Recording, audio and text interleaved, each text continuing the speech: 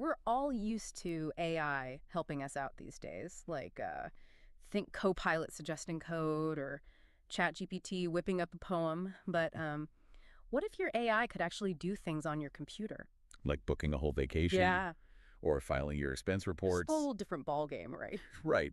We're talking about AI agents that don't just understand information, but can actually interact with the digital world, make decisions, and take action. Exactly. And that's what we're deep diving into today. Microsoft's Windows Agent Arena. They've created this whole research project dedicated to developing and testing AI agents that can use Windows apps, just like we do. It's a massive undertaking. Imagine trying to teach a robot to navigate all the complexities of a computer interface. Right. These agents have to see the screen, understand what they're looking at, text, buttons, icons, then actually click, type, open apps, all to achieve some goal. It's like they're learning to play a video game, but the game is our entire digital world. And Microsoft has really gone all out building this virtual arena to run a ton of these agents at the same time, all trying to complete different tasks. It's a brilliant approach because it allows researchers to test and compare different types of agents and see what works best. Imagine trying to train hundreds of these agents individually. It would take forever. Yeah. This cloud parallelization dramatically speeds up the research process. So it's not just about building cool AI, it's No. about building it efficiently. And speaking of cool AI, what kind of stuff are they actually getting these agents to do? Well, they've designed over 150 different tasks for these agents to tackle. And they haven't just gone to the easy stuff. They've included everything from basic web browsing to editing documents, even getting creative in Paint. Okay, so they're not just checking boxes. Right. They're really putting these agents through their paces. Yeah. But I'm dying to see this in action. Well, you're in luck. They've actually released videos of the agents working their magic. It's pretty mind-blowing to watch them navigating menus, clicking buttons, and typing commands, all without any human intervention. Okay, I'm sold. Let's see what these digital wizards can do. Whoa! That was impressive. It figured out exactly where to go, downloaded the extension, and even restarted VS Code when it needed to. I could definitely use an agent to handle my software updates. It's amazing to see how far this technology has come. But what's really interesting is that these agents aren't just programmed with specific instructions for each task. They're actually learning and adapting, using a combination of supervised and reinforcement learning techniques. So they're not just following a script, they're actually figuring things out on their own. Yeah. That's pretty amazing. And it makes me wonder, what are these agents really good at right now? What kind of tasks have they nailed? Well, they're particularly good at tasks that involve specific step-by-step instructions. For instance, they can easily enable privacy settings in Edge, switch your default search engine to Bing, even change default recording folders. All things that we often have to dig through menus to find. Okay, so they're masters of the mundane. I can already see how this could free up a ton of time, but I'm guessing they're not perfect, right? What are some of the things that trip them up? You're right, even the most advanced agents are still works in progress. The best ones are only solving about 20% of the tasks flawlessly, Yeah, compared to about 75% for a human. yeah. It just goes to show how complex it is to truly understand and interact with the computer environment. Yeah, I guess it's easy to take for granted how much intuition and common sense we use when navigating our digital world. So what's the bottleneck here? What's holding these agents back from achieving that human-level performance? Well, it really boils down to the challenge of converting visual information into actionable insights. The agent has to see the screen and understand the context of what it's seeing, and that's where things can get tricky. So it's not just about recognizing buttons and text, it's about understanding what those things actually mean in the context of a specific task. Exactly. And to do that, they use a two-step process. First, they use a model called OmniParser to analyze the screen. It's kind of like the agent's eyes, scanning the screen and breaking down the visual information into text, icons, and image regions. Okay, so that's how they see, but how do they decide what to do with all that information? That's where the real brain power comes in, a powerful language model called GPT-4v. OmniParser feeds all that visual information to GPT-4v, which then tries to figure out the best course of action based on the task at hand. So OmniParser is the eyes and GPT-4v is the brain, making sense of it all and coming up with a plan. Exactly. But even with this powerful combination, things can still go wrong. Sometimes the agent might misinterpret the visual information, or GPT-4V might come up with a plan that doesn't quite work in practice. It sounds like there's a lot of room for error. So even with all this fancy AI, they still mess up sometimes. Give us some examples. What kind of fails are we talking about? Well, one example is the task of drawing a red circle in paint. Seems like a simple enough task for a human, but it turns out to be quite challenging for the agent to execute those precise mouse movements and color selections. So even something as basic as drawing is tricky. What other kind of errors do they make? Another interesting example is changing an edge profile name. This is where those reasoning errors can pop up. The agent might understand the concept of a profile name, but get confused about how to navigate the menus or input the new name correctly. So it's like they have the knowledge, but not always the know-how. It's fascinating to see where they excel and where they struggle. And I bet watching these failures is just as valuable for the researchers as watching the successes. Absolutely. By analyzing these failures, they can identify the agent's weaknesses and develop strategies to overcome them. It's like they're constantly learning and evolving, just like we do. But all this raises some interesting questions, especially about where this technology is headed. It really makes you wonder, what's the next step for these AI agents? Are they going to be our digital assistants, taking over all the tedious tasks we hate doing? Now, that's a future I could get behind. Just imagine no more sifting through endless emails, struggling with clunky software, or wrestling with online forms. Oh, yeah. Our AI agents would handle it all, leaving us free to focus on the things we actually enjoy. Exactly. Think about all the time we could save. We could be more productive at work, pursue creative hobbies, or simply spend more time with loved ones. It sounds almost too good to be true. But Ugh, let's not get ahead of ourselves. These agents are still pretty far from perfect, right? that's true. But the progress they've made in just a few years is remarkable. And the research being done at Windows Agent Arena is accelerating that progress. They're constantly pushing the boundaries of what these agents can do. So what's next? What kind of breakthroughs are we looking for in the near future? Well, one of the most exciting areas of development is in natural language processing. Imagine being able to interact with your AI agent, just like you would with another person. Okay, yeah. You could simply tell it what you need, and it would understand and execute your request. Wow, that would be a game changer. No more memorizing complex commands or clicking through endless menus. It would be like having a personal assistant who can anticipate your needs and seamlessly integrate with your digital life. Exactly.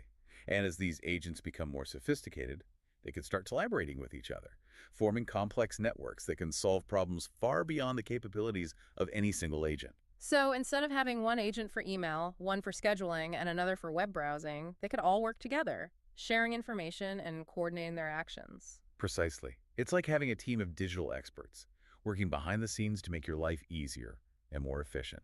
Now that's what I call a dream team. But let's shift gears for a moment and talk about the potential downsides. I mean, this all sounds pretty incredible, but are there any risks we should be aware of? Of course, with any powerful technology, there are always potential risks. Right. One concern is the possibility of unintended consequences. Oh, yeah. As these agents become more autonomous, Yeah. we need to make sure they are aligned with our values and goals. We don't want them to optimize for something that ends up being harmful or unethical. So that's a really important point. We need to make sure these agents are working for us, not against us. It's like with any tool, it can be used for good or for bad. Exactly.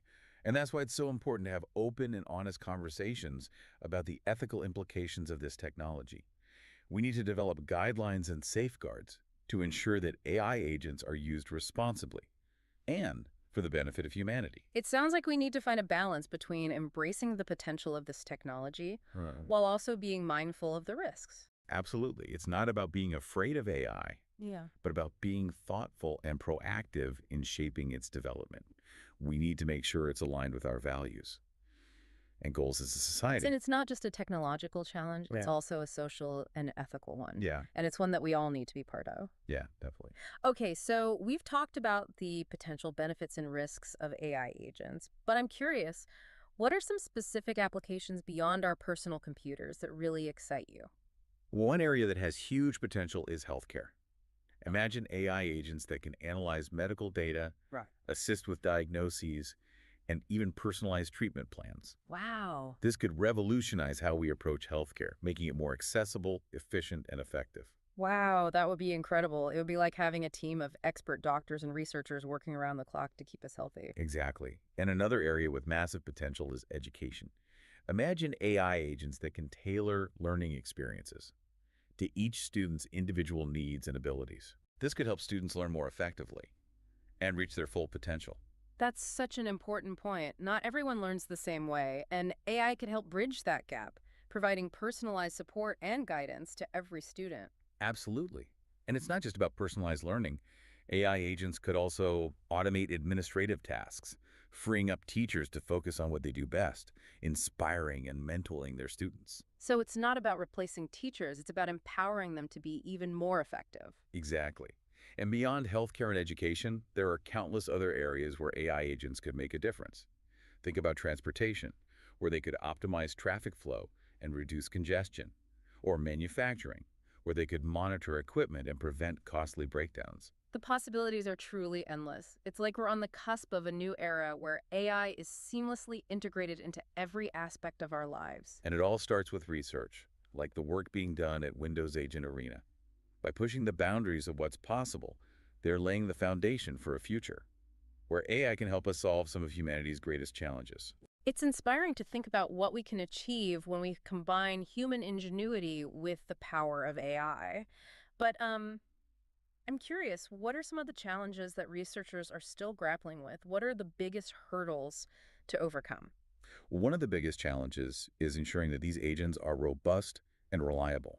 We need to make sure they can handle unexpected situations, adapt to changing environments, and recover from errors gracefully. So it's not just about getting them to perform specific tasks, it's about making sure they can think on their feet and deal with the complexities of the real world. Exactly. And another challenge is making sure these agents are secure and trustworthy.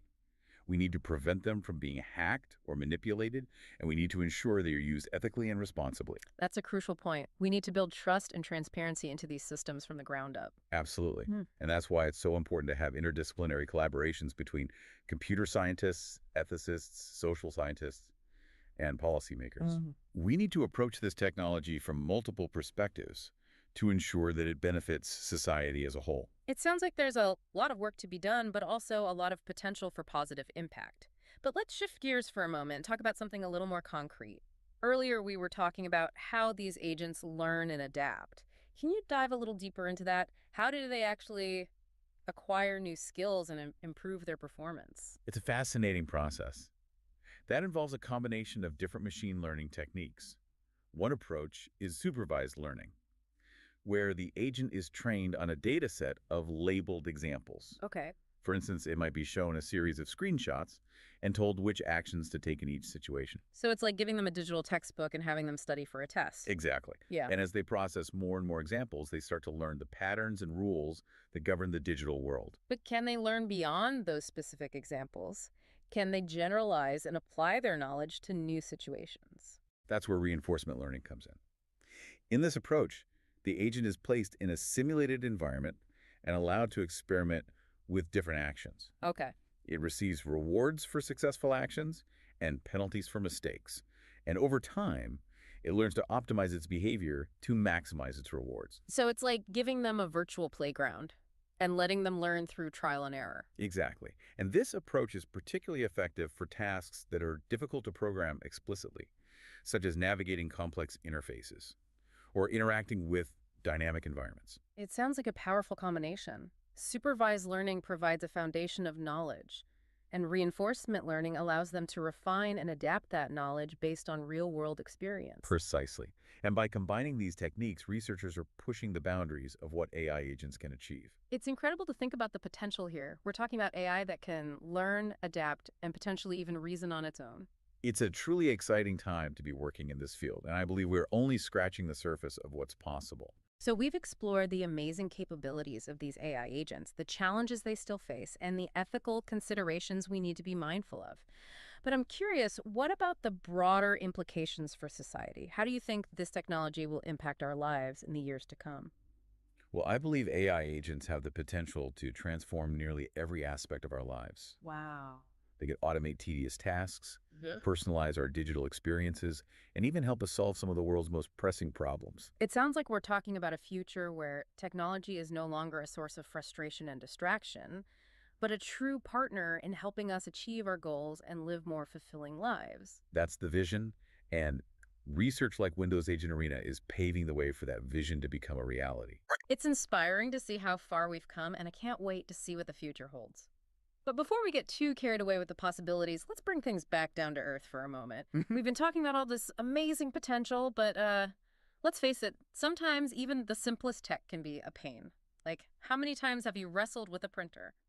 Or spent an hour trying to figure out why your Wi-Fi isn't working? Oh yeah, all the time. It makes you wonder, even if we can create these super smart AI agents, will they actually be able to handle the messy reality of our tech lives? It's a great point, and it highlights a crucial area of research. Making these agents more robust and adaptable, they need to be able to handle unexpected situations, recover from errors, Hmm. and basically think on their feet. So it's not enough for them to just follow instructions. They Yeah, need to have a certain level of common sense and problem-solving ability. exactly. Kind of like a tech-savvy friend who can always figure things out. Exactly. And that's where things get really interesting. Researchers are exploring ways to give these agents a deeper understanding of the world, not just by feeding them data, but by teaching them to reason and make inferences like humans do.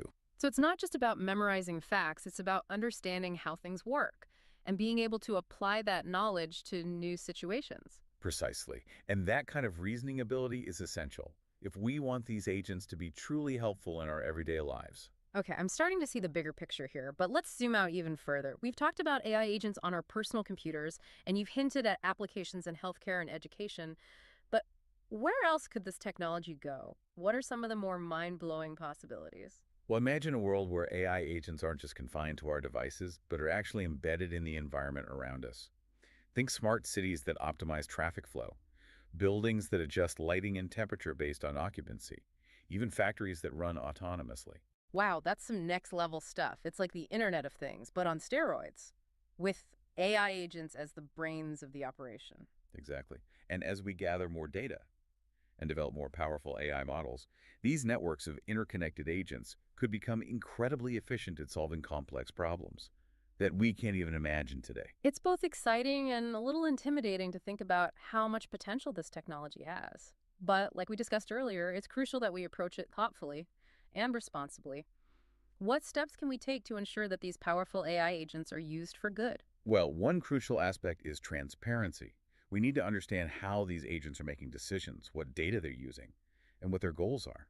This will help us identify potential biases and prevent unintended consequences. So it's kind of like shining a light on the inner workings of these AI systems so we can make sure they're operating ethically and in alignment with our values. Exactly. And another important step is to establish clear guidelines and regulations for the development and deployment of AI agents. This will help ensure that they are used safely and responsibly. It's like establishing traffic laws for the digital world, making sure everyone is playing by the rules, and that there are safeguards in place to prevent accidents. Precisely. And ultimately, it's about fostering a culture of responsible innovation, where developers, policymakers, and the public are all engaged in a dialogue about the ethical implications of AI and working together to shape its future. Well said. It sounds like we have a lot of work to do, but also an incredible opportunity to create a future where AI empowers us to live better, healthier, and more fulfilling lives. Absolutely. And research like Windows Agent Arena is giving us a glimpse of what that future might look like. It's been an amazing journey exploring this topic with you, and I feel like I've learned so much. But before we wrap up, I want to leave our listeners with a final thought. We've talked about all the incredible things AI agents might be able to do in the future, but what about right now? What can our listeners do today to prepare for this AI-powered world? That's a great question. And I think the most important thing is to stay informed and engaged. Learn about the different types of AI, the ethical considerations, and the potential impact on your industry and your life. So it's about being proactive and taking ownership of our AI future. Exactly. Don't be afraid to ask questions, challenge assumptions, and contribute to the conversation. The future of AI is being shaped right now, and we all have a role to play. Well said. And on that note, we'll wrap up this deep dive into the world of AI agents. A huge thank you to you for sharing your expertise with us today. It was my pleasure. And to our listeners, thank you for joining us on this journey. Remember to check out the links in our show notes if you want to delve even deeper into this fascinating topic. Until next time, keep exploring, keep learning, and keep imagining the possibilities. Hello everyone, welcome back. Today we are going to try a new model called Depth Pro, which can figure out how far away things are in a photo without needing any extra information about the camera. It's like having a super smart app that can tell the depth of everything in an image with great detail and accuracy. As you can see here, we can see the model detail in HuggingFace, and in the HuggingFace page, you can also go to the code repository to see their GitHub page. There are some additional descriptions and how to get started. Now let's go to check the code.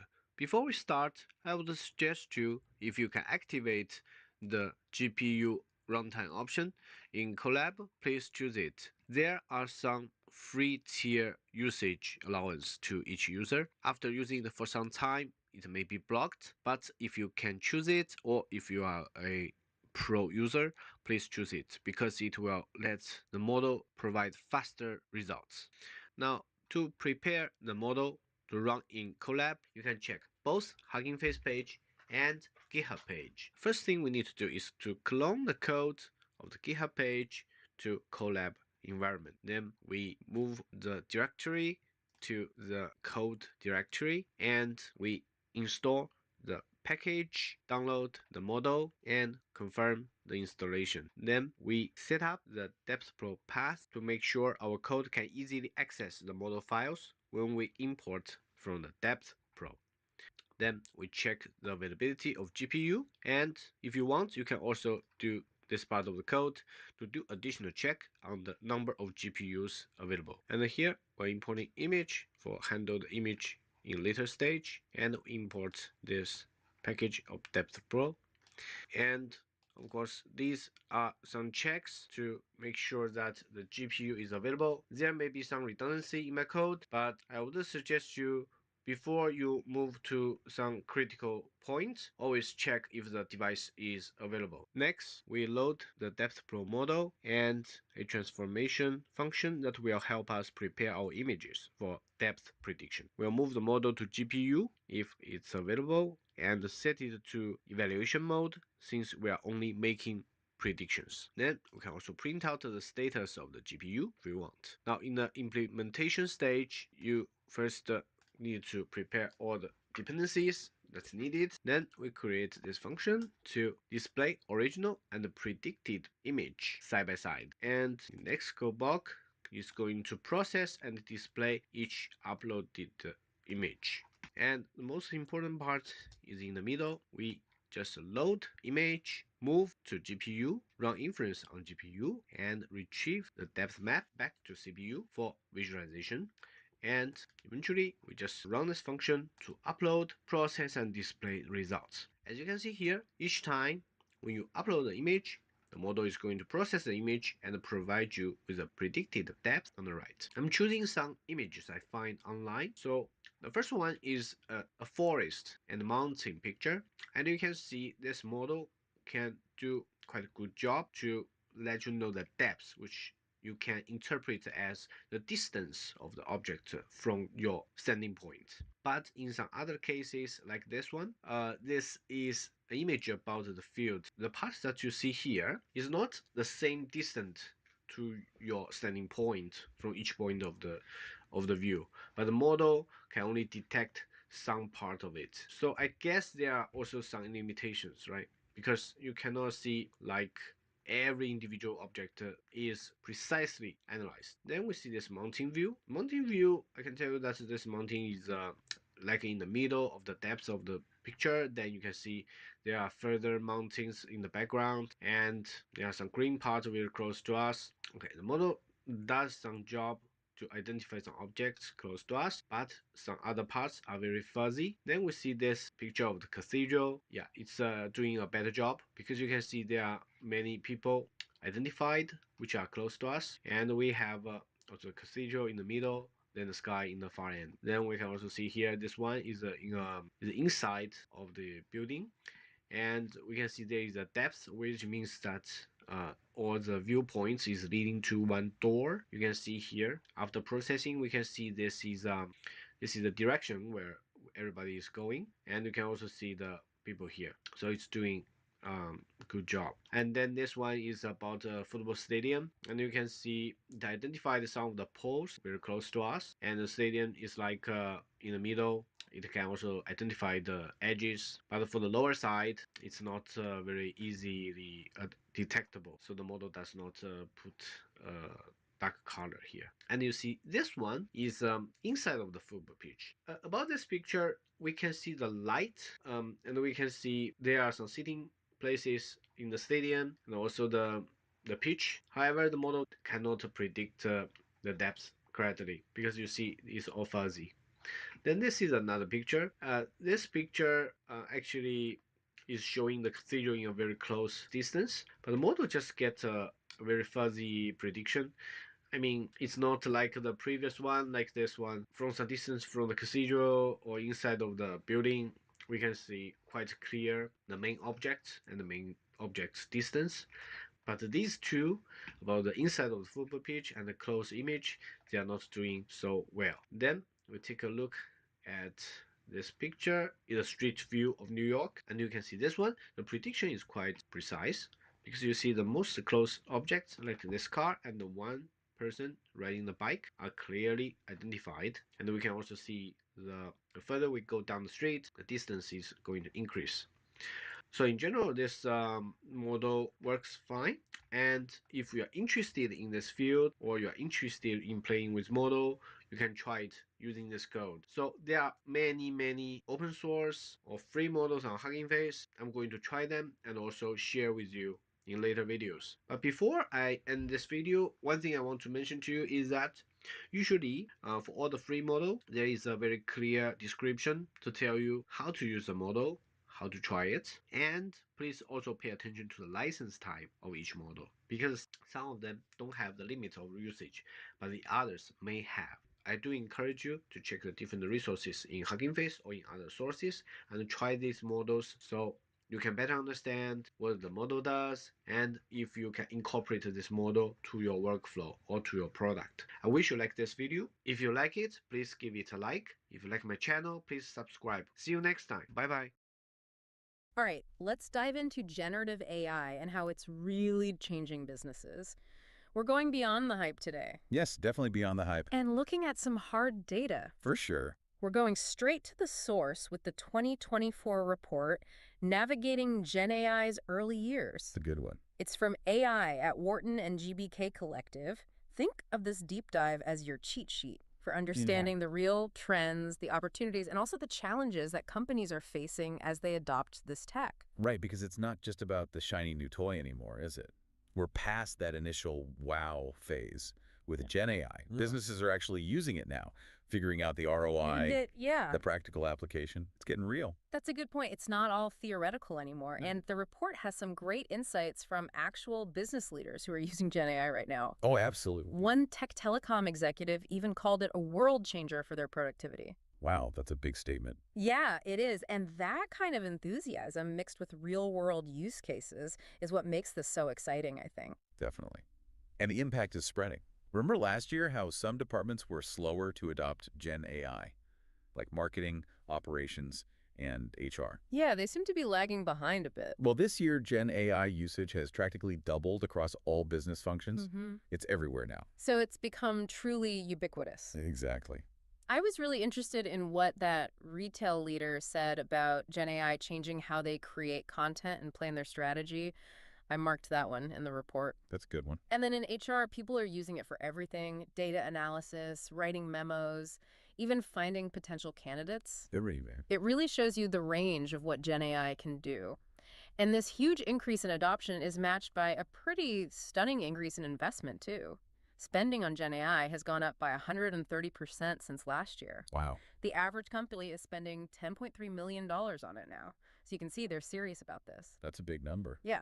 It's not just about throwing money at it, though. Companies are being strategic. They're expanding their teams, creating those chief AI officer roles. Right, which 46% of companies now have. That's incredible growth. Yeah. Nearly half of companies already have a CAO. And most companies are choosing to keep their Gen AI strategy in-house rather than outsourcing it. Makes sense. Yeah, it does. It shows real commitment to building up expertise internally. Especially with those concerns about data privacy and security that are becoming more and more important. For sure. Companies want to be in control of their data and how Gen AI is being used with it. They're realizing it's not just about adopting the technology, it's about doing it in a responsible way. And I think that shift is reflected in how people's perceptions of Gen AI are changing. Remember all the initial amazement, the It curiosity? was all so new. Well, now companies are saying they feel pleased and excited about Gen AI. Some more mature outlook. Right. And it's because they have more experience with it. The more they use it, the more positive they become about it, which is interesting. Yeah, it's encouraging, and even the worries about job displacement are starting to ease up. The report actually shows a real shift towards leaders believing that Gen AI will make jobs better instead of getting rid of them. That's really interesting. It is. One automotive leader said it best, it's about augmentation, not replacement.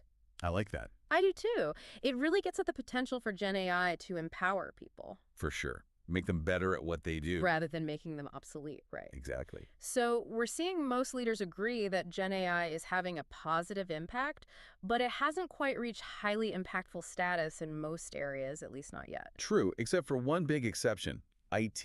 Over half of IT leaders say Gen AI is already having a huge impact for them. 58% to be exact. 58%, yep. Which makes sense given what they do. It does. But here's where things get really fascinating. The report shows this mismatch between where companies are using Gen AI the most and where it actually performs the best. Ooh, that's interesting. It is. Right, this is where you might want to take notes, because this could change how you think about using Gen AI. Right now, the top uses are things like writing and editing documents, doing data analysis, and summarizing meetings. But those aren't actually where Gen AI shines the most. So it's being used for more basic tasks, but it excels at more complex ones. Yeah, and it gets even more interesting. Okay, I'm intrigued. Tell me more. Well, Gen AI actually gets the highest performance scores for things like data analysis, coming up with new ideas, generating legal contracts, spotting fraud, and writing emails. Wow, that's kind of surprising, isn't it? You'd think things like writing would be its strong suit. You would, but it turns out it's actually much better at these other tasks. So companies might be missing out on some big opportunities by focusing on the more basic applications of Gen AI. Exactly. It's about understanding where this technology truly excels and then being strategic about how you apply it. Don't just jump on the bandwagon without thinking it through. Right. Have a plan. So if those top uses aren't the main drivers, what is motivating companies to adopt Gen AI, and what's holding them back? The top reasons have stayed pretty consistent year over year. Boosting productivity, optimizing operations, and making the customer experience better. Those are all good things. They are. But the perceived importance of those drivers has actually gone down a little bit compared to last year. So businesses are getting a little more realistic about what Gen AI can actually do for them, Exactly. They're moving past the hype getting down to brass tacks. and looking at it in a more practical way. Now, as for the barriers, the biggest concerns are still customer data privacy, security risks, and how complex it is to implement. But it does seem like companies are starting to get more comfortable with the potential risks and how to mitigate them. Yeah, I think so. But managing that risk requires being really smart about which vendor you choose, especially with the competitive landscape changing so rapidly. Absolutely. We were just talking about how Microsoft seems to be gaining ground on Google. It's true. They're making moves. And don't forget about OpenAI and AWS. Oh, right. They can't be ignored. That shift alone makes the vendor landscape a lot more dynamic than anyone expected. For sure. A lot more to consider now. It makes you wonder if the whole concept of a best vendor will become irrelevant. That's an interesting thought. What if we start seeing providers specialize in niche areas, catering to specific industry needs? I can see that happening. Choosing the right vendor might become less about overall market dominance and more about finding the perfect fit for your particular use case. Yeah, like a bespoke solution Exactly. instead of a one-size-fits-all. Right. So it's something to keep an eye on. Definitely. The landscape is changing fast. Speaking of the technology itself, let's break down some of the key players. Sure.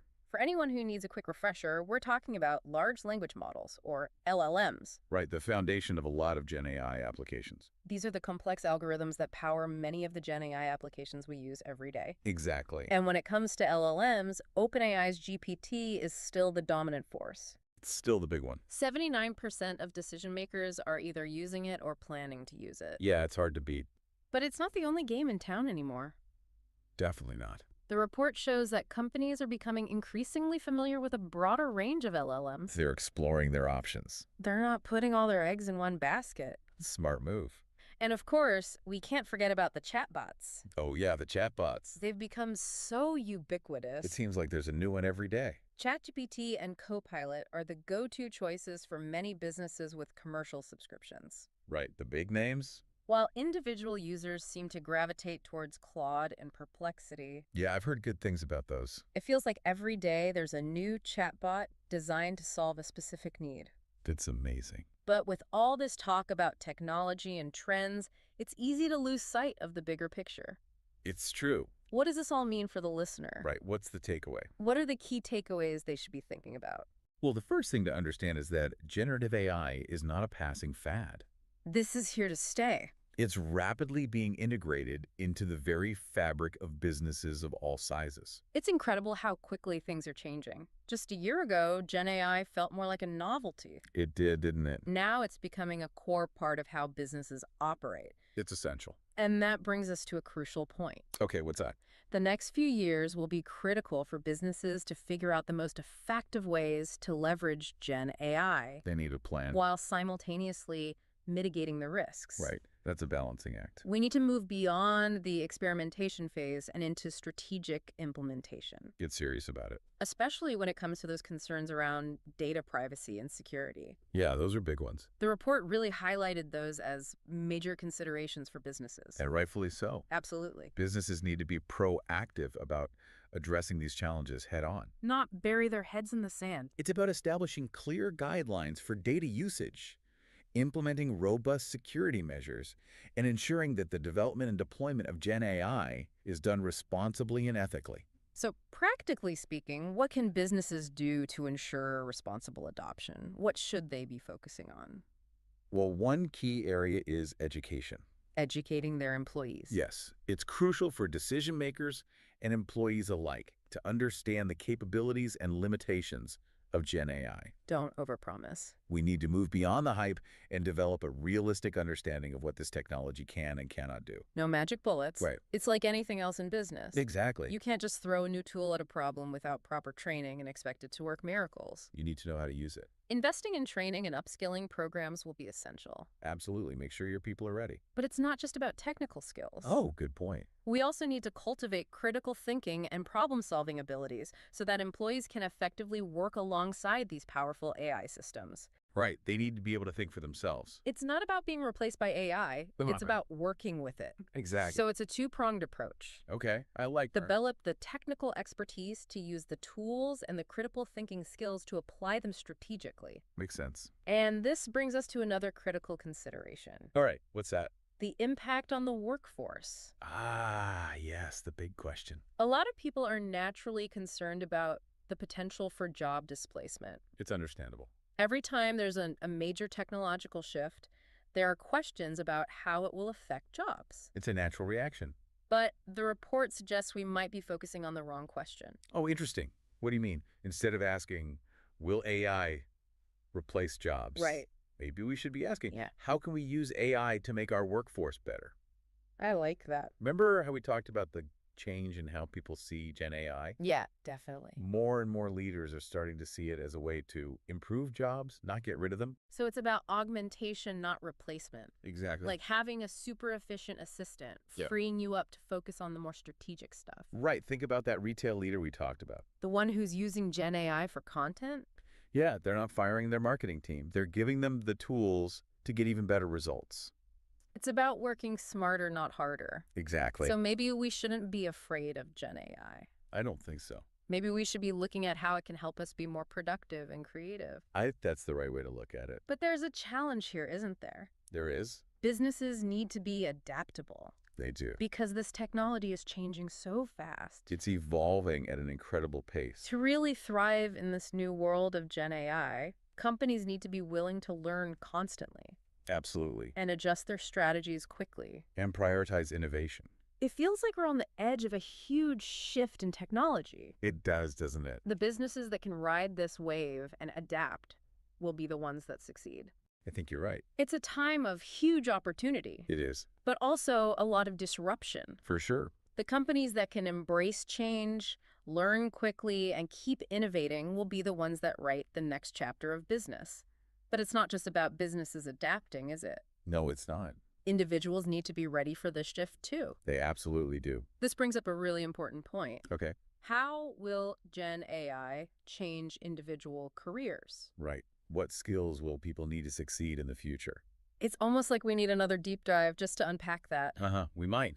But we're running out of time for today. Sure. Can you give us a quick preview of what those implications might be? Well, one thing's for sure. The skills that will be most valuable in the future are those uniquely human skills. Like what? Things like critical thinking, creativity, emotional intelligence, Oh, okay. and complex problem solving. Those are the skills AI still can't really replicate. So even though Gen AI can automate some tasks, it can't replace human ingenuity and those essential human qualities? Exactly. And that's where lifelong learning becomes so important. Right, because things are changing so fast. In a world where technology is always evolving, people who keep learning and developing new skills will have a big advantage. They'll be the ones who can adapt to new tools and technologies. And find new opportunities. Like a new renaissance. Oh, like that. The most successful people will be those who combine technical skills with those essential human qualities. It's about finding that balance. And this highlights the potential that exists when human and artificial intelligence come together. Yeah. What if, instead of seeing AI as a threat, Right. we see it as a chance to unlock new levels of human potential? I love that idea. Remember when we talked about how Gen AI is actually best at things like generating ideas and solving problems? I do. What if these tools could actually make us even more creative and innovative? It's an amazing possibility, isn't it? Imagine a world where Gen AI is like a partner, Yeah. helping us come up with new ideas. And solve tough problems. Yeah. This isn't just about businesses adapting. It's about humans and AI working together to do incredible things. That's the key takeaway. The future of work isn't about us versus the machines, It's about finding that harmony. where we each use our strengths to achieve more than we ever could alone. I think that's a great way to put it. So, to wrap up our deep dive into the world of Gen AI, we want to leave you with one final thought. Okay. What if this isn't just a technological revolution? What if it's a human revolution? I like that. What if Gen AI isn't just changing how we work? Yeah. What if it's changing how we think, how we create, how we solve problems? That's a great question to consider. As you continue exploring the world of Gen AI, approach it with curiosity, a willingness to experiment, and an open mind. Be open to the possibilities. Because the future is being written right now, and it's up to all of us to shape it in a way that benefits everyone. I agree. Thanks for joining us on this journey. It's been a pleasure. Keep learning, keep exploring, and keep pushing the boundaries of what's possible. Until next time. Hello everyone, welcome back to my channel again. Today I'm going to show you a very simple project about the HuggingFace model test. Now HuggingFace is a very popular platform where it hosts many models. As you can see here from the Google search page, we can see now there are already more than 1 million different models where we can utilize. And if we go inside, for example, we check one of the model, we can see the model card, show you all the descriptions of this model and also the different files regarding this model. And when you want to use this model, you just click use this model and you are going to see either from the transformer library or from the other channels like LLM. However, different models we may need different packages or different channels to utilize or deploy. And you can also see we have different type of the models like text generation, text classification, text to image. So basically each model has a very specific task. It's not like what we know about ChatGPT. ChatGPT is utilizing like the GPT-4o model to do all types of tasks together. But in HuggingFace, you're going to see different small, large models where it can cater different use cases. If we go to the model, Now you can see there are so many different types of the model, like multimodal, computer vision, natural language processing, audio, tabular, reinforcement learning, other. Okay. I do encourage you to try them out because some of these models are very interesting to play with and could further enhance your transformer utilization skill or the skills to complete different tasks, like the task categories we see on the left hand side.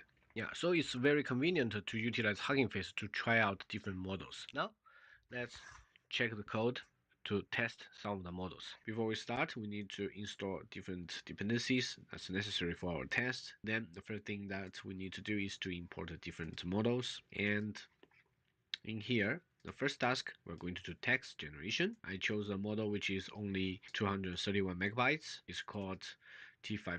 It's called T5. As you can see here, the model does not give us a very satisfying result. It's actually just take my input text and give me the exact same output. The second model I'm going to use is called Distillbert. I'm going to use it for sentiment analysis. As you can see, this model analyzed the text of the previous step and it gets the sentiment as negative. If we run this again, it could be positive. So this model is not very stable, but if you run this model, you can see here there are very clear description, or we can say suggestion. You should probably train this model on a downstream task to be able to use it for prediction and inference. This is very important.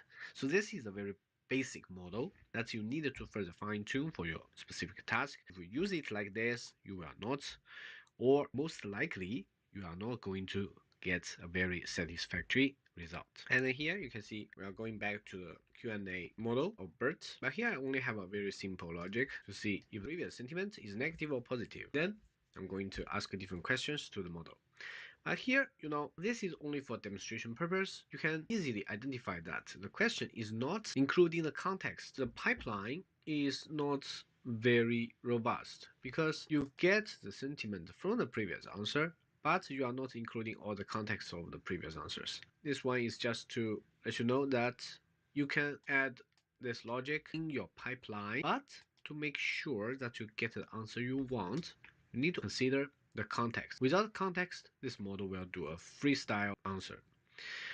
As you can see here, the question is what causes a conflict in negative story? What negative story? What negative response? You need to include all the context. Without that, you're going to get a very random result. And this being said, even if you include all the context, using a very simple model, you may still get a very partial or inaccurate result. The next one is text summarizer of BART, summarize the Q&A, and you can see to summarize the previous answer, it gave the result. What will you do for a living? This is totally random. It does not give us a very interesting result. Then the next one, we are going to the translation task. We are asking the model to translate the summary to French. It does give some French output. If you don't speak this language, you may need to double check if the translation is accurate, or you may use other translation tools to double check. There are also some different models to do the translation task that you can try in Hugging Face. The last one, we use a Diablo GPT. It will respond to translated summary. So as we can see here, its response is almost the same as the input string of the previous question. So now we finish a very simple version. In this version, you can see we have different models handling the different stage of the pipeline. But there are several issues that we need to understand. First of all, the limitation of the models. If they are small, they may not give a very robust answer. And in your pipeline, if you do not decipher or include the previous answer correctly or organize the information string effectively, the answers are not very useful. Now let's see another version. In this version, I actually simplified the pipeline. Let's just focus on several things like Q&A, like summarization, and also translation. So the first thing I'm going to use is GPT-2. I'm using this model to generate the text. My question is the future of artificial intelligence. You can see the future of artificial intelligence is in question, particularly with robots on an increasing large scale. Well, it makes some sense, right? This answer is much better than the previous version, like we use other models. And there are no scientific approaches to improving AI. Grammatically, there are some errors here, right? And no real evidence of how robots can improve that. Well, makes sense, right? And it also says IBM's Watson is a sophisticated computer that uses. Okay, we already reached the maximum text window. Okay, so the answer finishes here. Then we use T5 small model to summarize. It says the future of artificial intelligence is in question. Okay, and yeah, it gets some of the words from the previous answer. Summarization is not perfect, but it can be more useful than the previous version. Then we do the question answering. Okay, I ask, what is the text about? It's about the future of artificial intelligence. Okay, then we use this model to translate the text to French. You can see here. Okay, it translated the text. And also we use this model to do the sentiment analysis of it. It says positive. However, I think the summarized text is neutral sentiment, right? However, the model predicted to be positive, which means that the results could not be very accurate. So as you can see, the two different versions, we use very simple models. We can get different results utilizing different models. If you use large language processing, if you use a simple model like transformer model, BERT model, if you fine tune it, worse than very advanced frontier model. Today I have not yet shown you that, but in the future I'm going to do some videos to check the different models as long as it is well trained and can fit into CPU, which means that the inference speed is not so slow and I can use it in Colab. The last thing I want to share with you is that the design of the pipeline, consideration of the information flow are very important. The second version, of course, is better than the previous version for several reasons, like I choose a different model, and to get a useful result, maybe I do not need a very sophisticated pipeline. I should start with a simpler pipeline. Like the previous one, I use some logic and so on, but in the design, in the writing of the code, I miss some points. So eventually it cannot be a prototype for me to develop to the next stage. The second version can be better to improve because the pipeline is simpler and I can identify the problems easily. And you can see the basic code structure is much simpler, right? So we are using one input to get an output, then the output will be the input of next stage. Make it streamlined so you can see this whole process. I wish you like this video. This is just the first step that I'm going to interact and design different workflow with HuggingFace models. I wish you like it. If you like my video, feel free to share it, give it a like, leave a comment if you have any suggestion or any doubt. Please subscribe if you like my channel, and see you next time. Bye bye. Okay, wouldn't it be amazing to just ask the internet any question and just get like a perfect answer right away? No scrolling through Google, no reading long articles, just boom, the knowledge you need. Well, guess what? We're getting closer than ever. ChatGPT just got a huge upgrade. That's what this deep dive is all about. We're going to break down exactly what's new with it, how it works, and like what it means for all of us. Think of it like your cheat sheet to this whole thing. We're going straight from OpenAI's announcement blog post here. And we really want to help you understand not just the technical stuff, but like the bigger picture of how this could change how we learn and use information. I think the really fascinating part is that we're not just talking about another search engine. It's like a whole different way of using the entire internet. Okay, let's break it down. So ChatGPT can now access and process information from the whole web. It doesn't just give you like pre-programmed answers anymore. It can pull up facts, figures, and even give you links to like where it got the info from. Exactly. It's making research so much easier. Like imagine trying to learn about something really complex. Before you'd be jumping back and forth between ChatGPT and your search engine, putting the pieces together yourself. Now it does all that for you, like having a super-powered research assistant built right in. And this is what I think is really cool. You don't have to talk like a search engine anymore. Like typing in the perfect keywords. Now you can just talk to it normally, like you're asking a friend. And it remembers what you asked before. So you can go back and forth and refine your search. Can you explain how that works? Well, think about how normal search engines work. They just match keywords. So you type in best hiking trails near me, and it tries to find websites with those exact words. ChatGPT goes deeper. It actually tries to understand what you mean. So instead of just giving me every website with hiking trails, it might be like, okay, what kind of hiking do you like? Are you looking for mountain views or like more forest? How long of a hike are you thinking? Exactly. It's having a conversation to figure out what you want. And that's not all. OpenAI has partnered with big names in news, like Vox Media and Le Monde.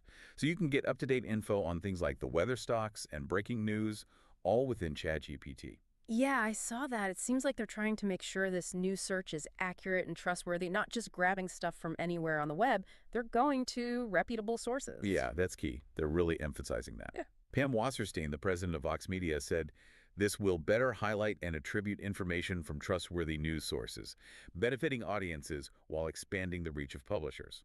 So it's good for everyone. And honestly, the source linking thing is big for me.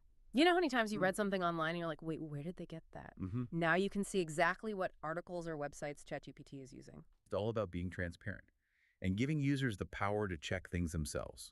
Louis Dreyfus, the CEO of Le Monde, said it well. He thinks AI search is going to be the main way people get information in the future.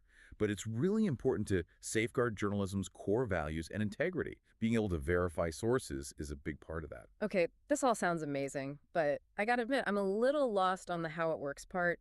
This fine-tuned GPT-4 and synthetic data, it's a bit over my head. Can you explain it to me like I'm 5?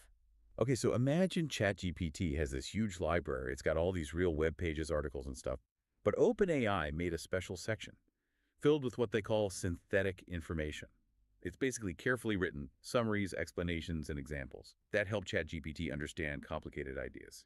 So they kind of gave ChatGPT extra knowledge to help it handle those tougher, more detailed questions. Exactly. By mixing that real-world data with this special synthetic data, they made a system that can understand things and make connections. That it couldn't do with just the web data alone. That makes a lot more sense. Like, ChatGPT is a student who's not just memorizing facts, but actually trying to understand the material deeply. That's a great way to put it. It's like they've given it the ability to not just read the textbook, but actually understand the concepts and use them. And they're not even done yet. The announcement said they're looking for feedback, especially from people in the news industry. They even gave an email address for publishers to share their thoughts. I'm really interested to see what improvements they make based on that feedback. It's exciting to think about. One thing they mentioned is making the search even more focused. So like imagine doing all your shopping or planning a whole trip just within ChatGPT. No more jumping between different websites and apps. It would make everything so much smoother. Yeah, I hate having like a million tabs open when I'm booking a flight or finding a good deal. Exactly. It would be a game changer. Anything else they hinted at? Well, they briefly mentioned their O1 series AI models. These sound really interesting. They're designed for even deeper research, not just finding information, but actually analyzing it and putting it together in new ways. It's almost like building an AI that can not only find the answers, but come up with new insights. Well, hold on. So instead of just a list of facts, it could actually draw conclusions or make predictions. That's the idea, and it's still early. But it has the potential to totally change fields like scientific research or market analysis. Imagine an AI that can go through mountains of data and find hidden patterns or trends that humans might miss. Okay, my mind is officially blown. This is way bigger than just a new search engine. It's like the next step in how we learn things.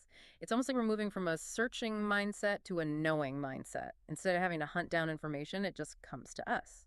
Yeah, it's like having all the knowledge in the world at your fingertips, instantly accessible, and tailored to exactly what you need. Which is amazing. But it also makes me wonder, if we're getting all these perfect answers right away, are we going to lose the ability to think for ourselves? Part of what makes learning so rewarding is that process of discovery, sifting through different sources, weighing the evidence, forming our own conclusions. Are we going to bypass all of that now? That's a really good point. It's important to remember these AI tools are just that. Tools, they're powerful, but they don't replace human thinking. So maybe instead of thinking of it as bypassing critical thinking, we should think of it as shifting it to a different level. Exactly. We can focus on the higher level thinking skills, like analyzing, evaluating, applying the information. Instead of spending all our time gathering information, we can spend more time understanding and using it. So it's like we're graduating from information gathering to knowledge creation. I like that. It's subtle but important. And think about what it means for education. Imagine classrooms where students are no longer just memorizing facts, but having deep discussions exploring complex issues and working on projects that push the boundaries of knowledge. And it's not just classrooms. Think about people who are always learning, professionals who need to stay up to date, anyone who's ever felt overwhelmed by how much information is out there. This could change everything for them. Absolutely. It has the potential to make knowledge accessible to everyone in a way we've never seen before. It's both incredibly exciting and a little bit scary at the same time. I know, right? It feels like we're on the edge of something huge. But we're still figuring out what it all means. One thing that stood out to me in the announcement was that they emphasized that any website or publisher can choose to appear in ChatGPT search. It sounds like they're trying to be as inclusive as possible while also giving publishers control over how their content is used. That's crucial, especially as we navigate this new world. We need to make sure that publishers, especially those producing high-quality original content, are treated fairly, Yeah. and that their work isn't just being taken and used without their permission. It's about finding that balance between innovation and responsibility, making information accessible, but also protecting the people who create it. Exactly. It's a complex issue, Mm. but one that we need to address head on. Well, on that note, I think it's time to wrap up this part of our deep dive. We've covered a lot of ground, but there's still so much more to explore. In the next part, we'll be taking a closer look at the ethical implications of this new technology and discussing what it all means for the future of knowledge and information. So stay tuned, and we'll see you back here soon. Looking forward to it. Yeah, it's like they've given ChatGPT the ability to not just read the textbook, but to actually understand the concepts and apply them. And they're not even done yet. In the announcement, they said they're actively looking for feedback, especially from people in the news industry. They even gave an email address for publishers to share their thoughts. I'm really curious what kind of improvements they come up with based on that feedback. Yeah, it's exciting to think about. One thing they mentioned was making the search even more specialized. So imagine you could do all your shopping or plan a trip entirely within ChatGPT. No more jumping between websites and apps. Yeah. I hate having a million tabs open when I'm trying to book a flight or find the best deal on something. Exactly. It could streamline the whole process. That would be a game changer. Is there anything else they hinted at? Well, they briefly mentioned their O1 series AI models.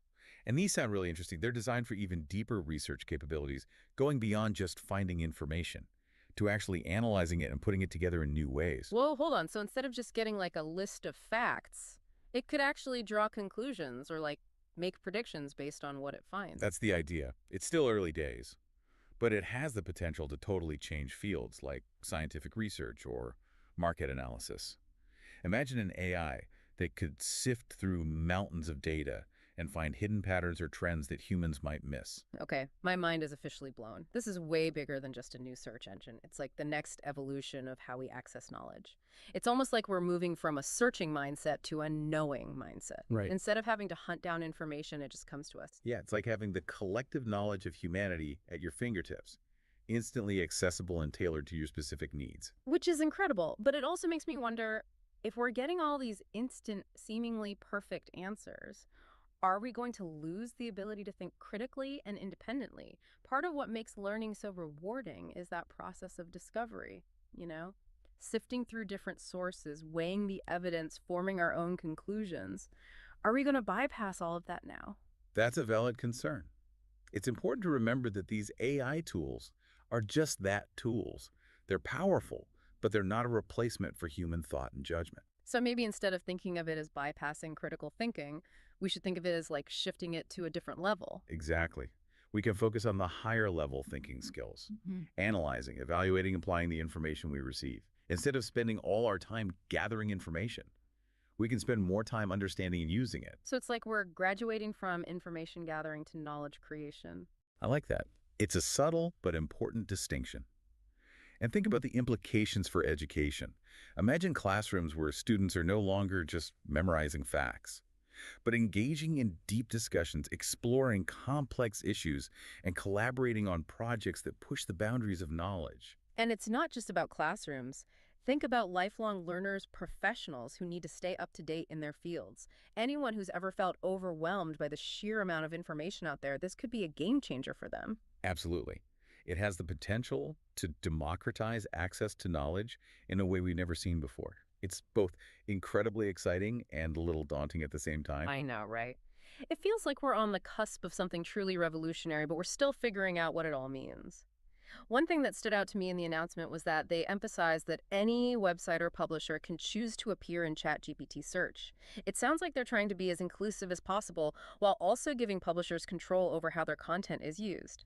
That's crucial, especially as we navigate this new landscape. Mm. We need to make sure that publishers, especially those producing high-quality original content, are fairly compensated, Yeah. and that their work isn't just being scraped and repurposed without their consent. It's about finding that balance between innovation and responsibility, making information accessible, but also protecting the rights of the people who create it. It's a lot to think about. The new features, the potential benefits, the challenges. We even touched on some of the ethical stuff with this ChatGPT search. But before we wrap up, I want to leave our listeners with something to really think about. Yeah, let's get to the heart of it. We've explored the what and the why. But the most important question is, so what? Hmm. What does this all mean for us in our everyday lives? Exactly. So, dear listener, here's a question for you. If we can get these instant, perfect answers straight from the web, just by talking to an AI, how could that change the way we learn, work, and even think? It really makes you stop and think, doesn't it? Will we become more curious, or will we become too reliant on these tools? Will we lose that drive to dig deeper, to question what we're told? It's like we're at a crossroads. The choices we make now about how we use this tech could change our relationship with knowledge and information forever. And it's not just about us as individuals. We need to have these conversations as a society. How do we make sure these AI tools are used responsibly? How do we prevent bias and misinformation? Big questions, no easy answers. But it all starts with awareness, with people like you, our listeners, engaging in these discussions. So to everyone listening, keep exploring this topic. Share your thoughts. Ask questions. Let's figure this out together. After all, this is about the future of how we learn and understand the world around us. And hey, maybe ChatGPT can even help you with that. It is a search engine after all. It could point you to some really interesting articles and perspectives on this very topic. That's a great point. We can use these tools to learn more about the tools themselves. How meta is that? I love it. Well, thanks so much for walking us through all of this. It's been a really thought-provoking conversation. The pleasure was all mine. It's always exciting to be on the cutting edge of these advancements. And that's a wrap on this deep dive. Until next time, keep exploring, keep questioning, and keep learning. Hey everyone, and welcome back. Today we're going to be diving deep into something that has the potential to, well, totally change how we think about apps. GitHub Spark. Ooh, yeah. It's, well, imagine if creating software was as easy as writing, a to-do list where anyone could just whip up a custom tool. For their specific needs, no coding needed. Yeah, no coding experience at all. At all. Pretty wild, huh?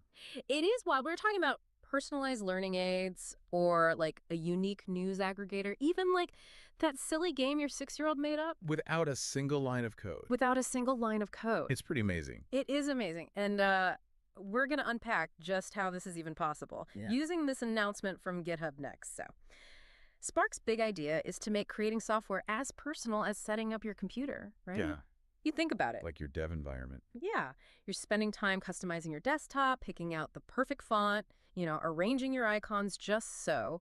Why shouldn't we have that same power to personalize the apps we use every day? Exactly. Why not? So, but then what exactly are these micro apps that Spark makes so easy to create? Yeah, they're like these mini hyper-focused tools really designed to just do one thing, but do it really, really well. Okay. I mean, think about like that really specific spreadsheet you made to track your fantasy football league. It's that kind of laser focus that Spark is all about. Okay, so I'm picturing these like tiny bespoke solutions for very particular needs. But can you give us like some more concrete examples from what GitHub has actually shared? Oh, yeah, totally. Yeah. So they showcased an allowance tracker for kids, that teaches them about financial literacy, an animated world of vehicles where kids can learn about different types of transportation, and get this, a custom hacker news client that uses AI to summarize those crazy long comment threads. Okay, wow. Those are some pretty diverse examples. I can already see how this could be like a game changer for anyone who's ever thought like, man, I wish there was an app that could just, but they didn't have the coding chops to make it happen. Yeah, exactly. And the key to all this Spark magic is its super user-friendly toolchain. I mean, it's all about just removing the barriers. Yeah. And making the whole process, I don't know, almost playful. Playful. That's an interesting way to describe software development. Yeah. Okay, I'm intrigued. Yeah. So walk us through this tool chain. Right. What makes it so special? So first up, you have interactive previews, and this is where the playful part comes in. So imagine typing out, what you want your app to do. And as you're typing, you're actually seeing it like come to life on the screen, Well, hold on. like right in front of you. So you can instantly see if your idea is working how you intended it Yes. and like tweak things on the fly? Absolutely. It's Yeah. like having digital clay you can mold. Oh, I love that analogy. Yeah. That's great. So, and then there's revision variants, which is where things get even more interesting. Let's say you have, kind of a vague idea for an app. With Spark, you can actually get multiple AI-generated versions of that concept, each one with slightly different takes on your idea. So it's like you have this brainstorming partner So that just happens to be a super intelligent AI. it really is. That sounds incredibly helpful for, sparking creativity and exploring different possibilities. Absolutely, it is. It really speaks to that iterative nature of Spark. It's not about getting everything perfect the first time around. It's about exploring and experimenting, refining your ideas until you hit that sweet spot. I love that. And speaking of experimenting, what about mistakes? What if I make a change and then I realize, like, oh, no, that was a terrible idea? Well, that's where the automatic history comes in. Mhm. Every single change you make is automatically saved, so you can freely experiment without fear. If you don't like something, just rewind. So it's like a safety net for your creativity. Yep. And I bet that history log could be super valuable for learning. Oh, for sure. Like, imagine being able to see how other creators, their ideas evolved, what they tried, what worked, what didn't. Absolutely. Opens up this whole new level of transparency and learning from each other's creative processes. That's amazing. Yeah. And finally, we have model selection, which may sound kind of technical, Right. but it's actually really quite simple. Okay, break it down for us. What's the deal with these models? So you basically get to choose which AI brain powers your creation. Sure. Think of it like this. If you want a playful, creative app, GPT-4 might be your go-to. But if you need something that's really good at analyzing data, well, Spark will give you different options for that. So it's all about matching the right tool for the job. I'm already starting to see how Spark could be useful for so many things. Oh, yeah, and that's just the beginning. We haven't even gotten to the good stuff yet. Okay. Because remember, creating an app isn't just about the front end, the part you see and interact with. There's this whole world behind the scenes that makes it work. You're talking about all the technical stuff, like the code, the hosting, all that. That makes my head spin just thinking about it. Exactly. But here's the beauty of Spark. It takes care of all that heavy lifting for you. It provides a managed runtime environment, which is just a fancy way of saying it handles all the plumbing and the wiring. So you can focus on being the architect of your app. Okay, phew. Yeah. So I can just focus on what I want the app to do. Yeah. And Spark handles all the technical stuff. Yes, precisely. No need to set up servers or configure databases or wrestle with deployment issues. Spark just makes it seamless, effortless. Okay, that's really powerful. But what are the specific features of this runtime environment? What makes it so special? Well, for starters, there's deployment-free hosting. This means that as soon as you create or update your app in Spark, it's instantly live, it's accessible on any device. No need to fiddle with servers or any of that. Spark handles it all. Hold on, so I could make an app on my laptop, and someone could immediately use it on their phone without me doing anything. That's exactly right. Wow, that's pretty mind-blowing. It's all behind the scenes. Yeah. Spark's infrastructure is doing all the work. That's wild. Okay, so what else does this magical runtime environment offer? So there's also persistent data storage, which basically means that your app can remember things. Think of like a to-do list app. The tasks you enter are saved, and they're ready for you the next time you open the app. So no more losing my progress, having to start from scratch every time. Exactly. But does this mean that I need to, learn about databases and all that complicated stuff? No, not at all. Spark's runtime environment has this built-in data store that works seamlessly with your app. You simply tell your app to save the data. Spark takes care of the rest. Incredibly user-friendly. Okay, that's music to my ears. What else is there? Well, so this is where things get even more interesting. Right? Spark also has integrated model prompting, which lets you add some serious AI power Yeah. to your apps AI power. Okay, now you have my attention. without being a coding whiz. What kind of AI features are we talking here? Think summarization, content generation, translation, even image recognition. I mean, traditionally, adding this kind of stuff would require writing complex code, understanding all these intricate AI concepts. Yeah, no, that's not really my forte. No. So how does Spark make that easier? It uses something called prompts, Okay. which are basically just simple instructions you give to the AI. For example, you could say, summarize this article in 3 sentences, Mm-hmm. or generate a creative story based on these keywords. And Spark's AI will just figure it out. Exactly. They process the information, they deliver the results based on your prompts. It's like having a whole team of AI experts at your beck and call. That's incredible. It really feels like Spark is opening up a whole new world It really is. for people who, they're not coders, but they have these amazing ideas for apps. It is. It's really. Yeah. And we've only just begun to explore the potential of Spark. But before we get too ahead of ourselves, it is still in technical preview, so it's still evolving. It's getting even better as we speak. So there's even more exciting stuff on the horizon. Oh, yeah. Okay. What kind of hints did the source material give us? So they highlighted 3 main areas that have the potential to be, well, pretty game-changing. First up is expanding collaboration. So imagine Spark becomes this platform, not just for creating apps, but sharing them, remixing them, even co-creating them. It's like a social network Yeah. for app creators. I love that idea. It'd be amazing to see what people come up with. Yeah.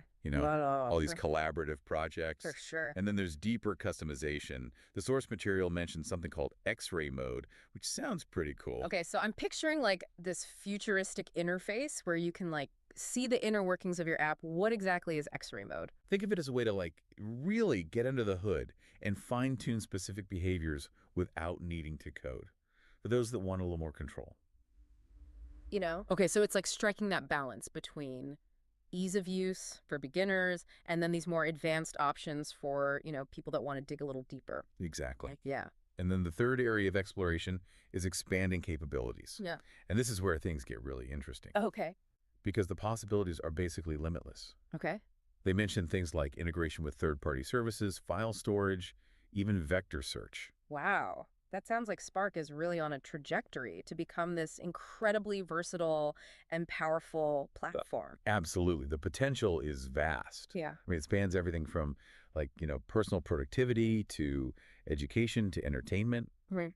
and beyond. It's amazing to think that we're like witnessing the birth of this tool that could change how we think about creating and using software. Absolutely. It's very cool. It is. So before we move on to answer your burning questions about Spark. Yes. We want to leave you with a final thought, a question to ponder as you contemplate the possibilities of this groundbreaking tool. Imagine a world where anyone, regardless of their skill level, could create an app. What kind of impact could that have on our society, our culture, our daily lives? That's a really profound question. We'll give you all a moment to reflect on that while we take a quick break. When we come back, we'll be diving into your insightful questions about GitHub Spark. Stay tuned.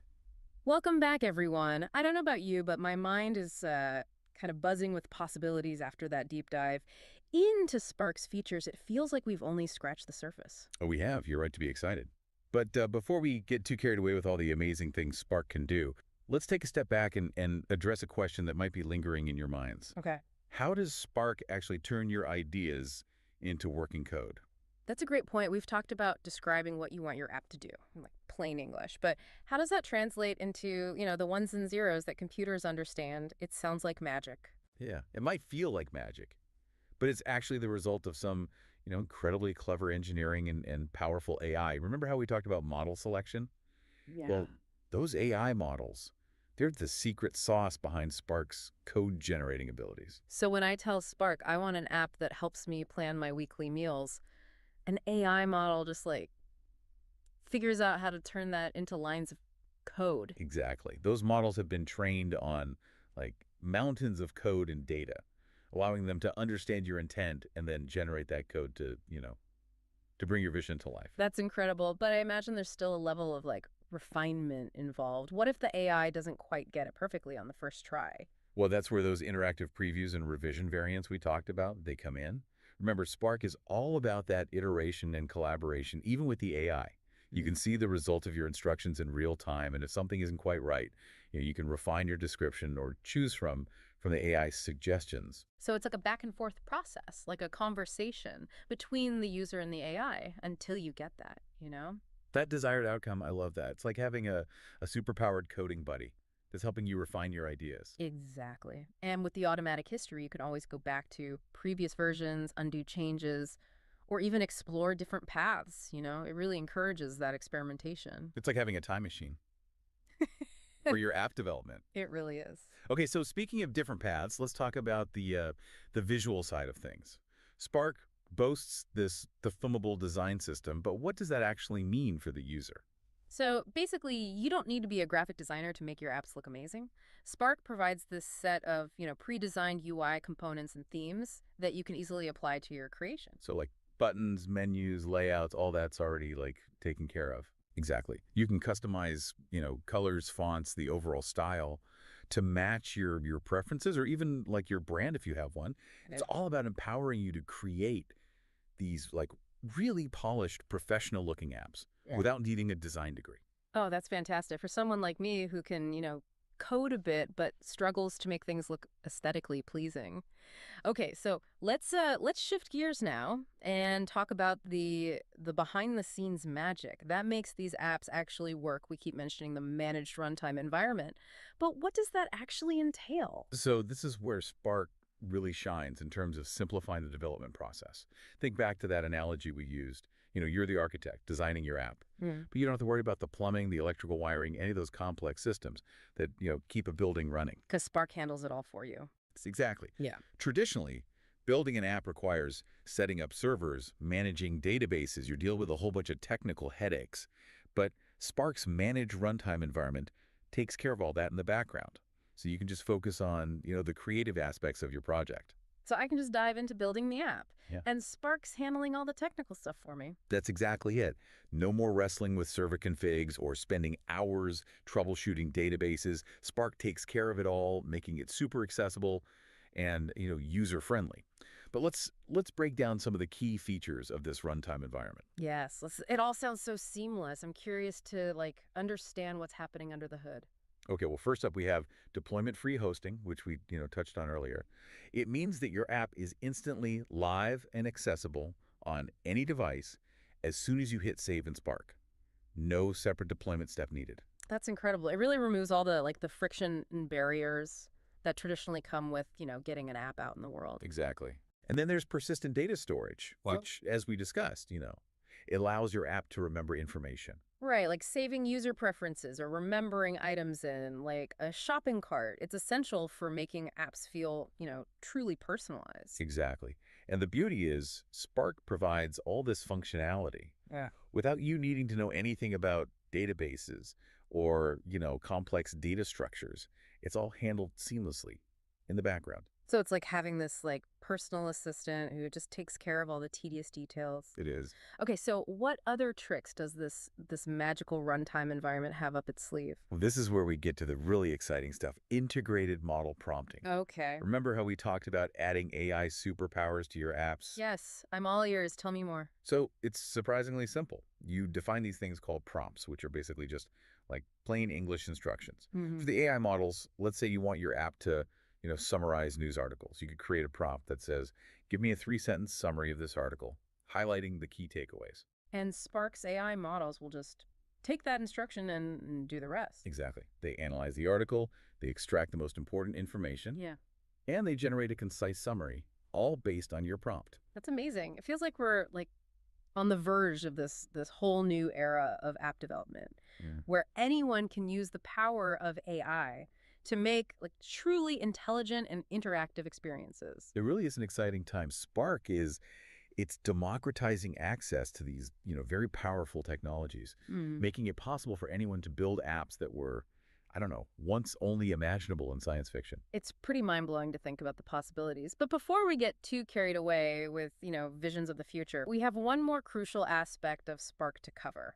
What about the future of Spark itself? What can we expect to see as this platform continues to evolve? That's a great question, and luckily the source material we're working with gave us some pretty tantalizing hints Mm-hmm. about what the future holds for Spark. All right, deep divers, we're back and ready to jump into some of your questions about GitHub Spark.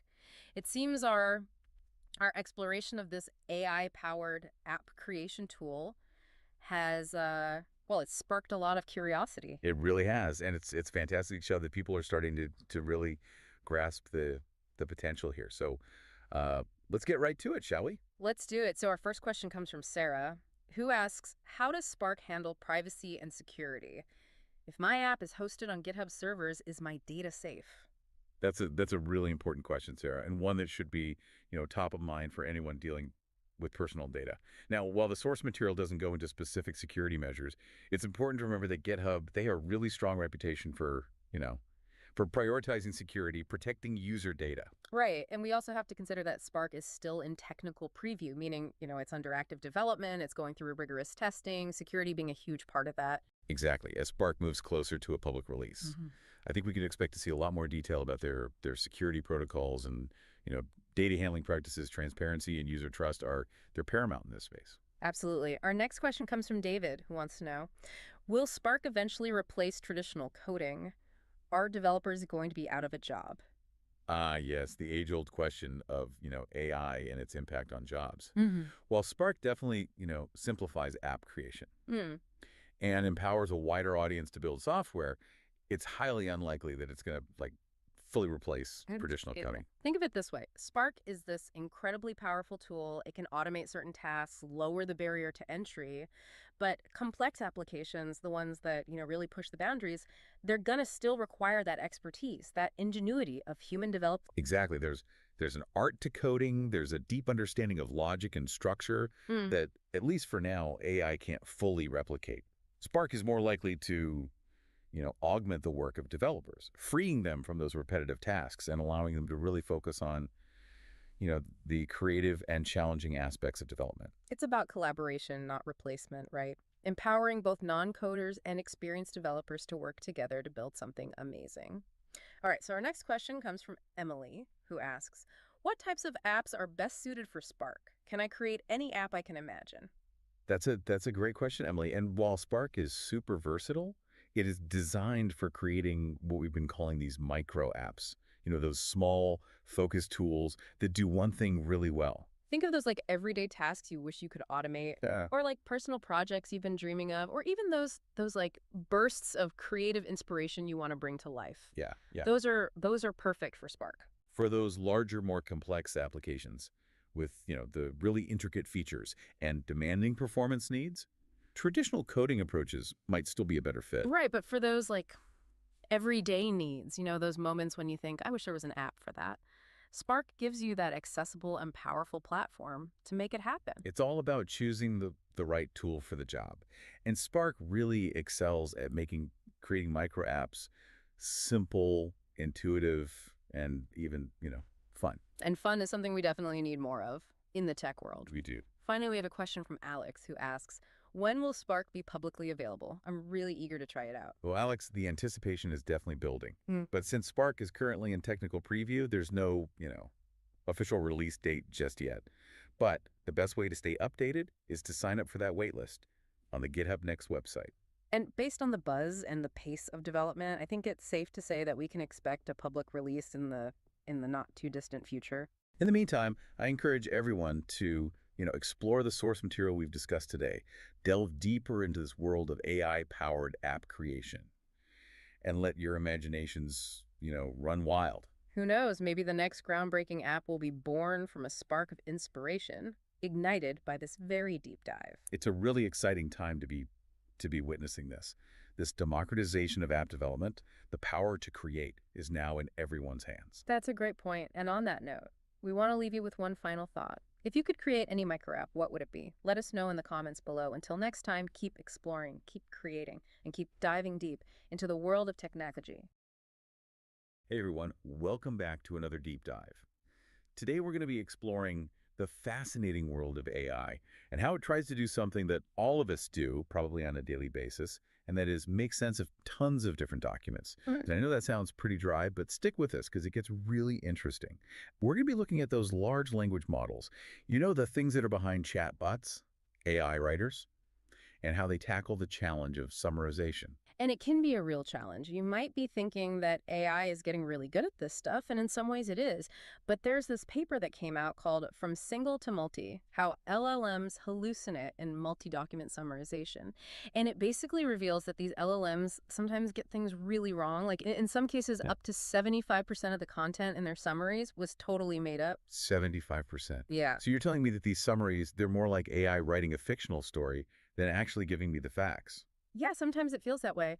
The researchers, they actually found that these LLMs sometimes try to summarize topics that aren't even in the documents they're supposed to be looking at. So it's like asking me to write a book report on a book that doesn't even exist. Exactly. But okay, so if these LLMs are making stuff up, how did the researchers even figure out what was real and what was totally fabricated? So what they did was they focused on specific pieces of information. They called them insights. And they checked if these insights were actually mentioned in those original documents. That way they could really measure, like, how much of the summary was actually hallucinated. So we've got AI that's prone to making stuff up.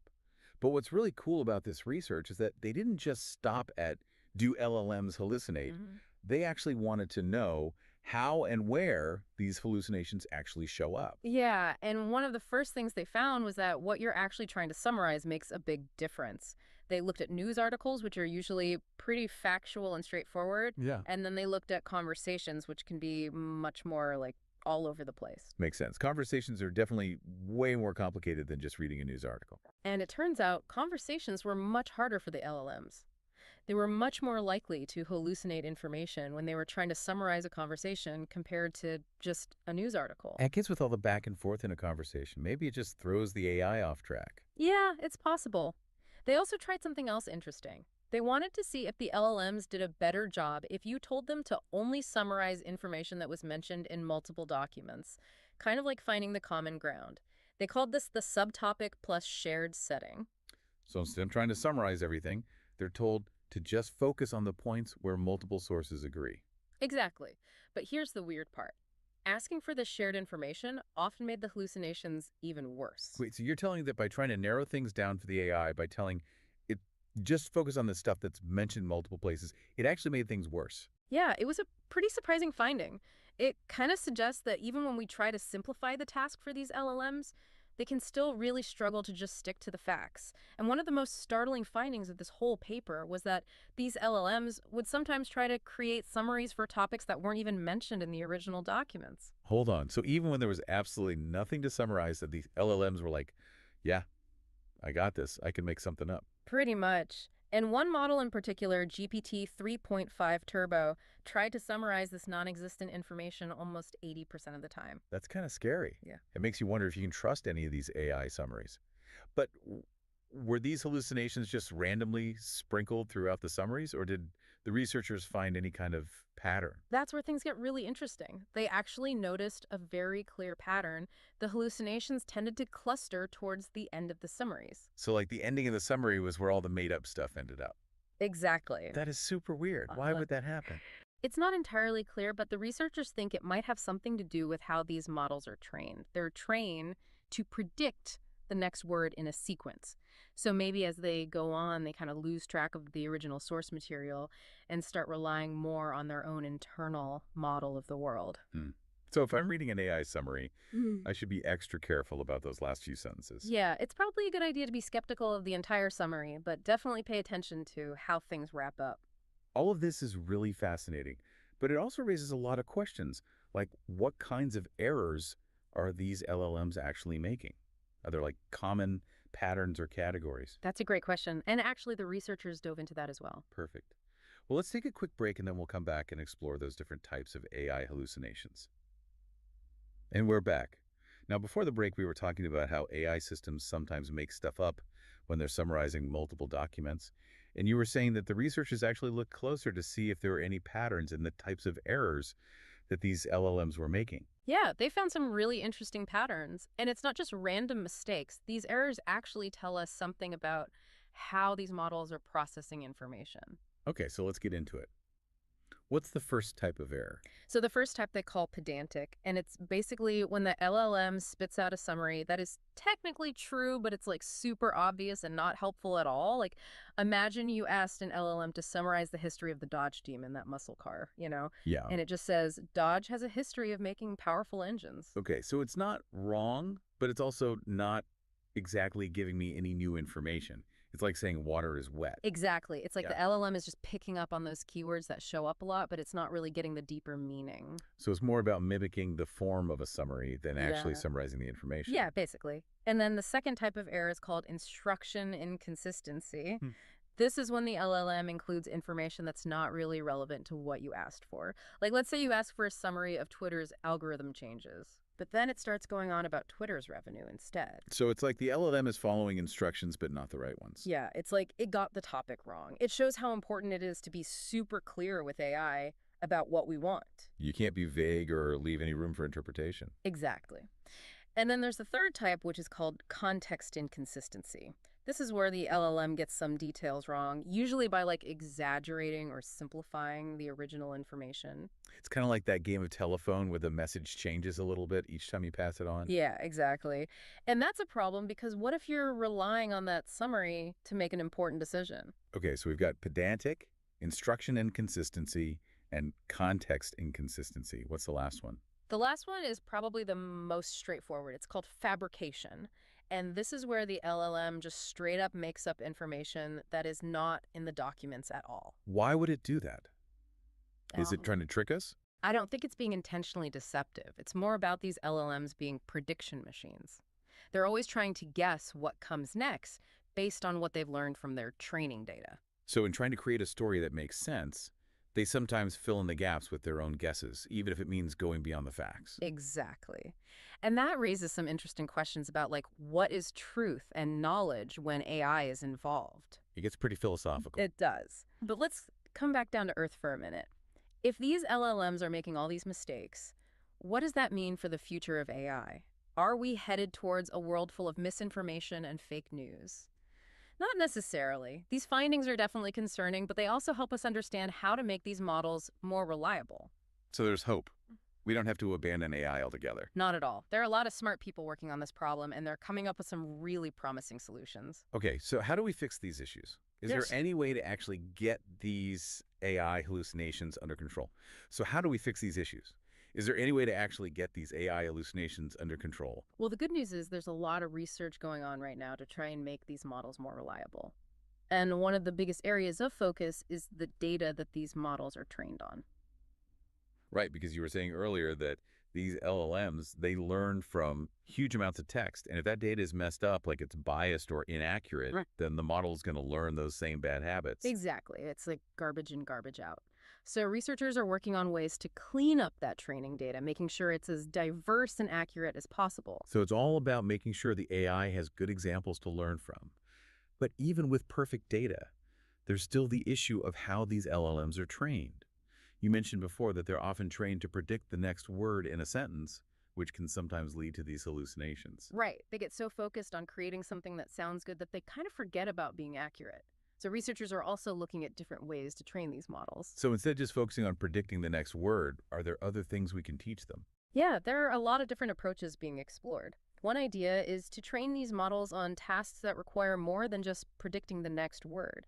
Things like reasoning, analyzing information, and fact-checking. So it's less about being a smooth talker and more about being a critical thinker. Exactly. We want AI that can evaluate the information it's given, not just spit out grammatically correct sentences. But how do we know if these new training methods are actually working? How do we measure whether an LLM is really understanding the information and not just making stuff up? That's a great question.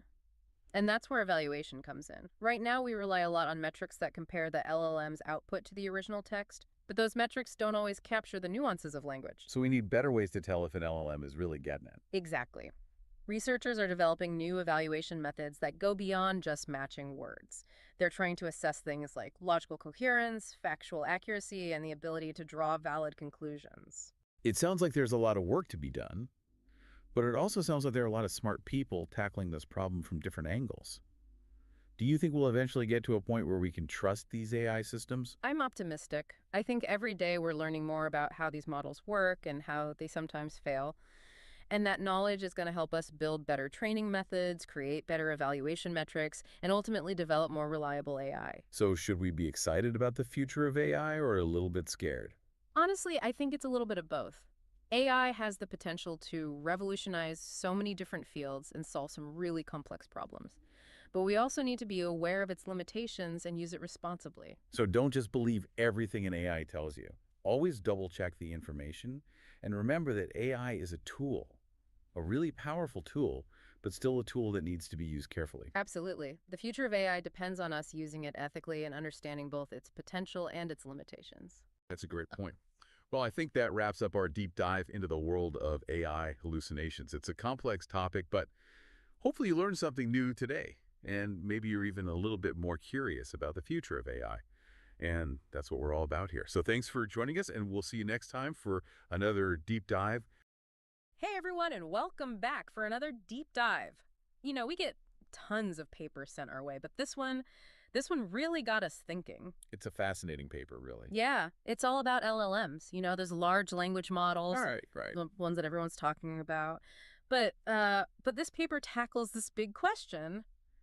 Can we ever really stop LLMs from hallucinating? Hallucination, yeah. I mean, can we prevent them from just making stuff up, Yeah. giving us wrong information? It's interesting because this paper, it doesn't just say, oh, let's train them better, let's just throw more data at it. Yeah. It actually goes deeper. It asks, are there fundamental limits here? Right. It's not just about making them better. It's about, are there some things that they inherently can't do? Yeah, are there things they just cannot do? And I love how they set up this idea of a formal world. Right. Have you ever heard of this? Yeah. So, it's like they create this simplified universe in the paper where everything has a definite right and wrong answer.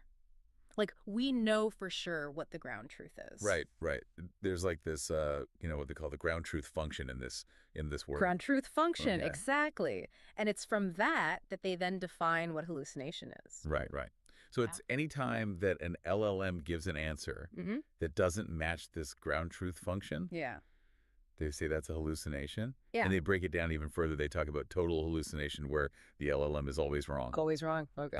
Some hallucination where it gets things right sometimes. Okay. And then the holy grail hallucination free. Yeah. Where it just never hallucinates. The perfect LLM. A perfect LLM. Well, I hate to break it to you, but this paper says that might not be possible. It might not be possible. They actually make this bold claim. Hallucination, they say, is inevitable. Not just likely, but mathematically, it has to happen with any LLM, no matter how advanced we make it. Yeah. Whoa, hold on. How did they figure that out? So they use this technique called the diagonalization argument. Diagonalization. It's a little bit mind-bending. Yeah, diagonalization, it sounds complicated. But it's basically, imagine you're trying to list out every possible answer an LLM could give. Right. Okay. I'm trying. Yep. What the argument shows is that no matter how you do that, there will always be some correct answers that are missing from that list. Some correct answers are missing, so it's incomplete no matter what. You just can't capture everything. It's Yeah. like trying to fit an ocean into a swimming pool. Wow. But- So does that mean that we're doomed to these weird, hallucinations forever? It's not about a specific LLM being flawed. Okay. Right. It's saying that there's this fundamental limitation. Oh, I see. Think about it this way. Yeah. Even the fastest car has a top speed. Okay. Right. Yeah. There's physical limits to what's possible. Yeah. And they're saying that there are similar computational limits to what LLMs can actually do. So it's not about just training them better or adding more data. It's about there are just some things they fundamentally can't do. Exactly. That's crazy. Yeah. So this whole inevitability thing, it really comes down to what LLMs can actually compute. There are just some problems that are too much for them to handle perfectly. Exactly. And they give this this cool example in the paper to illustrate this. Imagine you ask an LLM to list all possible strings of a certain length using a fixed set of characters. Okay, all possible strings of certain length. Okay. It sounds simple, but it's deceptively difficult because the number of possibilities, the number of strings explodes as that length increases. Mm. And they say that even the biggest LLMs we have today, they fail surprisingly quickly on this. Oh, really? Oh, Like they sad. give this concrete example, listing all the strings in length 7 using only the letters A and B. So just A and B, 7 letters long? That doesn't seem that hard. It seems simple, but there are actually 128 possible combinations, 128. Wow. which is already like a long list to write out. It's like 896 characters long. Wow. It's more than I thought it would be. Yeah. Okay, so it explodes It quickly. explodes quickly. Yeah. And the point they make is that even these huge LLMs, even with these enormous context windows, they can't handle this task. It's like asking a calculator to do advanced calculus. It's just not built for that. Yeah, exactly. You need a different tool for that. So even these seemingly basic tasks, they can become computationally overwhelming really fast. Yeah, they hit a wall.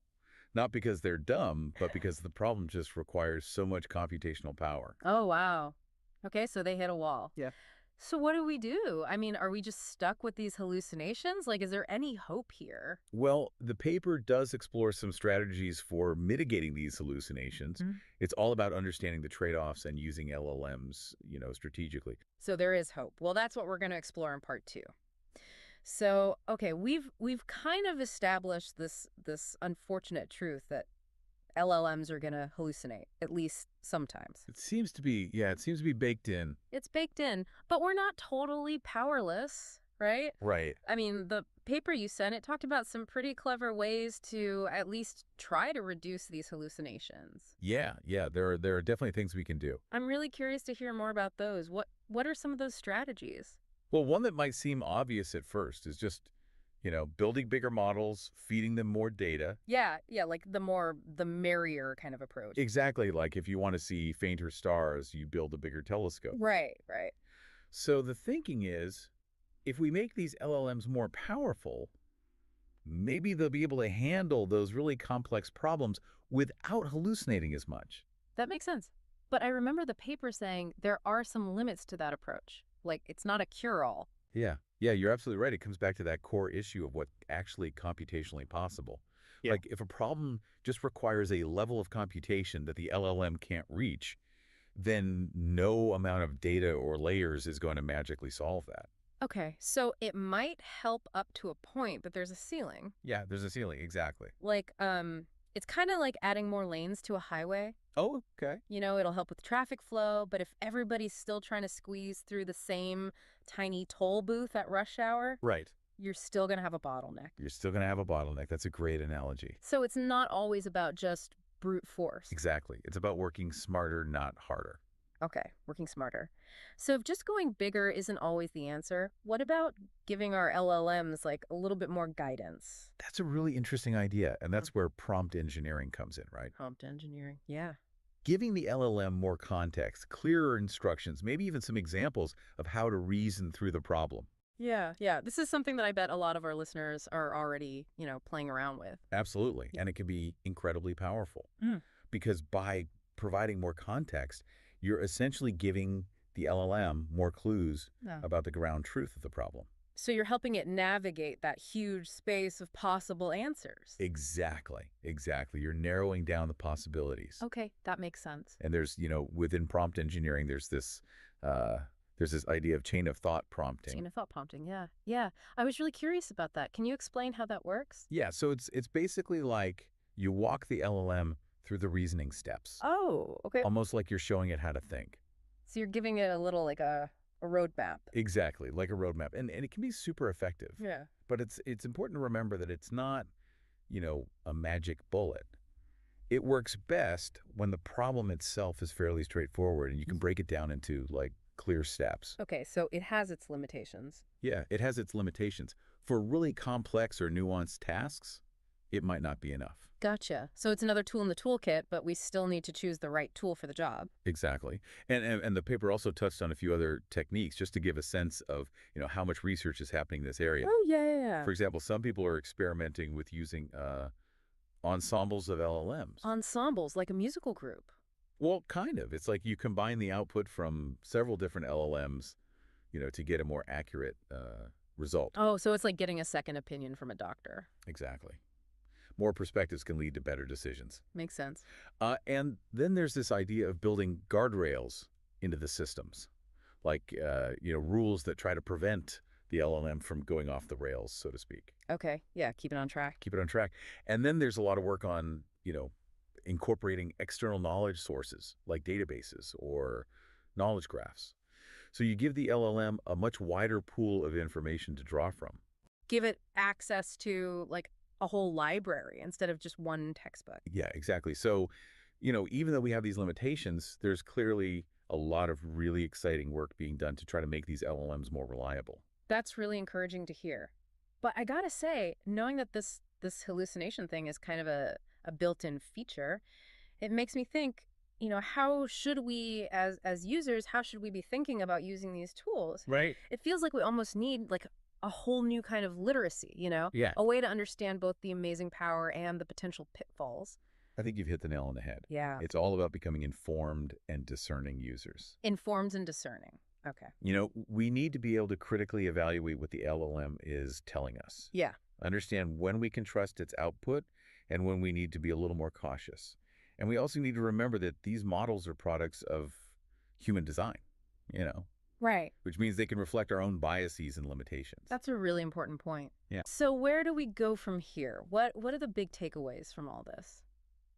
Well, I think, first of all, it's crucial to remember that these LLMs, they're incredibly powerful tools. Yeah. They're already changing the way we work, learn, and create. Yeah. Yeah. But they're not magic. Right. And they're not a replacement for human intelligence. We need to approach them with, a healthy dose of skepticism. And always keep in mind those inherent limitations. So be enthusiastic, but be cautious. Yeah. They're amazing assistants, but maybe not quite the all-knowing oracles we sometimes imagine them to be. Well said. Uh. And that leads us perfectly into the final part of our deep dive. Ooh, the final part. We've talked about the problems and some potential solutions. But what does all this mean for the future of LLMs? What are the broader implications? Stay tuned, because we're about to explore those very questions. Okay, deep divers, we're back. And, we've been on this journey, this deep dive into LLMs. We've seen the good, the bad, the potential. But now it's time to really think big picture. Where do we go from here? What does all of this mean for the future? It's a big question. Yeah. I think this paper really drives home the point that LLMs, for all their power, are still machines. They operate within the limits of what we can compute, and those limits, well, they're very real. Yeah. It's like realizing, even the most advanced spaceship, it can't travel faster than the speed of light. There are just like fundamental laws of the universe we have to deal with. Exactly. There are these boundaries we can't cross. And it makes you realize that, we can get so caught up in the hype thinking LLMs are like on the verge of being all-knowing. But this research, it kind of reminds us they're not. We got a long way to go. A long way to go. And it really highlights the importance of, of us, of human intelligence. Yeah. Like LLMs can help us, they can augment our abilities, but they can't really replicate the full spectrum of human thought. Yeah. Especially when it comes to things like common sense reasoning, ethical judgment, emotional intelligence. These are areas where humans still have a clear advantage. So knowing all of this, how should we be thinking about LLMs going forward? How should we be using them? It feels like we need like a whole new way of thinking about this. All new literacy. Yeah. A literacy that allows us to understand the power, but also the pitfalls. I think you're spot on. We need to become really informed users. Like, we have to be able to look at what the LLM is telling us with a critical eye to know, okay, when can I trust this output? And when do I need to be a little bit more cautious? Yeah, be a little more skeptical. A little more skeptical. And remember that, these models, they're designed by humans, trained on data, created by humans. So they can reflect our own biases, our own limitations. So it's a bit like working with a brilliant but maybe sometimes unreliable colleague. You gotta appreciate their strengths. Right. But also be aware of their weaknesses and maybe double check their work when it really, really matters. Exactly. And this paper, it really underscores the need for safeguards, what they call guardrails and fences. Guardrails and fences, okay. Yeah. We need to be thinking really carefully about how we design and deploy these systems so they don't cause harm. And so we're using them responsibly for tasks where accuracy is super important. That makes a lot of sense. It's exciting to think about all the possibilities, but we also need to, proceed with caution. LLMs can be powerful allies, but we have to make sure that, that we're the ones steering the ship. Yeah, we're the captains. And, it's not all about, preventing negative outcomes. There's a lot of potential for LLMs to actually enhance human creativity. Oh, that's interesting. The paper even mentions that sometimes, those hallucinations, those unexpected outputs can actually lead to really fascinating and inspiring results, especially in fields like art and design. It's like not all errors are bad errors. Exactly. Sometimes those unexpected detours, those lead to the most amazing discoveries. Exactly. And LLMs, they could be incredible partners in the creative process, helping us to push the boundaries of what's possible. I love that. Partners in the creative process. So, as we wrap up this deep dive, what would you say are some of the big takeaways here? It's been a fascinating exploration, that's for sure. We've talked about these limits of computation, the importance of human oversight, the potential for challenges and opportunities as these LLMs, become more integrated into our lives. Yeah, they're already everywhere. They are, and it feels like we're just, scratching the surface. There's so much more to learn and to explore. So much more to learn, and it's changing so fast. Exactly. Yeah. And that's what makes it so exciting. We're learning more about the nature of intelligence, both human and artificial, with every new discovery. Well, that's a perfect place to leave it. But dear listener, before you go, we want to leave you with a question. Knowing what you now know about LLMs, their limitations, how does it change the way you think about using these tools? What are your limits for trusting their output? We'd love to hear your thoughts, so share them with us. Until next time, happy deep diving.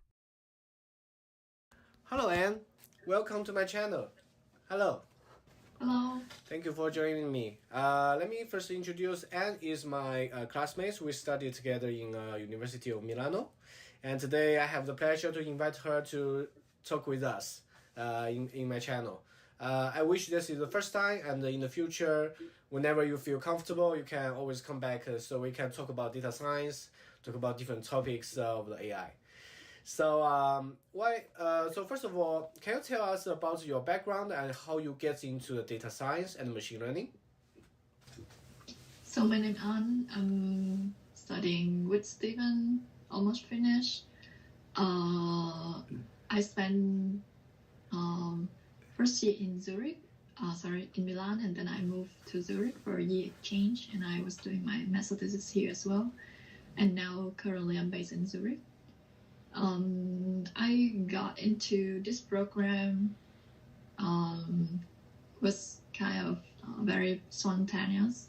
I was looking for a bachelor class for my sister, and I just found an announcement of the program, and I found it really interesting, and I just registered. I didn't even know that it was a hype.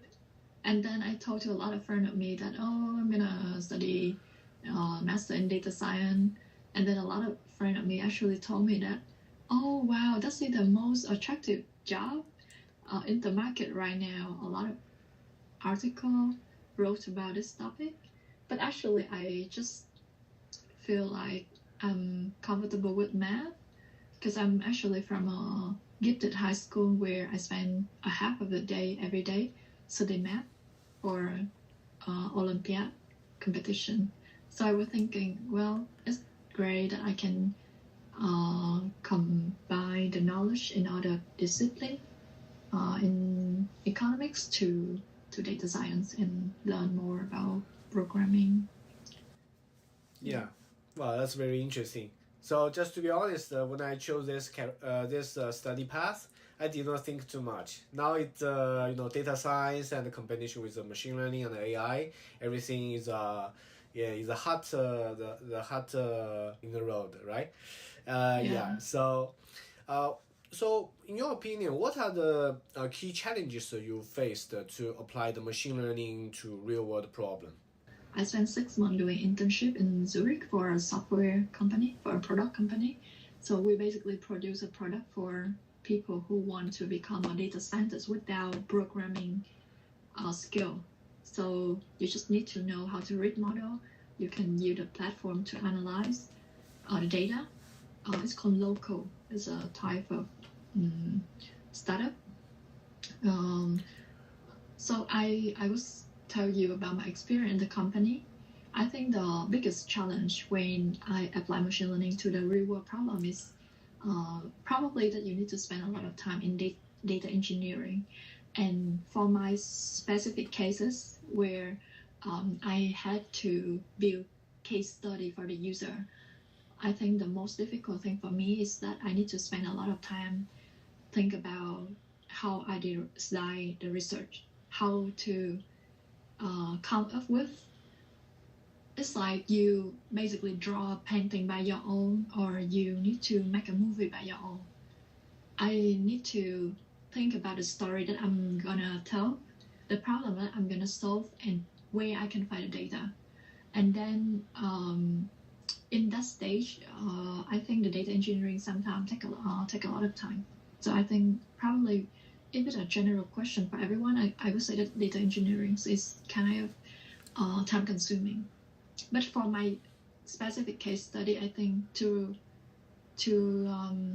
have a big picture in your mind, what you're gonna do, what problem you solve, is really challenging, because you need to be creative to come up with some idea that is worth to spend months on the project. Yeah, that's very insightful. Yeah, so it's like sometimes when I do some projects, like some just for hobby, right? For example, to predict some numerical variable, to predict something, you have millions of ways to do it. But how do you prepare the features, right? You need to prepare your data very well. And sometimes because the feature space is like infinite space that you can explore. So you need to be careful to choose which one is important, which one is less important, and so on. So yeah, I think I also feel that. I think it's quite a great example, because I remember back then when I just exposed to data science field, basically what I did is like learn by heart or copy and paste. So basically I just go to the internet medium.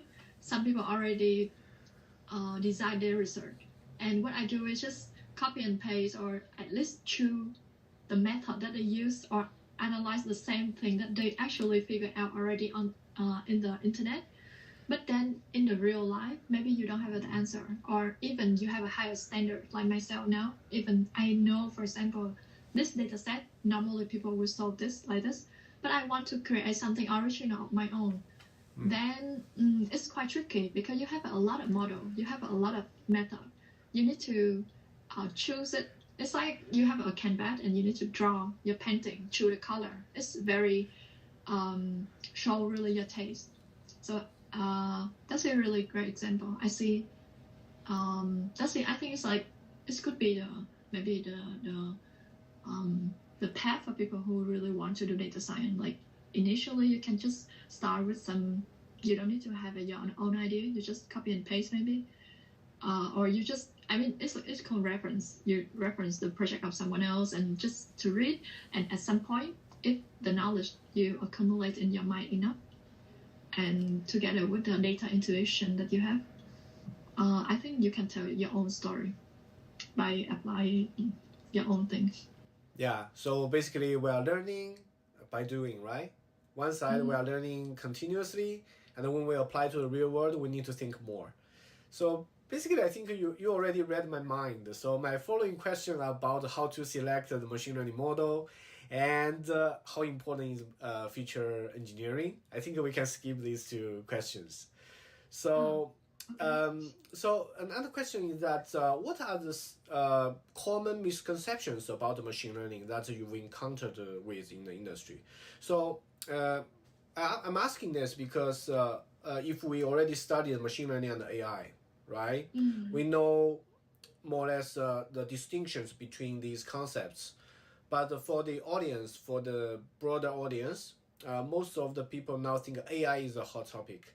But when we dive into it, more of it is about large language model, multimodality model, and so on.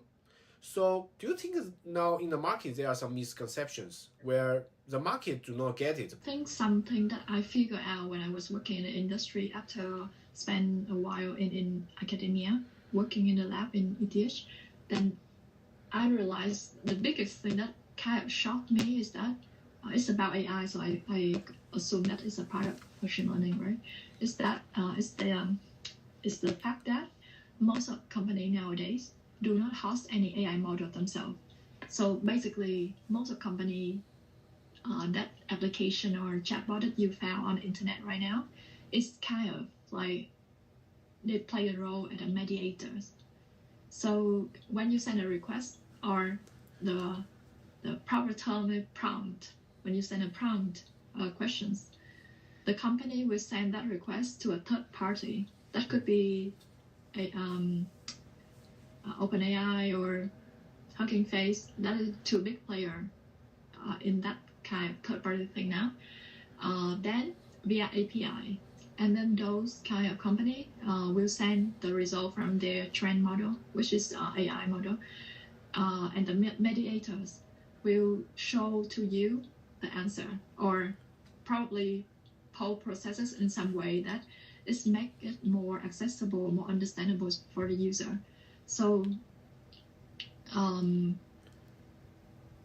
it's probably that you see everywhere. They claim that, oh, we have AI, we integrate it with AI. They promote a lot about Gen AI stuff. They have a chatbot, that's smart stuff. But basically, they don't host the AI model, and they just play a role as a mediators agency to send your request to another one and get the request, get an answer, and show it to you in a more beautiful way. Yeah, thank you very much. I think it's very detailed. How can I say, demystify the structure of the AI we are talking about now, because most of the interaction we are interacting with the backend very far from the user, right? Like we use ChatGPT, or the server, and how this model is inferencing and give us an answer is not hosted locally. I already see some of the comments like in LinkedIn. There are some practitioners in the AI industry. They suggest that either the individual and also the companies to host their local model. But there are many challenges, I think, because you need to have the experts to know your data, know your business, know your use case, and know how to help you to fine tune the model to your use case, right? So it's not so easy. So for some small business, maybe they just let's just let's delegate this job to a third party to do the job. But like some of the big company like JP Morgan, like the investment bank, they already have their internal models developed. I think I heard of Bloomberg, because they have a lot of trading data. I actually have a friend work for Bloomberg as a data scientist in Zug. But I never really discussed with him about if he really trained a model. That's interesting. But I believe so because of the privacy concern, right? I think if they put a priority on what. If the priority is on the privacy issue or their business private secret, then I think hosting a local AI model is really crucial. Otherwise, if your business are just a small one and it's not your core product, you don't have that much the information that you don't want to be leaked. Then you just play the role like agency. You just send your request to another company and get it. Especially we are in EU, right? Where in EU is like the most strictly regulated place for AI. Like we have GDPR. When you are touching GDPR, you cannot how you use the data, how you gather the data, how you train your model. Everything is limited. So I'm really curious about how they do it in France, right? Like in the whole Europe now we know Mistral. We know Mistral model, nothing else.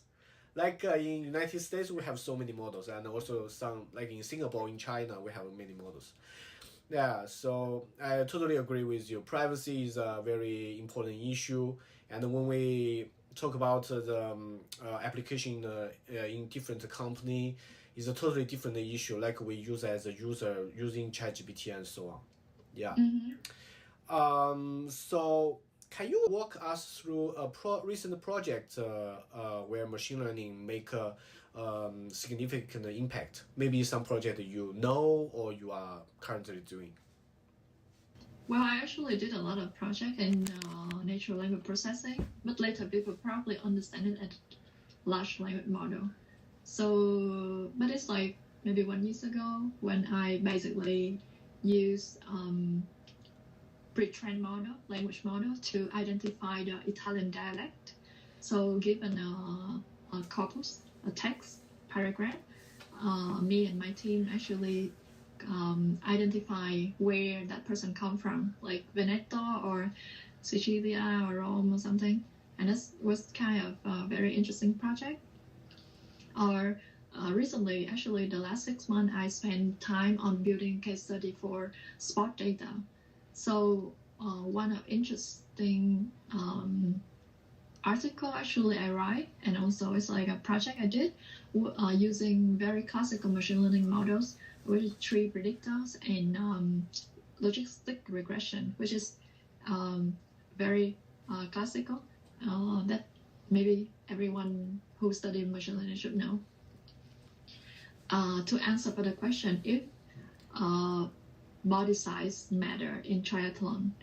So, triathlon is a very extreme sport. But then the result turned out that actually the height and the weight of a athlete is not does not affect the result at all. So, which is, I think, an interesting project. Yeah, I'm very glad to hear that you are applying different machine learning models and doing a lot of projects.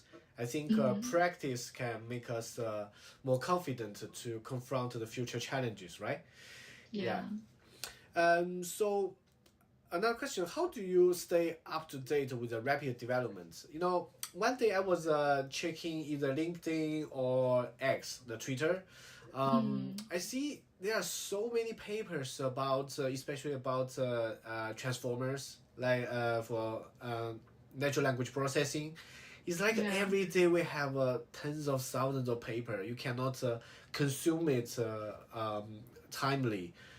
What is your suggestion or your idea of keeping up with such rapid development? I think my case kind of an outlier. So maybe my advice wouldn't useful for the other, wouldn't be useful for the others. But so I'm a little bit antisocial. I used to use not to use LinkedIn, but recently because of my job I had to use it. I didn't use X neither, Twitter. But then recently I use LinkedIn, so I saw a lot of posts about LLM. Some of them are interesting, some of them maybe also less interesting. But the thing is, you have a very limited resources of attention, and you don't know which one worth the time and worth your attention. So I actually choose to unfollow a lot of people and keep only the close circle of me that I know in the lab of ETH or some researcher in ETH that I know already that reliable in my circle and read their recommendation or they like. Back then when I was doing my master thesis in ETH, we had a weekly meeting, and during the week or couple of times we had a reading session. We or the researcher or professor would introduce a new newspaper or news or articles that they found interesting, and I kept myself updated by reading those things. Or I think for me actually something more. I also listen to podcasts, but it's helped me in the sense that developing the conceptual idea more than really chasing some specific technology. I think when it's a hype, there are a lot of unuseful information. What you need to know probably is follow some reliable researcher that you see their background with their probably from good institution or from good research group, and then you probably follow their blog or probably LinkedIn channel or Twitter or something like that. Yeah, that's really good advice, really. It's like the paper said, attention is all we need, right? So we need to actually distribute our attention to the point. Yeah. If we just read all the posts and all the discussions every day, it's just too much. So Exactly. yeah, we need to distill, right? There is a technique called distillation of the large language model. We also need to distill our I know content. this one. Yeah, otherwise we cannot catch up Back with then it. for my research, I also use that model. It's called DistillBERT. Yeah. Yeah, so actually before ChatGPT was published, actually people I think in CS in general or AI, the so-called they usually mention about BERT, and then there's another model was released which is lighter than BERT. It's called DistillBERT, which is distillation of BERT. Yeah. Yeah, I know that model. Maybe I already used it in one of my video. Yeah, because I was trying to just do some simple inferencing to get an answer from such model. And also another project is about it's like to identify if two sentences mean the same thing. So we can fine tune the transformer, the previous transformer models, like the model you mentioned, and to actually do the classification task. I also read some of the comments from the HuggingFace. Some of the experts they say, some of the language tasks we do not necessarily need 10 billion, 100 billion huge model. We can just use birds. Just use a basic transformer. Yeah, so it's quite interesting because also like you said, when there is a lot of hype, it's like a lot of bubble, a lot of information. But what you really need and what you really need to work on is really important, right? We need to know what we want and how we can approach that. I think it's also it's like a philosophy of life that I follow, not only for AI, but also like I mentioned before my previous project, I use tree predictors or logistic regression. It's nowadays there are a lot of library. You can use a lot of powerful thing. It's like you can use a lot of big model. It's everywhere, pre-trained everywhere, model everywhere. You can just download it for free. But the thing is, what is the need? You need to use. If you don't need, if you want to, you just want to learn, then I think using something simple is good. Or in machine learning, classical way, the same. If you want to interpret, you want to know what features play the most important role in the predicted model or something, then the smaller model is the better actually, because there's less parameters. Yeah, totally agree. Yeah. So there are so many research topic or use case there, right? We do not necessarily need to talk to a model. We can finish some of the task with our local compute, because like what I did, I tried to host some of the model locally. It's very painful because they are just too huge. But when we talk about smaller models, like just hundreds of millions of parameters, we can run in our local CPU, and it's not so slow. Yeah. So yeah, it's I totally agree with you. Yeah, we need to understand the tool, understand the issue, and how we can integrate them together. So my next question is that so about the recent AI development, especially about the large language model. So it's based on the transformer, right? Transformer is like a base for all the models. Do you foresee there will be some change in the structure? So maybe some new framework will be better to help us to reach the AGI, let's say.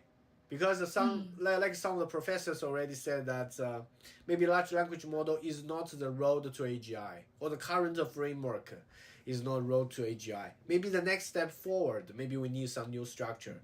What do you think about this? Actually, I used to ask the professor about these questions. He from CMU. He told me probably the transformer is not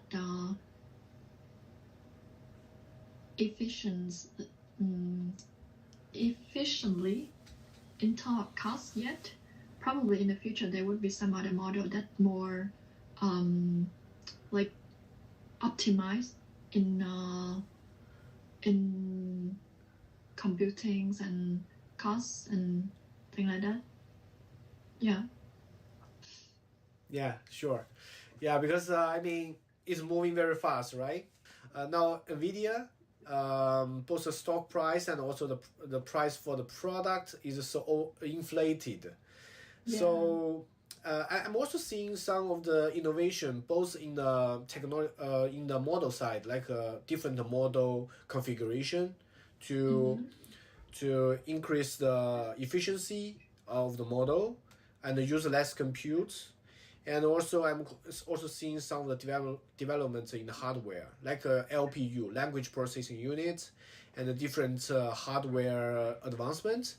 They are all very interesting. I also think that it's not now current structure will not be definite for us to reach AGI, because there are also some negative news about the models, like hallucination is a problem we cannot 100% eliminate. It's like it's always there, the hallucination and also the inaccuracy. So when we are talking about some very serious problem, we cannot rely on the model, because once it hallucinates, the result is a failure, is 100% wrong. Yeah. So I also did some experiments, but of course with smaller models. I see the dispersion of the results when you put it in the embedding model and get the numerical or scatter plot to visualize it. You can see there it's very interesting. I mean, yeah. So I also don't know about the future, but we are going to wait and see, right? So, but I'm optimistic, because I think the future is going to be very interesting, because there are a lot of competition and also advancements of the technology, and it will surely change our life. Yeah. So about the ethical consideration, right? We talked about data privacy. I think it's part of the issue that we need to pay attention to when we use the machine learning models, or we do research on the large language model and so on. But now it's like most of the people I know use large language model, and almost, I don't know, large part of them use them every week, on weekly basis, or even on daily basis. So do you think that there should be some ethical consideration about these tools?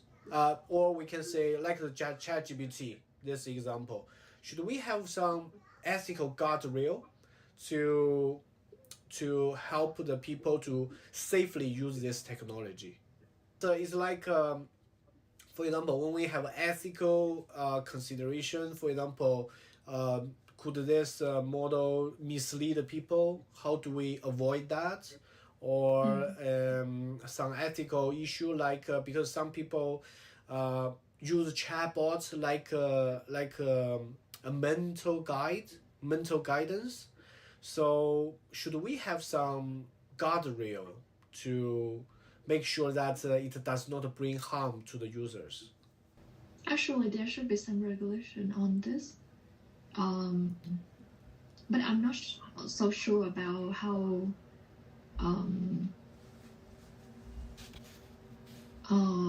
is the progressing of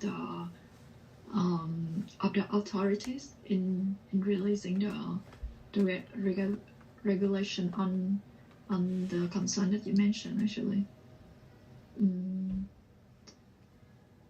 to be honest, in my opinion,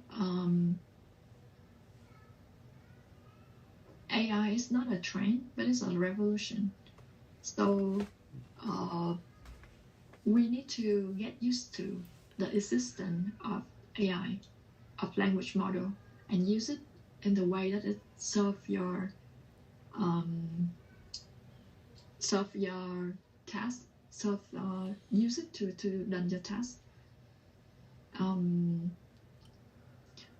Probably a lot of people mention some concern in terms of creating or writing, at least some practical case studies that people use ChatGPT to write their email or write their essay without using their brain power. I think it should be a good tool, but then you are the person who decide to use that or not, and there's a lot of way to use it. Probably you can draft a outline of your essay and you write it with your own language and then ask ChatGPT or other language model to refine it or check the grammarly, those things related to the syntax problem. And yeah, then you have a perfect task done by you, original, but also leverage the power of language model. Yeah, totally. Yeah, in that case, I think it's totally ethical.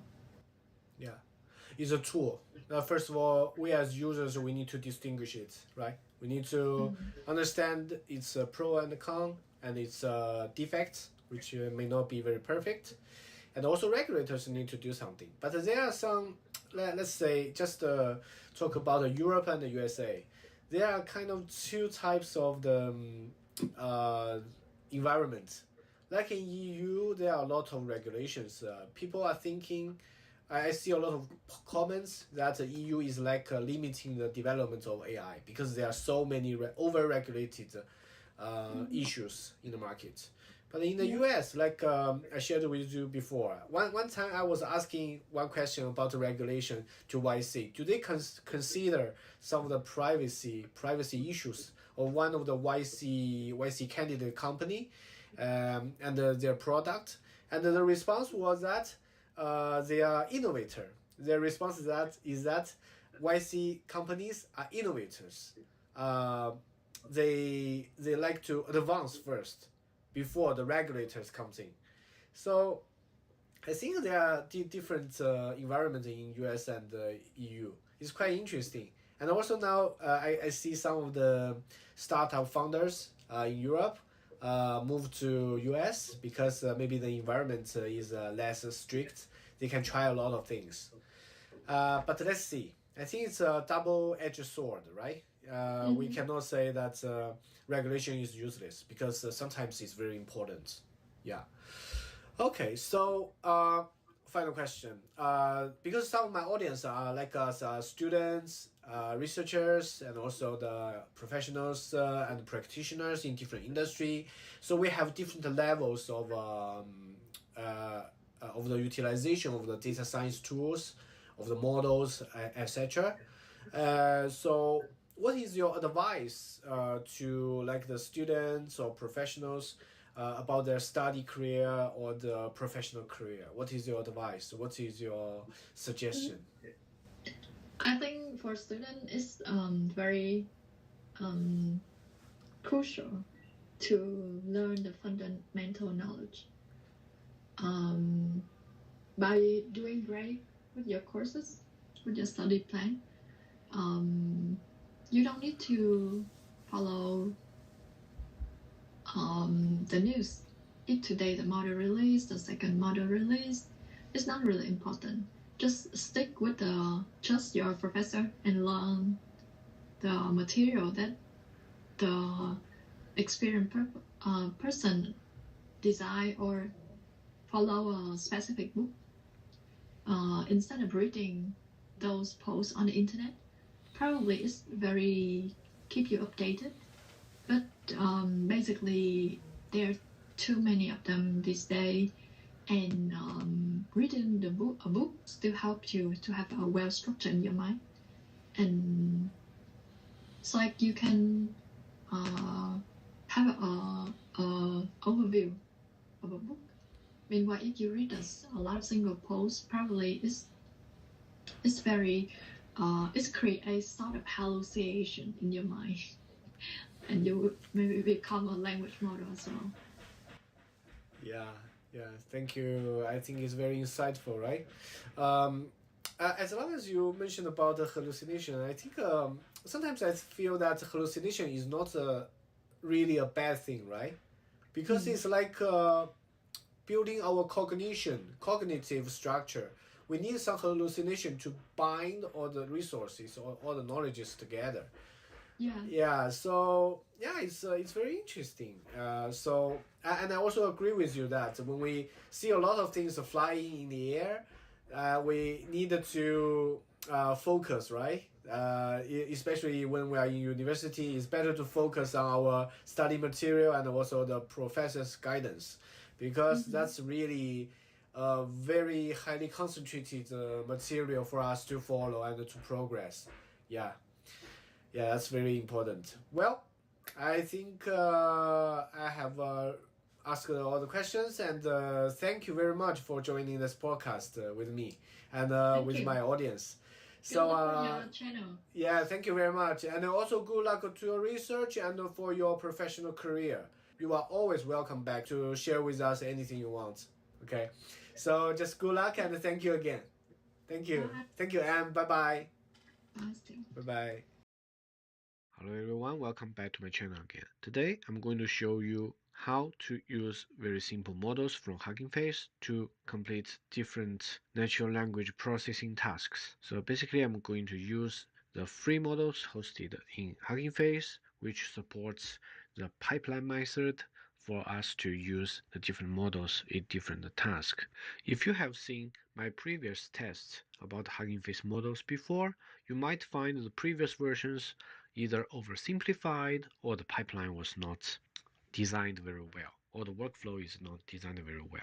But in this version, I'm going to simplify just to make sure that each part of the code can be run independently, so you can integrate them to your workflow or to your task more easily. Now let's go to the code. So first of all, we need to install the dependencies. The most important package is a transformer package, but of course if you want to add additional dependencies here, okay, you can integrate the different packages to the workflow. But here I'm going to show you the very straightforward way to play with the models. So about text generation, you see I have chosen the distilled GPT-2 model and also this GPT Neo 125 model. So it is very easy. We just load the pipeline and mention what is the task we are going to deal with and which model we're choosing. And we're going to set up the initial prompt. You can set a sentence, a paragraph, as long as you do not go over the context window. And you can generate this text by incorporating this pipeline to your initial prompt, mentioning about the max length of the output and also the number of return sequence. And you can see there are two results that I put here. Of course, because these models are very simplified, some of the answers are not making much sense, right? For example, this one, the first one is to write some fairy tale story, but you can see the second sentence does not go very well. The second one is about discovery of artificial intelligence. This is the AI community has been growing in numbers and sophistication. It makes a bit of sense, right? So you need to test to understand if the model is working well, but of course it cannot match to the very complicated, very big models like the GPT-4 or the Claude models, right? Then if you want to further test, you can change the max output length. As you can see here, if you change it to a longer length, you're going to get more results. But some models may not give you what you want, like this one. Like the second model, it kind of repeats the information again and again, right? And this is about text generation. The pipeline is very straightforward.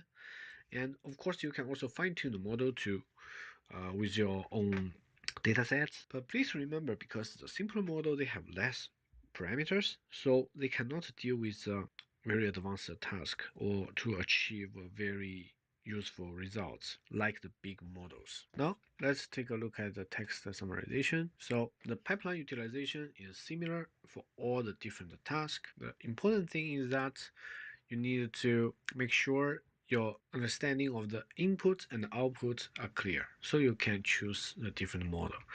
Like this one, we just put a paragraph of text here and we're using different models to summarize it. Of course, about the summarized results, we need to have the max length, minimum length, these kind of parameters to control the output. And also there are some additional parameters like a do sample. Now I choose it to be false. Of course, you can also try the other options. Now let's see how it goes. So this text is about artificial intelligence, a description of the artificial intelligence, and mention the different aspects and description text. And you can see here we have the first one. From self-driving cars to virtual assistants like Siri and Alexa, AI is reshaping industries and daily life. Well, makes sense, right? Despite its potential, AI raises concerns, including ethical dilemmas like privacy invasion and biases in algorithms. And the second one does not seem to close the sentence in the end, but it makes some sense because the general description is okay. Okay, so these models are very small. This is the advantage. You can fit into your local machine very easily or just run it in Colab, right? Without running out of the RAM or necessarily incorporate a GPU to run it. But the results you need to distinguish and do different tests, and even you can incorporate different evaluation to see if the different results are matching your criteria. Let's check the entity identification part. So entity identification is also a very important task when you are dealing with language processing. So we are using this text paragraph as our base to analyze.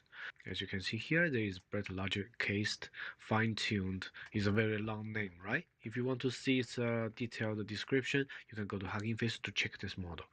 And also the BERT-based NER.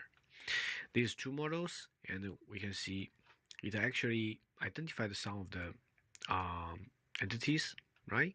Like United Nations, but it actually separated these two words.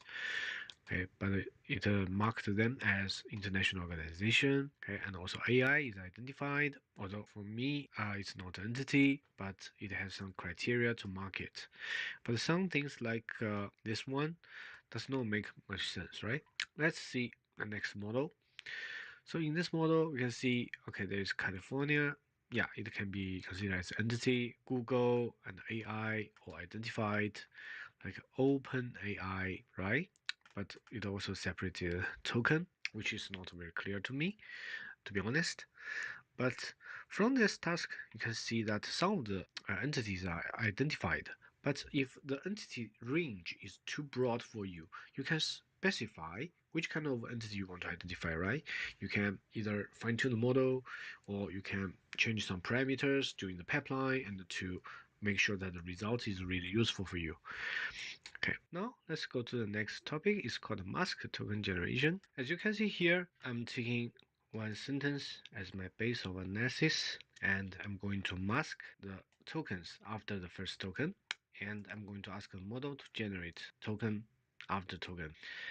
Because whenever you interact with these models, as you can see here, it will generate the text based on your requirements with a fixed max length. But here we want to see a progressive generation of the text. We need to do a manual engineering of the process. So as you can see here, the generate sequence is going to handle and interact with the model token after token. And eventually, we're going to generate the sequence and print out. As you can see, this is the result of the two models. And after each step, we're going to see one additional token. And in the end, we are going to see the whole sentence. And eventually, we can also compare the original sentence and the generated sentence. The original sentence is artificial intelligence is revolutionizing industries worldwide. The first one, artificial intelligence software development tools. The second one says artificial intelligence, Springer, and does not make much sense, right? One thing you need to bear in mind is that this kind of process simulation is outside of the model. So it is not in the same place as a model where it utilizes the attention mechanism or different mechanism to generate text, right? It is outside of the model. But it could be useful if you want to do some manipulation outside of the model. Then let's see this task about mask token generation with longer non-mask part. Okay, so in this example, I'm just expanding the example to longer text sample. As you can see here, now I'm going to mask the second and the third sentence and keep the first sentence here. The basic structure does not change much, so we are going to see the results. As you can see, the first one starts predicting, but this word I'm not sure if it is Japanese or some other language, so I cannot recognize. Okay, eventually it's like a random results, right? Let's see the second one. Artificial intelligence is transforming industry worldwide, and the major research area in research are in effect the Human Genome Project worldwide. Well, at least this result is better than the previous one, although it does not make much sense, right? So this example is just to telling you when you do some alteration, you can see different results, okay? And see different manipulation of the natural language processing task. The next one we're going to see here is about text to voice or text to audio file. So the first test is about transforming these two sentences to audio file. We're going to use the speech T5 model and also the TDS model. Both are available in HuggingFace. But one thing you need to understand is for the speech generation task, you need to have a processor, model, and vocoder, three parts predefined before you go into the workflow, right? And here we're going to prepare the text, get the embedding, if any. If there's no embedding, we're just going to put a placeholder here and going to use the model to generate the speech and write this file in the environment. And let's see the results. I'm not sure if you can hear it from my recording. In case you cannot hear it, you can try to run the code by yourself and check it. So basically, this is a very fuzzy sound. It's not very clear. Okay, but in general, you can identify what it is saying about. Okay, so we have all these audio files generated. Okay, now let's go to the next task. It's about translation. About translation, one thing I want to say is in a broader range of translation tasks, you do not necessarily always need to use a very advanced model because some small models can already do a very good job. Like these models I chose here. One is Helsinki NLP, one is Facebook model, and let's see how it goes. So I'm translating this English sentence. Artificial intelligence is transforming industries worldwide. It translates to Italian. Intelligenza artificiale sta trasformando le industrie in tutto il mondo. So both translations are good and acceptable. Of course, you can increase the tokens of your text piece and try the different translation task. Here I want to mention these models again because I already shared with you in the previous videos. Here I want to emphasize that machine translation task has been going through many years of research. So if you have a very specific task that you want to do or not a very complicated translation task, you can use the small models. You just try it and see if that meets your demands in the use case. The last one I always like to test and play with is about sentiment analysis. So the first model is DistillBERT. I use this model for different natural language tasks. In the future, I'm going to share with you when I finished all the parts. Then also the BERT-based sentiment analysis model. It is going to give you a different result. Okay, and also we have some workflow here to actually analyze the sentences one by one. And also we are going to print out, for example, like the confidence score to let you know how confident is the model about the results.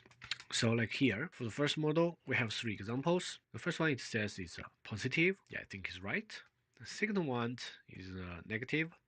Both confidence is 100%. I think the model is very confident about results. Then the last one, acceptable but nothing extraordinary. I think it's neutral, right? But it tagged as negative. So we have 2 right answer, 1 wrong answer.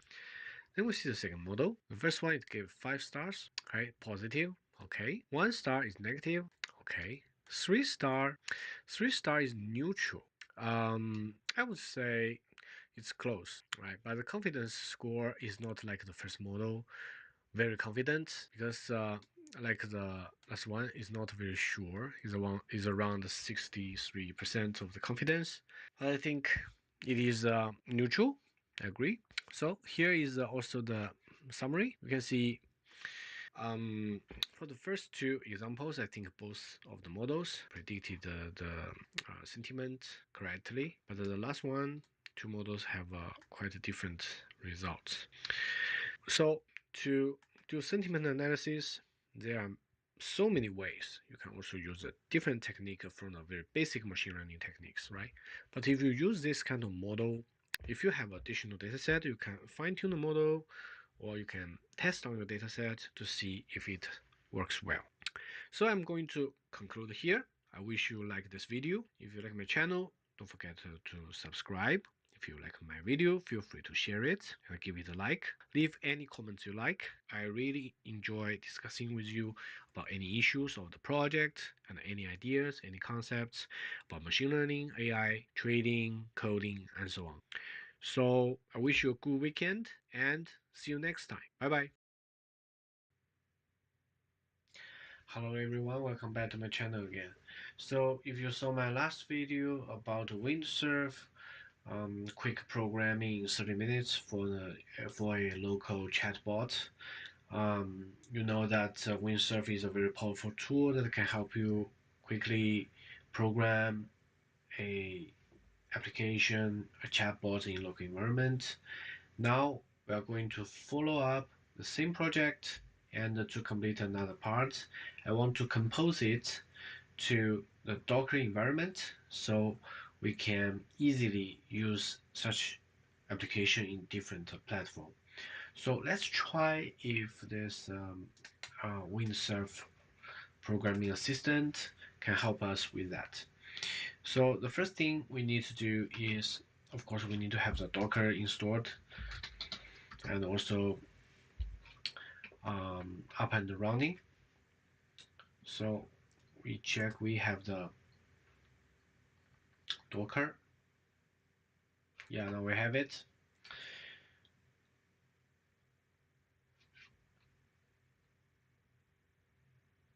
Let's just wait. Okay, now it is up and running. Yeah, and let's go here and see. Okay, now let's do Docker compose up.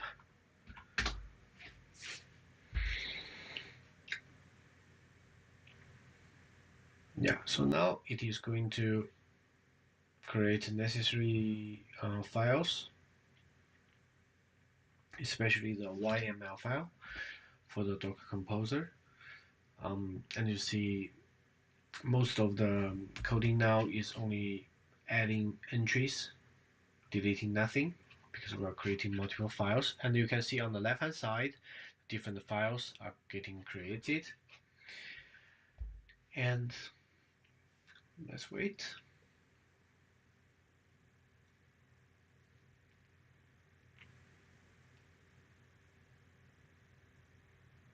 Okay, so it actually edited some of the code in app.py.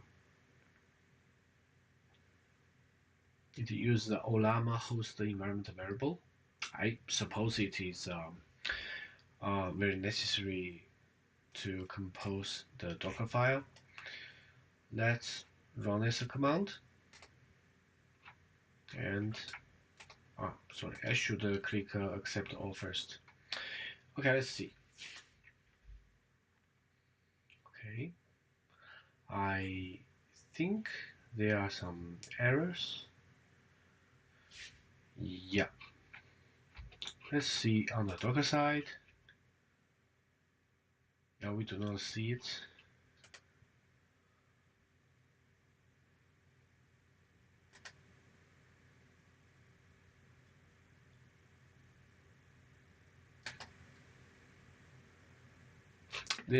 These are some of the previous version of the application that I tried to build, but it was not so successful. Just gonna delete. And okay, let's try again. Highlighting some of the errors here, copy and share here.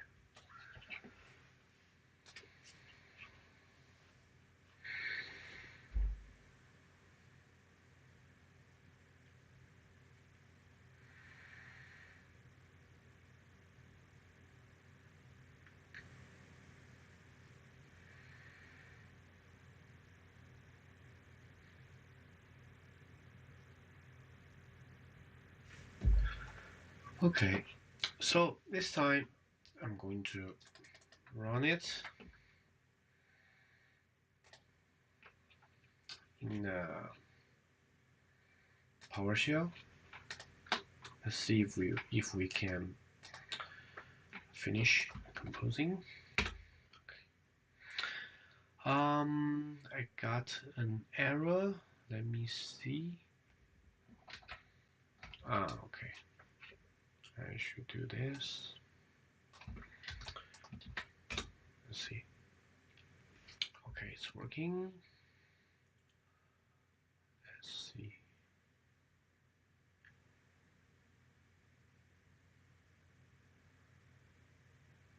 Okay, now is the pip requirements.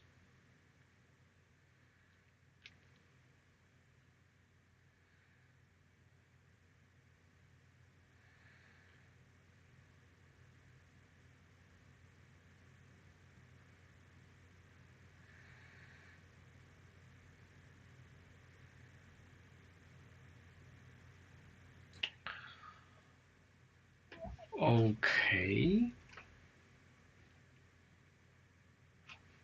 There is an error message. Conflict. Container name of Llama is already in use by container. I think is this one. Yeah, because I used Llama here. Should delete it.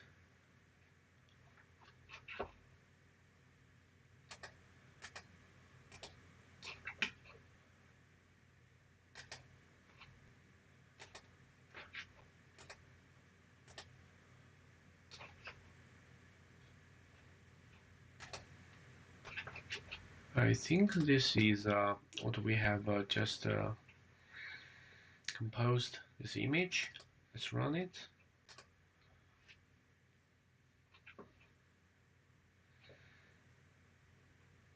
Okay. No, I think there's something wrong.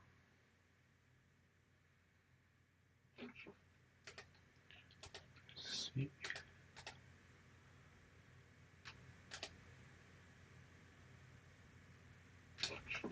There is no container ID. Let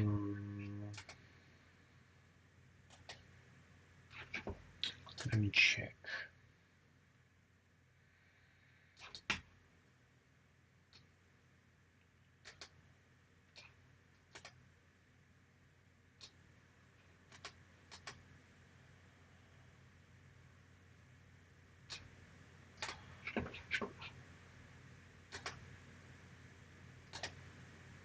This is also my first time to compose a program to Docker, so I have no idea how it works. All right, let me try to ask. After running image, no container ID, no image tag, how to run it.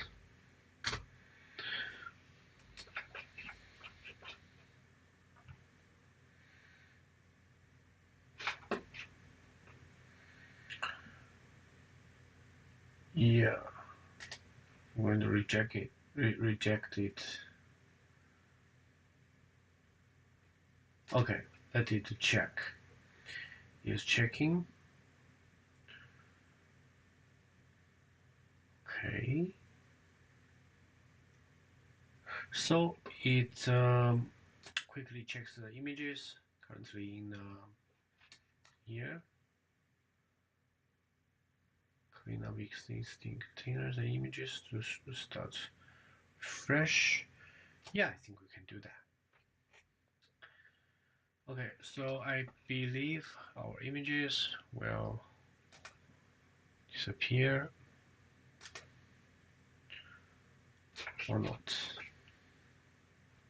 Remove any running container. Okay. Yeah, this is Perplexica, a package I tried before but was not so successful. Okay. You see, this tool is very useful because it also can interact with Docker, understand everything.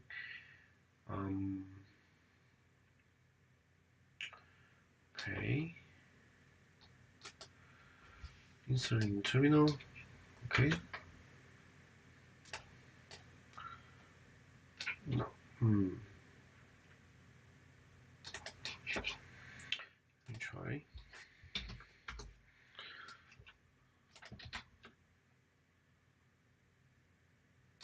No such container. Okay. Hello. Now let's try again.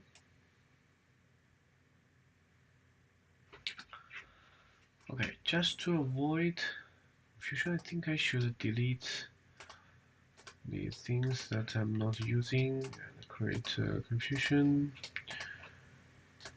Okay, if it's running, I cannot. Let me try to stop everything. Okay, stop also this one.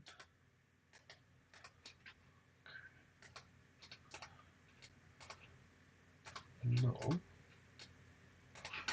Front end using. Let me see. No. No.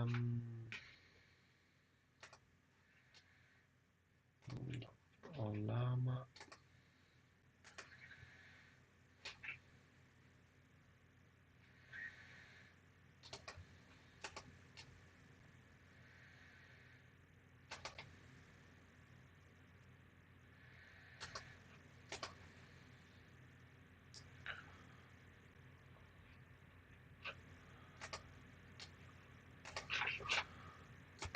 Okay. Now let's try. Should we redo compose? Huh? Just 1 second.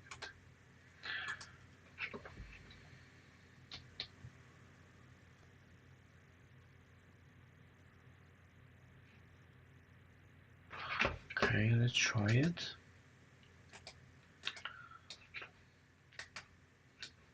Okay, Llama. Okay, the containers, delete our useful ones. Okay, I think we also delete this one because we're going to redo. Let's redo compose up. You can see here there is a status.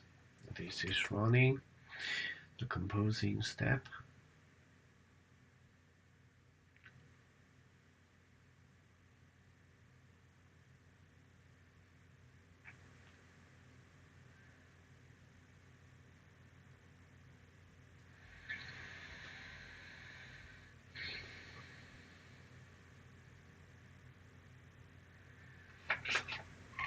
Error response. Let me try again. So in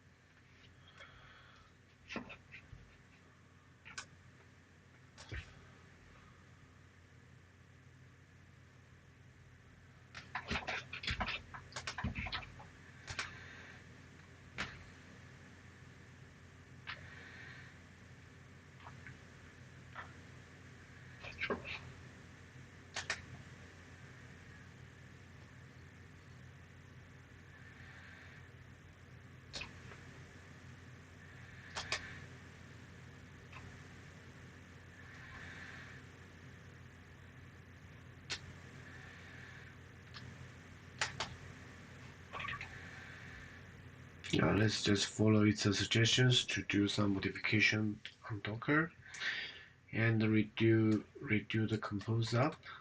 Okay, sure. Here I'm going to reject, but here in PowerShell, let's redo. Okay, so still the same problem. Yeah, let's see.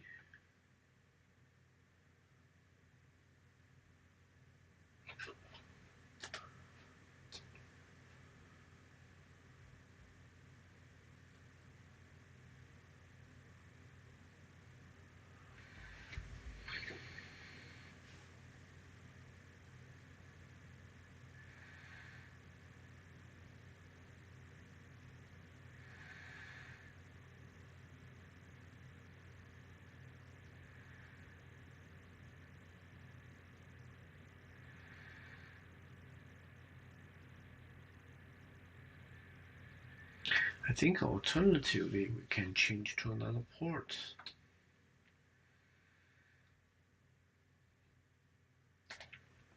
Stop it, it's too slow. Can we change to another port?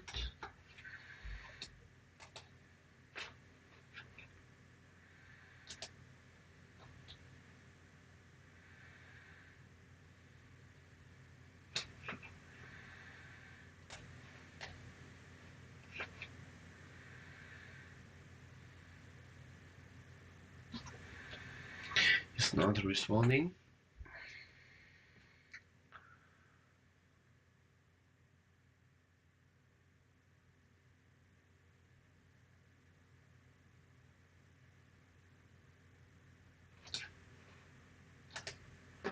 Okay, let's just restart the program.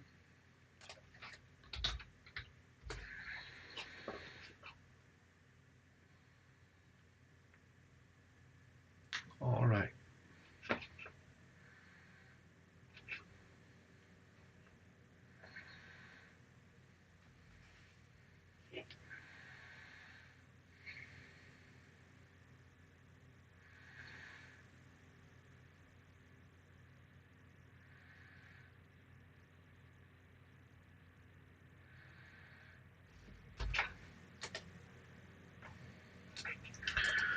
Can we change to another port?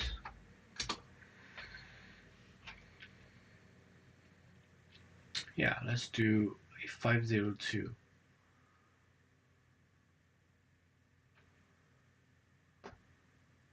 Good.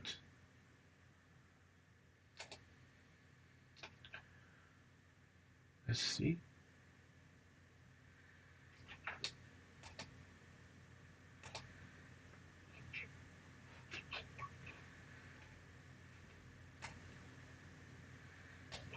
Because I did not accept the first, then run it, so you can see here the URL is still A501. So I'm going to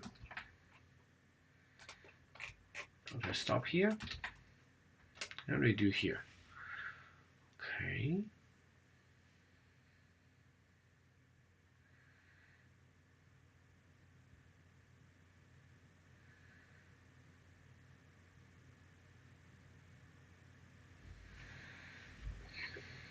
Let's take a look at here.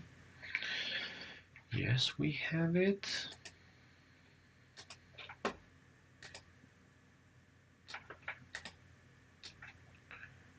Stopped. Okay. Let's try to start again.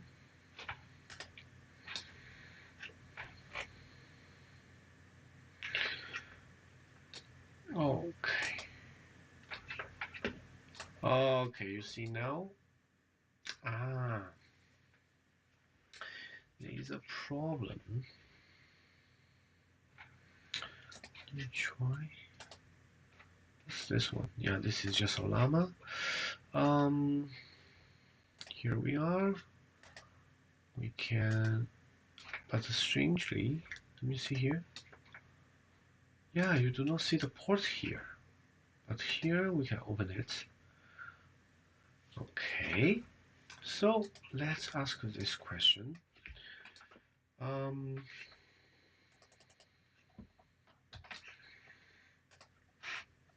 after running 8502. Okay, let's see how it goes.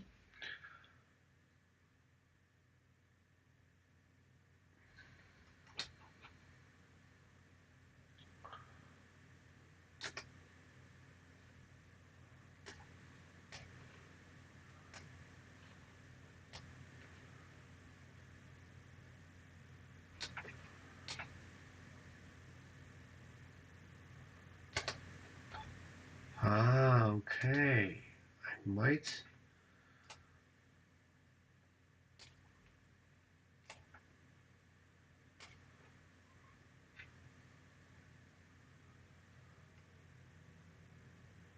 Okay, so the problem might be that it is not actually calling the Llama installed in my local environment. It is calling a Llama installed in Docker environment. Okay, so in that case, we need to have. Okay, there are some suggestions of changing the code.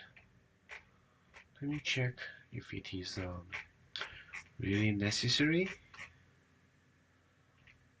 I do not think it's 100% necessary. See, selected models, everything is same. All right, let's follow its suggestion and then compose up again. Okay, Docker compose up, reject here or here. Okay.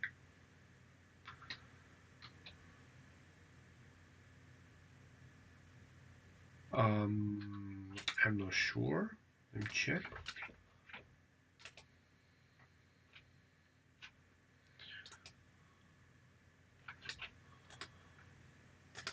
Okay, now it gives me 3.1, 3.2 1B model. They actually allow me to pull the model first. Yeah, this is new to me, but it seems okay and logical. So I can pull any model I want. This model is not so small. Is if I remember correctly, is around 1 to 2 gigabytes. It will take some time, but you see here we already have a Tiny Llama latest model available. Yeah, we can see here. It is actually downloading.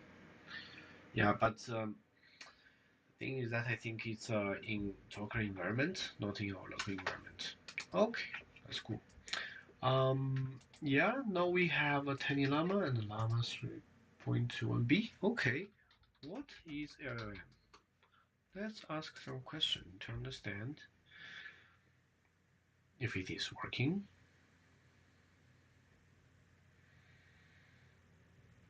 Okay, perfect. So now it is working. How does embedding models work? Consider LM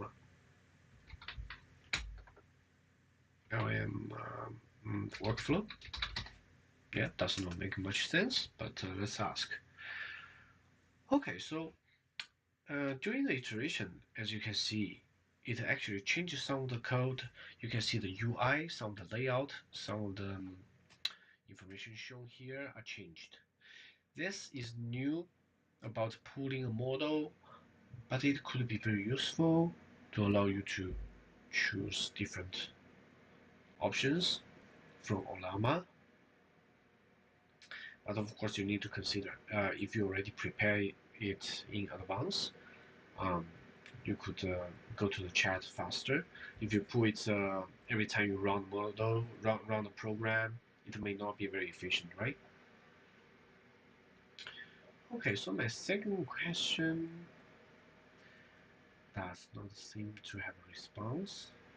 Maybe it will be much longer, I suppose. Because you see my PC is not a very new machine and you can see the fans are working. Okay, good.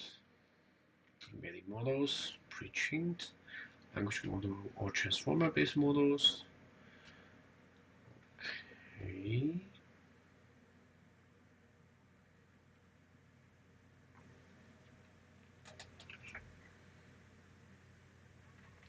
Okay, so without checking any more details, I think it's working. Okay, so during this Docker composing step, okay, my wish is that we can put the program as image inside of Docker environment. So whenever we test it, it could be in a safe place, right? It does not interfere with other components in your operating system. Um, and during the iteration using the Windsurf coding assistant, it actually offered me additional option, which is a surprise. Change some of the layout of the UI, a surprise, which I should avoid during my prompting process. And eventually it works in Docker environment. All right, and you can see the URL is A502 because I wanted to avoid, right? Avoid the conflict as you saw before. Um, yeah, I think this is about it. And let's come back to Docker environment and check it again. So we have our image here. We have, okay, the Llama and also the Llama chat UI in the name. Okay, I think, let me check.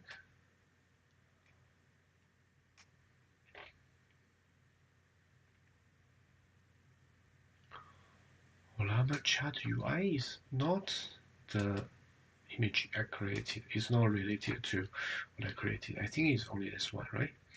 It's Windsurf tutorial of Llama data. Is this one. And container is this one. When I come inside and I have my chat UI here. To be honest, I have not yet 100% figured out how the Docker environment is set up, but at least at this moment it works. So about the Docker, if I find something new or very interesting and useful for your program development, I'm going to share with you in the future. But at this moment, I already achieved the goal that I set in the previous video.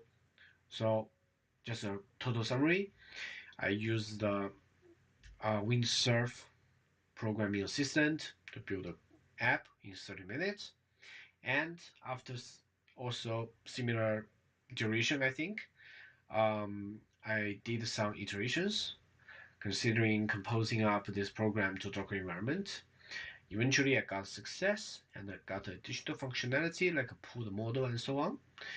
And I think I'm going to also share this part in my GitHub repository, so you can take it as a reference. Okay. I wish you like the like. I wish you like this. I wish you like this video, and still, this video will not be edited because I want you to be able to follow every step.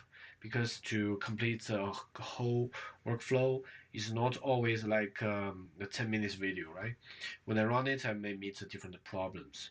So if you see similar problems, I wish it will be useful for you. Okay.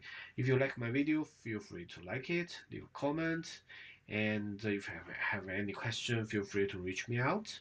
And do not forget to subscribe, and see you next time. Bye bye. Hey everyone, welcome back for another deep dive. You know, we've been spending a lot of time talking about large language models and all the incredible things they can do. Yeah, it's a really exciting field. For sure. But this time, we're taking things up a notch. Oh, Yeah, we're going to go beyond just simple chatbot stuff. We're going to see how LLMs can actually use outside information. like how to really think. Exactly. It's like teaching a computer to not just talk, but to actually learn from the world around it. So we're diving into this research paper titled Retrieval Augmented Generation, RG and Beyond. Oh, wow, I've heard of that Yeah. one. You familiar with it? I've skimmed it. Looks dense. Oh, yeah. It's pretty intense. But that's why we're here. to break it down. Make it digestible. Right, because this stuff has huge implications. Imagine LLMs that can analyze financial data or help doctors diagnose illnesses, or even, Assist lawyers. yeah, all while staying up to date with the latest info. This isn't just about having a super smart chatbot, it's about creating powerful tools. For all sorts of fields. Exactly. But before we get too carried away, let's break down what this retrieval augmented generation actually means. Okay, so think about it this way. Traditional LLMs, they're trained on massive amounts of data. Right. Huge data sets. Yeah, which is great for general knowledge. But that information, it can get outdated pretty quickly. And sometimes, get this, LLMs can even hallucinate, like make up information. Hallucinate. Yeah. They just start spitting out stuff that sounds plausible, but is totally made up. Whoa. That's a little unsettling. Definitely. Can you imagine relying on an LLM for medical advice and it starts inventing symptoms? That's a scary thought. Yeah. That's where RAG comes in. It basically gives LLMs access to external, up-to-date information. It's like giving them a direct line to... A world's knowledge. Precisely. So our RAG is like a super-powered research assistant for the LLM, making sure it's working with the most current information. I like it. But the paper doesn't stop there, does it? It actually categorizes the ways LLMs use this external data. Oh, it gets way more granular. Yeah. Into these 4 levels of queries. 4 levels. And understanding those levels is key to understanding how complex this stuff really is. Right, because it's not just about finding information, it's about... knowing how to use it. Exactly. Okay, so level 1. Explicit fact queries. This sounds like the simplest type. It is. It's the most straightforward. Think of it like asking, where were the 2024 Summer Olympics held? The LLM can just pull that answer straight from a database. Like a supercharged Google search. Basically. Got it. Simple and efficient. Okay, now level 2 is the implicit fact queries. These seem a bit trickier. A little bit, yeah. Here, the LLM needs to put together different pieces of information to get to the answer. Okay. For example, let's say you ask, what is the majority party in the country where Canberra is located? Okay. Well, the LLM needs to know that Canberra is in Australia and then figure out what the political landscape is in Australia. It's like... 2-part puzzle. Yeah, exactly. Okay, so we're building on the complexity here with each level. So level 3, interpretable rationale queries. This is where things start to get really interesting, right? Absolutely. Now we're talking about not just facts, but also understanding the why behind those facts. The reasoning. Exactly. Applying rules and logic to solve real-world problems. Okay, so give me an example. Like, paint me a picture. Sure. Imagine you're asking a medical LLM. You say, how should I diagnose and treat chest pain? All right. The LLM, it can't just regurgitate symptoms. It needs to understand medical guidelines, best practices. It's got to think. Like a doctor. Yeah. More than just a medical encyclopedia. Wow. Okay, so that's pretty impressive. And then we have level 4, hidden rationale queries. This sounds like the ultimate challenge. It is. This is where it gets really complex. It's really complex. Now we're talking about cases where the reasoning behind a decision is not explicitly stated anywhere. It's hidden. Yeah. The LLM has to infer the reasoning from the data itself, like a detective. Piecing together clues. Exactly. Yeah. So for example, let's say you asked an LLM to analyze a bunch of financial reports and predict a company's future. Mm-hmm. It would need to sift through tons of data, look for patterns without any clear instructions on what to look for. And make a judgment call. Yes. And the rationale for that prediction, it might not be written down anywhere. It has to learn to connect the dots. Exactly. Yeah. Like a human expert. This is mind-blowing stuff, but it's also a little daunting. I mean, even with RAG bringing in all this external data, how do you teach an LLM to actually process and understand it all? Yeah. Especially when you think about all the different formats information comes in. Yeah, that's a huge challenge. And that's what we're going to dive into next. There's some really clever solutions being developed to tackle that problem. Okay, so my brain is officially buzzing. We've got these 4 levels of queries. But how do you actually teach an LLM to deal with all this external data? Right, because it's one thing to give an LLM access to information. It's another to make sure it can actually use it. Exactly. It's like giving someone all the ingredients for a fancy meal, but no recipe. Or cooking skills. Right. You need to teach the LLM how to actually work with what it's given. So what are some of the biggest challenges researchers are facing with this? Well, one of the biggest hurdles is just the variety of data formats out there. Oh, yeah, it's not all neat and tidy. No. No, it's not all nicely organized text in a database. We're talking about research papers, news articles, social media posts. A whole jumbled mess of info. Yeah, and a lot of it isn't even text. Right. There are images and charts and... Graphs, videos. How do you teach an LLM to understand a pie chart? Or a photograph. Exactly. That's the challenge of multimodal data. It's like Yeah. trying to teach someone to read in multiple languages at the same time. Wow. Yeah, that's a good analogy. One approach is to try to convert everything into text. Like translate it? Yeah, kind of. Yeah. So imagine turning a chart into a series of sentences. Describing what it shows. Right. But then you have things that are just too complex to easily summarize, like a scientific diagram. Or a video clip. Yeah. So for those cases, researchers are using something called multimodal embeddings. Embeddings. Yeah, think of it like creating a universal language that the LLM can understand. Like Esperanto for data. Exactly. Yeah. It lets the LLM process and compare different types of information, even if they weren't originally in the same format. So you're either translating it or finding a way to represent it in a way that the LLM already understands. Clever. But even once you've dealt with the formatting issue, there's still the problem of actually finding the right information, right? It's like looking for a needle in a haystack. A very big haystack. Yeah. So how do you make sure the LLM doesn't get lost in all that data? Well, one approach is to use dense retrieval. Dense retrieval. And uses machine learning to understand the meaning behind your query. Not just the keywords. Right. So instead of just looking for a document that contains the exact phrase Summer Olympics 2024, it might understand that you're actually interested in The location. the medal winners. The controversies. Yeah. It allows LLMs to understand the nuance. Exactly. Yeah. Which is especially important when we start talking about those higher level queries. Where the LLM actually needs to reason. Yes. It needs to connect the dots. Right. Like it's the difference between knowing a bunch of facts and actually being able to use those facts To solve back. to make an argument, to think critically. Exactly. And to handle those more complex queries, researchers are developing these special techniques to guide the LLM's reasoning process. Okay, now I'm really intrigued. What kind of techniques are we talking about? Well, one approach is called prompt engineering. Prompt engineering. It's all about asking the right questions. Okay. Instead of just asking the LLM for an answer, you carefully craft a set of instructions or a series of questions that give it context. Like a roadmap. Yes, a roadmap. Instead of just asking a medical LLM, what's the diagnosis? You might give it some background information about the patient, Their symptoms. medical history. And maybe even point it to relevant sections in a textbook. So you're basically giving it a crash course. Exactly. And by structuring the input in this way, you can help the LLM focus on the right information. And use its reasoning powers more effectively. Right. Another cool technique is called chain of thought prompting, or COAT. Chain of thought. It's a way to encourage the LLM to think step by step. Oh, so you can see how it's getting to the answer. Exactly. It makes the reasoning process more transparent. Which I like. It's always a little unnerving when you don't know. How the machine is thinking. Yeah, exactly. Black box AI is kind of creepy. So with co-prompting, it's like you're asking the LLM to show its work. Like a student solving a math problem. Yes.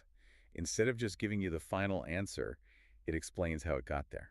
So for our chest pain example, the LLM might say something like, the patient is experiencing chest pain, shortness of breath, and nausea.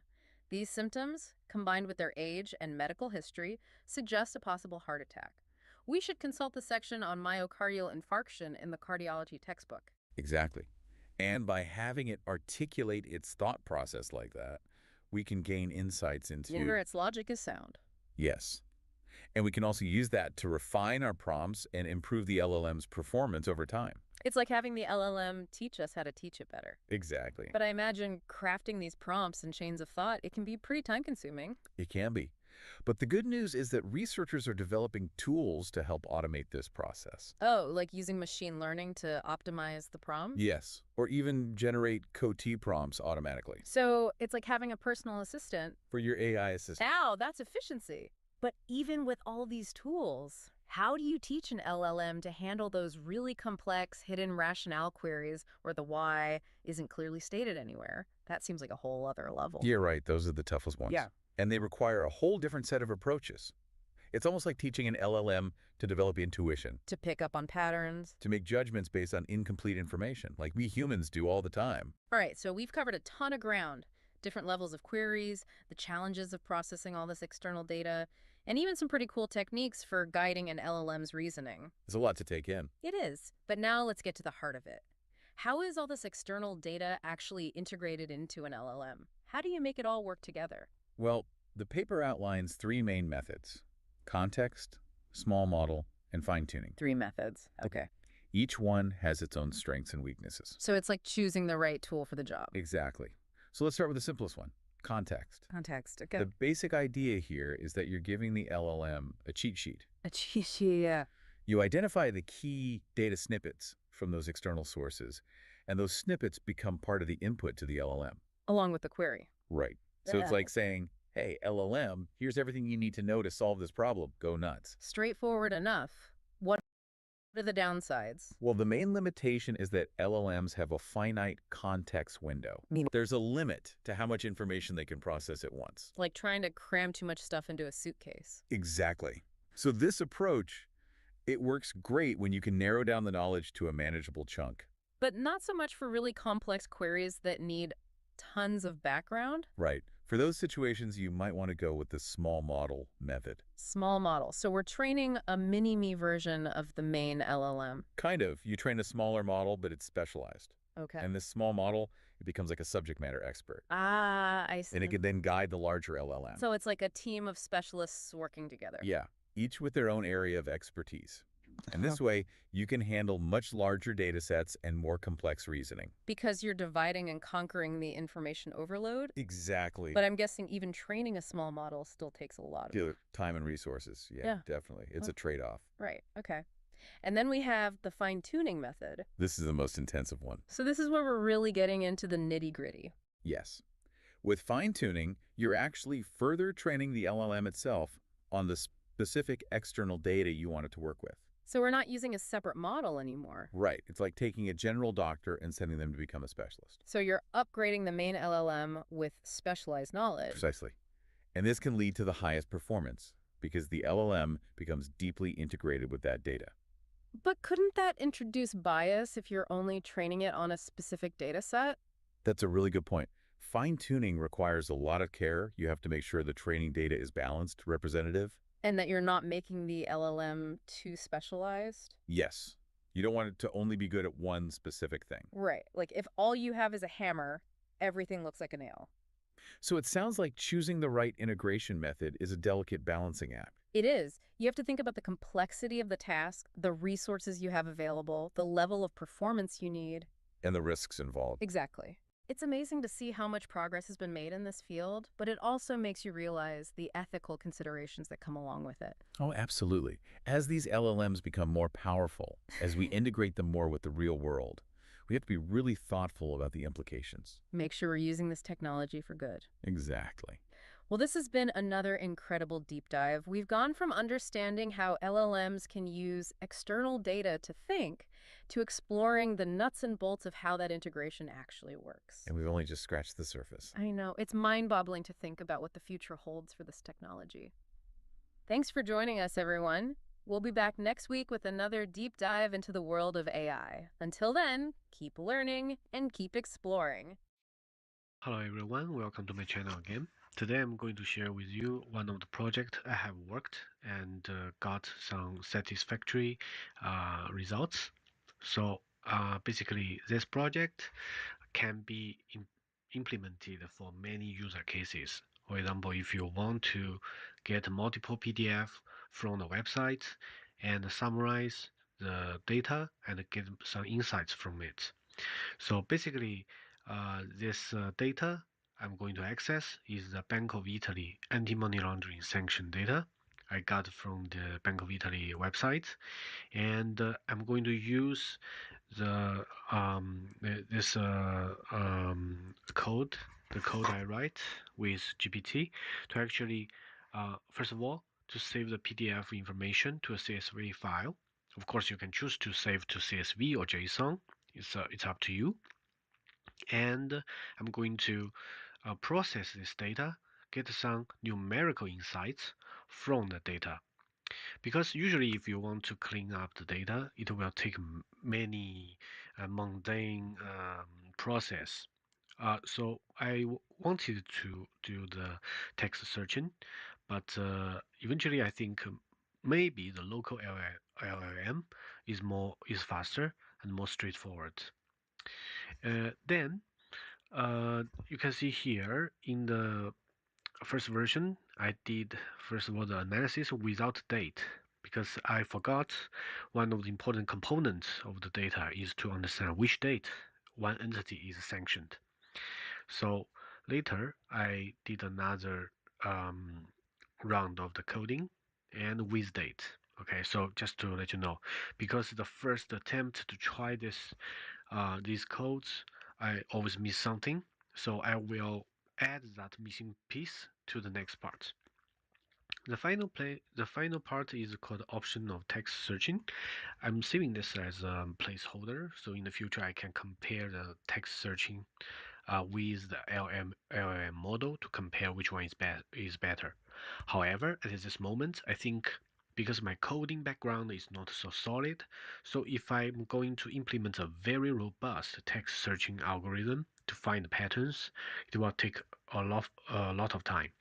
So today I'm going to go over the project with you. Okay, let's check the code. First of all, I'm going to get the data from this website. Basically, if you go to this web page, you are going to see there are some introduction and also a list of the PDF, all the links you can download. Okay, so basically in this part of the code, I'm going to use some, I think this is a traditional way to scrap the information from the website. And these I have done 2 or 3 iterations with GPT and also modify some of the components to make sure it works. And of course, I have also some of the manual adjustments. For example, like here, the pages of the website. I assume it has 19 pages. Okay, but this one, usually I would recommend to check the HTML file, check the website to understand which is the range, because make it too small or too large does not make sense and also can intrigue some of the errors of the code. In the end, this code will actually make sure all the information is properly stored in the CSV file. I'm going to show you quickly the CSV file is like this. Okay, usually it has the URL, it has also the text information from the PDF, and this will be the base for us to process. So then let's come here.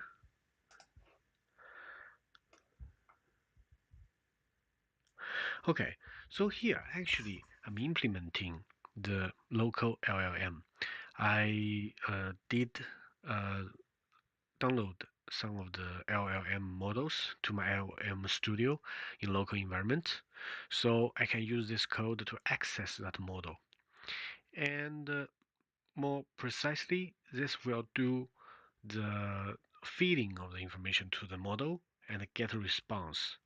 So I think the most important part is about, first of all, set the local server address and then extract the sanction information based on this part, this function. So basically this function is going to intrigue this chat mode with the model. Okay, so I have my prompt information here to get concise structured information. And okay, I also said the maximum token is 200 because I don't want it to be too long. Sometimes if you don't set a limit, the model will go on forever and cost a lot of compute. And you are going to wait a lot of time. So, and then here, this is a part of the function that actually gets precisely this information. Okay, so after running it, we can see here. Here is a data frame which we have. We have partially the information.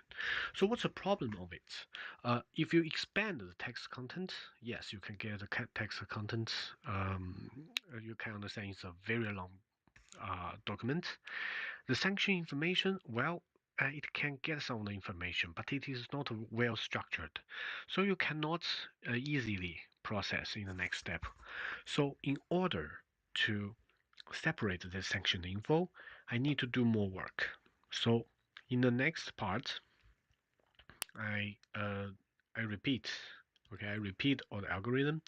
Actually, I um, make sure of course, I work with GPT to refine this part of the code to actually make sure it will separate the information to the data frame with separate column.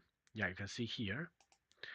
Yes, we have separated them to sanction entity, amount, and also the reason.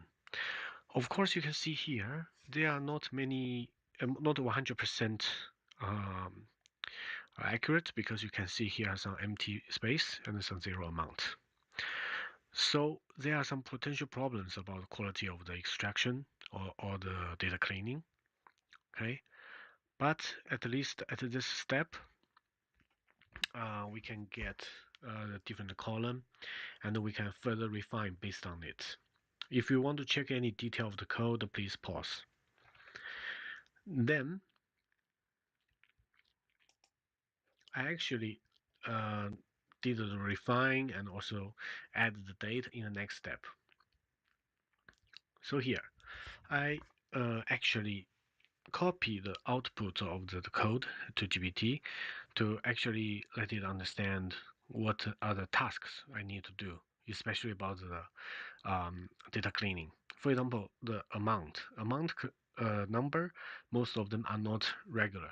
For example, the punctuation, like the separator of the thousand number, 30, in Europe and in USA and in China are totally different. So I iterate several steps to get this part of the function to let the code to clean the data.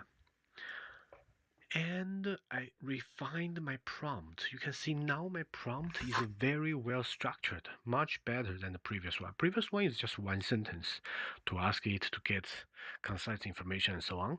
But now I have different bullet points to let the LLM to get me these information.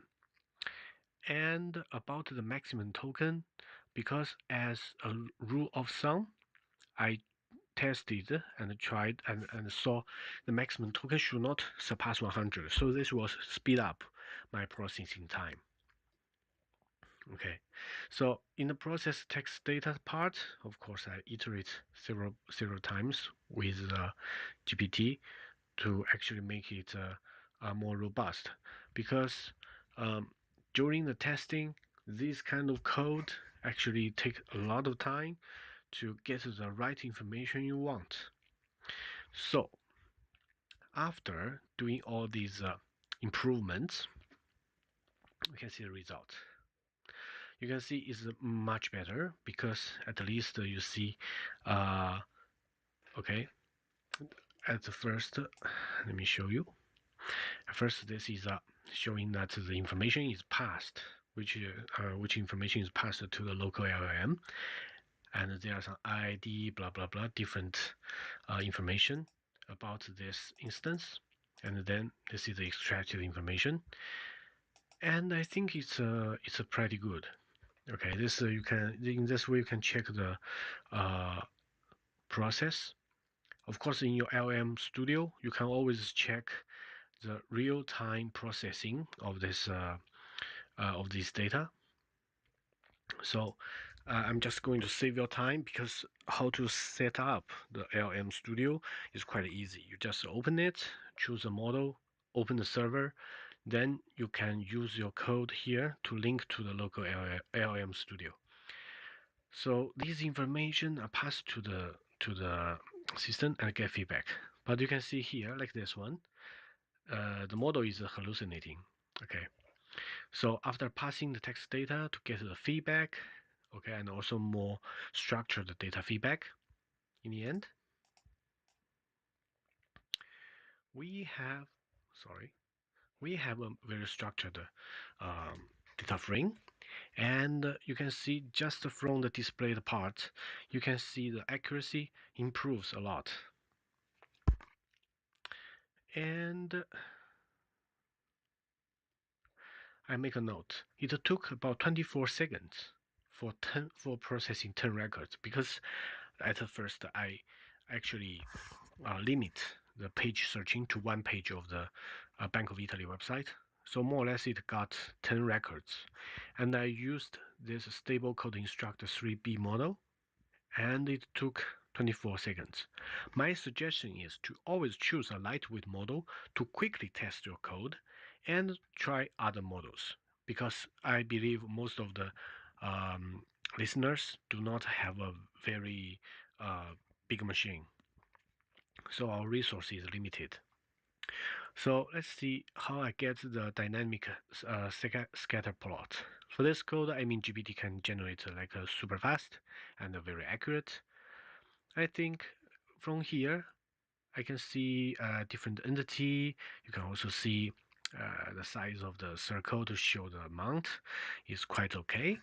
I think it's very useful for the data visualization. But you can see here some entities have very lousy code. Is not accurate. And you can also see some of the sentence. Let me try to check some to you. For example, like this one, because of some of the sanction is to person. So if I want to see um, like the aggregation or to an entity, this data has some noises. Like I do not want to see how much one single person is fined, is penalized. So this just to show you there are some limitations at this point.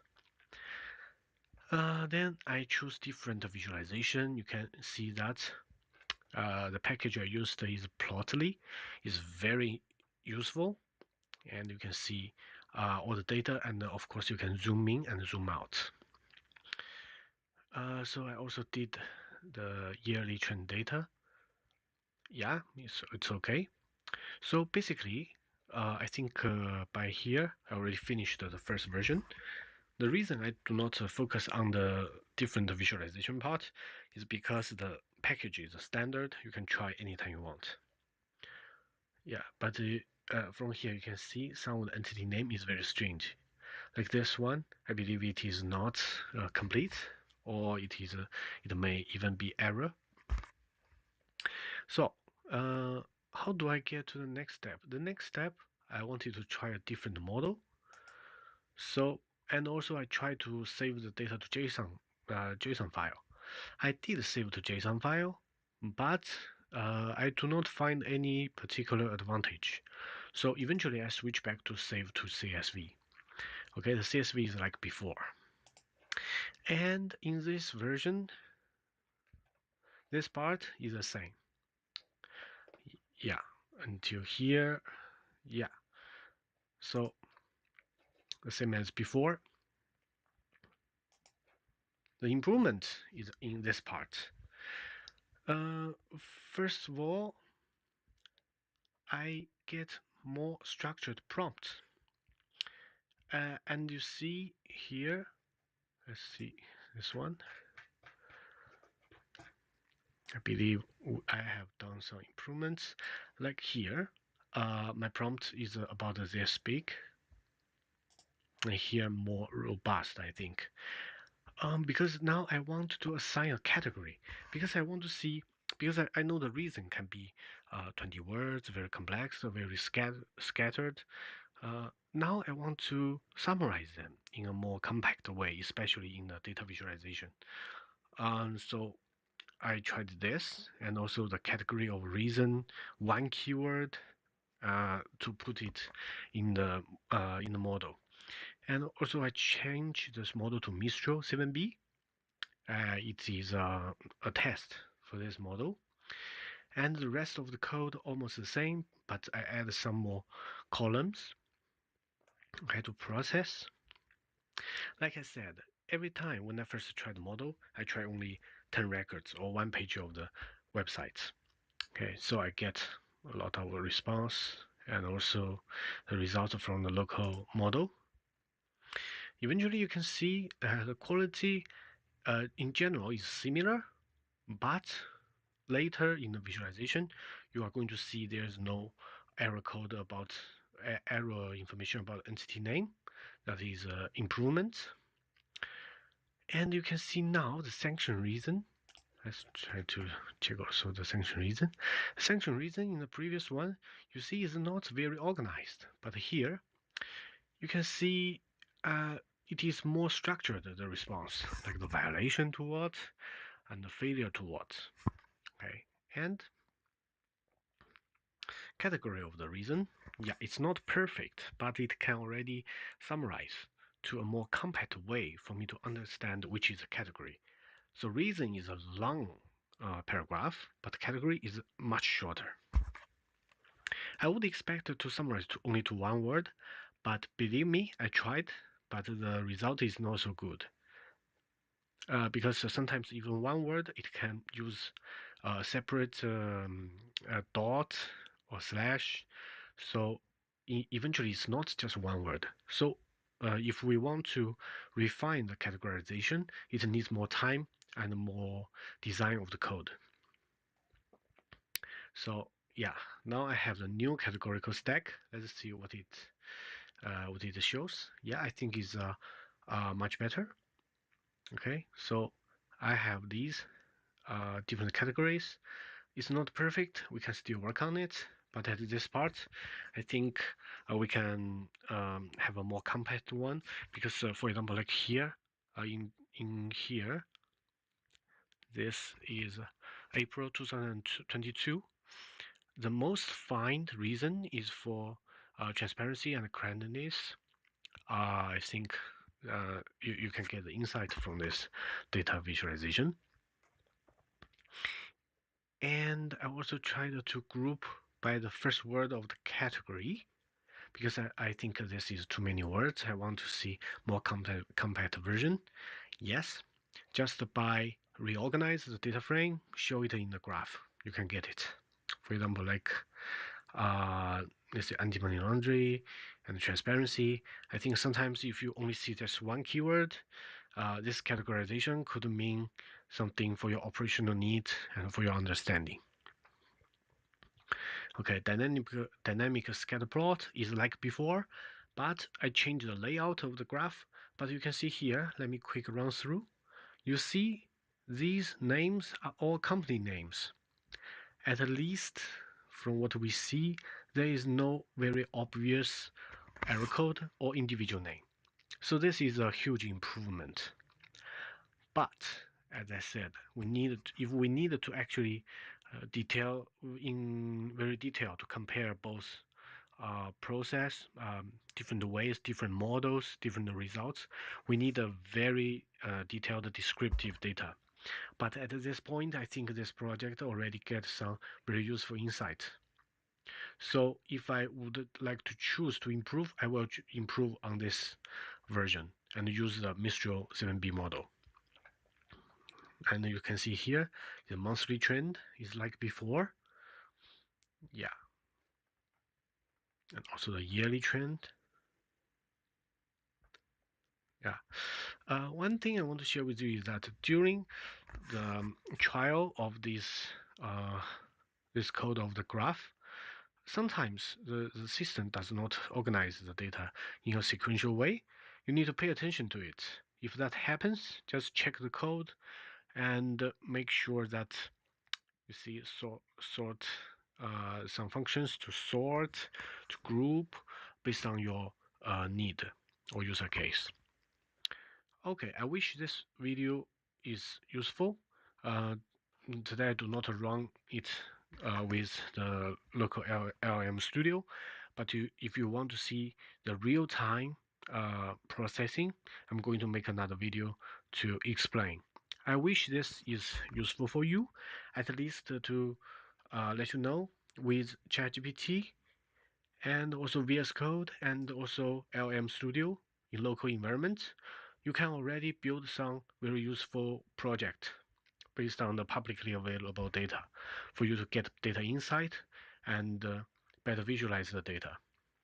Of course, based on this, you can implement many algorithms to do the prediction, to the regression, and so on. Wish you had a fun time, and see you next time.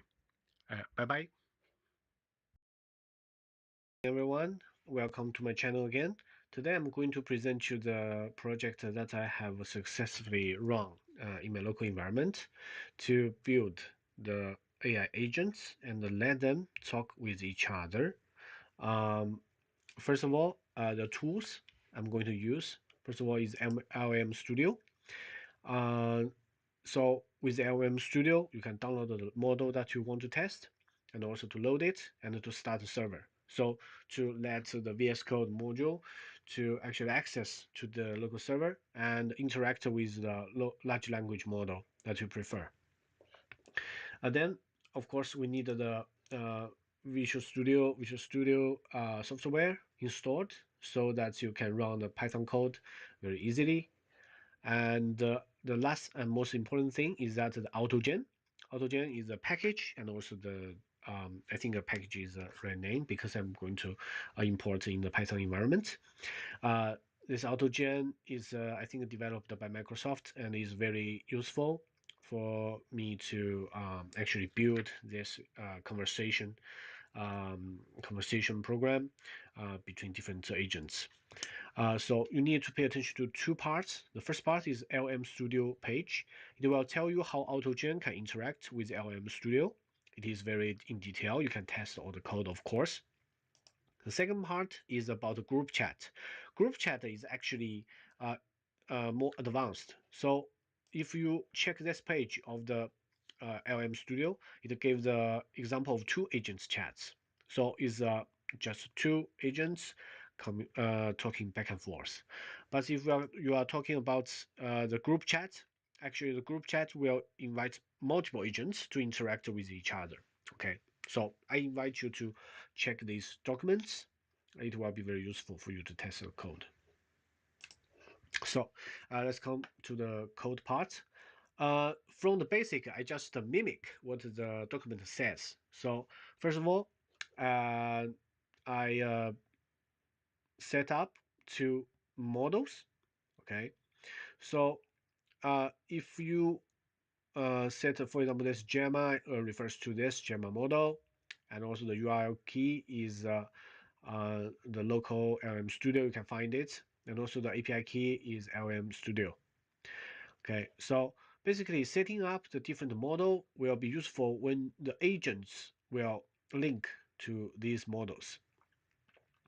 And you can see here the second part is to from the AutoGen import conversible agents.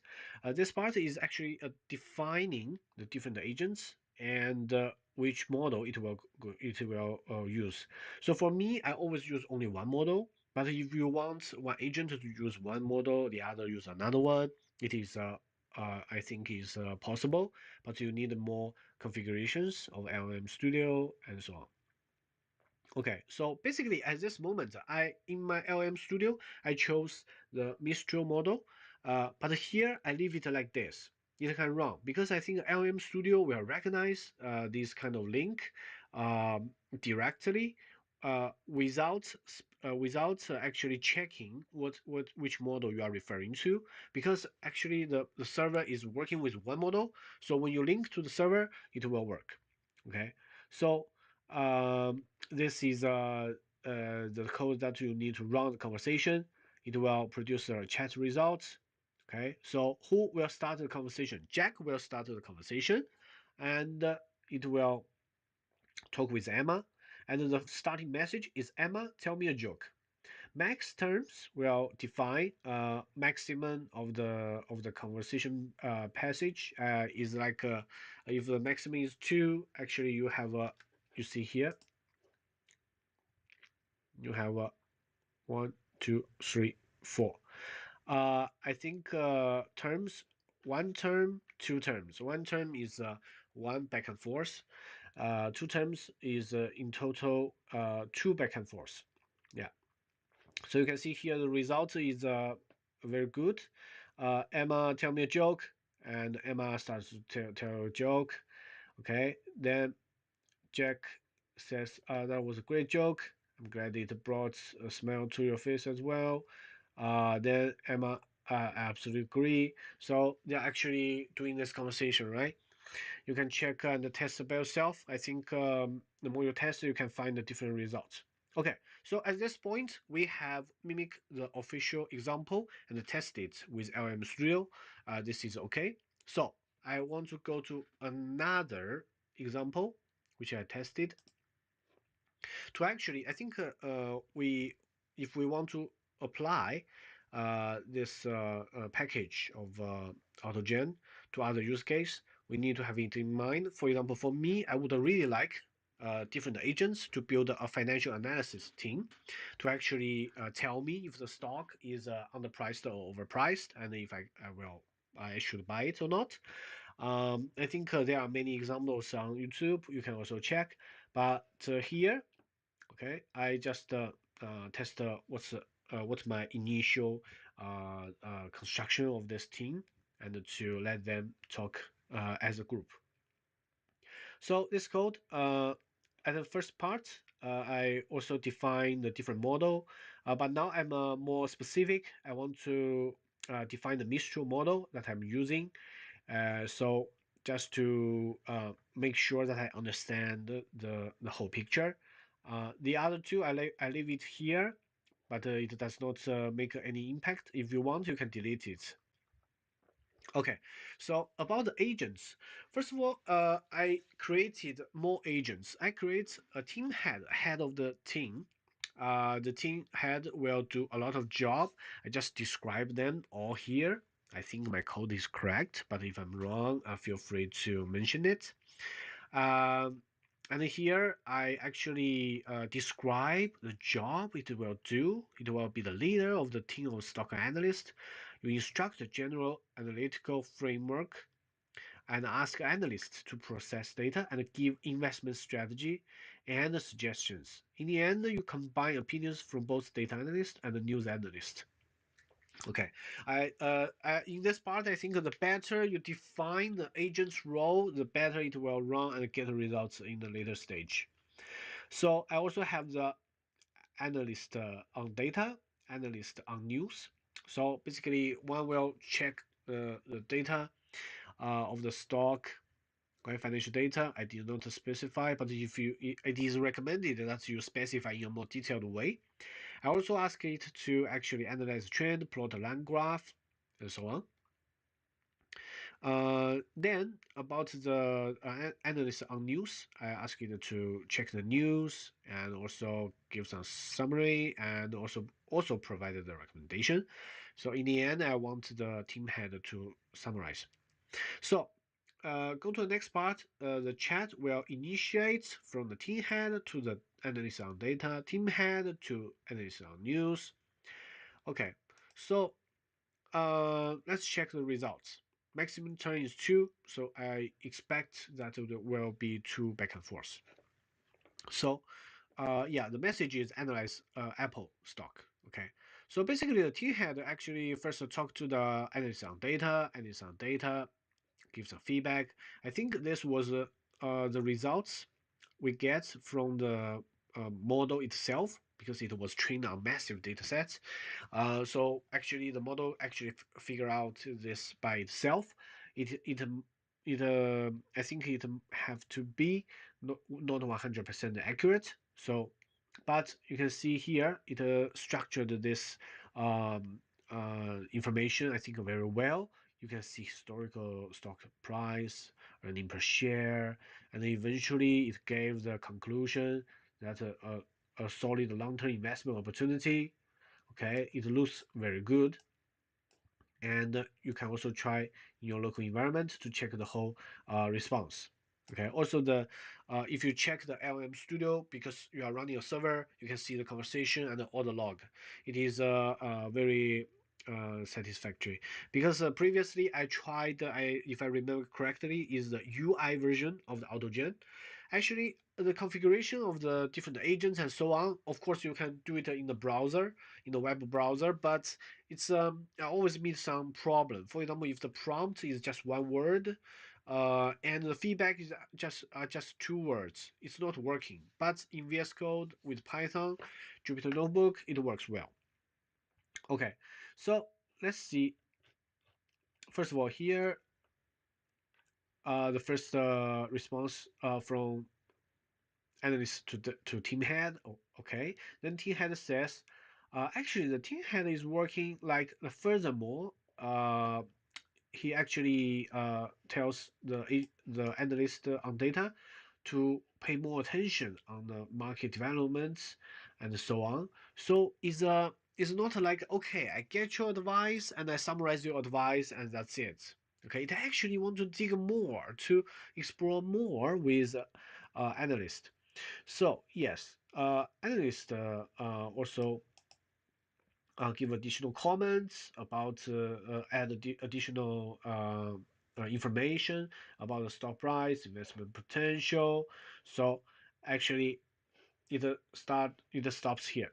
Okay, so when I reach this point, I realize that actually there is not another feedback. So uh, the conversation is complete. But if I want to get the conclusion from the team head, it does not give. So I need to configure either the conversation terms or I change the description of the team head and make sure it works better. Okay, so the is still prompt engineering as a basis. So the better you engineer the prompt, the better you get the results. So the system stop here and goes to the next conversation. Is the team head to the analyst on news. Okay, so at this point I realize it's a separate chat. Okay, so it asks the analyst on news to check.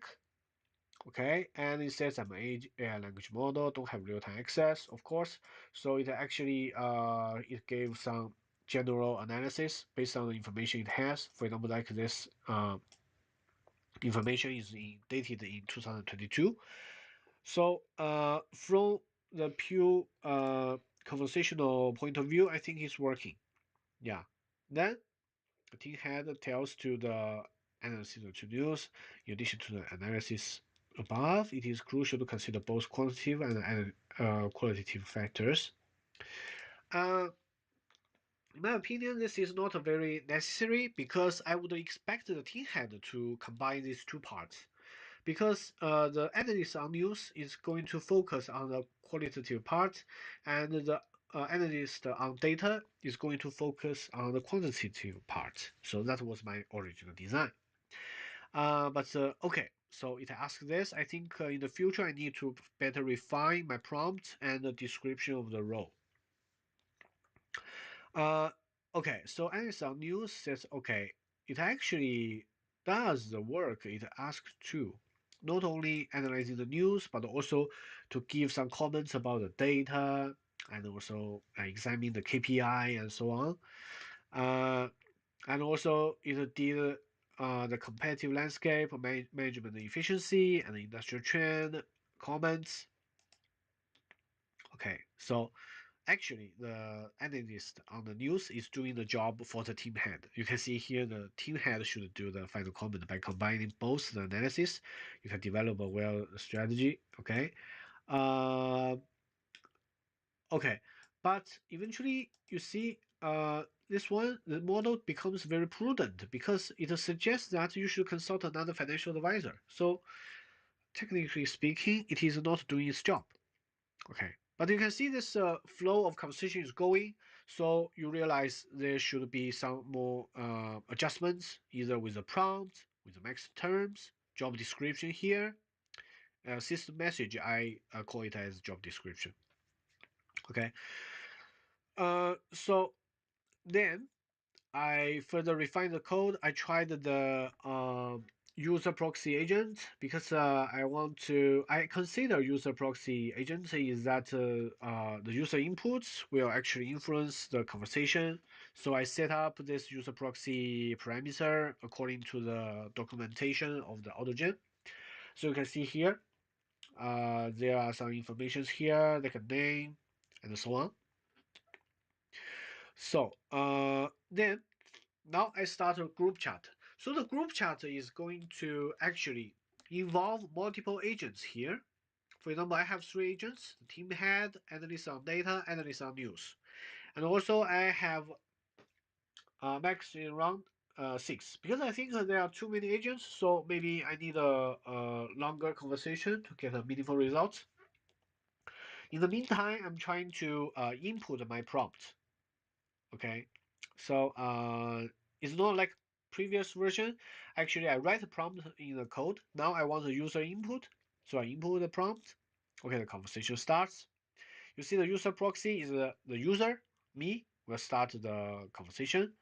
Uh, and conversation to the manager, and so the manager will go to the group chat in this sequence. Okay, let's see. Okay, the system take my input as the user proxy to chat manager conversation, and then analysis on data. Okay, says okay, I'm doing the blah blah blah analysis. Okay,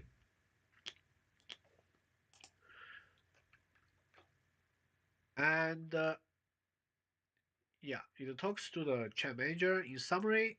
Okay, Amazon stock, blah blah blah. Okay, it does not give a very precise conclusion because it says you need to do further analysis. So it's not working very well. And then it says that it is important to keep in mind the past performance is not a passion. I think this is like a disclaimer from the banks, investment banks. Yeah, it's quite interesting. Uh, yeah. So then the group chat select the speaker field to resolve the next speaker's name. I think there are some issues with the naming of the agents. So if you see this kind of message, I suggest you to actually check. Uh, actually, the next part, the conversation goes to analysis of the news.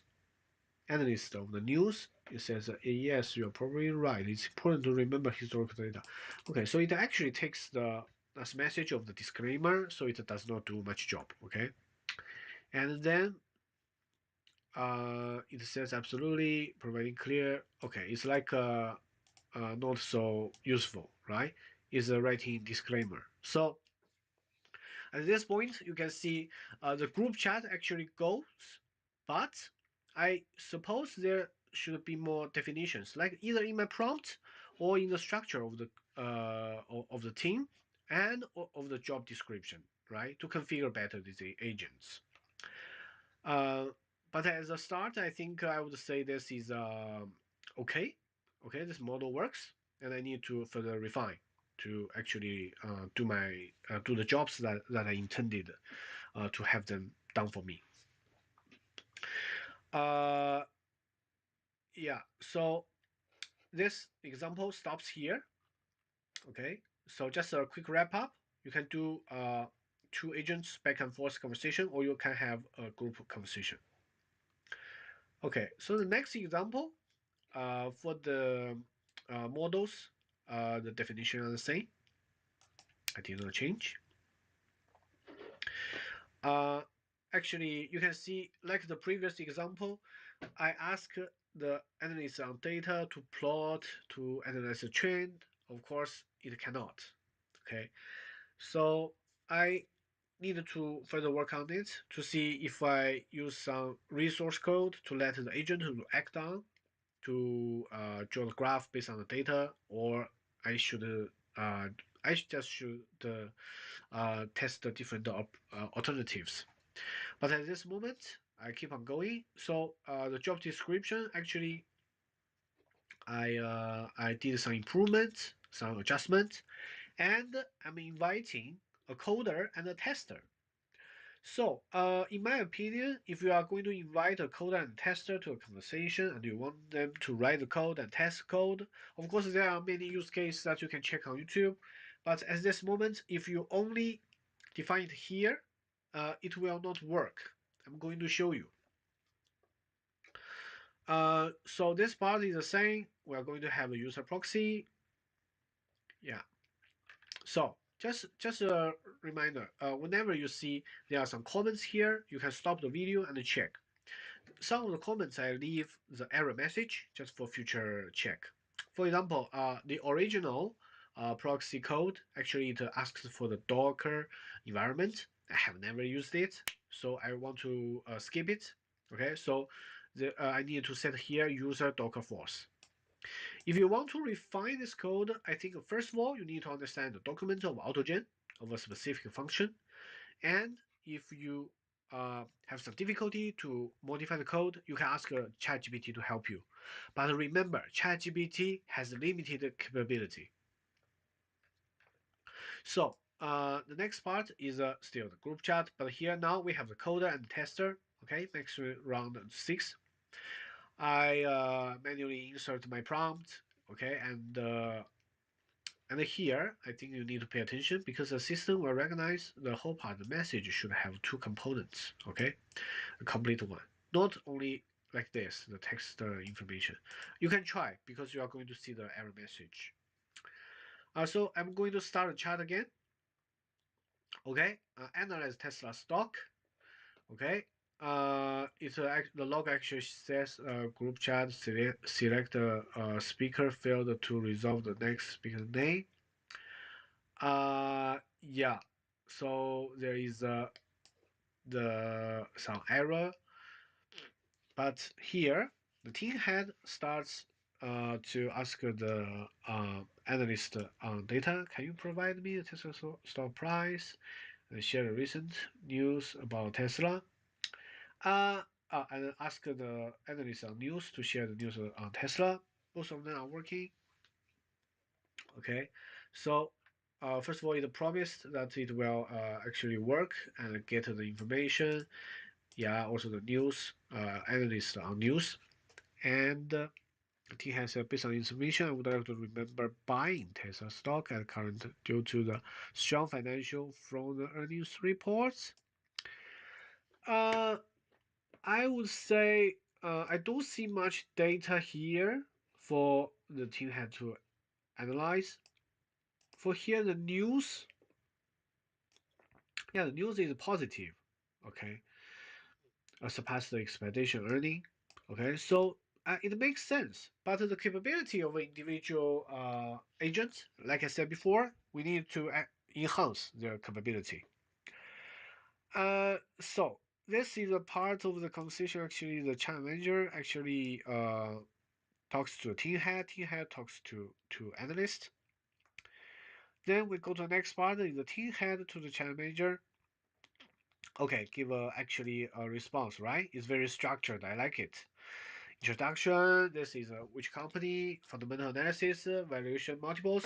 I think if you further modify the code, you can get a, the quasi professional report from this model.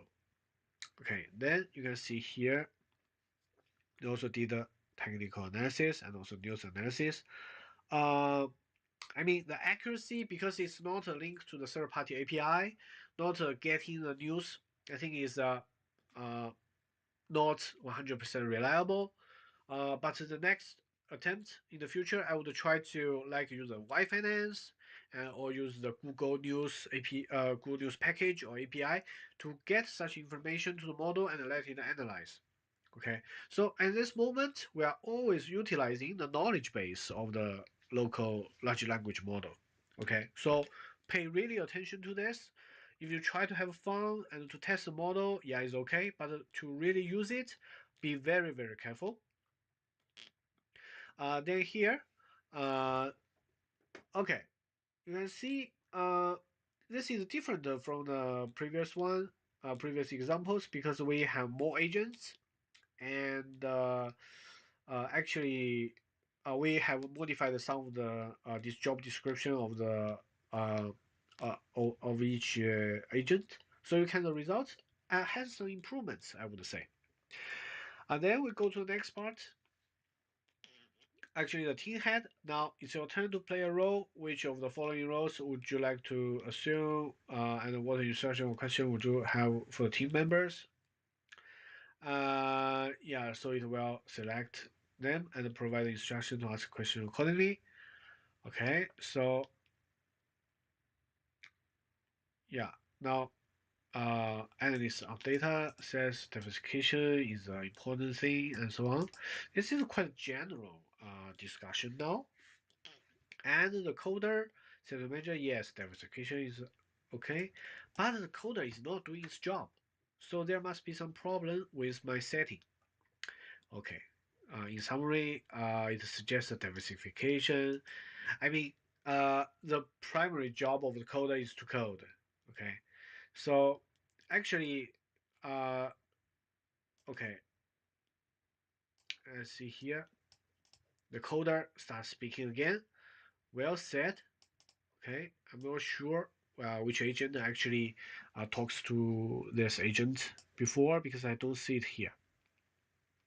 Anyway, you can do different tests to check the workflow.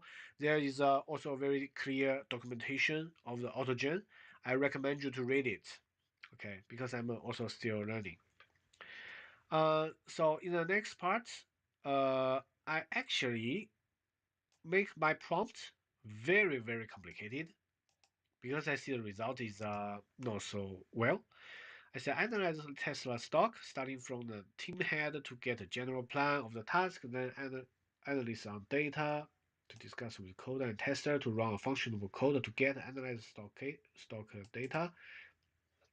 Let me see if I have a trunked uh, version. Yeah, it's this one. It's easier to read. Analyze Tesla stock, starting from the team head to get a general plan of the task. Then analyst on data discusses with coder and the tester to run a functional code to get analyze stock data and financial data and to give advice to the team head. Then blah blah blah. So now I give a very very clear instruction to the group. Let's see how it goes. So it takes the prompt, okay, and pass it to the chat manager.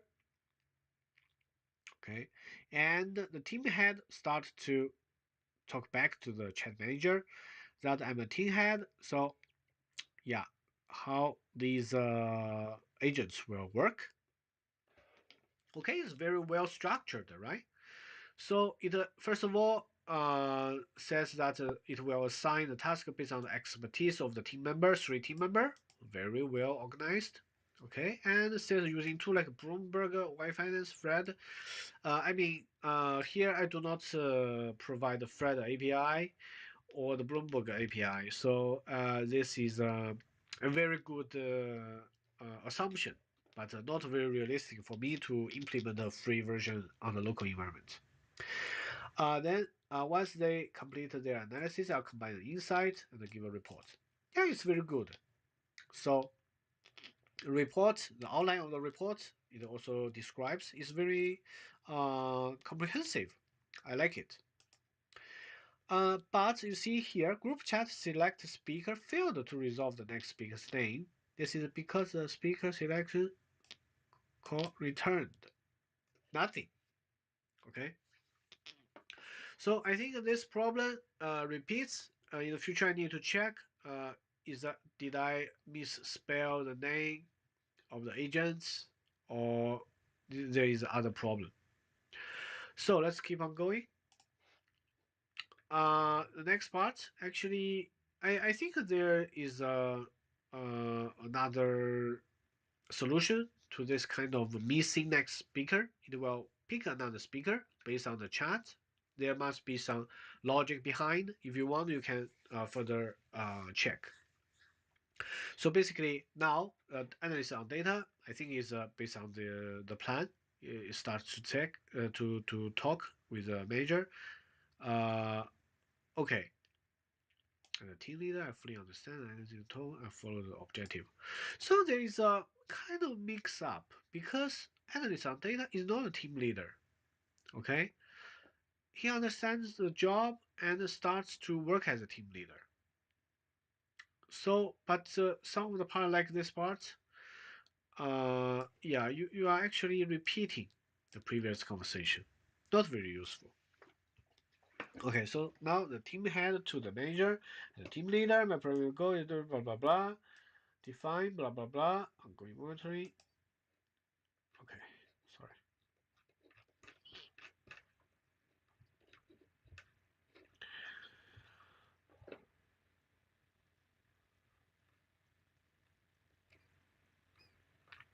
Yeah, here.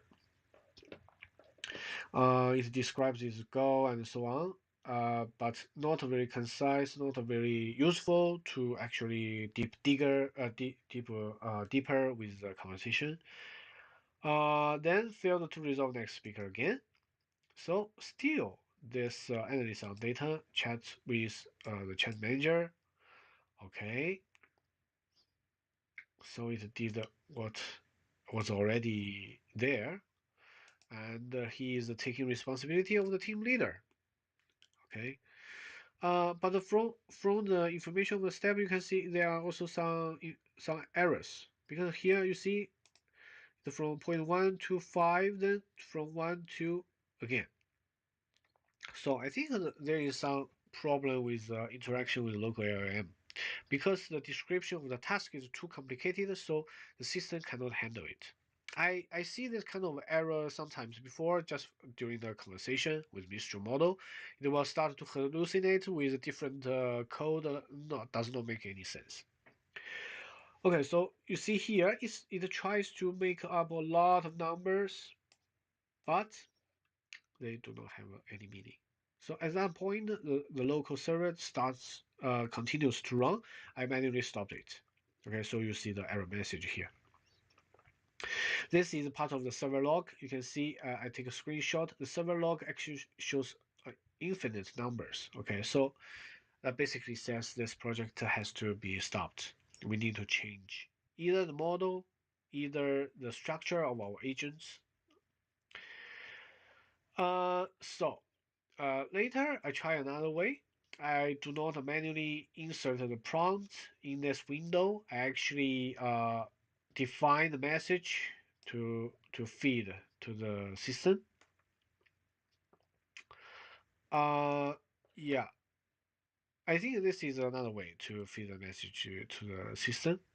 But somehow it actually only gets the okay, it asks my input if I remember correctly, but you can try. This is not a very big issue. You can either write your prompt here or you just manually input here. Okay. So at this stage, it starts a group chat again. Okay. Select speaker field. Okay. So at first it gives some comments. Okay, so but here we have some improvements. I will now step aside and let team head handle the analysis with using historical data. It's not 100% correct because I do not want the team head to do anything with historical data. So you can see there are more complicated configuration with more complex conversation. That will be needed. So to the next part, let's see the team head to chat manager. Okay, to provide the analysis, I will do a combination of formula and technical analysis. Okay, it's good. Both the data analyst and news analyst. Okay, it's going well, and it starts to okay fundamental analysis. Okay, it tells you uh, part of the information and also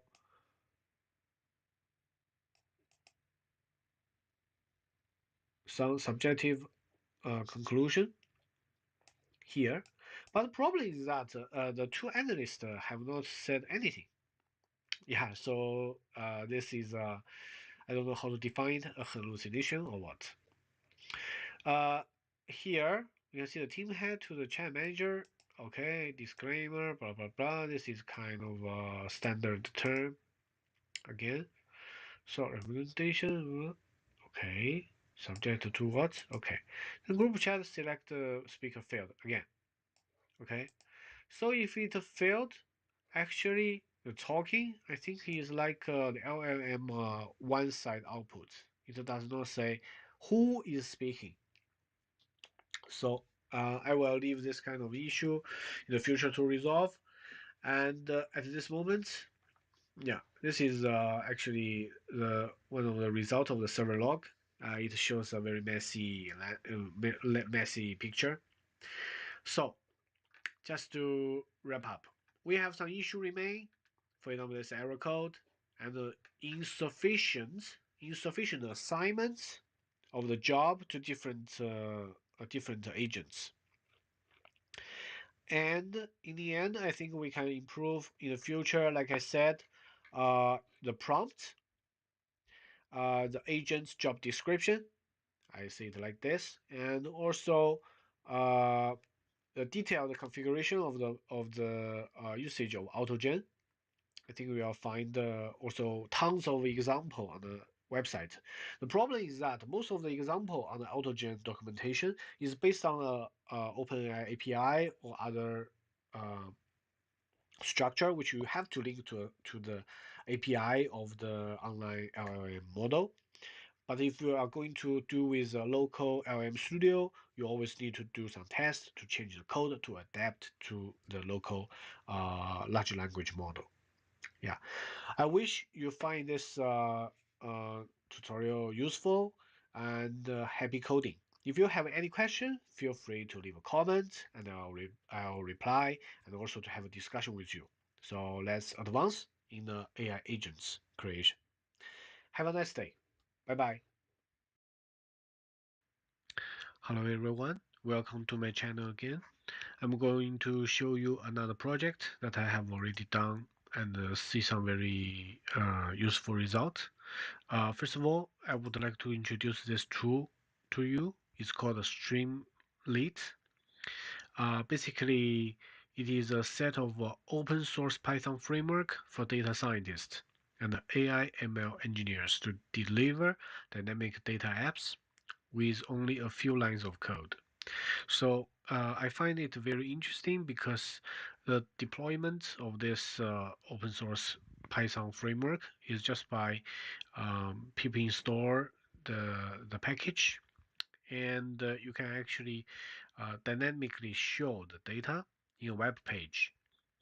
Uh, by the way, if you are already familiar with the different packages in Python, you know that you have millions of ways to plot the data.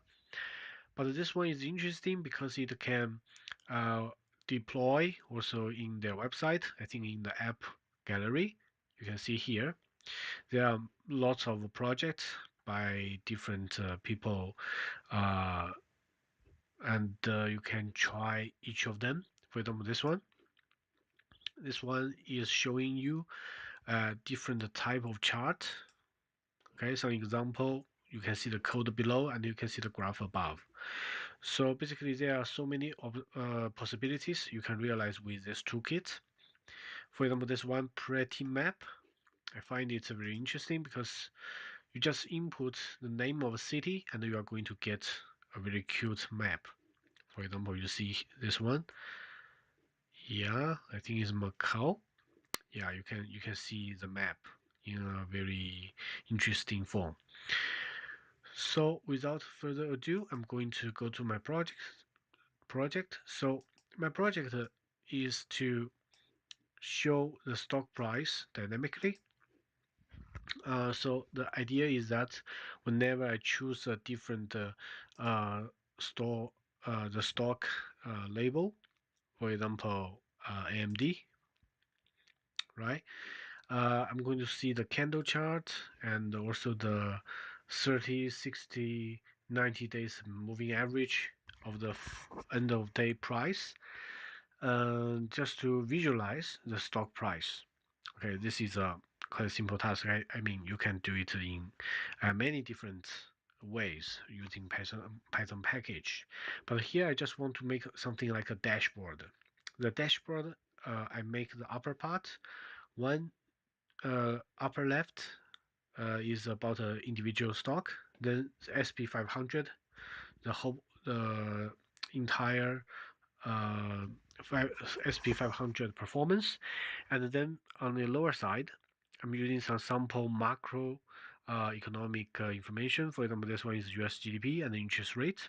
Of course, you can also change this to your US GDP growth rate to interest rate if you think that makes more sense. Or on the lower right side, you can see the US inflation and the unemployment rate chart. Okay, so basically I want to have this kind of a dashboard to understand the current situation.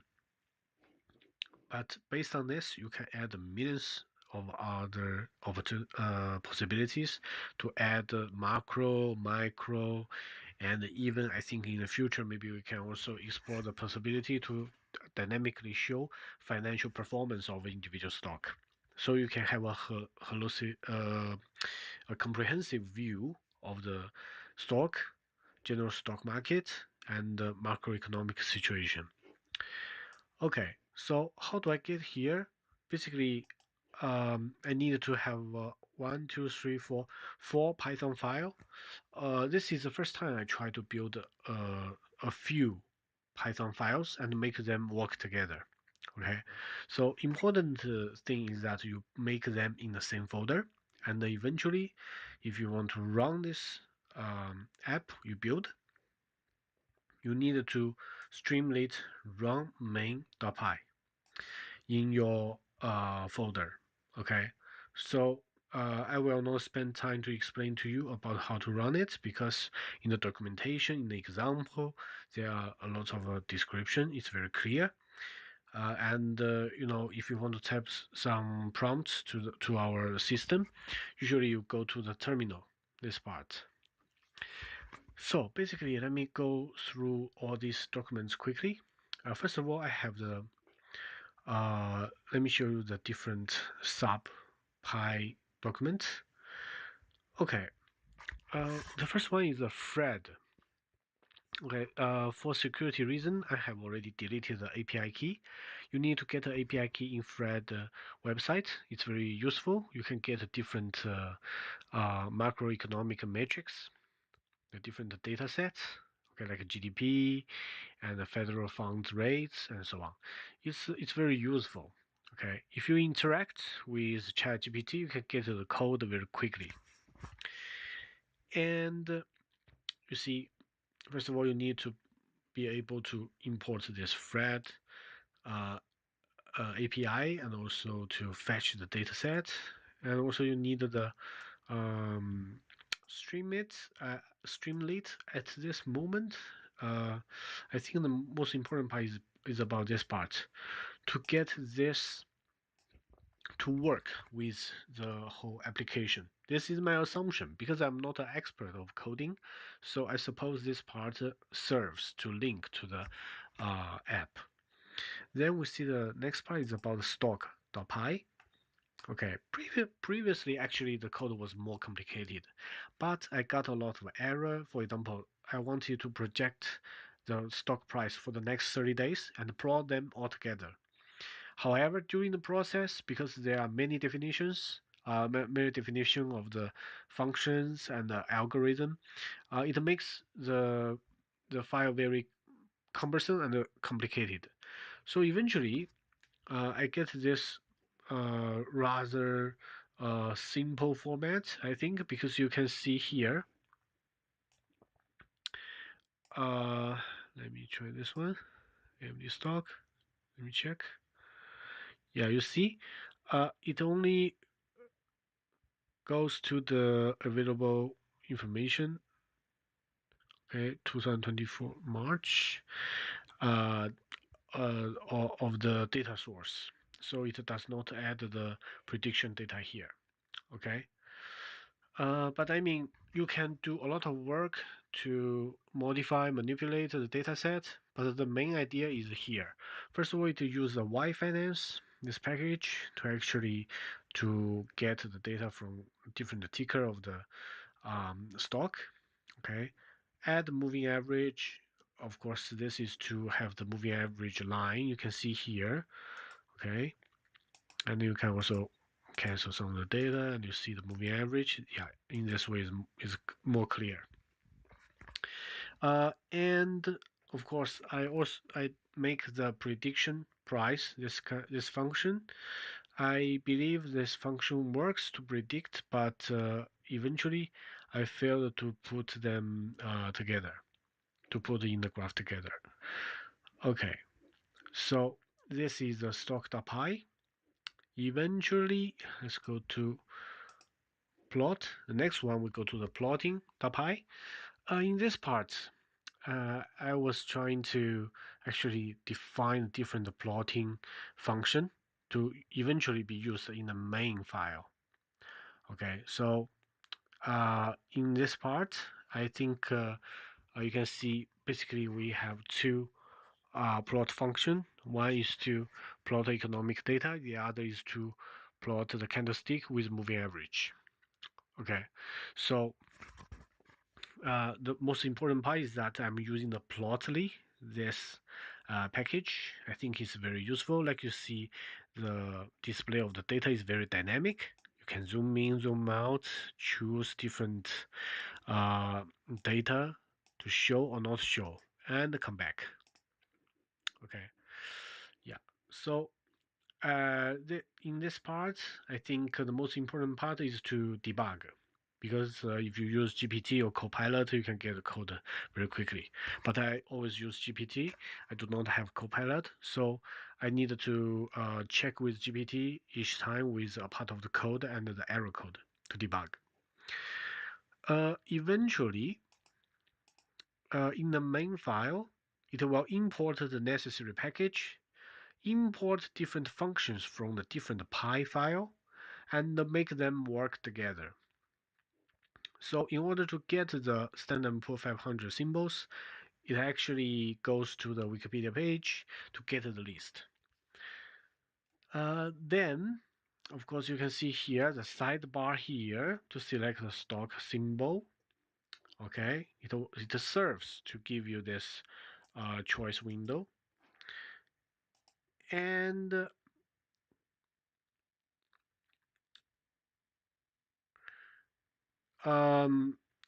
the next part is actually to import the different functions of different Py file and make them work together, okay, so that you can check.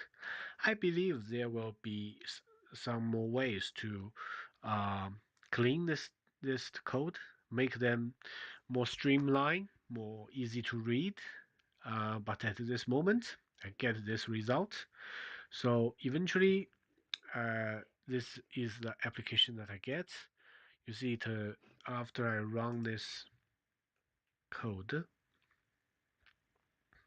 like I showed you before, stream it, run main.py. It actually jumps to this local server URL, and you can see the result.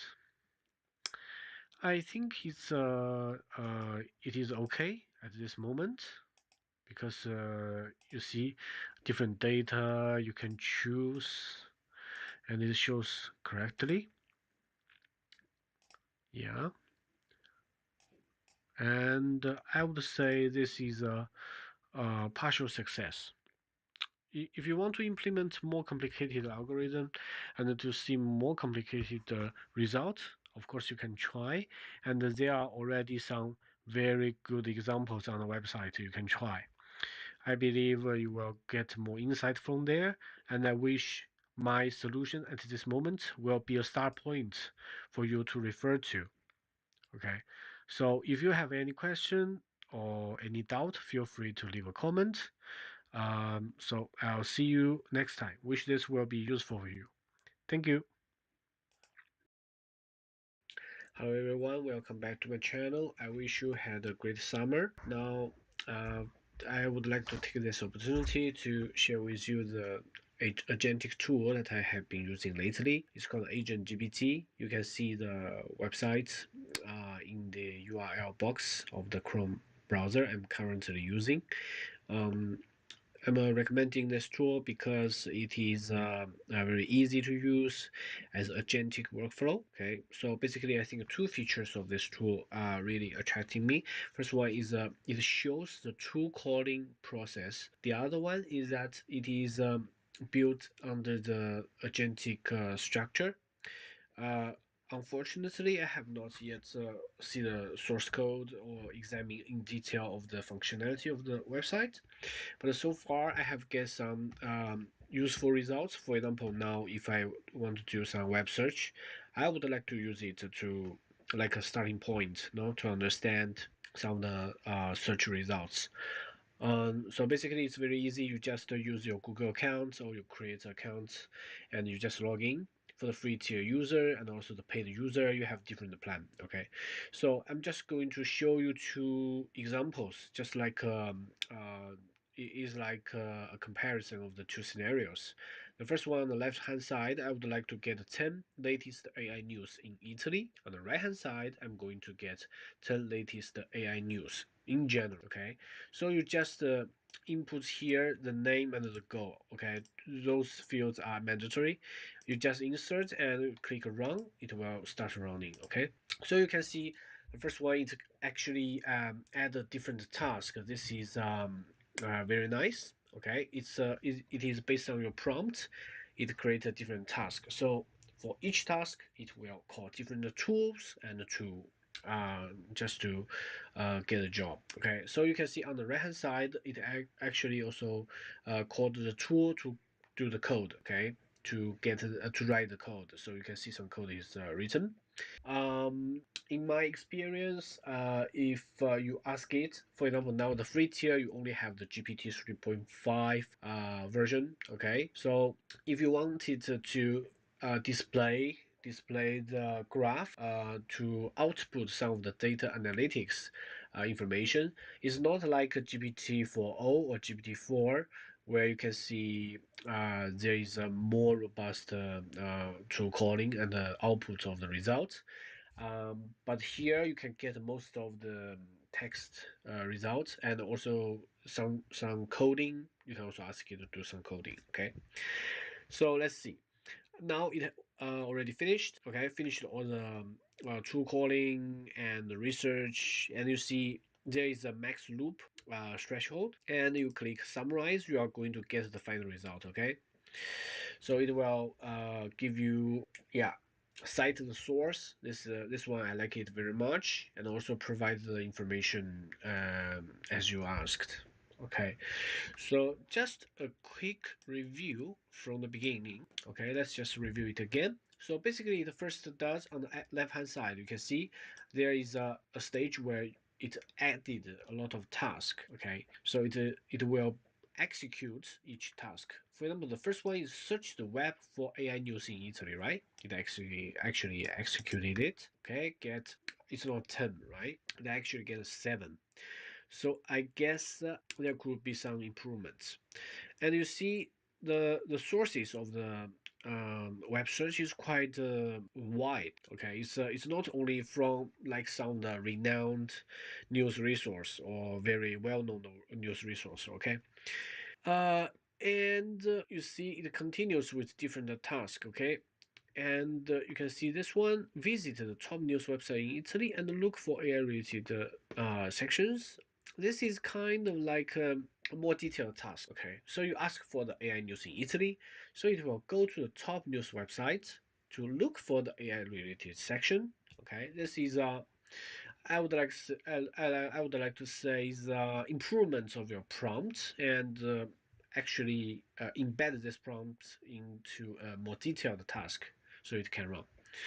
Okay, then we can see here, read the latest news articles in Italy.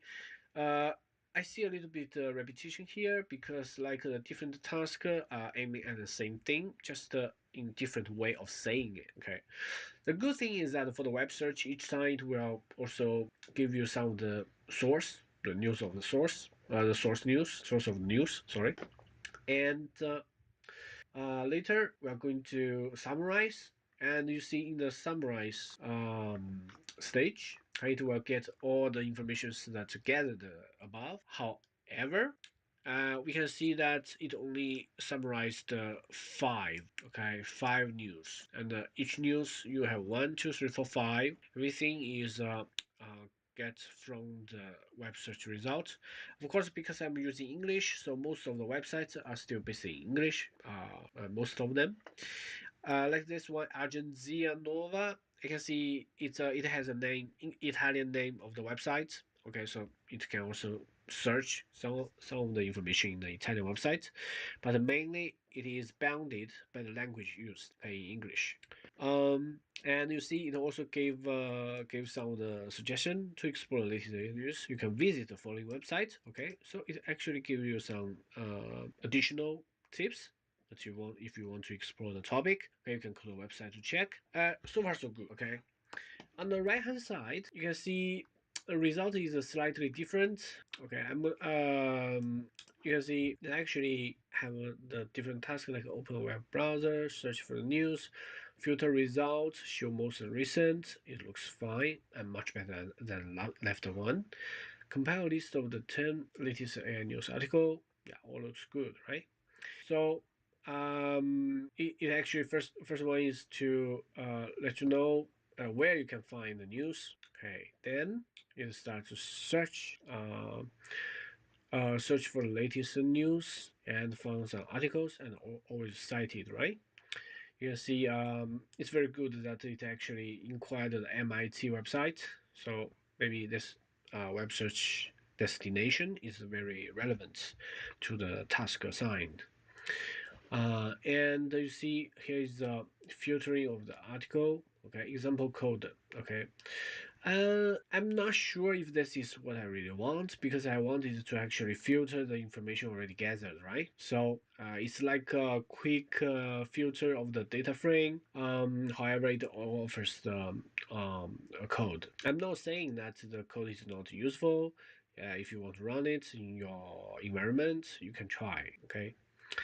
So it actually finished here. Okay, so this is just example code. You can see that this is not actually linked to the result already shown. Okay, so I believe this one is useless to actually get the to filter the existing result. But the filtering step actually happened because in the next to calling, actually it compiled the 10 news. Okay, so I guess it already had some running and the ranking of the page in the backend. Eventually, you see here, you get news.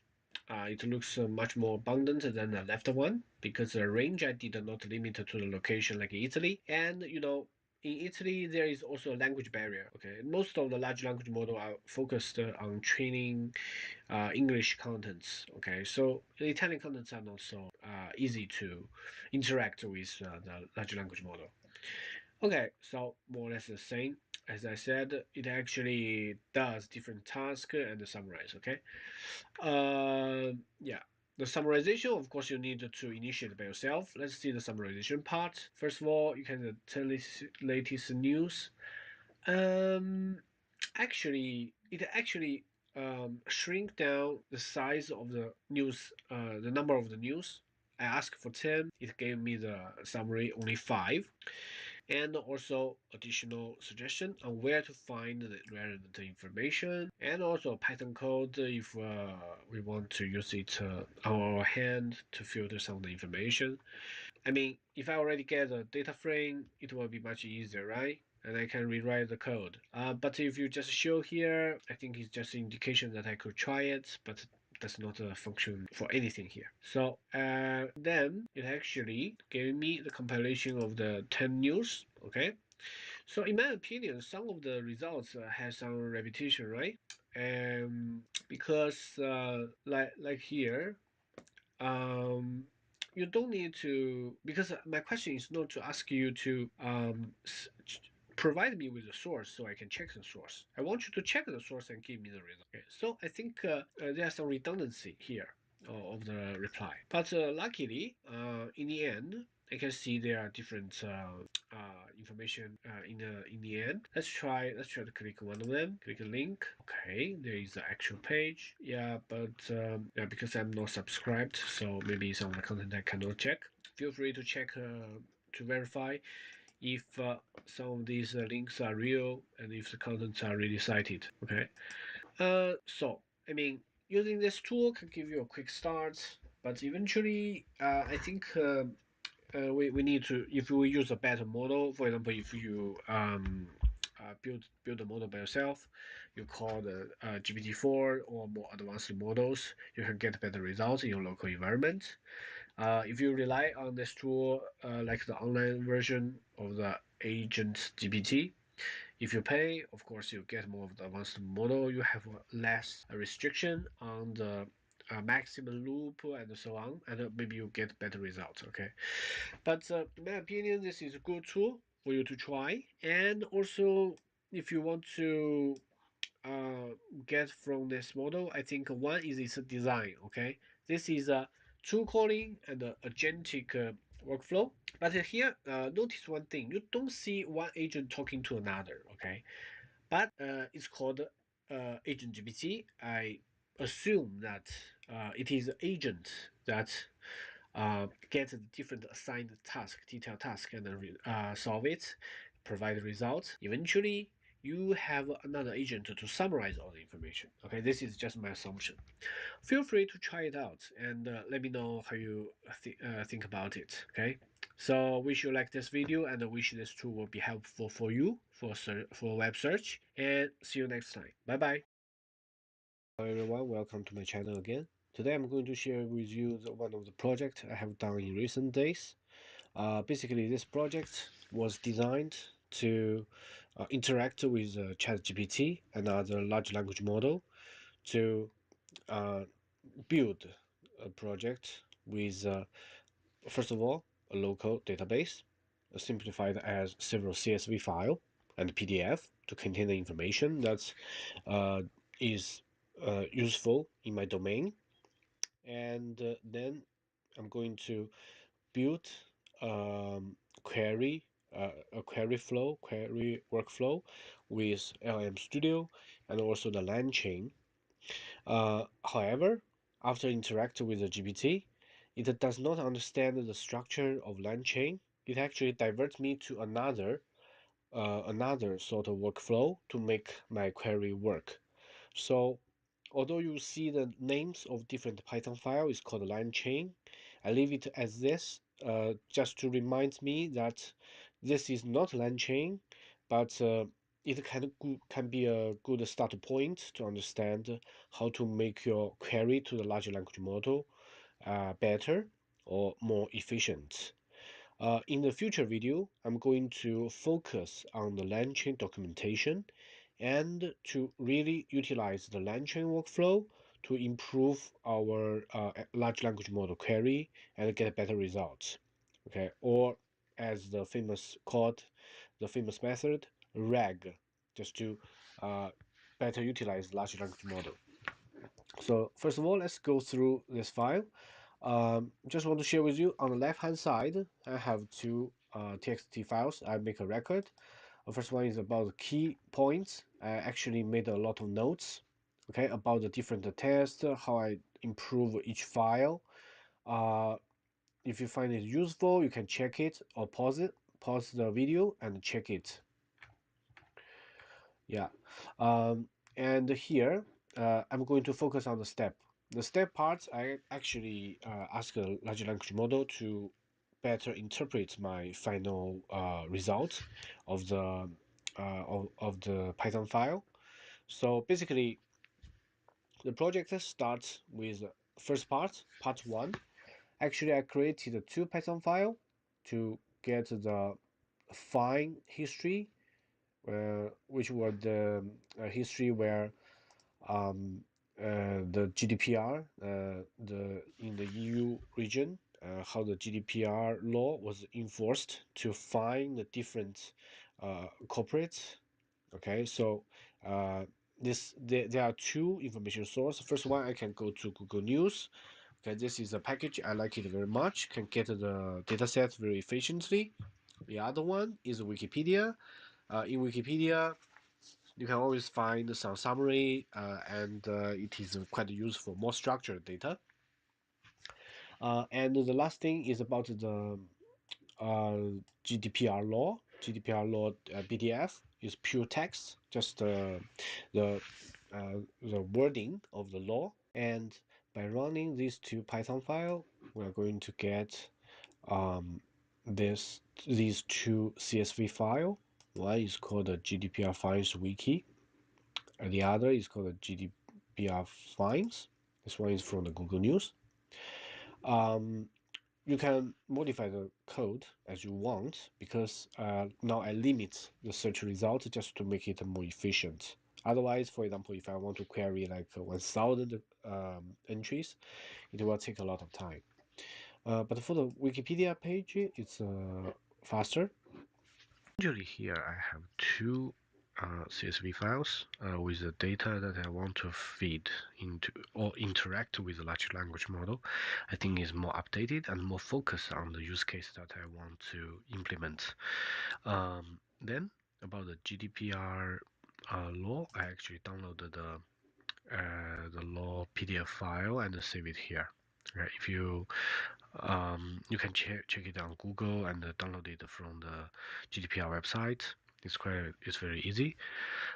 So then I go to part two. The original idea, like I said, I wanted to use LangChain to interact with large language model, but I take the shortcut to use the LangChain documentation and my idea. I feed it into large language model. It cannot understand how to use LangChain.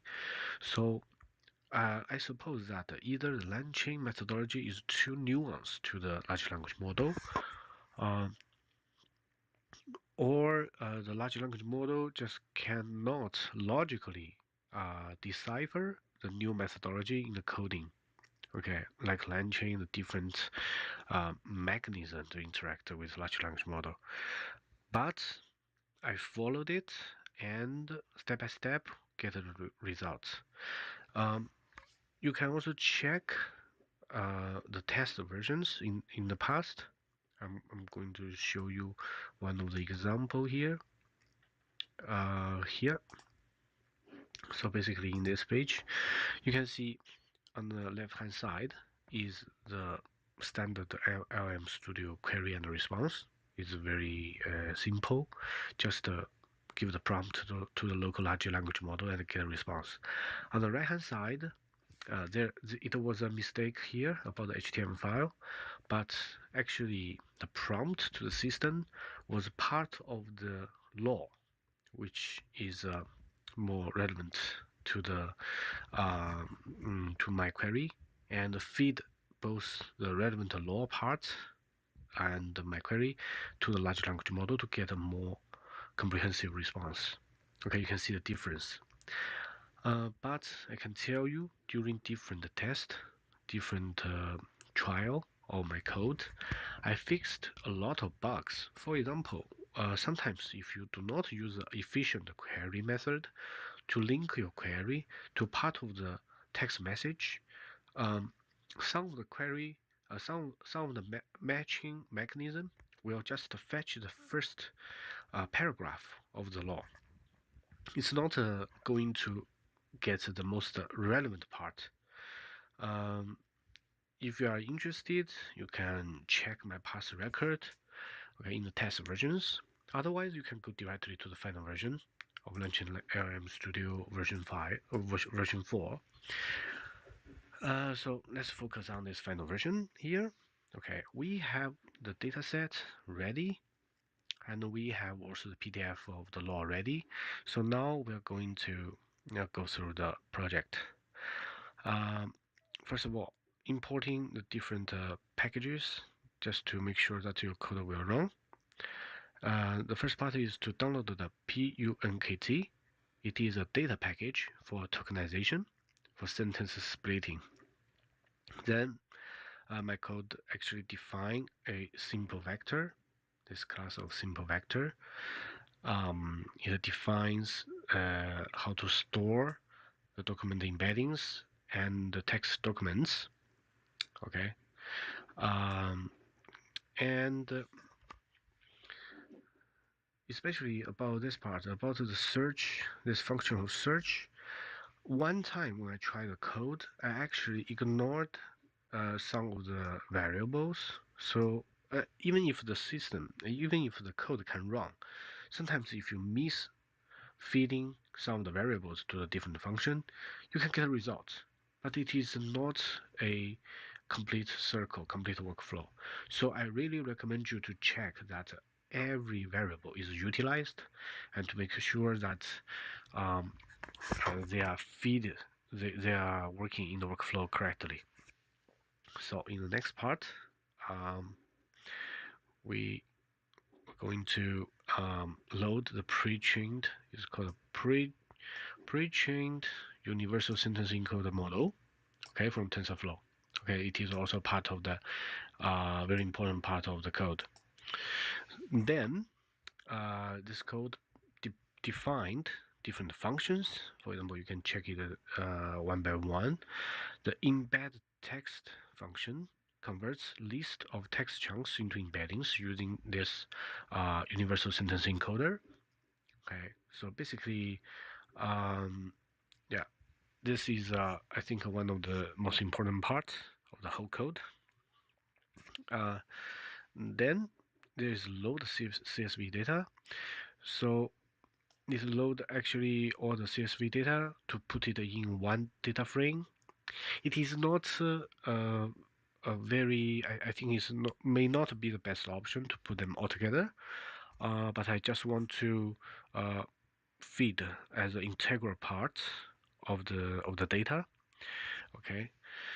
Then I also change the CSV to text because in the model, if you are feeding a data frame to get embedding, okay, it is not working. You need to transfer it to text. Then, okay, this is the load CSV data and also CSV to text. About the CSV to text, really pay attention to the encoding. If you get any error, you see some result are not good, you need to change it. And one thing I want to mention about like here, like load the CSV data, if some of the data type is not recognized by the system or by the code, you need to change it, okay, or to specify it. Then we'll go to the next part about load and extract text. So basically, at first I only have the PDF as text information. I did not have the, I had also the data frame, but eventually if I want to make sure all of them are processed, I should both process the PDF and also the text TXT file. Okay, this is just to make sure that all the files can be passed to this function and the text can be extracted. So this serves as extract the text from the file.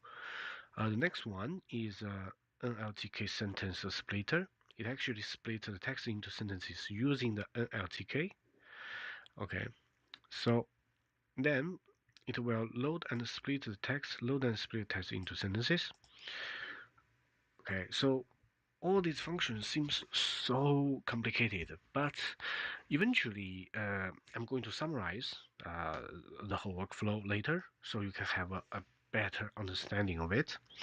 So basically each function will quote another function to give a periodical result, a sectional result. So you need to really pay attention. Okay, so basically, let me just repeat here.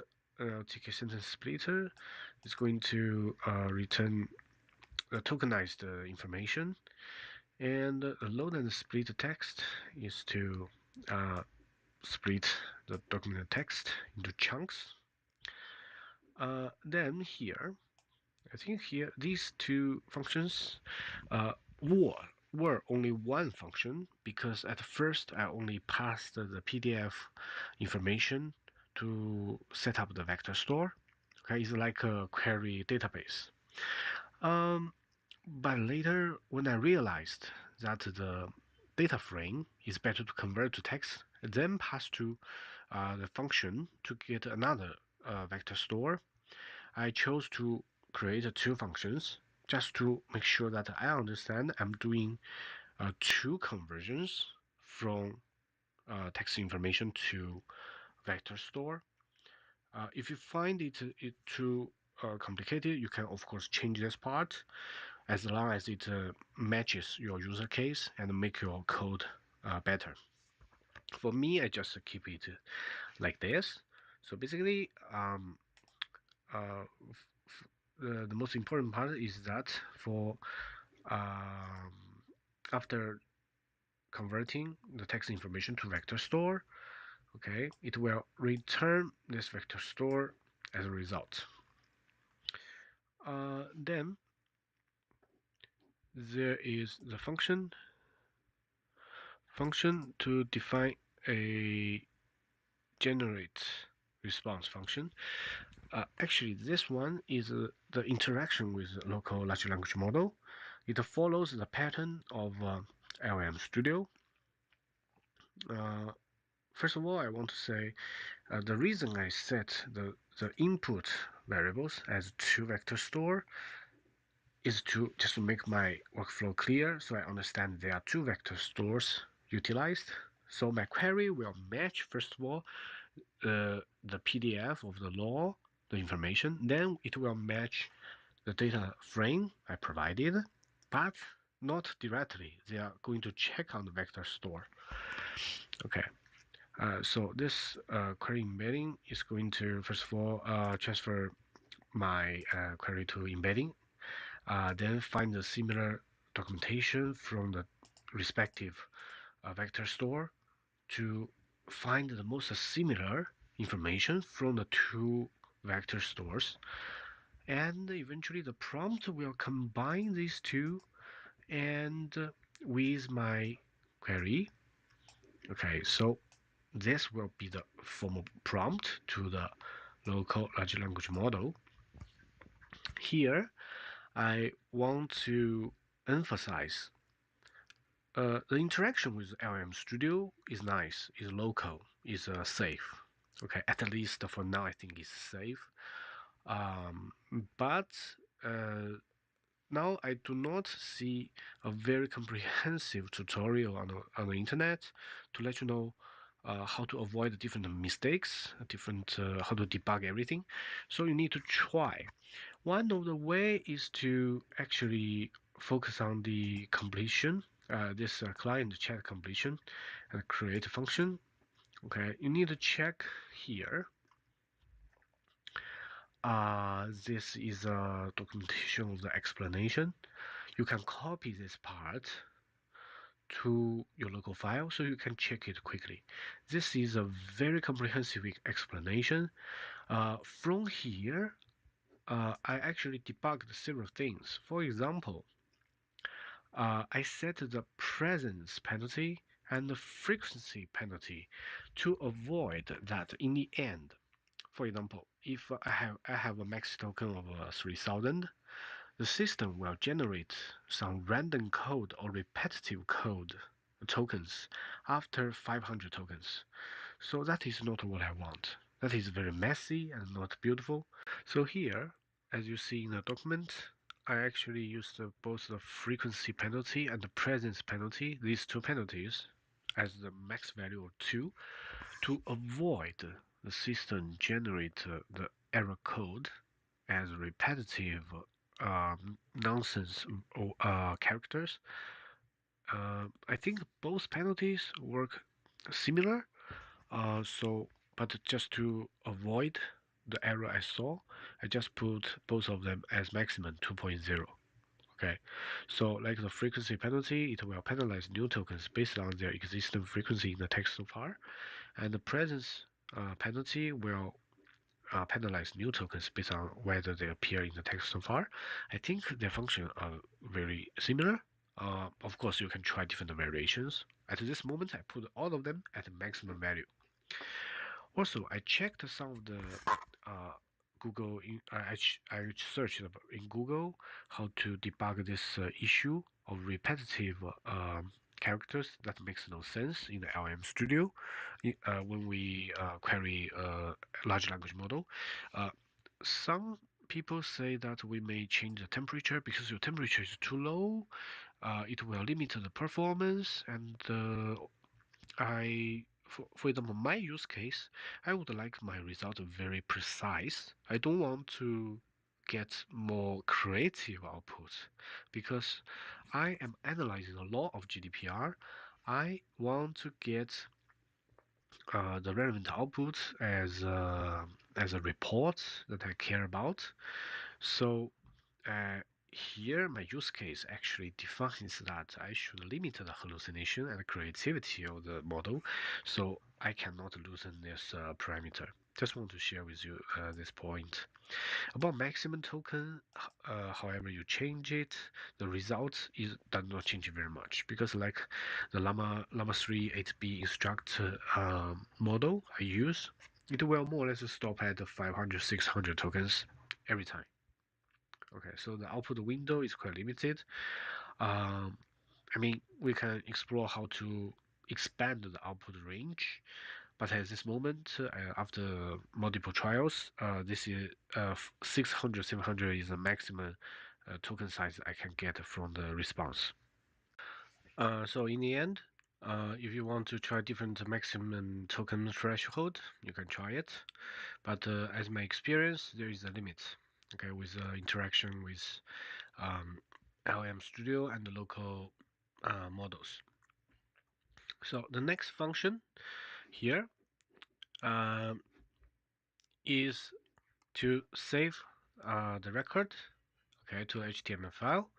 I really find this kind of function very useful, and the format you can define it very easily, and GPT can actually produce very high quality code to make sure that the HTML report you see is well organized. And you can see also here we can quote our queries, answers with line breaks, and so on. So eventually you are going to see the HTML file very well organized, so you can utilize it to view your results. In addition, I also save a HTML file of the save debug info.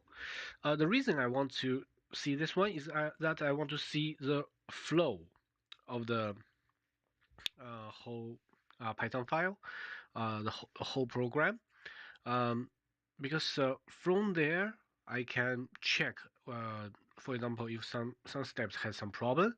For example, if the like the chunks of the text is empty or the vector store is empty, I can better debug. Of course, for professional debugging or the traditional way of debugging the softwares of the code, I think you can find many useful resources. But at this moment, I find this quite useful, so I use it to save the debug info. Okay, so you can see the different variable in each step. Like this one is about the text chunks. This one is about vector store. Later I'm going to show you. And in the end, here is the execution sequence. So basically, you can see we first of all we load the CSV file, then we convert CSV to text, then we split the documentation to chunks. Okay, and we actually have two operations. First of all is text chunks, is the raw PDF document to text chunks. The other is the dataset, TXT version of the dataset split in chunks. Then we get the vector store one for the text documentation or the PDF. The vector store 2 will aims to store the vectors of the data text chunks. Okay. I know I repeat some of the wordings here. Maybe I can make this function and display more neat. You are free to modify it. I just make such a separation to make sure that I understand the flow better. In the end, there is a user inquiry. The user inquiry you can always modify. I'm saying I am an IT company and want to mitigate a GDPR risk. What should I do? What are the penalties for non-compliance with GDPR? Use plain non-legal tone. Do you have some examples? I also ask. Provide a comprehensive report. Okay, so this is my user query. And when we want to generate the final answer, we actually use the generator response function to put our user query with a vector store 1, vector store 2. So as you see the function above, it will interact inside get a more comprehensive prompt to feed to the local LLM, large language model. And there, we're going to print the final answer and also save the different information to the report HTML and the debug HTML. Okay, so that's it. The program finishes here, and let's come back to the left-hand side. You can always check there are different. This is a summary, okay, and let's check again about the main execution. Okay, the main execution is about the different steps. Okay, I really recommend you, whenever you finish this workflow, just uh, ask a GPT or ask a large language model to organize the code, explain the code, get the summary of the sequence. So this one is not actually generated by GPT-4. It was generated by Hugging Chat using Llama 3 model. I think it's a Llama 3 8B. So I can have a better idea because after all these complicated functions, workflows, in the end, sometimes you forget. Okay. And the general workflow here is a more summarized, more high-level workflow. Okay. So basically, I think just to um, put in a nutshell, we load data, we set up vector store, we define user query, we generate a response based on the above resources and prompts, and we save the query and response to HTML and debug to HTML. Okay. And following up, you can see here I make some notes about version 4. Some of the major debug actions I did. First of all, I solved the tensor issue with converting data frame to TXT. Because like I said, when you feed the data frame to the vectorization process and so on, maybe you'll meet a problem. It's safer to transfer the data frame to text information. I did additional data cleaning. For example, like when the data frame actually had the non-available value, in some functions, sometimes it will generate error code and incorporate the text doc handling. So basically, it's related to the data frame to text and the text to text chunks and to vectorization. And the last one is change the data input as text input. Okay, so text chunk 1. So basically, I did multiple debug actions to actually make it work, as you see. This kind of description is quite summarized and with with a few words. If it's not clear, you can refer to the key point page. I'm going to scroll down again, and in the end. So if you have any question about any point, just feel free to ask me. My suggestion is that to keep your record registered, because in the next step you can come back and see how the journey goes. Okay, you build up this program to go through the whole workflow to generate better prompts and ask the local large language model.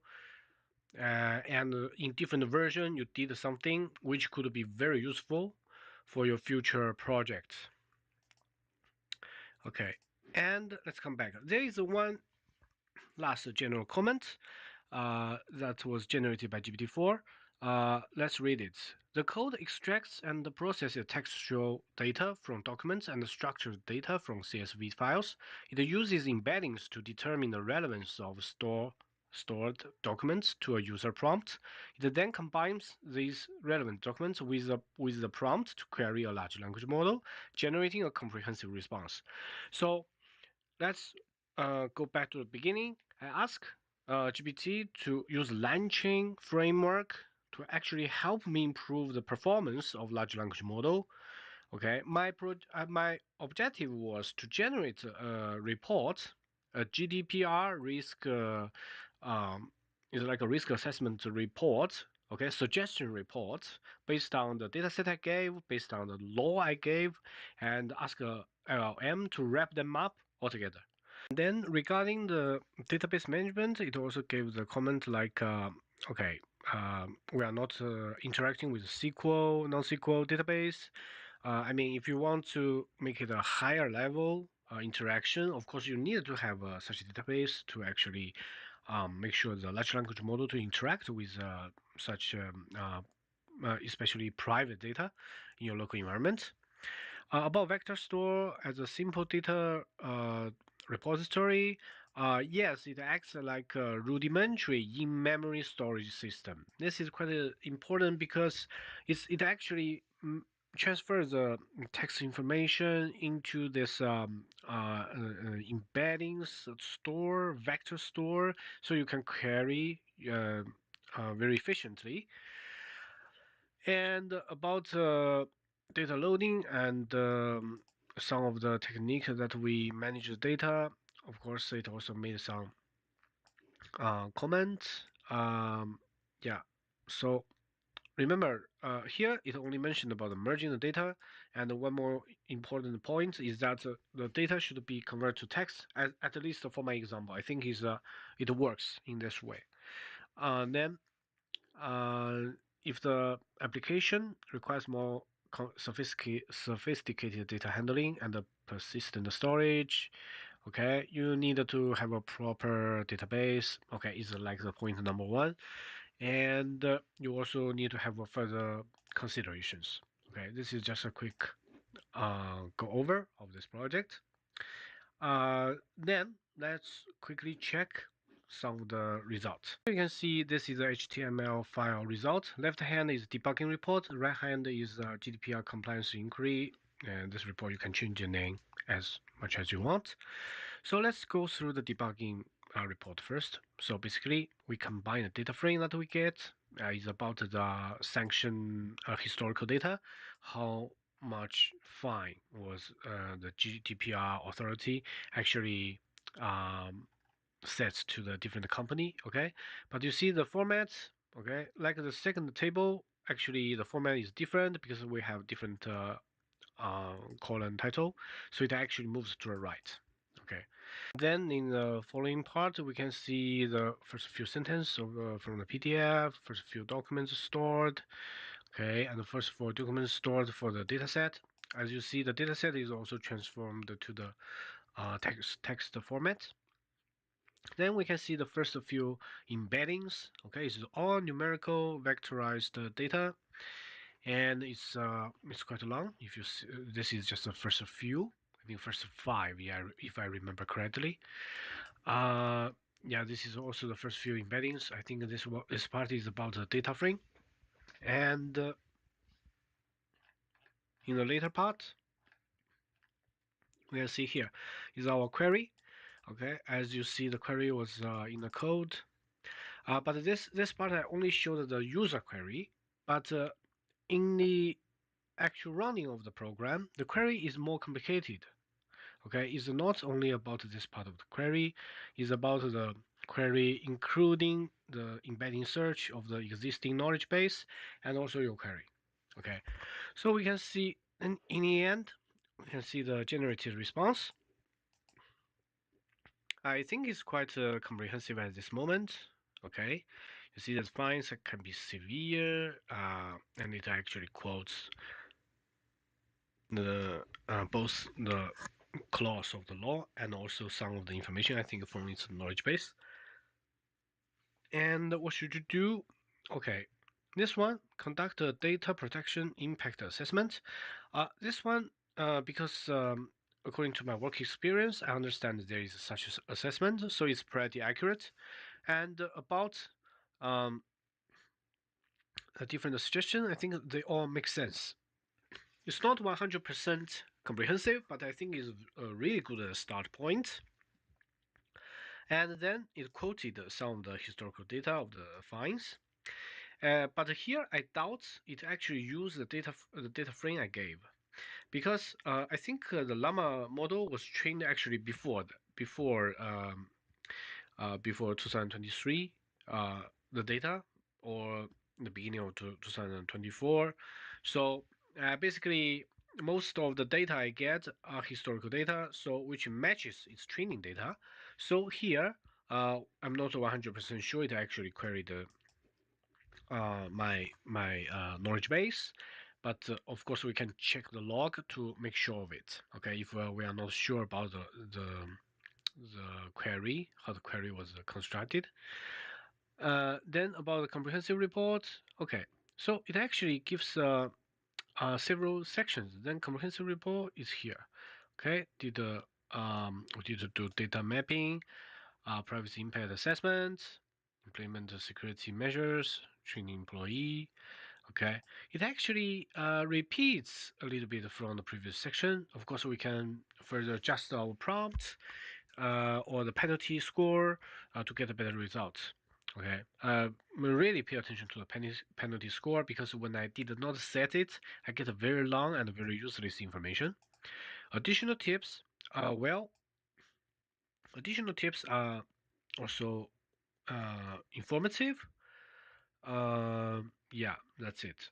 And you see here, we still have some of the not very good parts about the I think it's like the repetitive nonsense characters. Um, for at this moment, I do not have a solution to it, but of course we can try to give some more clear prompt, structured prompt, even prompt template to actually confine our output in further step. So I think is okay. Then on the right hand side, you can see this is a much better structured compliance report. Okay, this is my query, and this is the response. Okay, the same as the left hand side. But on the right hand side, it looks like a very good and well structured report. Okay. Uh, One more thing I would like to share with you is that whenever you come back to see the test record I gave, you can check there are different versions of the debug report, GDPR compliance report. So basically, every step I improve some of the coding or improve some of the strategy. I actually build the different building blocks of the program. And when I realized some of the variables were not fitted into the different function, actually that was almost the last 2 or 3 versions. So basically, for the first four, I think first four versions, I did not actually include the vector store of the data frame. Yeah. So this is just a reminder to you that whenever you build this kind of program, really pay attention to see if all the functions are called properly and to make sure that your answer is at least including all your current assumptions and resources. One more thing I want to share is that if you are asking large language model to give you, for example, like the search embedding part, okay, so at first it gave a naive strategy, okay, so I realized it only after I implement the the the code several times. Then I realized it's called naive search in the beginning. So naive search is just to give you the top five chunks without actually running any similarity algorithm. So when I notice that, I ask again. So actually, GPT suggests me to do the suggestion to do the similarity check. I think is a cosine similarity. Okay, just to compare your query with the vector store. Okay, the document. So document embeddings. So in this way, it does not only show you the first top five of the according to sequence. Now it shows you the top five search results based on the cosine similarity calculation. Okay, so this is another point I want to share with you. The reason I want to share with you in the end because I think this one is actually going to determine if your prompt enhancing strategy is working or not. Because at first I only used the naive query, So the response change was not very obvious. There are also some other documents I want to share with you. For example, like when I did the two versions, okay, the pure LM Studio query on the left and the structured query on the right. At this moment, it was only combining my query with the naive search of the legal document. Every time I compare these two results, okay, I see which one makes more sense. It's like your local prompt arena. You can compare them. And even in the naive search phase, you can see that the right-hand side result is that does make more sense and can be more comprehensive. But you can run multiple tests. And of course, based on your different HTML, you can feed it to GPT or other large language model interface where you can upload the document, okay, to ask it for ranking. It is very interesting, actually. You see, GPT actually ranked the LM Studio response. This one is a very basic query result. Actually, give it a very high grade. But then you see the following 1, 2, 3, 4, all are the versions with the more reached prompt. Okay, where I have the query merged with part of the information that I provide, which I call it a local database. Okay, so you can also try this to grade the results. But again, however it grades the results, the user is you, the use case is based on your use case scenario. Always check to make sure that this output is matching your expectation. Here, as a final display, I would like to share with you the latest two running results of my code. So basically, this is the ML Studio server, first of all. Um, and on the left-hand side is the first time I run this code. On the right-hand side is the second time. So you can see here with um, all the functions, all the functionalities of my program, now I can actually enrich my prompt with a lot of data. First of all, uh, about the data set I provided to the system, so it can actually refer to that data set. Okay, so you can see this is the content of the user. Okay, the system message is always the same. You are a professional GDPR advisor, specialized in GDPR compliance analysis, plan drafting, report generation. Okay, and here we can see the prompt like violation of different GDPR rules and different fines of different company. So I think the system is actually retrieving from the vector base this information. Okay, so the retrieval of this information, I would say, is successful. On the right hand side, there is not much change because I think the similarity of the vector store and my original user query remain the same because I use the cosine similarity. So basically, the engineered prompts are similar. They are all fed to the system to get a response. Okay. Uh, Previously, as I mentioned, I only included the law part. Okay, the legislative uh, PDF, and the system is fetching its vector space, vector store, and get the relevant information. However, after introducing also the dataset txt, we can see, of course, the information is more abundant, but we are not sure about the results. And very interesting is that now I think the system recognize less about the PDF part. Okay, as you can see here, almost everything is about the past um, violations of different company. Okay, so I guess from a similarity point of view, the system now or our program is recognizing the similarity more on the data frame and not the law part. Now let's skip to the final compliance report. So both versions, I think, show a good template. I think for us to understand how do we mitigate the GDPR risk for an IT company. Although you see there are some small differences because each time you prompt to the LLM, it can generate different type of answer. Then let's go down. About the end of the report, you see the problem shows again.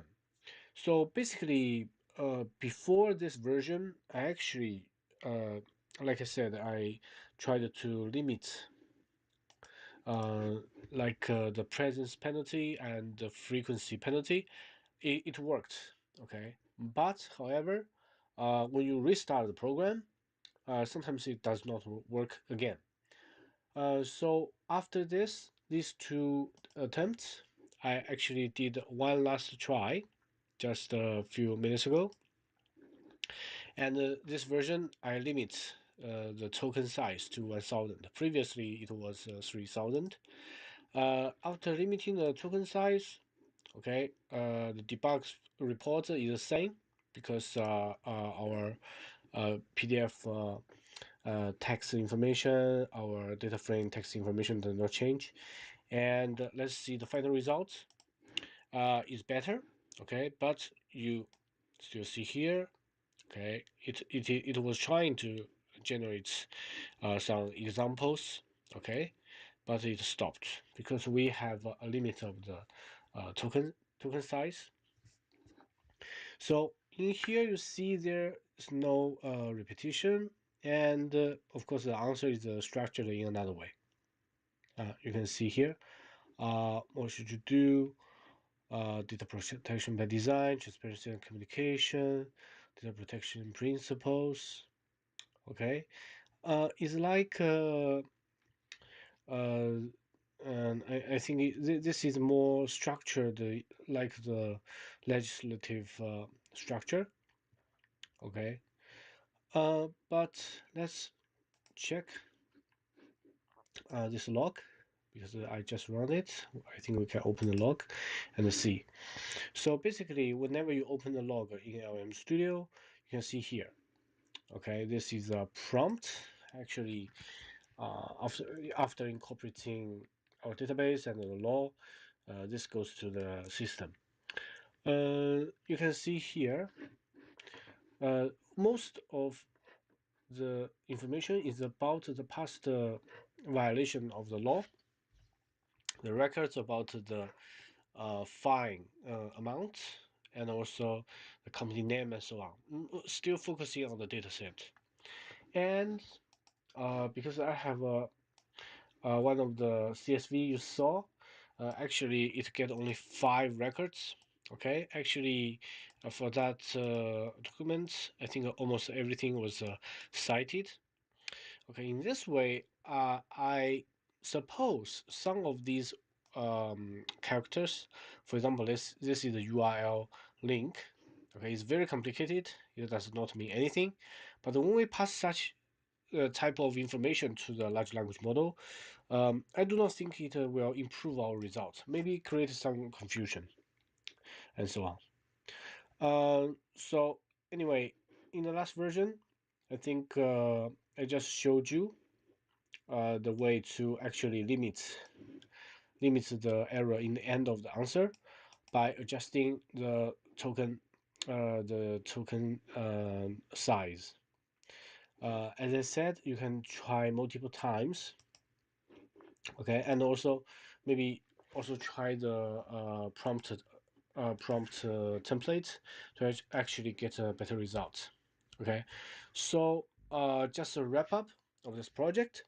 First of all, I tried to ask GPT to incorporate the Lantern documentation with my project idea.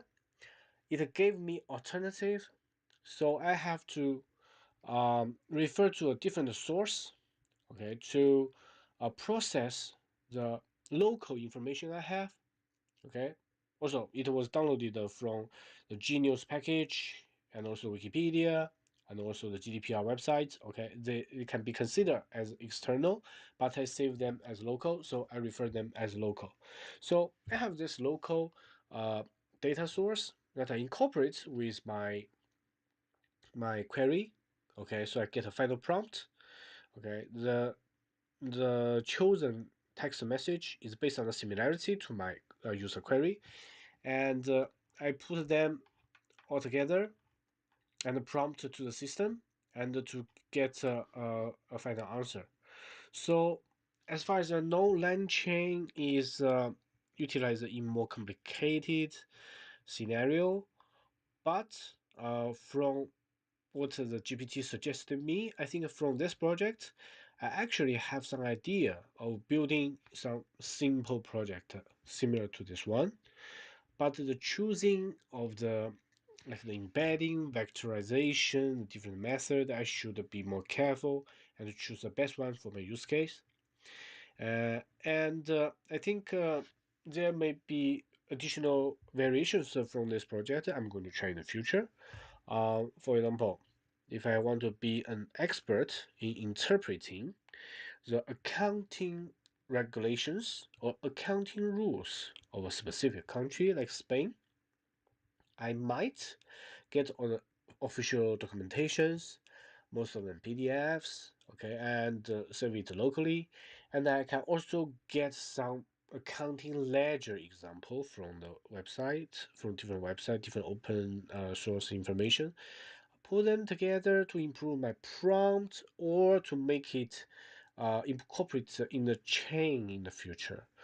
In my example, I only improved my prompt, but I do not yet incorporate the chain. But I think after this project, the basic idea I already get. Okay, I wish this could be useful for you. You may check all the example HTML, different Python program files. And if you have any suggestion or any doubt, feel free to let me know. So I wish it could be useful for you. This video is a little bit long, but I just try to go to every detail, every trial, every test as much as I can. So wish you good luck building your program and see you next time. Bye bye. Welcome to my channel again. Today I'm going to show you the pros and cons of using ChatGPT, which is my personal experience utilizing ChatGPT for coding, for data analysis, and also for the daily Q&A. On the pro side, first of all, it can be the inspiration and idea generation source. It can serve to do the brainstorming, help to structure and generate ideas.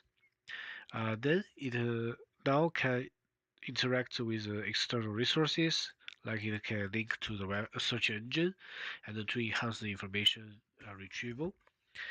Then it now can provide more options of customization and also the query mechanism.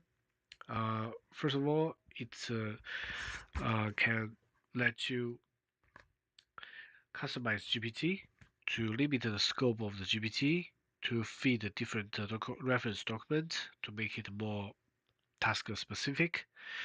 And by default, the fine-tuning process of the output can always include the prompt engineering. I think now is a very important uh, topic that we can explore.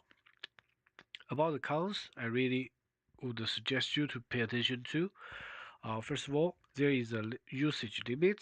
Of course, when you use the ChatGPT 4 model, at a certain point, it will tell you, okay, now you reach the limit, you need to downgrade to 3.5 model and wait again for the limit to be restored. So this can be sometimes very inconvenient because when you uh, reach to a certain step of the project, of the Q&A sequence, suddenly you lose the capability of GPT-4, you need to use 3.5. It may deviate from your original designed trajectory of Q&A. There is also a hidden computational limits. I really would invite you to pay attention to this because as sometimes when you ask a very complicated question or you would expect more robust output, more comprehensive output, when you hit the computational limits, the answers will be very simple, very generic, and it seems like a protective mechanism of the GPT. So this is just my understanding. Uh, then, based on all these kind of limits, I think the recursive improvement challenge is also a result of different limits, like usage limits and also hidden computational limits. Because uh, eventually, when you repeatedly ask a question to improve a part of HTML code, actually sometimes GPT does not improve at all because its knowledge is limited at some point. For example, when I want to modify a specific line of the code, I want to, for example, improve the aestheticity, the display of the HTML, it cannot do it. So in the future, if I have the chance to show you some demos, it will help you understand my point. But for now, really pay attention to this. Sometimes we ask a question again and again, it may not get better answers. And furthermore, outdated information, it actually relies on the training data a lot. So if the training data is outdated, you cannot expect the large language model to get updated information, but you can improve the response from the GPT utilizing the updated data to fill in the data sets and so on to actually get better results. Okay, but still be careful about the information generated from the large language model, especially when you ask the question without feeding additional information. Uh, there is also additional personalized GPT limitations. For example, when you utilize a GPT, like one of the GPT I created, to ask the GPT to focus on the GDPR, General Data Protection Regulation in European Union, ask it to focus on that law and generate answers based on that law. I uploaded to my GPT. I created this GPT and also write a objective statement. Um, Sometimes it will refer to the document I uploaded. Sometimes it will ignore it and it give me the generic response directly. So I really recommend you to pay attention to this personalized GPT limitation because the answers are not always linked to your document. When you see that sign of query your uploaded documents, that is uh, the time when you have the results referencing the documents you uploaded, and at that moment, I think you can have a GPT that really uh, utilizing the material that you uploaded. Apart from that, really pay attention. Sometimes it only gets to its own training data and give you the prediction of the words as it likes. Finally, I would like to give you some recommendations. First of all, if you are not familiarized with different strategies of improving the output of the large language model, use multiple online offline models to improve the solution to a problem. For example, when I did some complicated coding, I would do the process like below. First of all, I ask ChatGPT, then I go to the Hugging chat, and then I can also ask the Llama 2 uh, online version, and now we can even use Grok.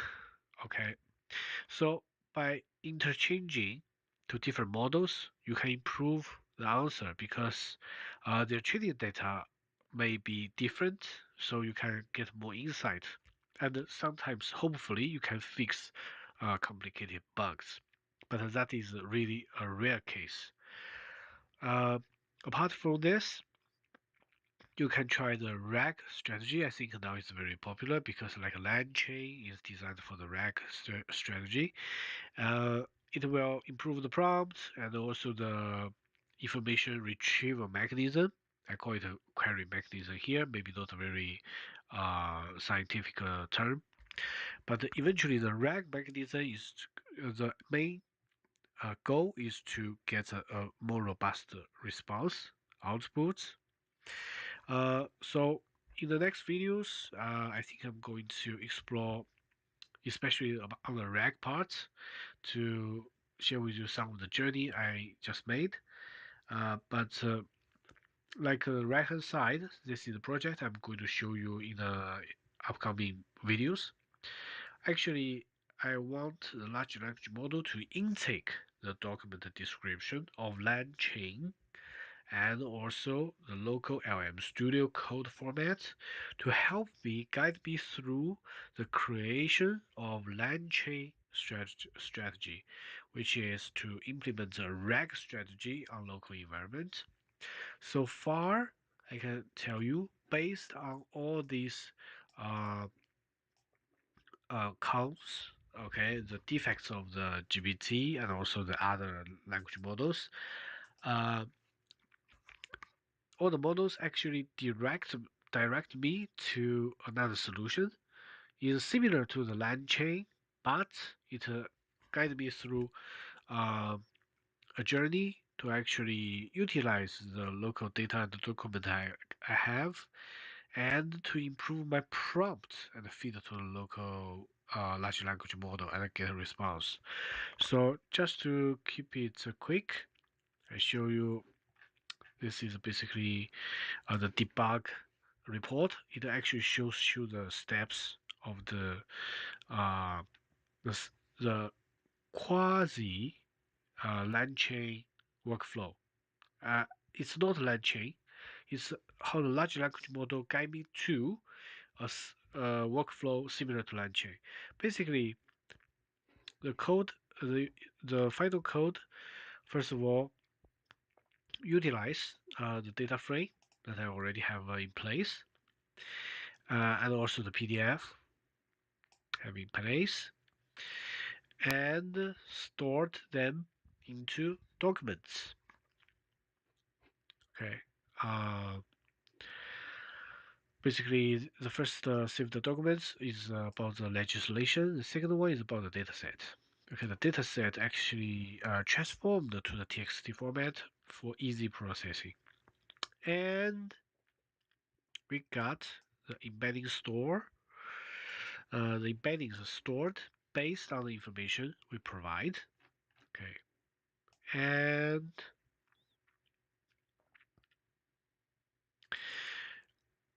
we feed the query to a large language model. So here you see the query is only the query I designed to prompt to the system.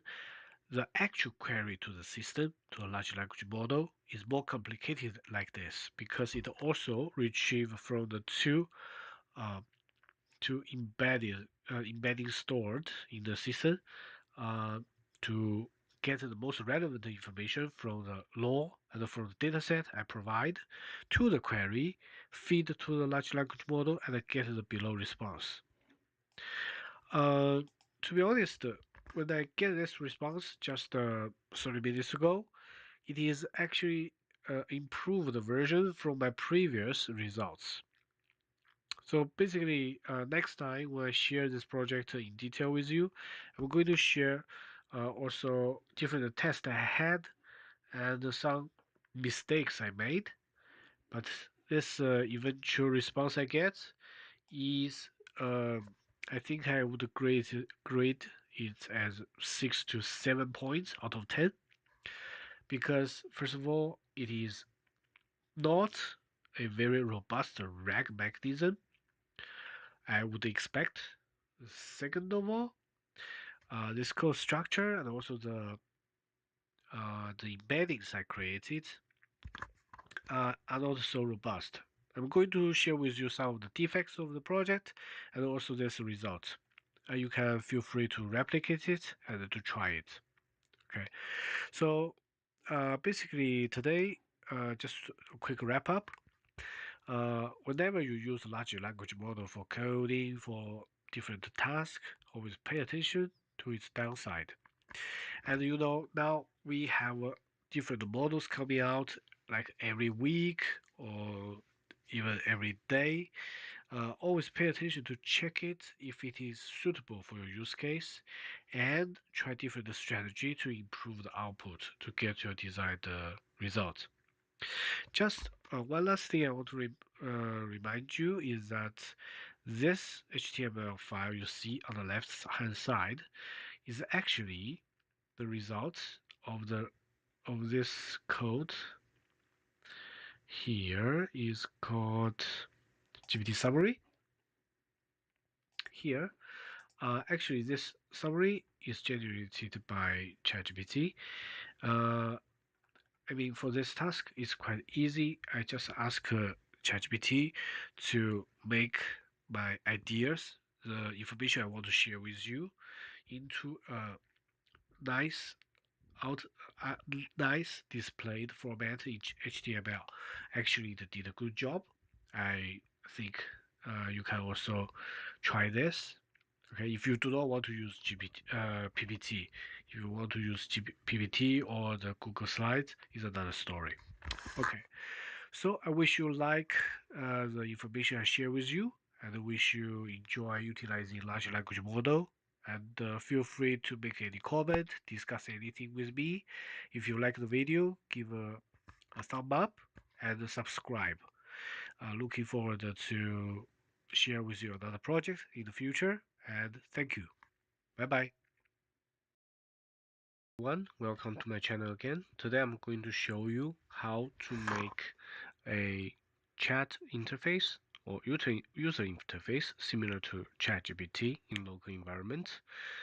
Basically, it requires you to download and install Llama and Open Web UI and Docker. So basically, with all these components, with Llama, you can host your large language model in local environment. Basically, you can directly interact with the large language model via the CMD interface, local command interface. However, if you want to go more advanced, you can link it with a user interface or interact with your Python code, Python environment. Okay, so Llama, the downloading and installing is very intuitive. This is the first step. Then you should install the Docker application. For me, I'm not an expert of Docker, but it seems like it runs the local server and provides you with a link where you can access the large language model. And the last thing is that you need to install the Open Web UI. The document is very clear. How you start with Docker. Basically, after you install the Docker, you should run the first installation instruction in your command interface. So just copy this one and go to your prompt. CMD interface is like this one. Where you can type CMD in the search button and you can go in here and just run this line of code, and it should install an image in Docker and make sure you can run it. So basically, after all these steps in the Docker interface, you are going to see this one is an active container and with a port. Okay, you can open here and you are going to be diverted to the interface. Before you chat, you need to choose a model and you can start chatting. For me, I already downloaded the models from Llama interface. So I have several in place. The others I don't recommend you because after the testing, I don't think they are good. But the Llama 3, of course, I think is best so far. I've tested in local environments where its size and computational consumption are reasonable. So basically, how to use this Open Web UI? You can go to GitHub or their official website. This is Open Web UI documentation. You can find all types of suggestions. For example, like this one, tutorial. If you go to tutorial, you are going to find a lot of content. You can find the ones that you really want to use. For example, like the rag section, and for example, how you can um, chat with a website. Okay, so let's take a look at the real user case. So basically, I take the information or the idea from my previous project where I ask the large language model to generate the GDPR risk mitigation suggestion report. As you see here, I made some typo, but large language model can easily identify what I'm talking about.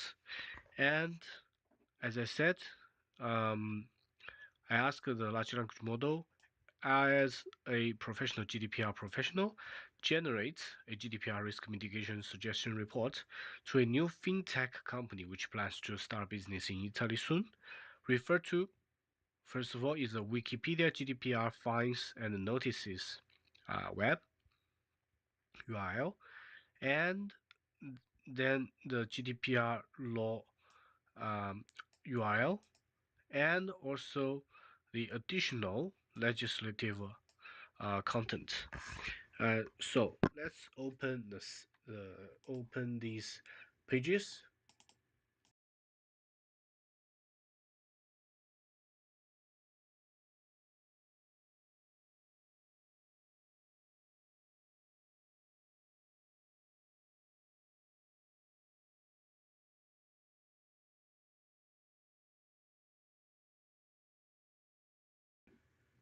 As you can see, we have everything ready, and let's see how this model works. So basically, this report is well structured. I'm not going to the details with you, but from my understanding, because I also worked on the GDPR compliance framework design of a company, so I think the general content is useful and insightful. Of course, if you want to add more information, you can always do that.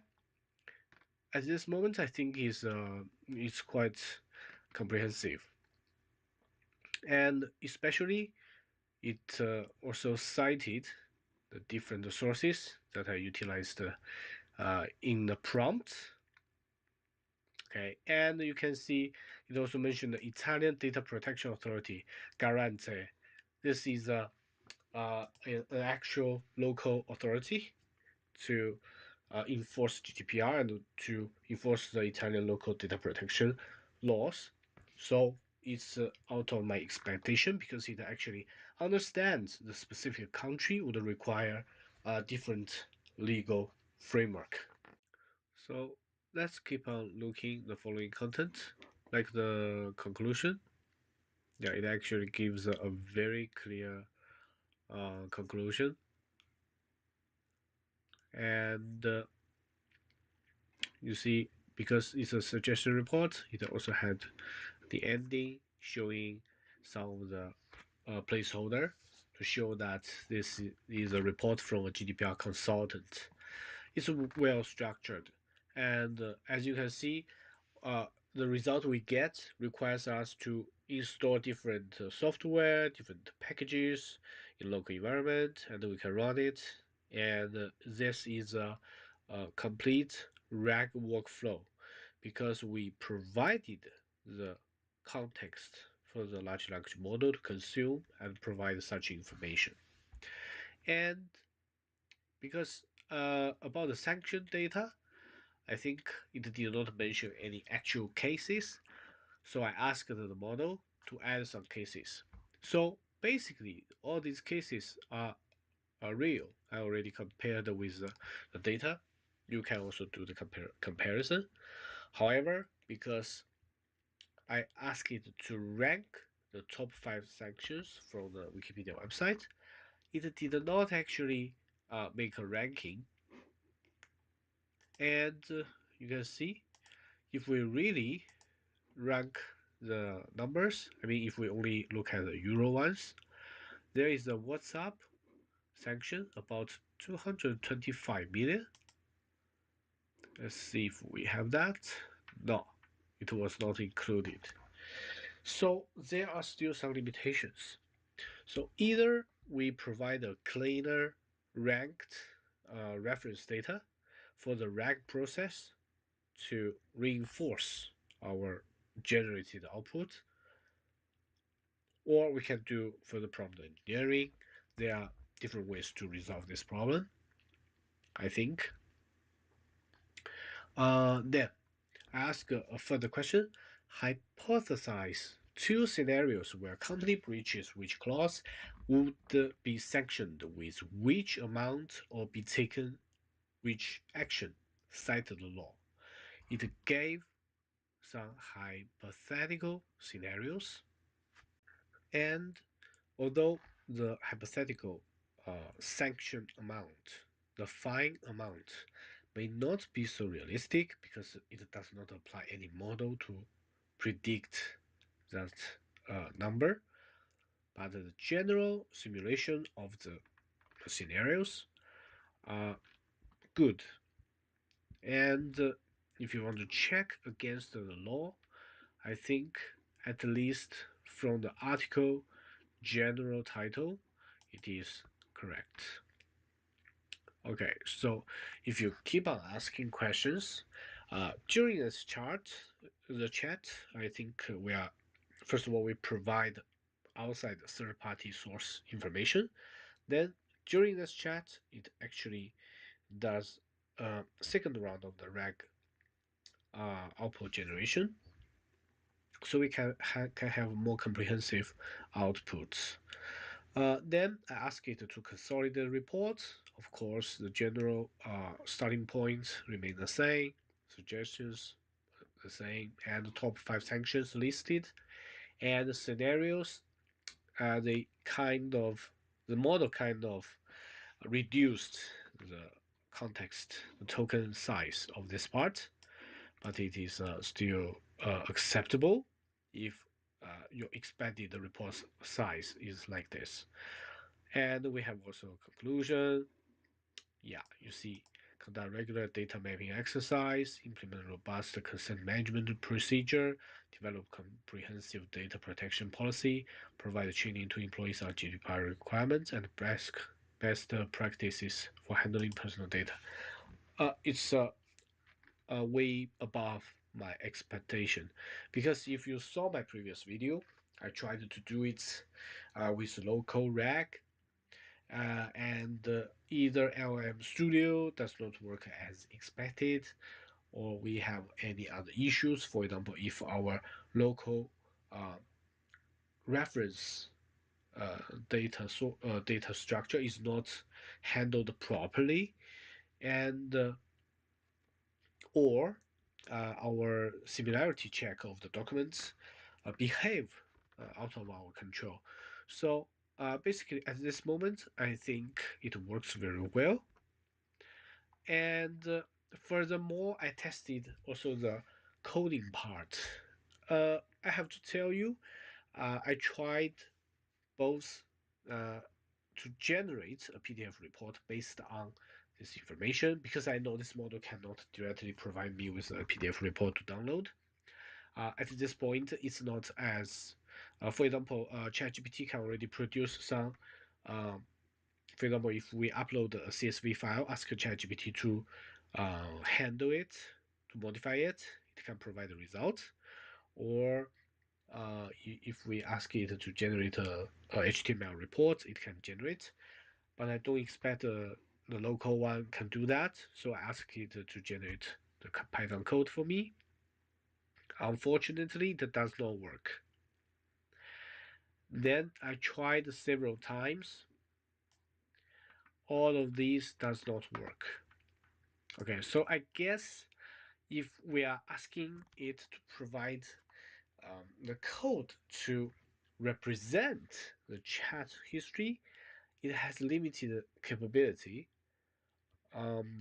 We can have a different alternative. For example, we can ask another model to uh, provide a simpler HTML format structure, so we can insert the information inside, or we can ask another model to provide a full code to embed the content in the HTML code or the PDF Python code. So you may try that, but at this moment, I understand its coding capability is limited, at least for this use case. So I would suggest you to also try out and explore more examples from the official documents, or you can go to different functionality in the local server interface. As you can see here, when you click the documents part, you can actually upload your documents or even import document mapping. As the introduction says, it provides you the capability of local RAG ChatGPT capability. And also, as you can see, in this prompt, you can also save your prompt, discover prompt, and you can see there are also model files. There are so many more that you can explore here. But as for my very simple user case now, I would stop here and leave you to explore the future use cases. So if you have any doubt, if you think anything is not explained clearly, feel free to leave a comment.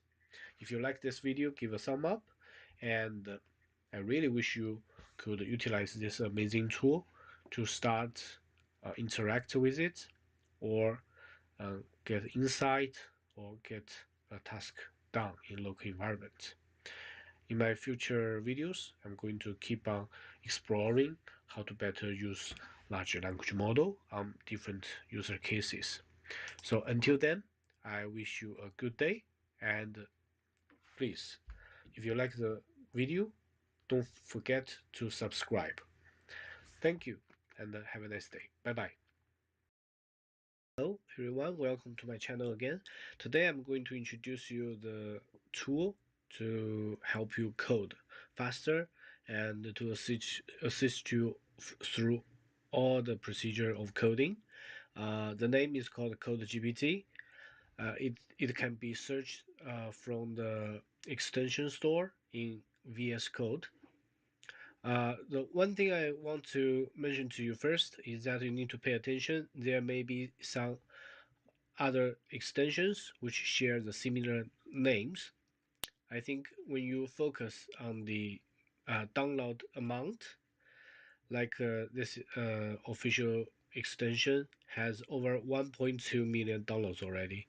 So I recommend you to check carefully.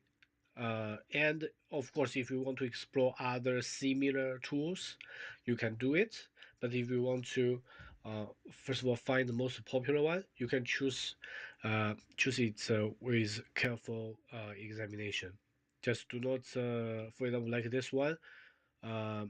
It has the same logo, but it does not mean the same thing. So let's come back.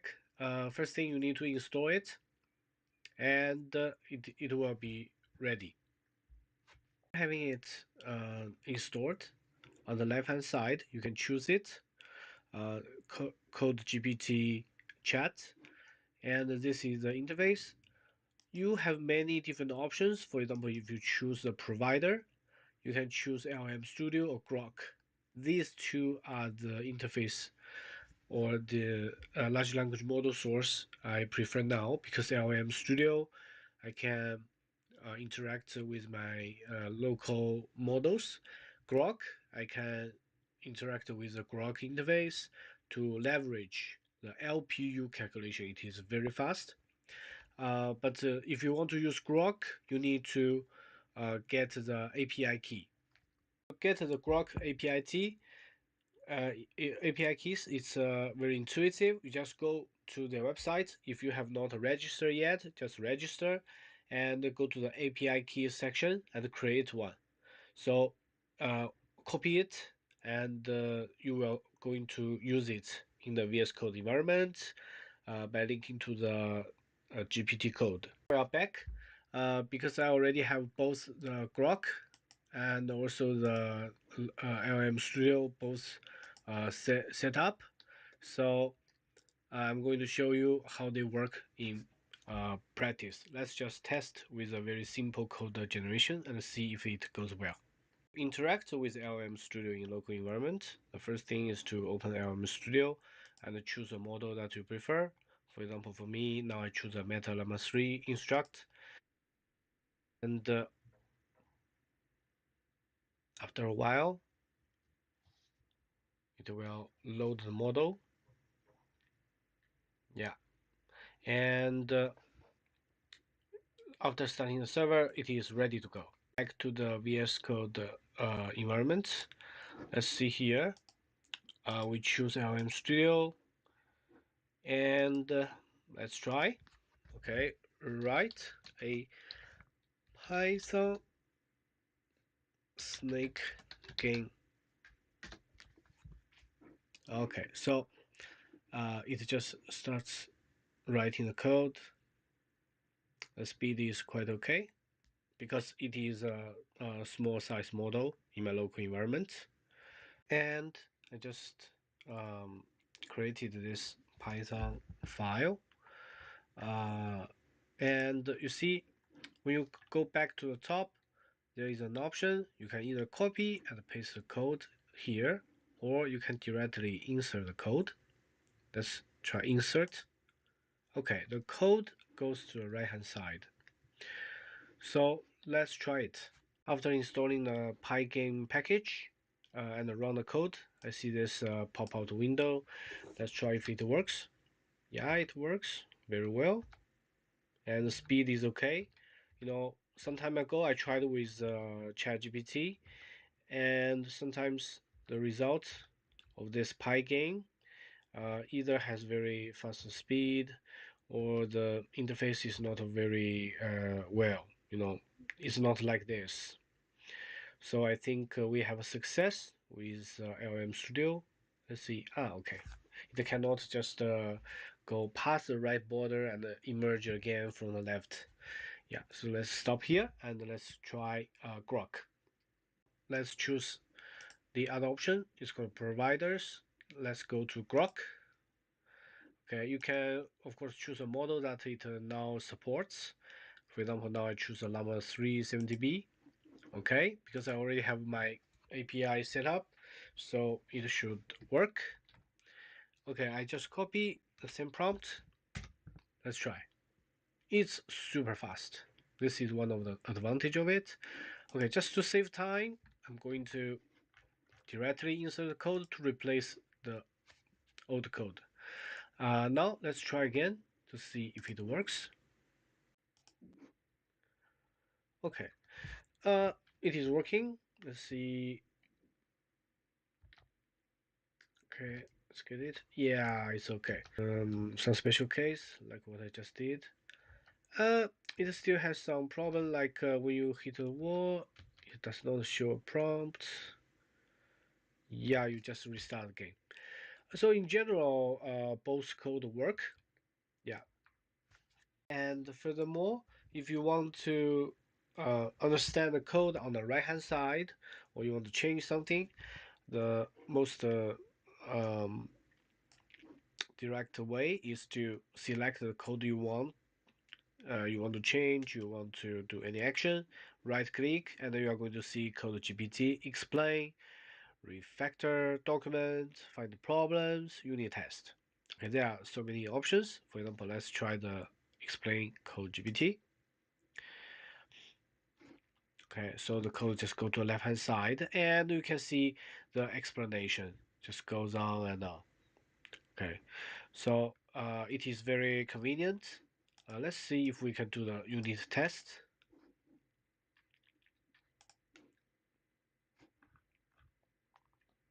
Okay, so yeah, it's working, and it shows unit test for state gain initialization, test case 1, test case 2, and so on.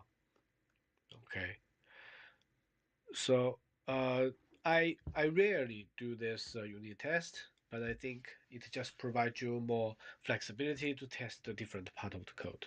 Okay, so just feel free to try any of the function, and wish you find this useful.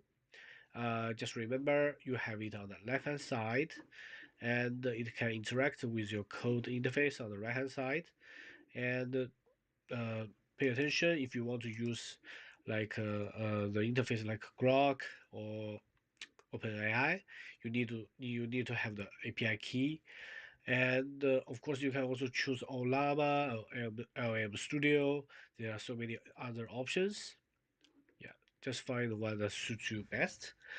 Uh, my personal suggestion is to uh, have a paid service like the paid GPT, uh, GPT API, and a free local version like Olama or Studio, because it just provides you with more flexibility. And when sometimes, like I met some of the problem before, if you meet a repetitive situation where the large language model cannot help you with the coding, uh, changing different models sometimes may help. Yeah, this is just my suggestion. I wish you find this video useful. If you have any doubt, any question, any issue, anything you want to ask, you want me to explore in the future, feel free to let me know. So until next time, have a nice day and happy coding. Bye bye. Back to my channel again. Today I'm going to show you one of the example of data analysis, which I did some time ago about analyzing the Melbourne housing market data set. This data set is available in Kaggle. I chose this data set because it was available, directly available, and it is very useful for us either in academic research, data analysis training, or in applying to a real world scenario where you want to determine if the housing price is overpriced or underpriced. So I think this data set is very interesting. So in this video, I'm going to show you the comparison between the GPT-4o and my own project analysis. So on the left-hand side, I ask the ChatGPT to process this dataset, and on the right-hand side, I'm going to show you what I did. So basically, let's first look at the ChatGPT. First of all, I ask it to analyze this dataset by providing this URL. It cannot directly solve this URL, so it asks me to upload this CSV. Okay, so I uploaded this CSV. It started by showing the head of the dataset and so on. Okay, it starts to process the data, and I did not define the exact models that I wanted to uh, examine to run. So it actually thinking. It started thinking about which model is the best model to start the supervised learning process. Uh, Eventually, after checking the data set and so on, it started to suggest the three models: linear regression, decision tree, and random forest. If you are not familiarized with all these models, I suggest you to check the information of each model to make sure that you understand how it works. Okay, these are the very popular supervised learning models. So let's see how it does. I really like that uh, the GPT tries to put all the models in a bundle, and it uses a for loop to to actually try the different models. It's quite neat, this code structure.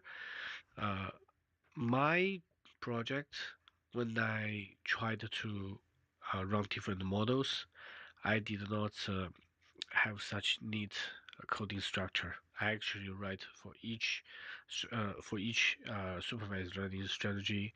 I actually write independent code in the R environment. So let's see how it goes. So basically, GPT starts to train its models and found that one of the model took too much time, so it actually stopped.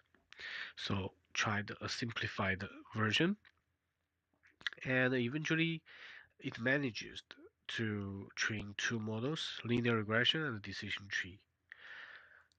So this means that if you give ChatGPT a very open, very wide uh, question, it will, of course, try to exhaust some of the possibilities to reach a comprehensive result.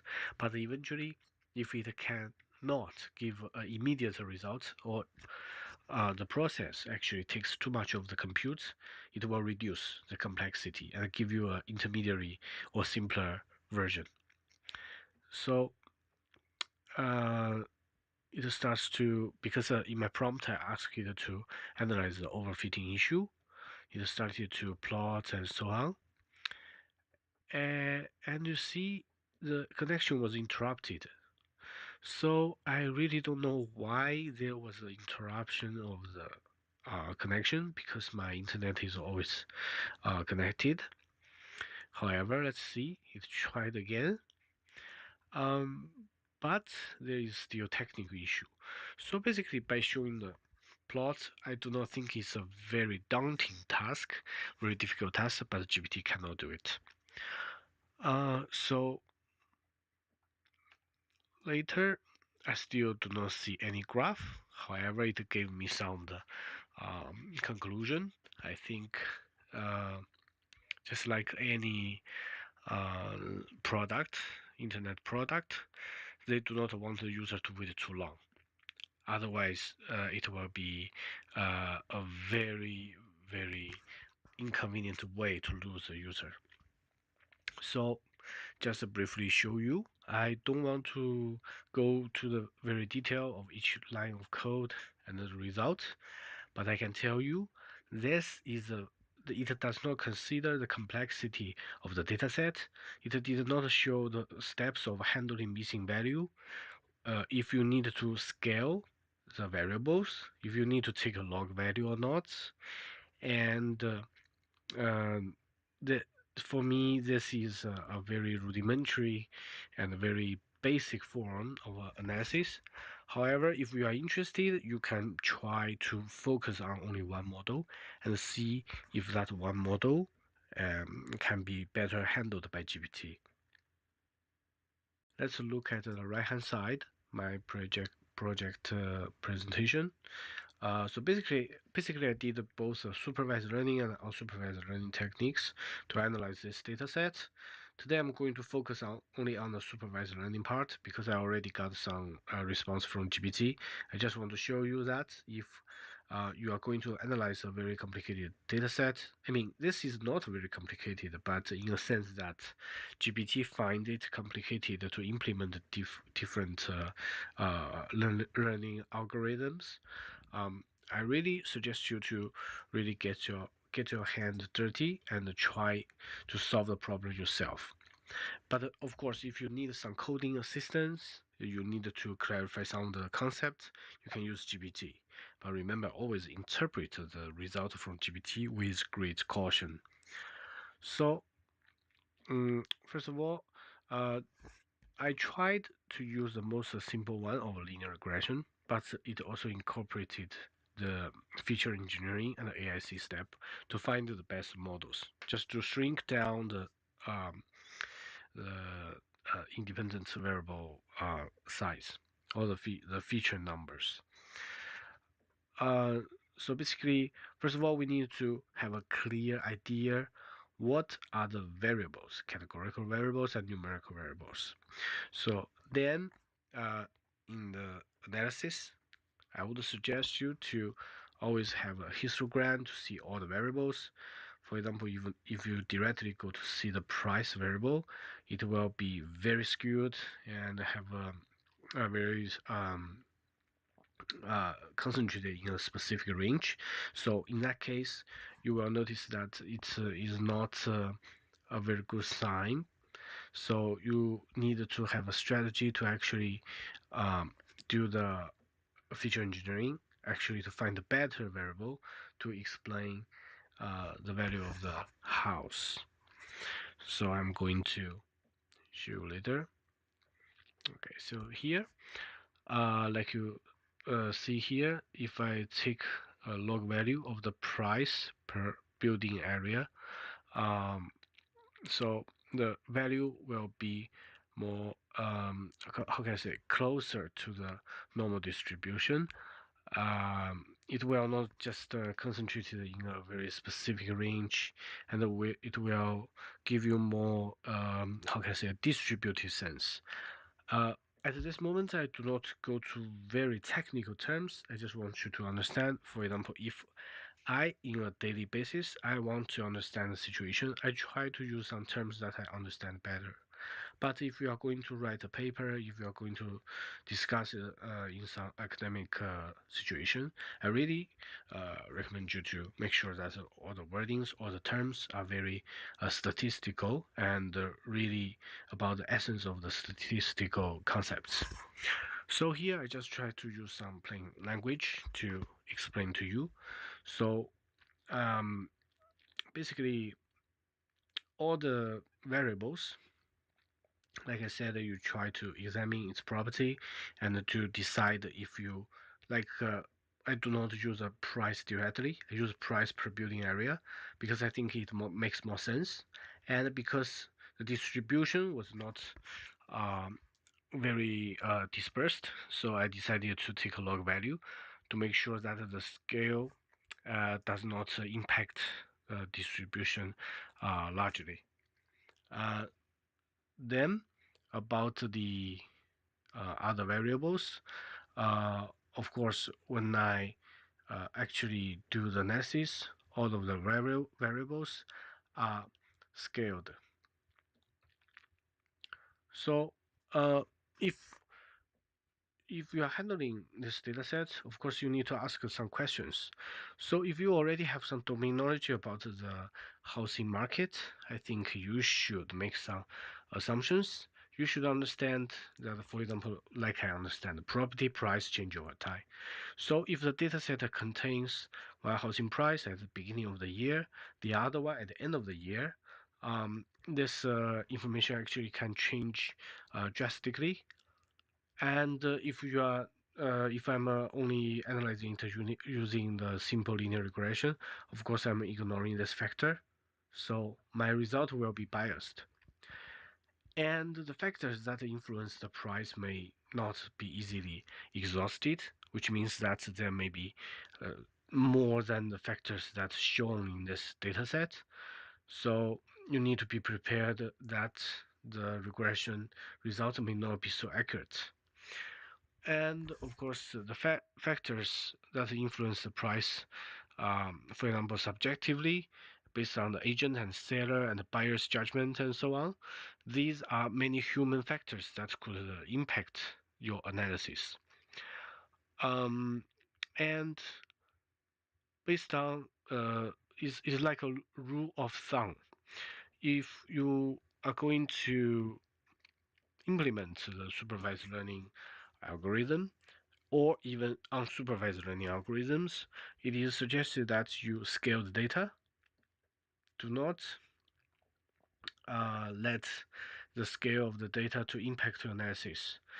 And also pay attention to the dummy variable, because in one of my analysis, in the following page, you are going to see that if the dummy variable is too many, it actually creates more complexity to your interpretation of the models. And always pay attention to the outliers. Outliers may be business opportunity, maybe a bargain, but most of the time it will just make your model derail, just show you more, make your model more impacted by the outliers. So about the methodology and so on, I'm going to go quickly. Especially there is the AIC process. The AIC process is actually optimization process to help you to choose the best and most significant independent variable. So linear regression assumptions, they are very intuitive. If you're interested, you can check it. I'm going to go over. So here, I'm going to show you the models. So basically, if you are going to ask GPT to do all these complicated matrix, I doubt it, because you see, I have different strategies to handle the feature engineering design, to manually select the features or use the AIC procedure, and I can also subjectively implement the outlier treatment methodology. For example, like the first two columns, you can see that I actually set value threshold to actually eliminate some of the outliers. So basically, here I'm trying in different scenarios to see which one is the best situation to do the linear regression. About the selection of the variables, because we also have the choice of a distance or cluster, so there are also different choice. For example, if you calculate the distance of each house from the center, you're going to get an additional variable. It's called distance. Or if you already use a clustering, k-means clustering, to separate these housing these house regions, you're going to get another dummy variable. It's a subjective choice. Okay, you can try.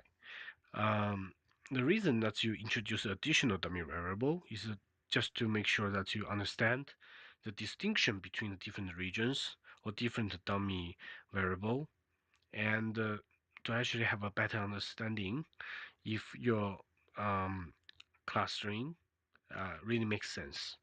For example, if we are separating in the Melbourne region into 4 regions, sometimes it doesn't make sense because each block has different characteristic, also the different price range.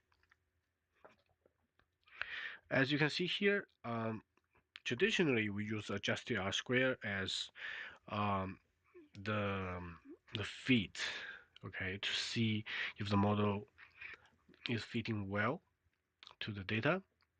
So by this sense, 55% of the accuracy on the stepwise regression to use the AIC procedure to choose the best variable.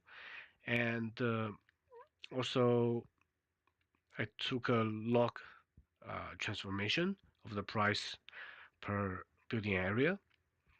So here, I just want to say either you build the models step by step or you interact with the GPT and so on. Always make sure that eventually you are going to compare all the metrics of the algorithms and to have a better idea to see the trade-off. Because here you see that we have many dummy variables in the stepwise regression, best of our combo, log this model. So when you interpret such a complicated model in business scenario, it's very hard.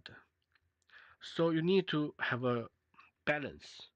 So if you choose, for example, the second column, the distance, and a simpler model, it's easier to interpret. Okay, you can have more direct interpretation. You do not need to say, okay, now we have this house in a specific block, and the price is blah blah blah. Okay, when you are going to describe the general situation of the whole region, a simpler model will give you more flexibility.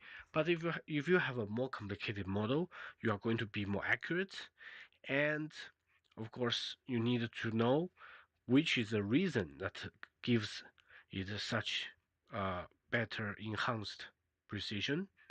For me here, I think the main reason is that we introduced many dummy variables about the different small regions of the city. So there is also always a trade-off. So I really doubt that GPT can grasp such details when you are going to implement different models. So use GPT with caution. Here you can pause to check. These are more detailed descriptions, and also the model itself, which variables were in the regression, and always take one final look back to the model itself, the best model. So eventually, if you still find many of the assumptions of the linear regression was validated, the model itself may not be the best.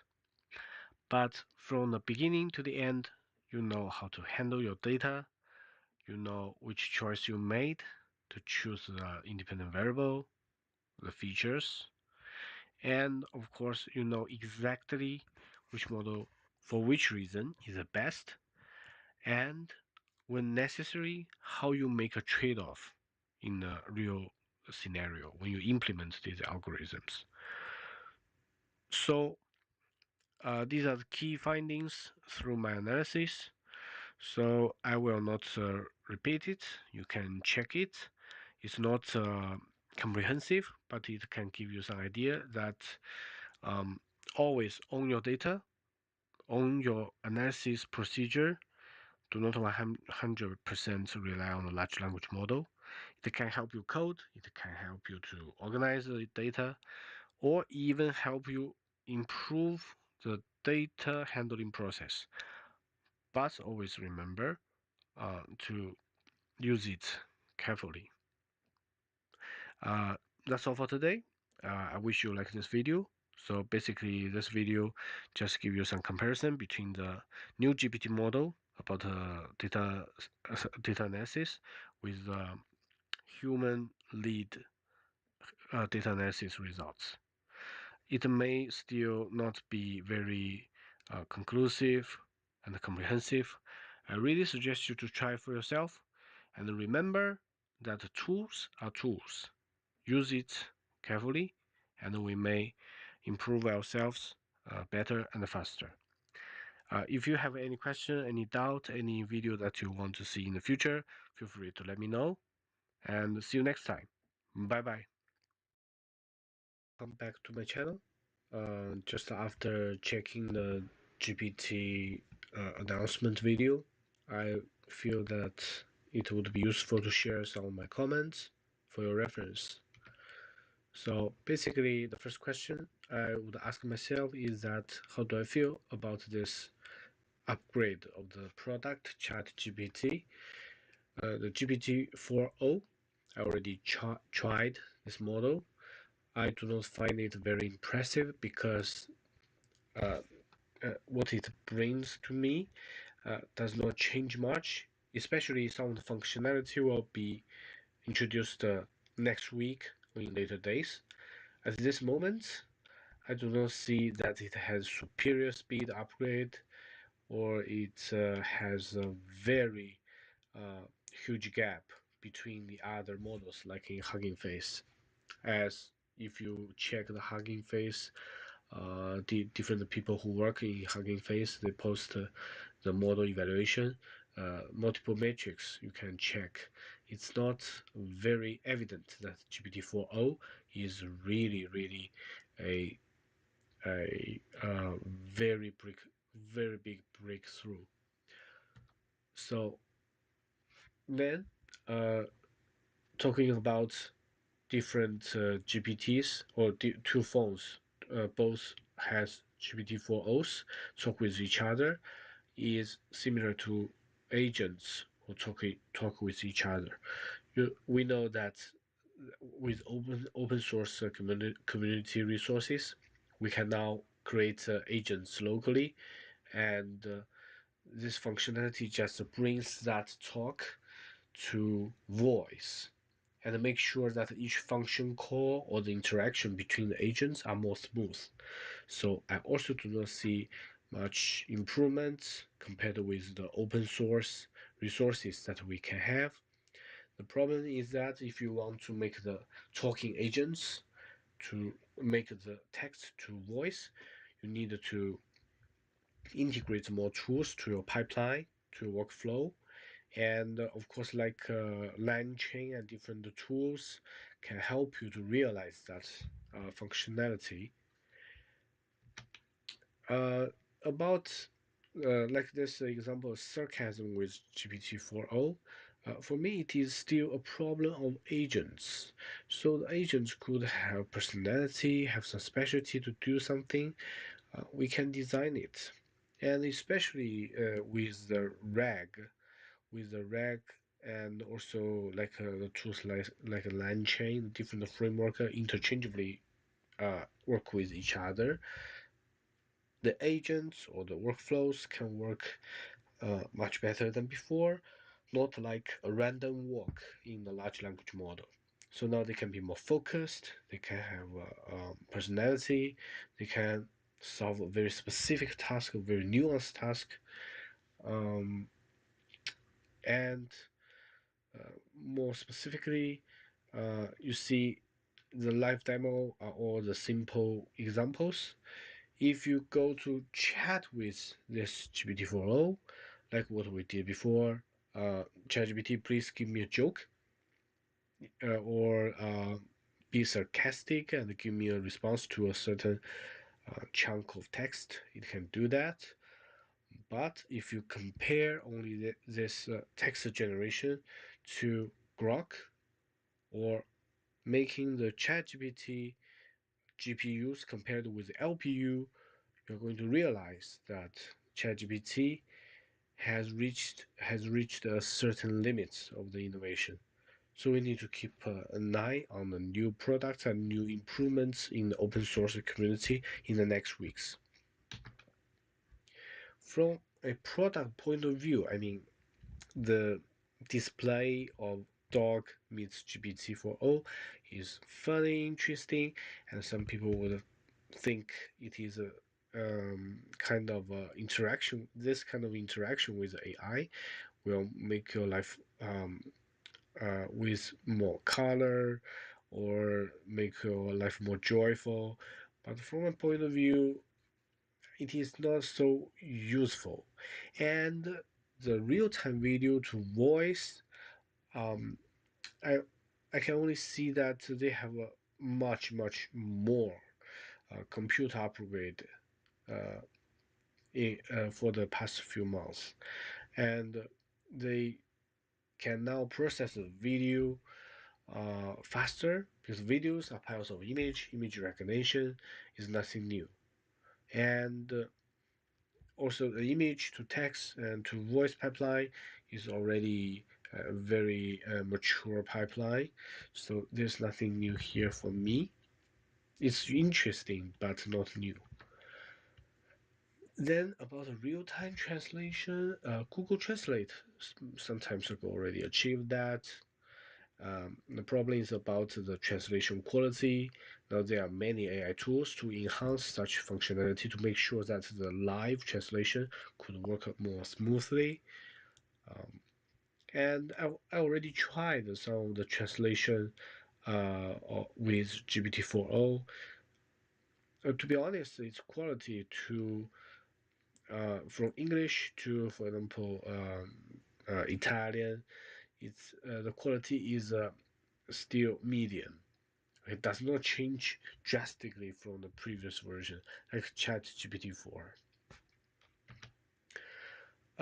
So my final point is that as we have this more potent, more able tool in our hands, like GPT-4, GPT-4o, we still need to focus on the development of open source community, because in the end, the free open source resources that we can utilize, implement in local environments, will prove to be more valuable if you consider different variables, like if you consider privacy is paramount, if you have many domain uh, knowledge set, domain data sets that you want to work on, they should be more useful than the large language models in the cloud, because I also see some opinions which says that the large language models in the cloud or trained by others serve for uh, the trainer's objective is not for everyone, because uh, I totally agree that user case is in the hands of the users. So I would like to see the option that the users are empowered to solve their user case using the local large language model solutions or implementations. So I really encourage you to keep an eye on the development of open source community in response to the GPT for all new functionalities. Uh, that's all for today.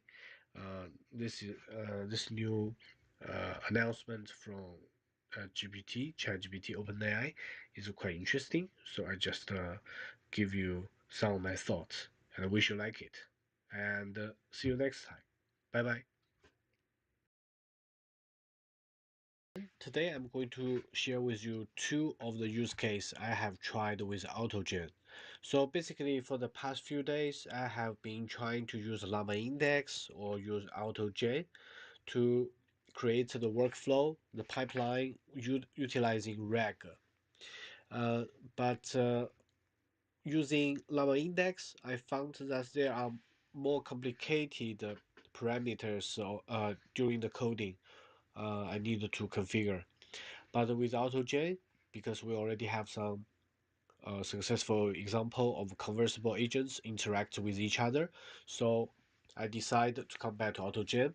And here I present you two use cases. So number one is based on their case example. It's called Perform Research with Multi-Agent Group Chat.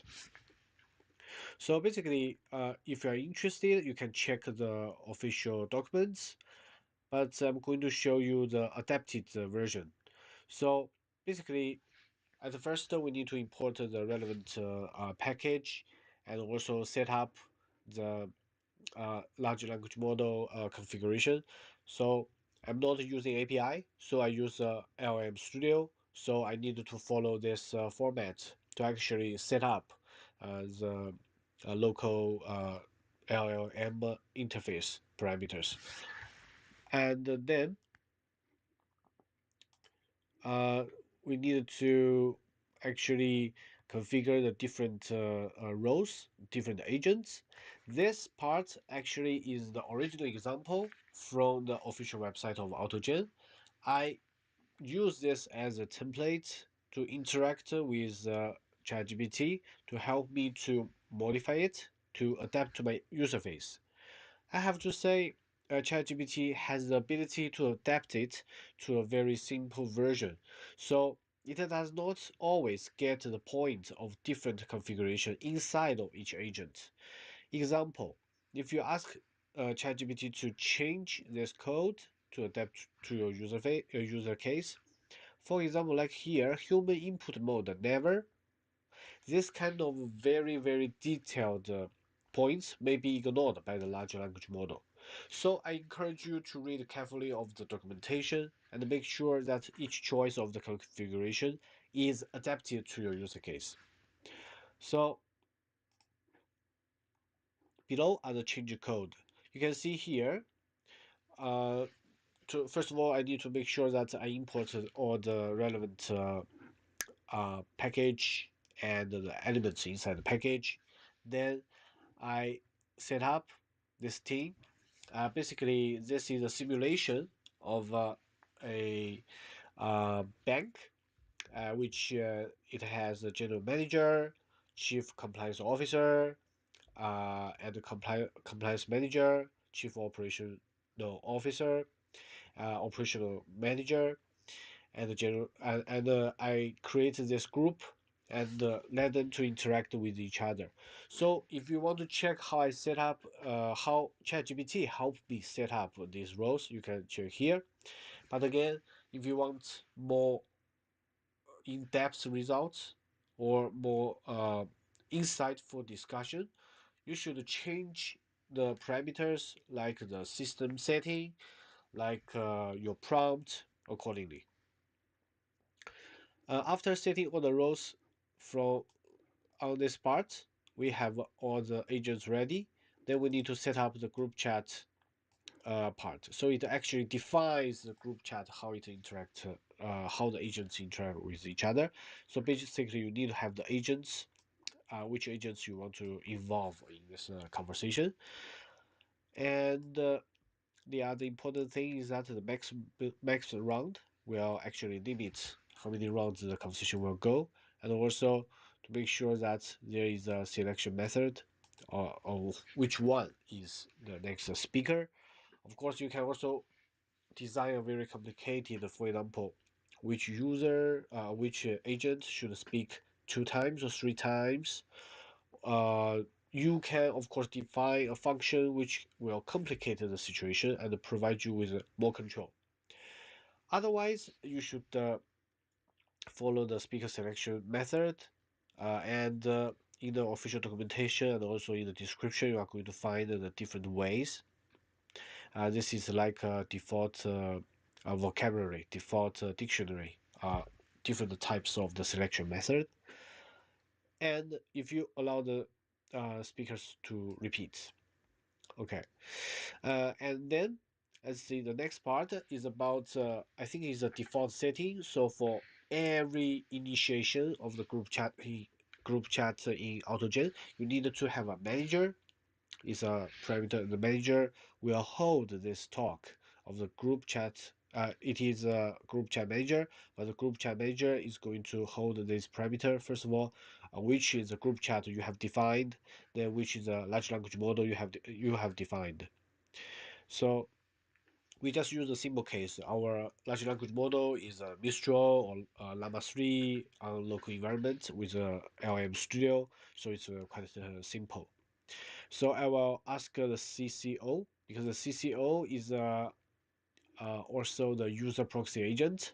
I did not change this part. Of course, you can try different setting, but usually in the pipeline, you need to have one user proxy agent.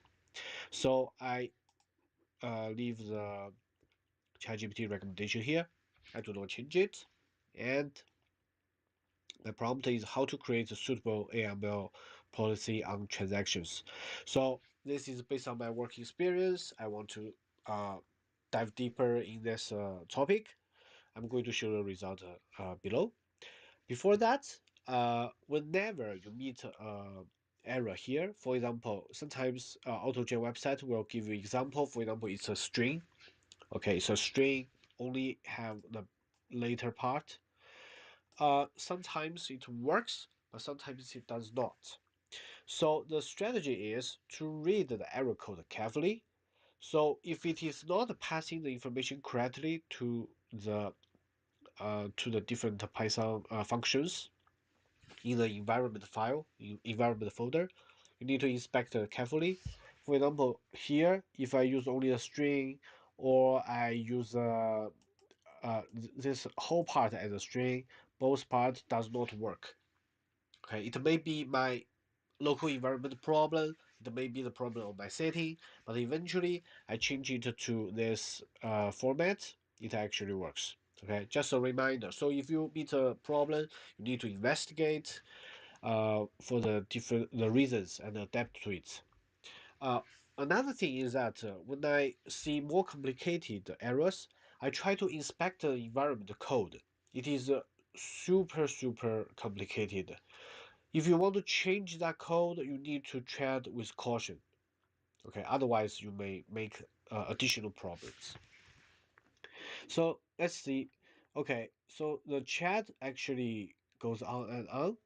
And because I did not say user input is false, so each time the conversation comes back to the CCO as user proxy, I always need to input my my prompt.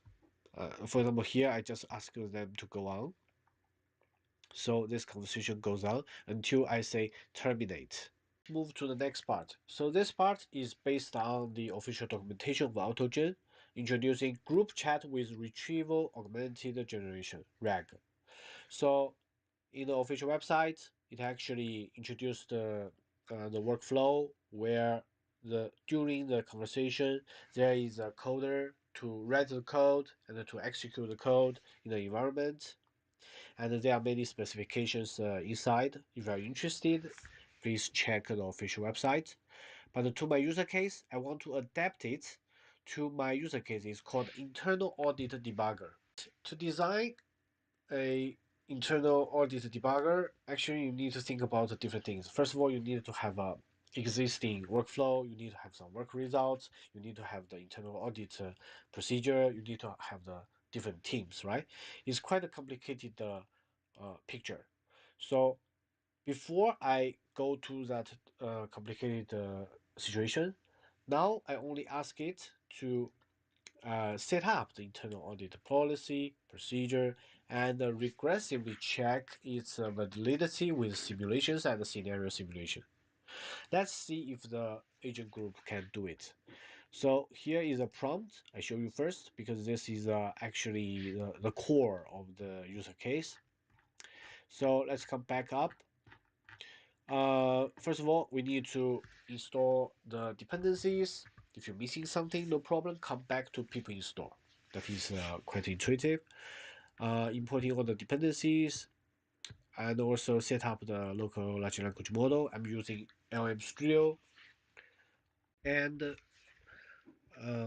also about LLM config, this is a standard setting.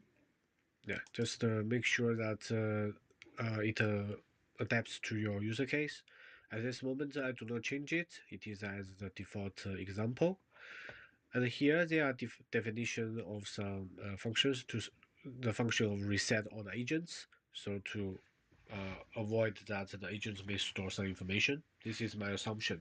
So each time it's safer to restore all the agents to its original state. And here is also a termination message function, which actually can put inside of the agent as a property, as attributes. So when such conditions meet, for example, if there is already a message generated, and also there is a terminate wording inside of the message, function will provide you with such functionality, and it is optional. If you don't want it, I think you can leave it out.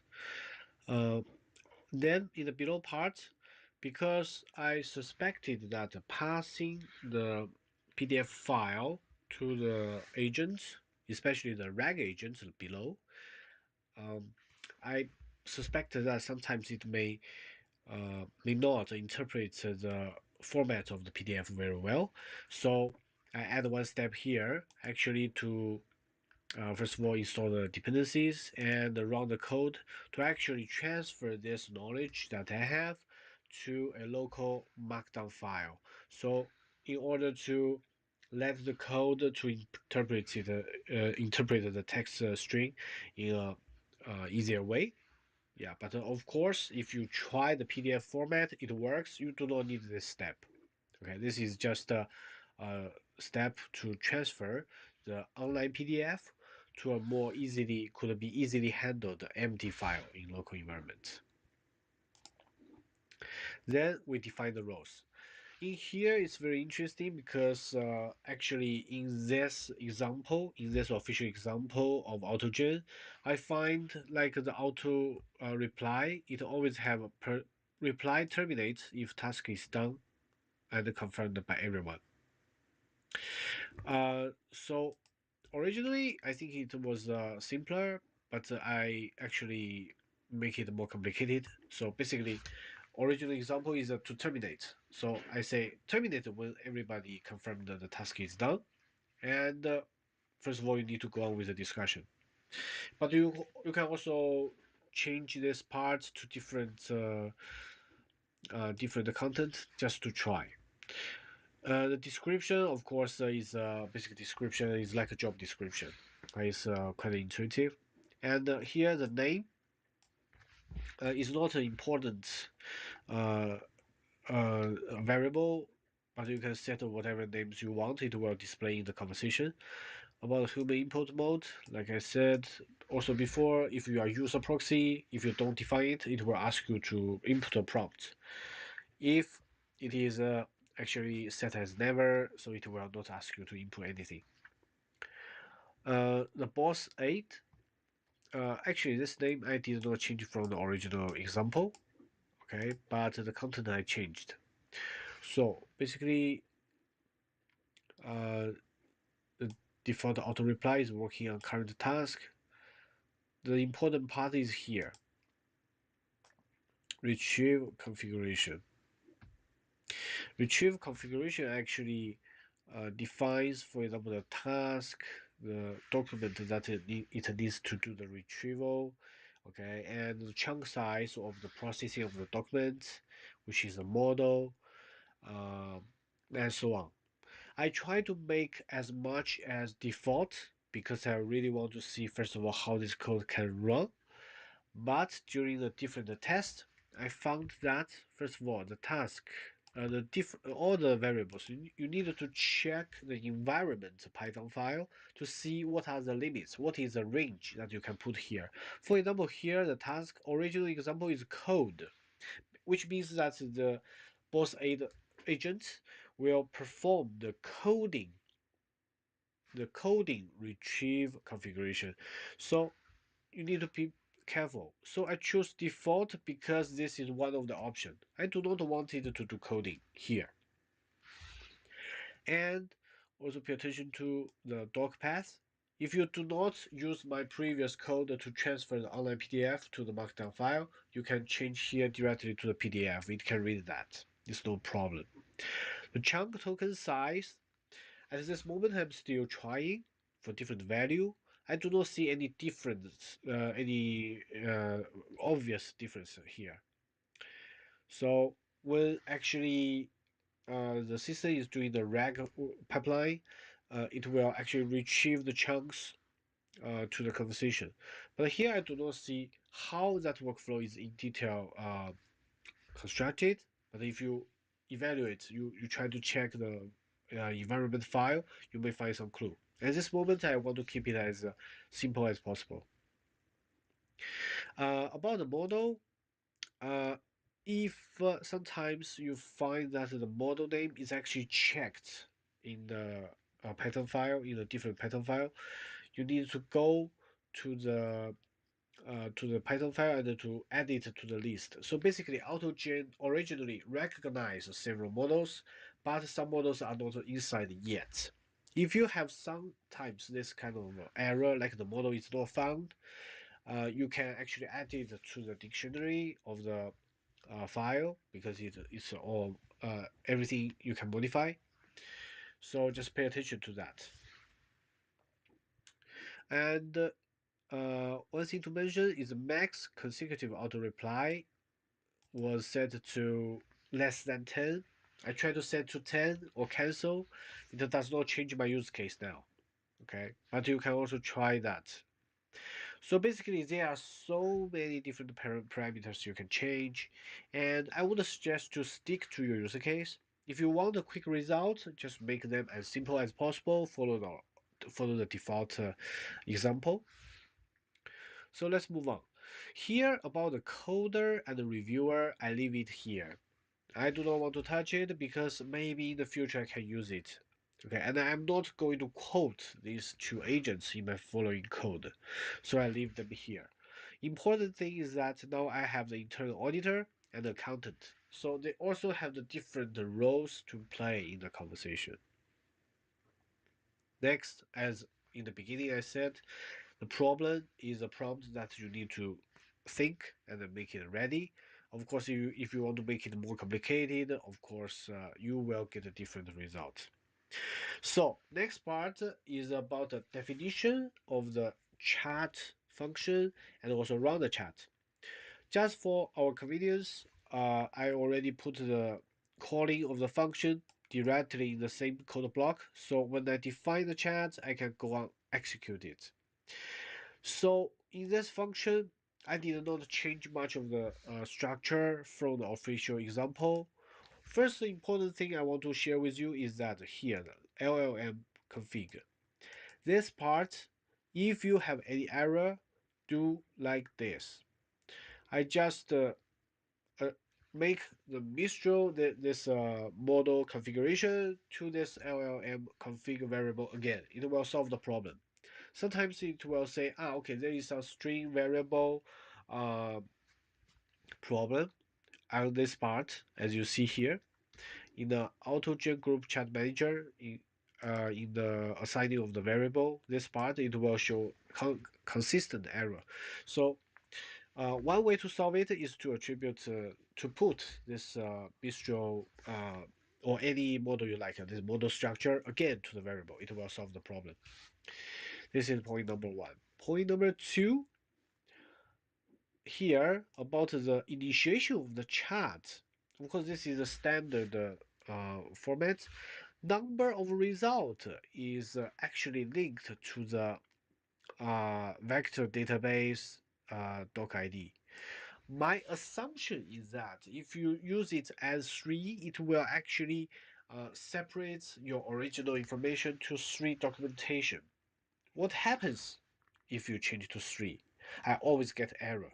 So my assumption is that it actually changed the structure of the vector database, okay, because you need to separate the documentation, put it in a vector database so you can query fast. This is a standard rag. I believe AutoGen follows the same methodology, but if I'm wrong, please check the official documentation. So at this moment, if you change to 100, 50, or 30, you can get different results. When I change it to 100, the code works. Okay, this is by far what I can tell you. And here you can also see Mistral model not found using CL100K base encoding. So based on different model you select, the backend Python file will choose a different encoding method. About that part is quite complicated. If you want to try, you can also change the default setting. But for me, if I use Mistral and it is not found, it's no problem because eventually there is still one of the encoding method here. Okay, so come back. The group chat definition here. The players, of course, you need to put inside. Pay attention that 2 players are considered as a very limited group. Usually, you will get a prompt in the running of the code and saying that 2 players are too less.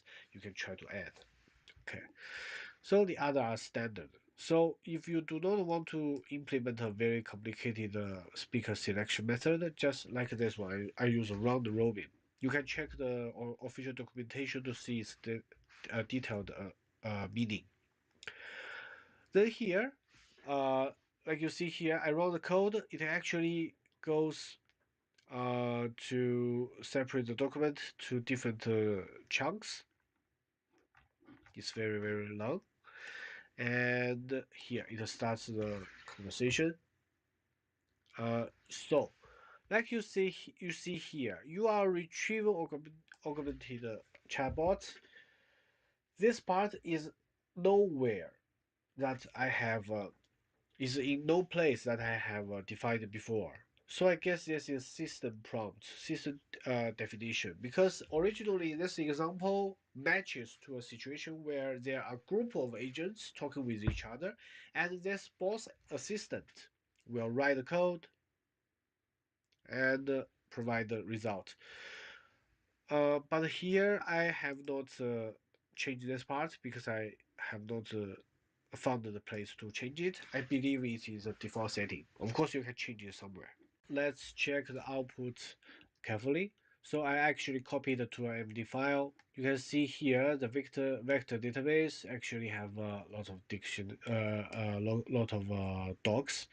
I think it's just 100. And this is what I said to you. It should be the default information. And here, user's question is, this is my prompt. Okay, so actually first it actually retrieved the below context. I think is not useful because it's getting the index page of the book. It has nothing specific to be helpful for me to do to implement my idea. It shows the source of the context is this one. Actually, this one is correct. Let's see here. Yes, we do have this markdown file. I think also saved in here. Yeah, internal auditing handbook. Yeah, it's right. So showing this source is okay. And you see, I think this is also system default message. If you can answer the question in the end of your answer, add the format of source 1, source 2, source 3. So my assumption is that if you add more regular resources like different websites, it can also show here. I already put it in local environment as markdown doc, so it's shown like this. Okay, so as we can see here in the previous results, we see a lot of acronyms and a description of the different short names of the entities. And in the later conversation, actually there is only one player talking, internal auditor. Actually just said, okay, these are related to the internal auditing, and it is not very useful because it just repeats the answer and stop. So the RAG process here in AutoGen or either in Llama Index after some examination, I think is quite complicated. You need to configure it with more careful way. Okay, at this moment, I'm going to stop here. I'm going to show you the non-reg version. So basically, if we go to the non-reg version, the format does not change much. The most important thing is that the reg agent is not included in the agents list. So which means that the group chat will not do the reg process.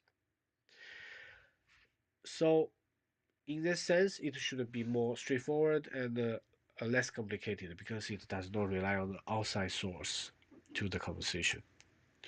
So after running the code, I get this file.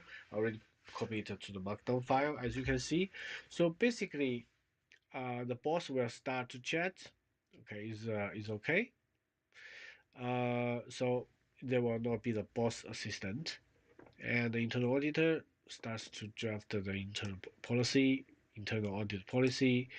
It looks fine, makes sense, and here the internal auditor actually continue the simulation and validation and recommendation. So about the simulation, actually this is a quite simple content that is generated. Of course, if you are going to do a real world scenario of the simulation, you should define different attributes. For example, which employees does what, with which system, what is the document flow, what is the data flow, and what is the direct result of this workflow, and how to check this work, how to check the process. Okay, very related to the auditing process. But here, actually, it kind of introduces some of the concepts. And also in here, the validation part, yeah, it's like introducing the concepts. And of course, the recommendations based on these simulations, it can offer you a framework to think further. Okay, but at this moment, I do not think all these results can be used directly. Then the conversation comes to the boss. Bosses go on with the discussion, and so internal auditor actually continues to define the roles of the company. Okay, makes sense. Discussion complete, and then still internal auditor actually terminate. Task is done by everyone. Then the boss said go on with the discussion, and the internal auditor continues. So because there are not many constraints, actually the conversation just starts from the boss, stop at the internal auditor, then come back and forth again. So it also tried to go on with the uh, discussion with chief auditor, but there is no definition of the chief auditor agent. At this moment, I think it actually simulated a situation where many roles, like all the roles defined in the auditing process of the company, are not included in the agents list, but it actually simulates a situation where these um, imagined agents gave a comment. This is quite interesting, but in a very practical view, the agents should serve to discuss and summarize their own content, but not suppose the third party to give a comment to their conversation. As I said, you can change the parameter actually to improve this part. Before we conclude this video, I want to share with you also the description file. For example, whenever you put the cursor above some of the class, like the group chat, okay, different code parts, it will show the documentation. It's very long. You have many things to configure, and I recommend you always read it carefully because it's not 100% reflected in AutoGen website or it's structured in a different way. You may not consult these contents very easily, but really you can try to find this content in the code, copy it in a markdown file, and you check the details. So just a quick wrap up. Today we have tried two examples of AutoGen. First one is perform research with multi-agent group chat. We have adapted to our own user case. The other one is group chat with retrieval augmented generation. Both examples we can now execute, but as I said, if you want to further get more insightful information and to interact with third party or the outside the knowledge base more effectively, do read the documentation and try it in your use case. I wish I could create a more complicated use case in the future and share with you. And by far, I think we can already start using these tools to generate some ideas and to inspire our work, our study, and our daily life. Thank you. If you have any question, any doubt, you want to see any different exploration of different code about AI, about large language model, and also about finance, and also about the data analysis, feel free to leave a comment. If you like the video, just give it a like. And furthermore, please subscribe. See you next time. Thank you. Bye bye. To change to some easier topics. like statistical learning or supervised learning. For most of the cases, I think it will be very useful for our data analysis to prediction or classification different type of the task that we'll meet on daily basis, either for learning, the statistical learning, or to use in a real world scenario. They are quite useful. This is one of the I would say test I would do from every now and then. It's called comparing the models. As you can see, first of all, I show you a summary that usually when I compare the models, different models, first of all, I need to know the data. Today, I'm going to show you the data set from the Kaggle. Is a credit card default data set. I know it is very intuitive. Most people use such data set to train a model to predict if the client is going to default next month. It's very useful, but the first step you need to know the data. You need to know every column what it means. I'm not going to show you here just to keep the content as concise as possible. Second of all, you need to do standardization. You need to separate the numerical and the categorical data. So numerical data you can calculate, just standardize to do not let the size or the sheer volume or the amount of a variable impact the model too much. About categorical variable, the common practice is to convert it to dummy variable. Um, During my test this time, as you can see here, in the compute side, first of all, I count mainly the runtime of each model, how much runtime it will cost to train the model. So like the k-means neighbor, decision tree, random forest, and so on, I use a very simplified parameter setting, and most of the code are generated by ChatGPT. I already check it. It seems good. I suggest you also to do this test because it will help you to understand how much compute each of the model will cost. Then about the complexity and the interpretability. For example, like complexity, ChatGPT gives me complexity, is like a complexity measure. I have not yet 100% matched them to the very rigorous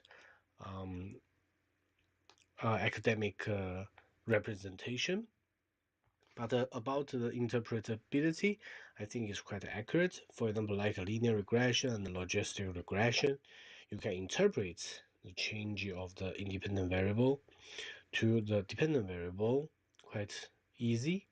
But about the neural network, I believe you already know that we have multiple layers of neuron.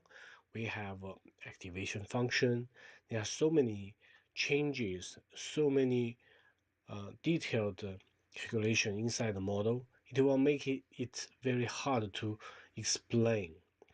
And also for the transformers model, like the large language model, the structure is very complicated. We cannot easily interpret such model. And then if we are going to look at the number of parameters, you can see like a neural network has very, very large parameter sets. Of course, you can arbitrarily reduce the size of the number of parameters, but in any way, the runtime to get the similar results will be the highest for neural network. And for random forest and gradient boosting, you're going to have also much higher runtime relative to the simple like linear regression, logistic regression.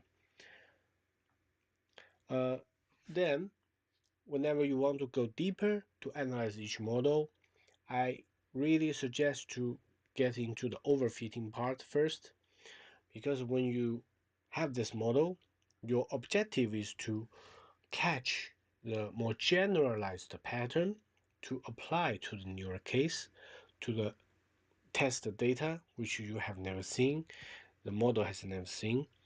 So whenever you use the existing data to do the train and the test data, to separate them and to fit them in the model, whenever you see that train accuracy is higher than test accuracy, note that the overfitting is present and you need to address it actively. Today's code, I'm not going to dive very deeper to the overfitting resolving issue. I'm just go through it quickly and show you some of the sample code that ChatGPT gave me.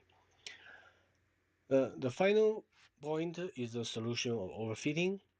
As I said, you need to check deeply about each model configuration and to see for cross-validation, regularization, and hyperparameter tuning could be suitable for resolve this issue. About cross-validation, it is to get a better estimate of the model's performance. I think the more common approach of the complicated models is to introduce regularization and hyperparameter tuning. Now let's go back to the code. So basically, in order to run code, you need to install some packages about pandas, numpy, skitlearn, matplotlib, and seaborn. These are very common libraries. Then about Kaggle, I want to mention to you, if you want to use a Kaggle package, you always need to have the active API so you can download directly. I did not put much time to configure this part, but I leave it here just to remind you that there is a possibility to download the dataset directly through your code, but you need API key configuration. Then Plotly is for actively or dynamically display my data, all the different metrics that I need to evaluate the data and the model. MB format is actually part of the package that will interact with Plotly, but I did not get a successful result, but I leave it here. So whenever the system says error about this package, try to install it, reinstall it. If it does not work, check documentation. So about the several steps before the final code, of course, I interact with the large language model. I try to teach it to find the very detailed problem to refine the model. For example, I already have the structure, I have some code written, but ChatGPT cannot recognize the necessity to transform the numerical data or make certain categorical variables as dummy variable. So it is an iterative process when you talk to large language model to refine the code. But in general, these, I would say, quite simple models about regarding the model design, they are quite simple. The zero shots or the accuracy of writing the code with a large language model will actually help you to improve the efficiency of writing the code. Okay, let's go on. So first of all, we need to read the data. Okay, about the first two lines, if you do not have the Kaggle API, usually it does not work. So I actually manually downloaded this dataset and save it in the data folder here. So I use Panda to directly read the dataset, of course. Then I prepare the X variable and a Y variable based on my need, and also to transform the numerical variable, categorical variable as I need. So basically you need to pay attention to all of these details. You need to understand your dataset so you can work better on it. Then this part about showing the correlation matrix is not 100% necessary, but if you want to visualize the correlation between different variables, I suggest you to do it.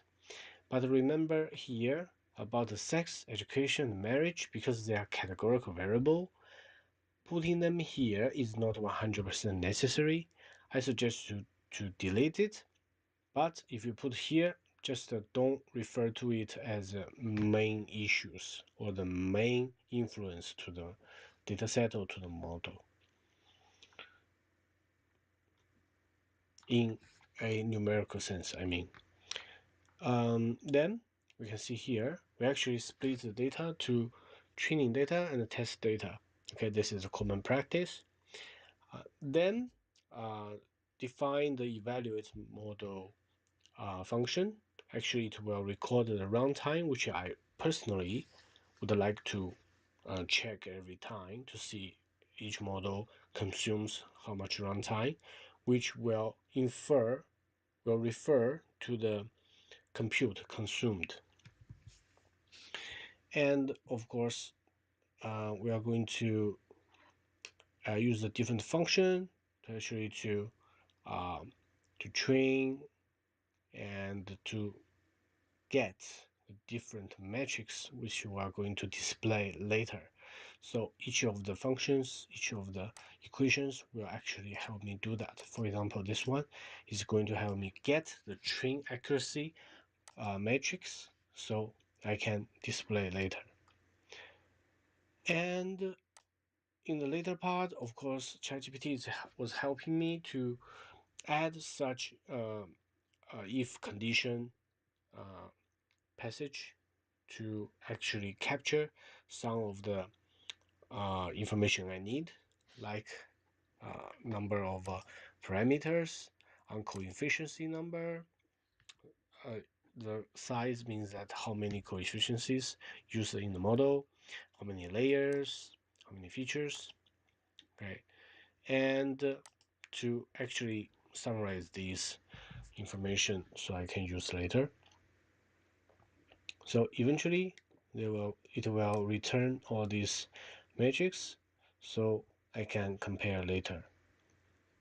So about the model definition part, because we already imported different packages, actually most of the models are ready. I mean ready because we already have these packages. We can easily write in the code to implement them. As I said, like the different parameters in different function, you are free to change them. Or if you want to do further experiments, you can use a function to change it. For example, each time you change it by 10 units or 1 unit of each parameter you are setting here to see the difference. Okay, sometimes I do it just to check the different model performance. Then the results will be will be collected. So for the later comparison, and the results are going to be saved in this data frame. So in the later part about the results data frame, I use different strategy to plot them. For example, this first one is quite intuitive plotting. I observe that for most of the model, they have the overfitting problem because training accuracy is higher than test accuracy. And I can also see that although the neural network has very large parameter count and also consumes the highest compute, local compute resources, but its performance is not very, very high compared to other models. And we can also see here mean squared error is a matrix to see the diversion. I would say the diversion from the actual value to the model value. And we can see that for some models, it does not have such matrix. so the system cannot produce it. But whenever we see if the test MSE is higher than the train MSE, this is also a way to see that the model is overfitting. To the later part, of course, this one was the same graph. Of course, when you try to visualize it, you can change the size of the graph, but at this moment I cannot resolve the issue of the display, because you see gradient boosting. The display of the chart was not very good, because you see the I think is the test accuracy bar is quite out of range. But do not worry if you meet some problem like this. I'm going to show you some solution like Plotly library. And here I did introduce the 3D plotting of the results to see the test accuracy, which I care a lot about, and the runtime, and in the z-axis we see the mean squared error. From here, it's not very easy to observe, so I would recommend you to use Plotly. So first of all, let's try to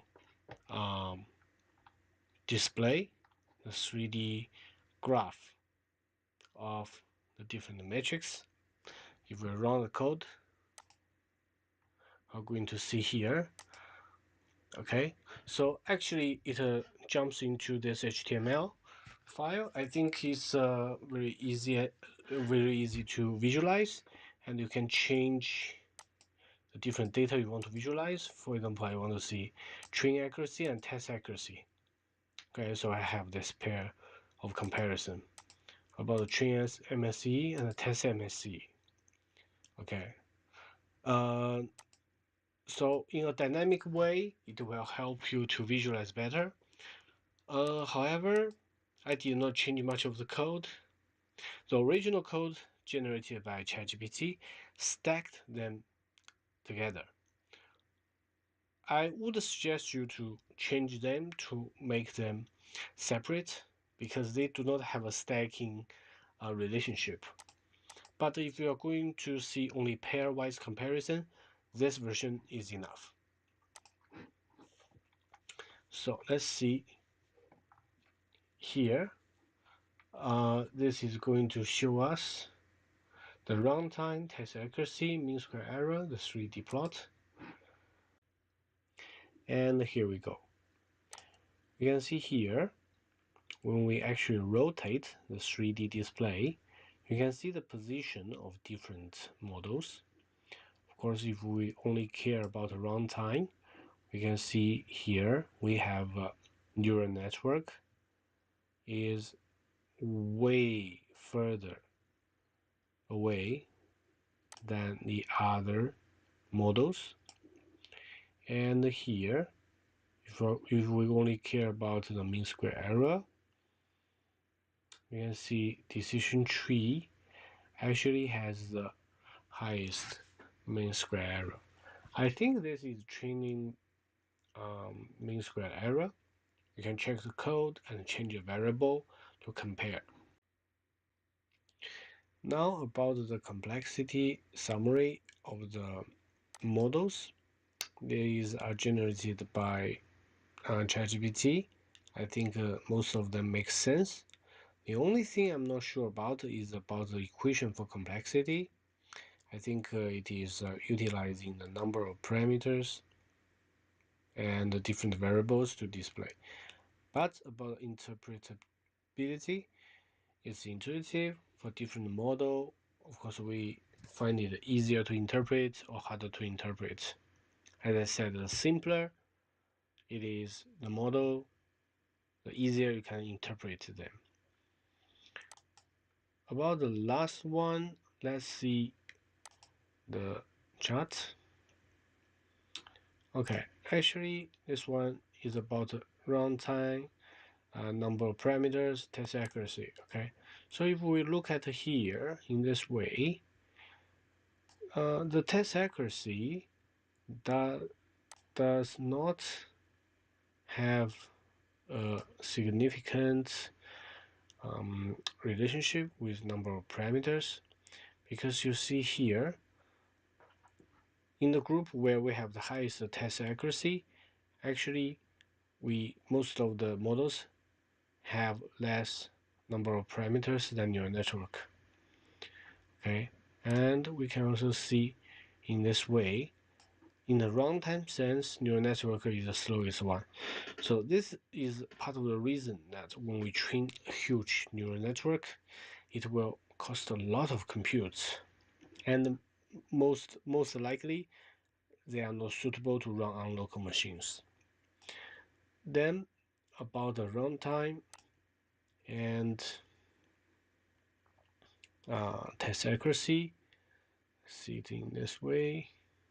Just 1 second. So most of the models has a similar runtime consumption, but about the test accuracy, it don't change much. But you can see here, gradient method, gradient boosting, has the highest test accuracy, and the runtime is quite reasonable. By reasonable, I mean because we have a relatively small data set. When you have a huge data set, you need to introduce different strategy to handle such huge data sets. I wish in the future we could discuss some of the implementation of the methodology to handle large data sets. Now about the final part, as I mentioned before, overfitting is always an issue. I would suggest you to pay attention to it, and if you want to address it, use different methodologies, do more tests to understand which one is better to actually.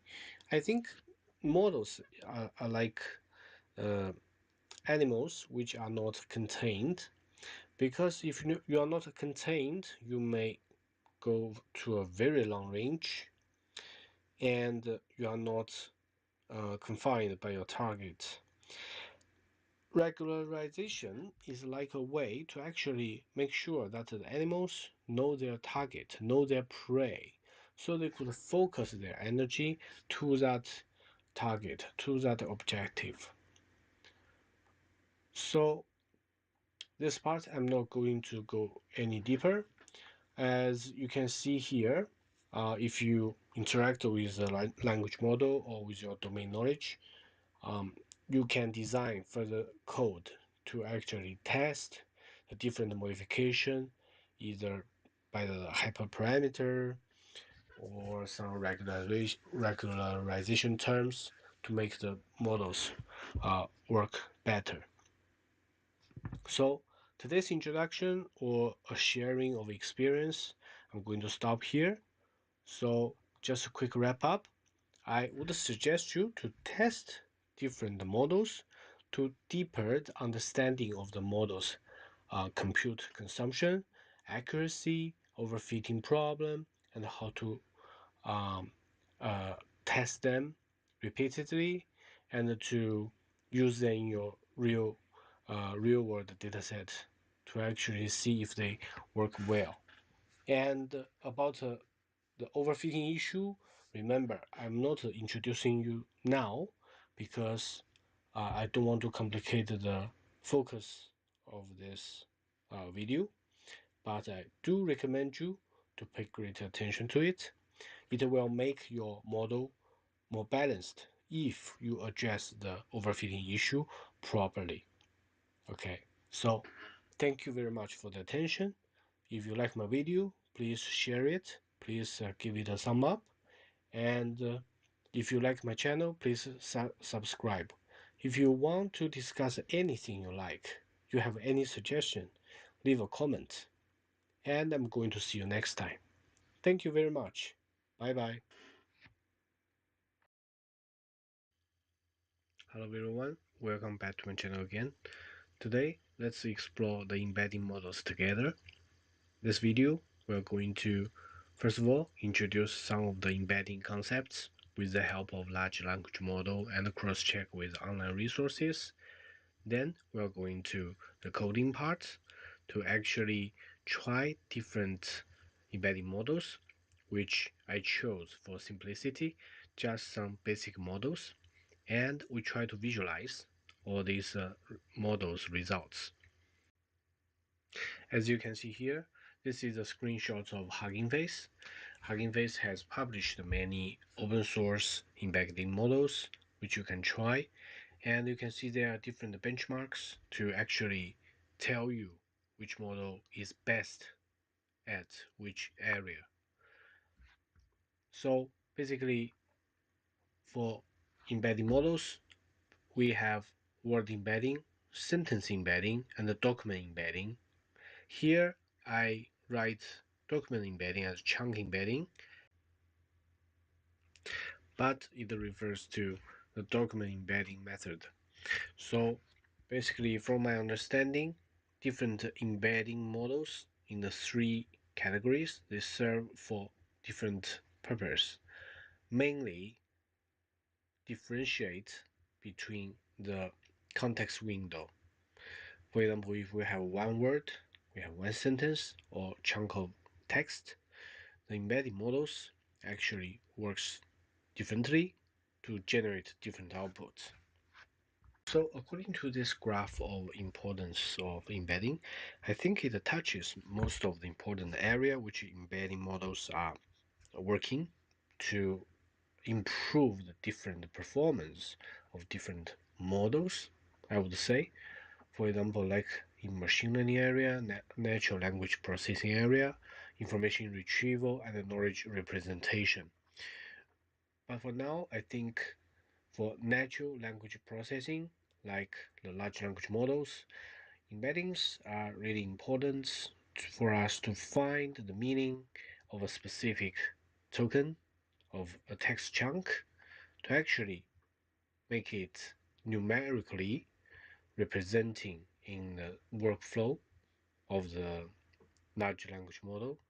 From the beginning, it transfers your prompt into the embedding, and also when it processing the large language model, throughout the model, it does all sorts of calculation. Then the output text was also transformed from numerical values.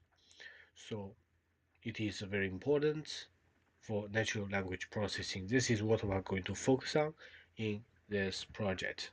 But for information retrieval, like the search, also for our RAG workflow in large language model, it is also very important.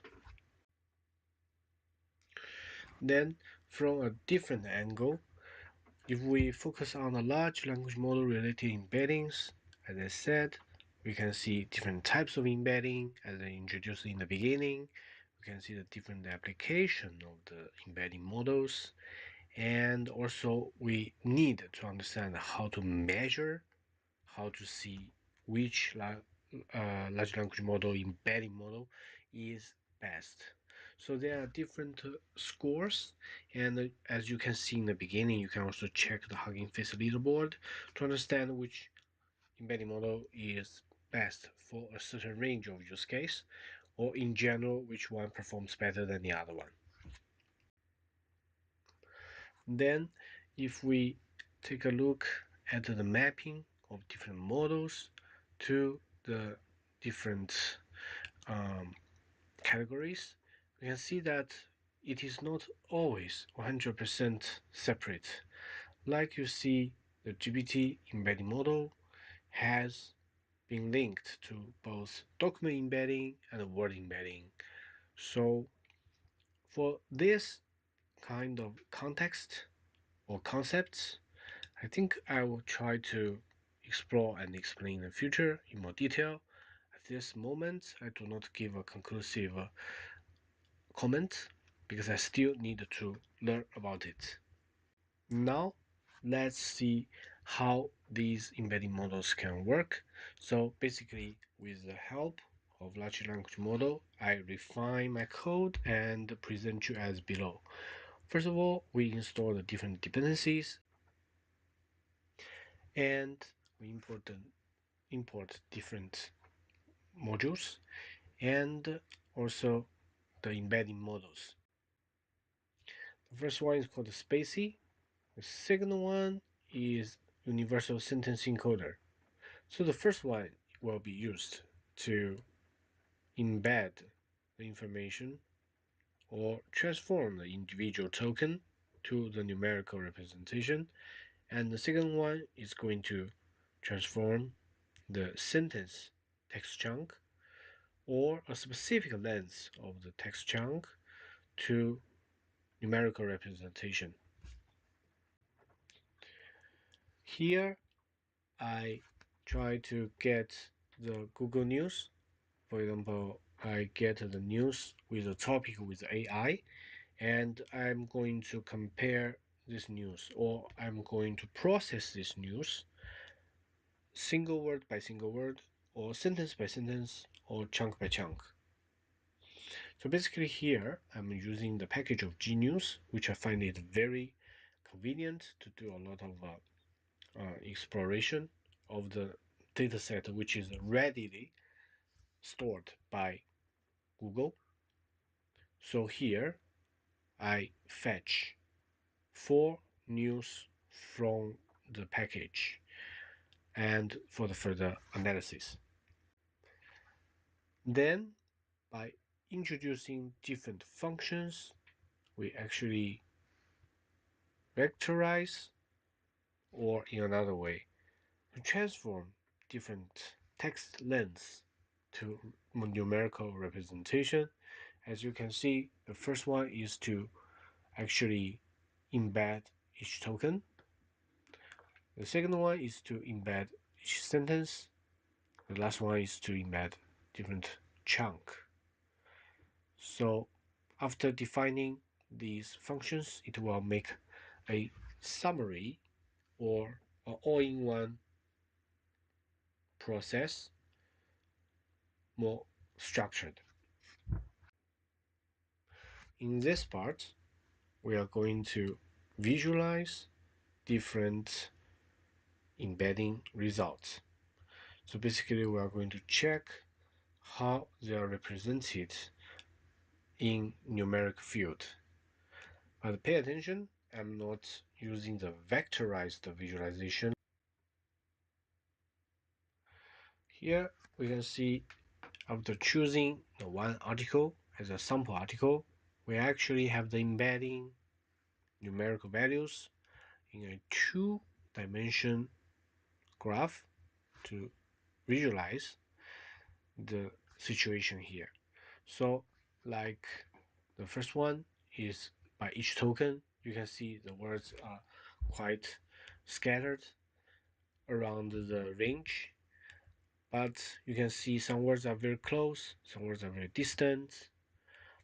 But to actually understand which words are close or far away, you need to have different ways to measure similarity. The very famous cosine similarity, or I think other distance calculation, could be implemented for you to understand a more exact value of the distance between the different tokens. Then, by stepping into the sentence embedding and text chunk embedding, like this is 100 word chunk, this is 200 word chunk, we can see the text are put into a more bigger chunks, so we can see the scatter plots, the scatter points are less each step ahead. Then after visualizing all the results, I think it's better to cluster the results to have a better visual. So here I actually implement the cluster methodology like a k-means cluster to see how many groups or a certain number of groups, how are they represented in the graph, and to sample some of the um, grouped words, grouped sentences to see if the models work well. So as you can see, the first one is about the function to apply clustering, and the second one is about visualize the clusters, and there is also the function to sample similar items. And we're going to both show the sample and to visualize the results of the embedding models.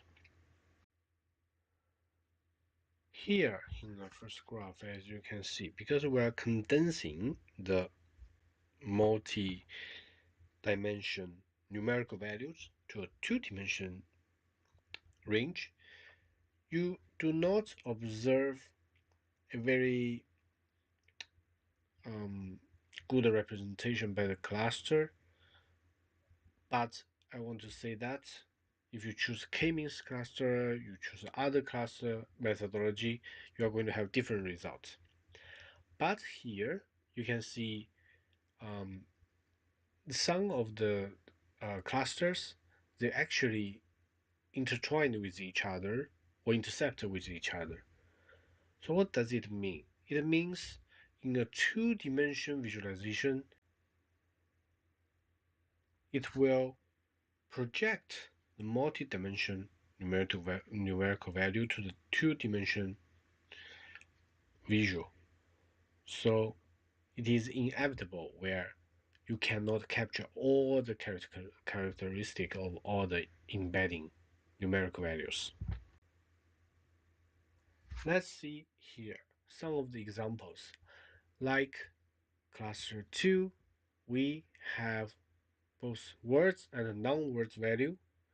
And when you check like a move, motto, hunt, for me personally, these words do not make much sense in the same cluster. I would say they are quite distinct, they are quite different. Then if you check cluster 3, fast, break, things, that, too. For me, they are not very obvious to me that this cluster is a good cluster. Then if you check the other one, and is a continuous. For this one, I think more or less it makes sense. Like and is the these words do not hold a very important meaning, or I mean in a word space or in a sentence space. So I think they can be grouped together.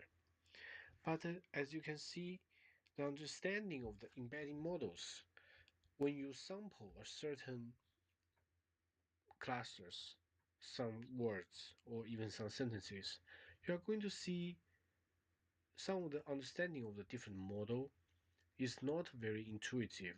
So you need to do more tests, do more experiments, and to read the description of each model to understand how it does its job and how it is being implemented in different use cases. Now, when we turn our eyes to the sentence embedding results, of course, they are also clustered into 5 different clusters. As you can see, for example, cluster 1, for me, it seems like these sentences are from the same news piece because, in general, it is step by step explaining a central concept or a central idea or central opinion.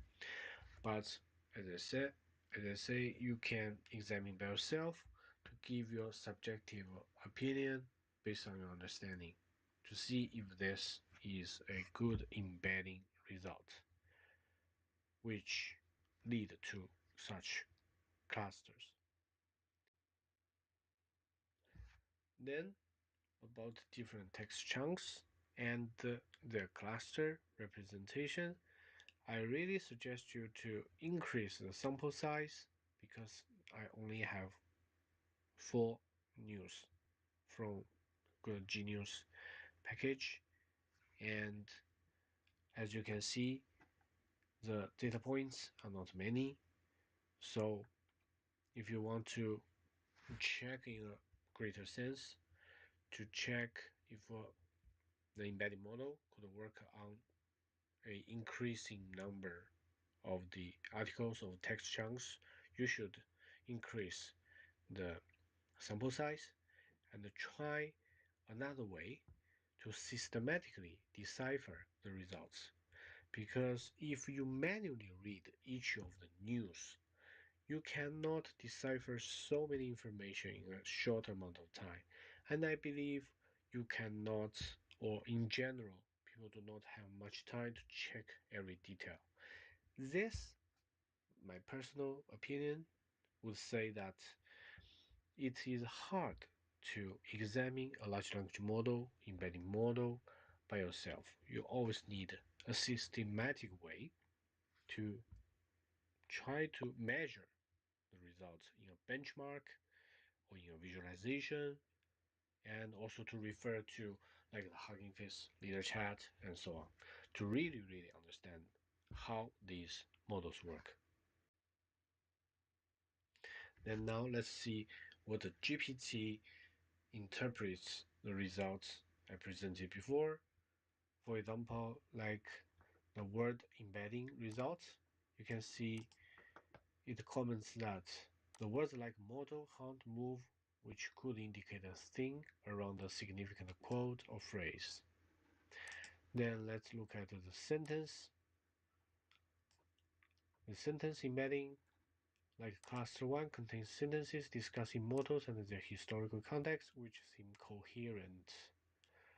So you need to understand in one way or another to see if such cluster resulted from the embedding value makes sense.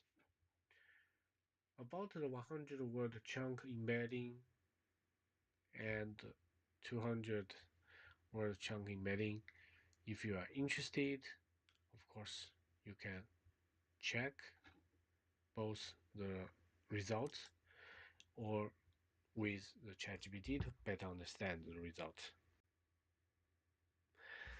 Then, since we may visualize the maximum 3D space, I would recommend you to always visualize any result in a 3D space.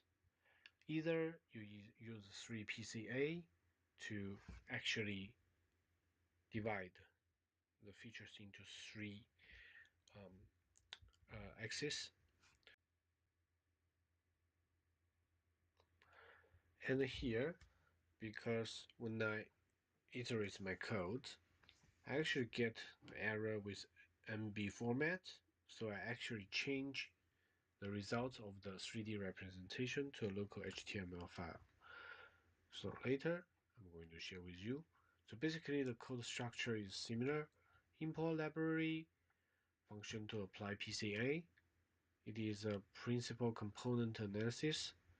I think it's very useful. It's like projecting the features of the numerical values to a condensed dimensions, like two dimensions, three dimensions. Then we also set the function to visualize in 3D HTML and eventually write this file in local environment.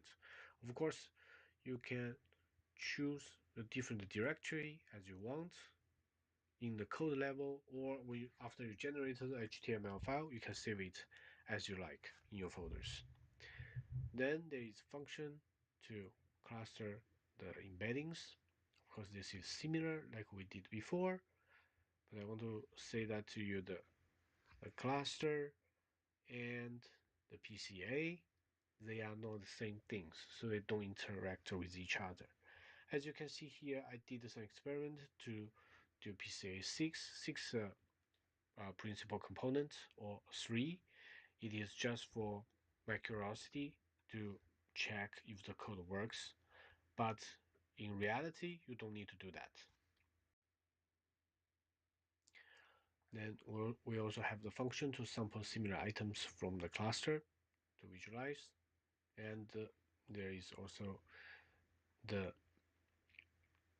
implementation of the word embedding and the display and the sample to actually call these functions to perform their purpose. As you can see here, this is a screenshot of the 3D representation. Actually, from here, we can see that in a 3D space, actually you can see the difference from the 2D display I shared with you before, because you can see now the clusters are more grouped, better grouped than before. So this is because whenever you increase one dimension, you are going to see additional characteristic. It's like when you look at this group of data from the top surface, let's say, and you view them as a two-dimensional space, some of them are going to overlap. But if you increase the dimension, you're going to see a different result. The same, when you apply the 3D visualization to different embedding results, like the sentence, or even the 100-word chunk, 200-word chunk, you're going to see different results. I really do encourage you to try them and also check the results and make sure that you understand the embedding on the different contextual sequence to better understand if the embedding models work well.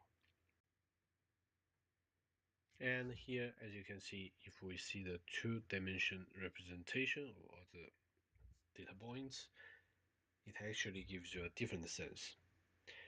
So I encourage you to do different experiments to actually see for yourself the cluster, the embedding results, and to see if it can help you to improve your model, improve like your processing of the information retrieval or the processing of different steps of large language model. Now let's come back to this graph in the beginning. So in this video, you see that I have introduced some embedding models for different embedding tasks. Then I tried to examine the embedding results, visualize the embedding results, and I would say the choosing of the model or the examination of the model in this video or the contents are only a small group of the every possible models and every possible ways to examine the models. So I really do encourage you to try the different open source models or closed source models as well, and to apply to your use case to see if they can really perform very well. So I wish you like this video. If you have any comments, please leave below the video. If you want to subscribe, please do subscribe. And I wish this is useful for you. If you have any doubt, feel free to leave a comment and we can discuss anytime. So see you next time. Bye bye. Hello everyone, welcome back to my channel again. Today I'm going to show you one of the exploration of the datasets that I have done yesterday. It's about the SMS spam collection dataset, which you can check in Kaggle website. This dataset is about a bunch of labeled SMS message, and it's a good dataset that you can try different algorithm to analyze the spam SMS message. Here you can see the first step is to load the dataset and to check some of the statistical property of the dataset. I want to say it to you first that or the methodology or the check of the different metrics may not be exhaustive. So if you are interested, please use your preferred tool to explore the dataset first. As you can see here, the first thing I want to explore is about its distribution property. So I choose the histogram, But from the histogram, I think I lack some of the information, so I would like to make them together and to see in the later part. As you can see here, when I put them together, it is very obvious that the non-spam, which is called ham message group, is much larger than the spam message group. I do not have the percentage count here, you can try it. But only from here, I think the spam message is a small group and by nature is quite difficult to detect. If we took a look at the density distribution histogram, you can see that basically the non-spam group is very dispersed in a very wide range of the word count, but the spam message are quite concentrated in a relatively small range. Starting from here, I'm going to try different ways to analyze this dataset and to find the best way to classify the spam message from the non-spam message. The first methodology is totally invented by me, which is not based on very rigorous reasoning, but I think the word count would have some meanings for us to categorize these different type of messages. In the process, the key point is to assign several integer values to each word of each message. So give that frequency meaning to the message. So as you can see in the code here, especially this part, actually I'm getting the frequency of the specific word in the specific message and also in the specific group. For example, one word is in the ham message group, and what is the frequency of such word in the ham group. In the end, I'm going to have a so-called 3D data. It's like a vector space that I designed for each single word, which will have 3 dimensions. So I call it 3D data. The 3D data, as you can see in the below part, for each word, I know its position in this specific message. I know the frequency of this word in this message, and I know the frequency of this word in its group. For example, if it's in the span group, it means the frequency in the span group. As you can see here, this is a GPT generated summary of this code. If you're interested, you can pause here and check the sequence of this code. So getting to the next stop, we are here to actually further explore the vector space that I created. So basically the idea here is to standardize, to limit the range, the dispersed range of the vector space so that we can have a more standardized calculation. I used the min max scalar method to actually contain this vector space. So as you can see, the message 1, the first word go, is in position 0 with a frequency in this message as 1. In total specific group, for example, it's a group as a ham or as spam, the count is 10. So these 3 integers are standardized to these float numbers. As you can see here, there are some descriptions for the code above. If you're interested, you can pause here to check. Then let's go to the next part. So basically now I'm going to cluster the message with the k-means cluster methodology and to check if I can correctly cluster the different groups of spam and non-spam messages. And here, as you can see, first of all, we vectorize the message using the standard 3D data, which you have already seen. And then we actually utilize the similarity matrix based on the cosine similarity methodology to actually find the similarity between different messages. So the basic idea is to assume that the spam messages will be very similar and the non-spam messages will be also similar. So it will be easy to separate these groups. So as you can see in the k-means cluster methodology, I set them as 2 groups and it will fit into this similarity matrix. Then in the end, I have also created this confusion matrix, which you can see the accuracy value is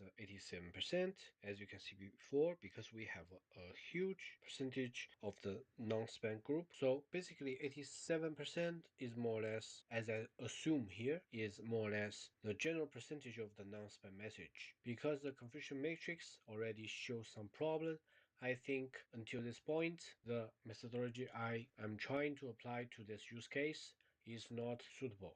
In the confusion matrix, the most important part is about the true positive and the true negative. These two parts are very crucial to actually measure if the classification methodology is accurate or not. And of course, we're going to calculate of the recall, precision, and different metrics to compare. In the later models, we're going to see. The same as the previous parts, I show a diagram here about the cosine similarity calculation part and clustering part. And you can also see the print result of some of the vectorized data, and also this is a description of the code I ran before. Then it is also useful to check the distribution of the predicted and also the original label of different data points in a 3D format. Since this methodology already has a very obvious error, I'm not going to go too much detail to it, but just to show you, use Plotly to display in 3D way. In each step, I really suggest you to also check the data frame from time to time to see if the new columns is added correctly and what is the current status of the data frame. So now let's move to the next part. Here I'm trying a logistic regression method to actually redo the classification of the spam and non-spam message using the already vectorized data. And as you can see below, the test precision is 0%, although the train accuracy is 86%, test accuracy is 86%, they are very close. However, you can see that there is no test precision, there is no test recall, and test effort score is 0. So usually these numbers should not be 0. And I also tried to display these prediction results in 3D. As you can see, this predicted a non-spam message and a spam message. So the spam message seems very distinct and very far away from the main group. However, let's see the later part. In here, I try to actually condense the data into 2 dimensions, which I used the PCA method to make sure that the display of the data will be more easier to be accepted. This general idea is from one of the paper about machine learning in recent days, machine learning and also large language model, and it actually uses the PCA to reduce the dimension and to show the data and to see if they are separated. The first graph is about the true spam message group. The second part is about the true non-spam message group. As you can see, if we are in the true spam message group, my intuition is to predict the spam to be a spam. But as you can see here in this group, most of the messages are identified as non-spam, and only one message is determined as spam. In the later part, of course, I wish all of my prediction will show that the messages are not spam. As you can see here, yes, of course, most of the messages are not spam, but the spam messages we still have several, which means that these messages are incorrectly identified as spam messages. So let's see, until here, the previous self-made embedding model was not working very well. So now we are going to try 2 more tests. Both tests are going to be based on the embedding model already existed, and we are going to try both the logistic and the neural network to predict the correct label of the messages. So basically, first of all, we need to install the dependencies and check the data frame and so on. And then we are going to introduce the sentence transformer as embedding model. I use this paraphrase mini LM L6 V2. This is one of the free sentence transformer that I find via ChatGPT. I think it is much sufficient or sufficient enough for us to explore the current topic. Of course, you can change to a different transformer or embedding model in the future.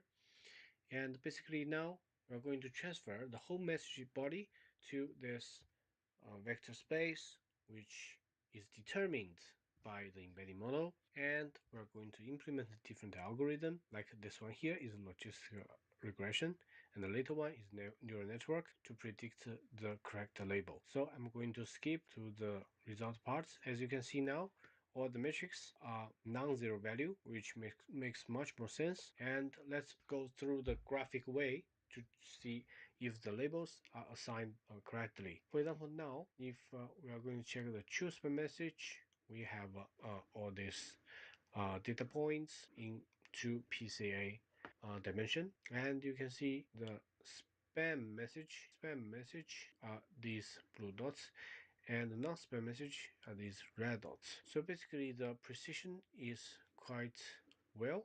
As you can see here, the training accuracy and also test accuracy are both 98%, which means that the red dot is only around 2% or 1.6, 1.1% of the spam group. Now let's look at the ham group. So basically, a non-spam group, we would expect that most of them are identified as non-spam. And as you can see here, there are only, I think, around 10 different data points are not correctly labeled as non-spam, but they are labeled as spam. So basically, the precision of this model is very obvious, it's much better. And as you can see here, when we compare these two models, first of all, I call it a naive model, is which the model I just invented or tried, and the improved model is more robust. As you can see here, first of all the metrics are not zero, and the training accuracy, test accuracy are both at a very high level, and for other metrics, I think they're acceptable. Now, I do not further dig into the overfitting or fitting problem, but at this moment, training and test accuracy are quite close. Okay, it might have some overfitting problem, because the train accuracy is higher than test accuracy. But this is not our point today. I'm not going to go deeper in it. So below the code description, if you want to check the different step, just pause here and check. So in the next part, I'm going to use the embedding model plus neural network model to predict the correct label. And here I'm using the PyTorch library. The reason I'm using it because our TensorFlow sometimes has different problems. So just to avoid repeating the problem, I choose PyTorch. As you can see, the basic idea are almost the same. We actually separate the train and test data and then implement the different algorithm. And all these parameters are quite standard, so we configure just a very basic neural network and to try it and train it to see if it can get better prediction capability. So as you can see in the later part, I'm going to use also the PCA, 2 PCA dimensions to plot the data points for us to see the results. As you can see during the training, in each epoch, actually the loss value actually change every now and then, and sometimes it can be quite large, but in the end, it's always around zero value. As you can see here, most of the values are close to zero. Then let's take a look at the graphical information. So it's quite obvious that in a spam message group, we have these messages not correctly assigned as a spam, and in the non-spam group, we have only these, I think, 6 messages not correctly assigned as non-spam. And if we check back to the training metrics of the model, the train accuracy of this model is 100%, test accuracy is around 98.74%. I think it's already showing the improvement from the previous model. As you can see here, the model performance comparison, I put them all in the same graph, and you can see the later two models both have much improvements related to the naive vector clustering. So basically, the different embedding models, if you try them, I think you are going to see a different result. From a different point of view, now you can see that embedding models is quite convenient and important to analyze the text information because it gives you more robust or more accurate information about the different text message in our case, and the numerical representation has more statistical meaning than the manually or DIY designed embedding models. I really wish you enjoyed the video today. I wish I have made myself and also made the project very clear so you do not feel confused. If you have any question, feel free to leave a comment. The video, please do share or like. If you really like the content I create, please subscribe to the channel. So until next time, have a nice day or nice evening, and see you again. Bye bye. Hello everyone, welcome back to my channel again. Today I'm going to share with you one of the test projects I've done recently, which is designed to prompt a large language model with the same question several times and to see how the questions disperse in the space. So basically this idea came to me when, like months ago, in different social media platform, people are discussing about the accuracy of the large language model and about if the rag flow or some additional design would actually make the large language model more reliable. So I guess this will be a start point to um, to test the large language model. Uh, of course, this is a very basic format, so it cannot match to a very specific use case. But I just wish that this kind of test would give you some idea or inspiration to do further tests on large language model. The first thing is to install the different packages needed for this test. So I'm not going to go over everything. You can just check by yourself.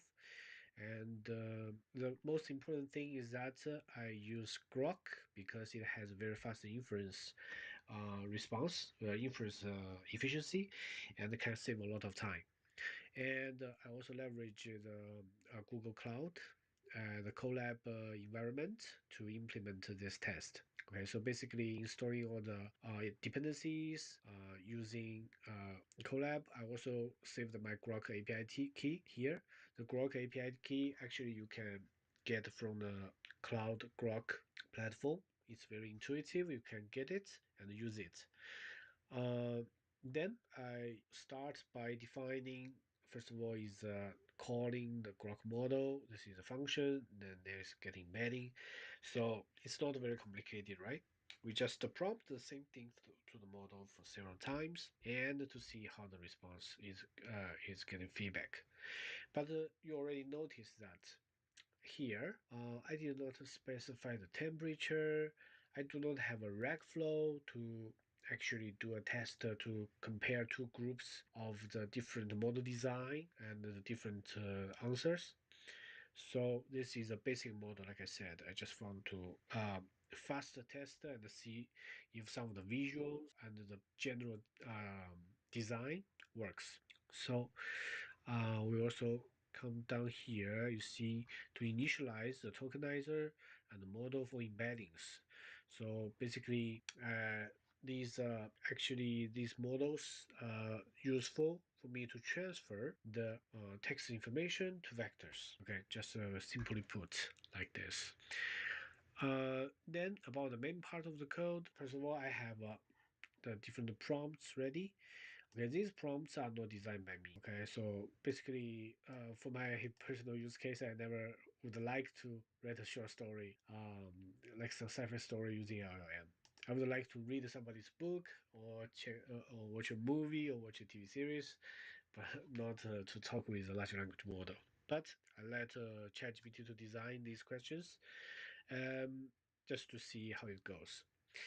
And the number of repetitions, I want to see 10 times of the different responses. So I so 10 will be the threshold of the for loop. Um, and then you can see we're going to save our embeddings and also the responses because I also want to see the embeddings. These like the vectorized information for each response, of course, we can do further work on it. But to be honest, if the dimension is very high, to actually capture the essence of this information, the best way is to do the dimension um, uh, reduction, like use principal component analysis (PCA). So when I use PCA as 2, it crushed the vector space to two dimensions. When I crush it with PCA 3, actually all the information is condensed to a 3D space. So in both way, I'm going to see how the distance, how they are dispersed. But now I only get a graphical idea. I do not have a measurement of the different distance between these dots. So to actually see a more complex result, more numerical and more robust result analysis, this test is not enough. Okay, we can do many more things. But here, I just prompt, get responses, transfer responses to vector space, show it in 2D space, 3D space. That's it. Okay, so basically in here, the inside for loop is actually to call the model and get response. Okay, and also append the embeddings, those responses. And eventually, I also print some of the information for me to check. But to be honest, if the response is very long and not, let's say, it's not well designed or contained, for example, you want every response to be limited to 500 words, something like this, it's very hard to see the difference because it takes, if you use your human judgment to evaluate a 500 words long paragraph or a story, one from another, it's really hard. So in that case, I think the embedding results, the vector value results, could be a way for me to understand the distance between the two results. But let's see, it only gives you a general idea and nothing more. But I think this could be a good start. So in the later part, you can see there are 2D data and 3D data to actually print them in 2D and 3D space. Um, for me, really, generally speaking, I think because our limitation of understanding the graphical information, 2D and 3D space are the maximum because visually we cannot. Uh, for me at least, I do not understand how to represent this 4D space. Maybe from a sequential 3D space or from some other representations that requires more profound understanding of data and machine learning and so on. So let's see. So basically, the first question is to ask the large language model write a short story about time traveling cat who visits ancient Egypt and befriends a pharaoh. It's very nice prompt, I see. And you can see the large language model without setting any parameters. It's very creative and it actually created a short story. So I'm not going to go to the detail. If you want, you can check and get a sense of it. But to really understand and interpret it by human for several chunks, documents with very long length, it's really time consuming. So I'm going to jump to the second part of the embedding. As you see, to transfer this whole passage to embedding to the vector space, it's very complicated. See, it's very long, a long list of numbers. And for a response, so I print only 5. So let's see. For the first question, we get all these response. We can see that some of the responses are very close to each other. So, which means that let's see the general pattern large language model.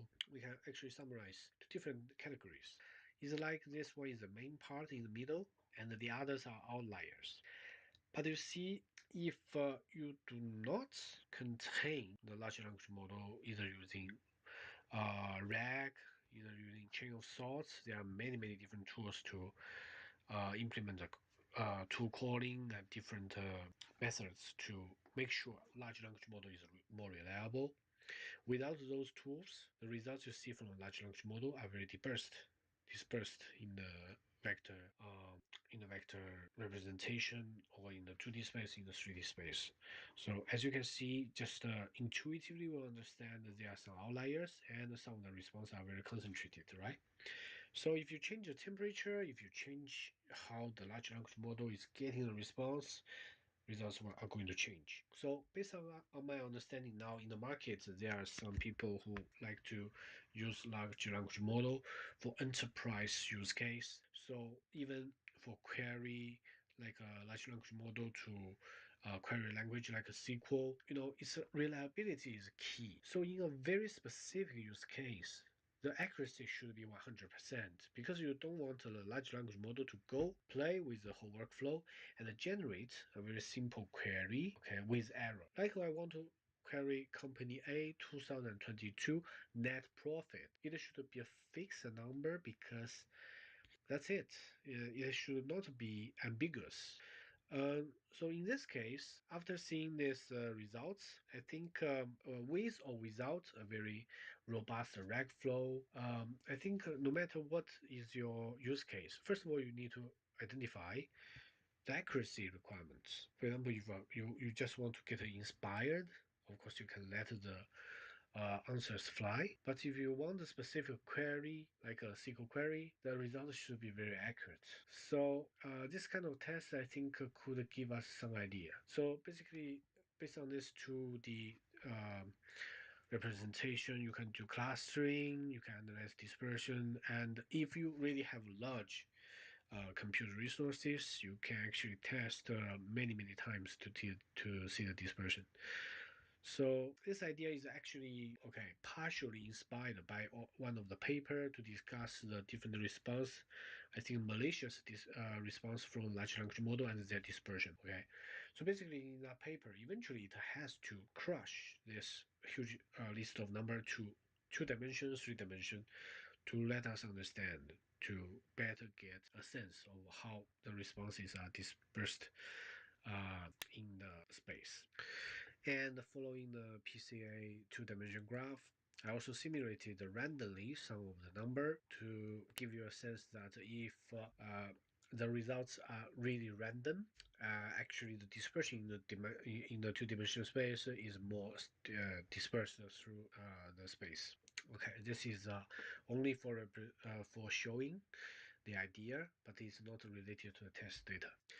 Then here, this is a 3D vector graph that is simulated by the random number. So as we can see, if we are seeing a really random result distribution, the points are very different and dispersed in the 3D space. So based on this, we have an expectation that the large language model should have a not so well clustered results. Okay. So let's see the next part. For the other question and response, of course, you can check.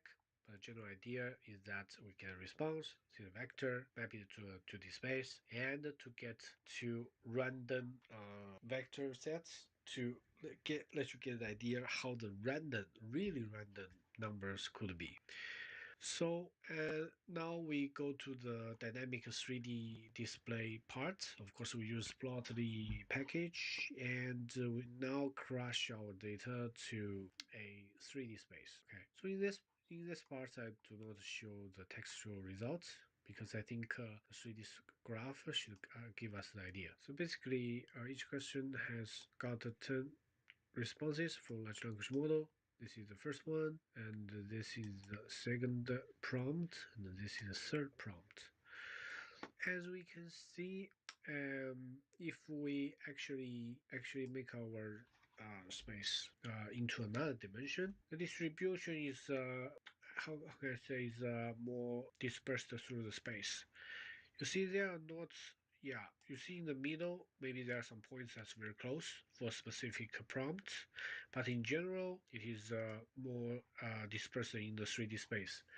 And we can see that for a different prompt, which got generated different responses, they could potentially get very close. So this is very interesting. It really encourages me to do more tests about a specific use case to actually understand how these responses are dispersed.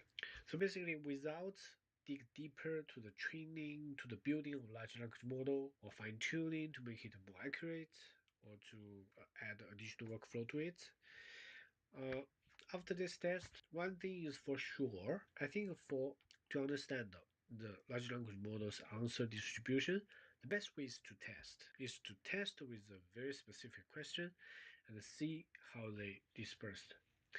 But I think only relying on the embeddings, there are maybe some of the semantic information or meanings, different textual information you cannot capture. So I also doubt that if the distance is this far away, does it really mean these two answers are really different? So we need to find more ways to actually get the insight of the differences of the different data points.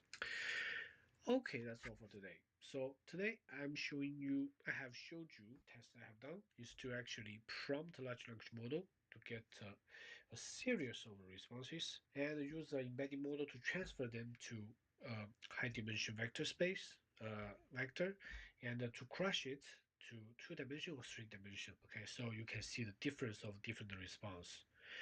So based on this, it will give you a good start to get deeper understanding of large language model, especially if you are like me, who is very interested to understand how the large language model perform. I think this is most intuitive way. When you actually go deeper to go to like the fine tuning and different workflow design, that's another. It will create more, how can I say, the more chance for you to better utilize large language model, but you need to test it. Even with RAG, with like one of the products is called Perplexity, I remember.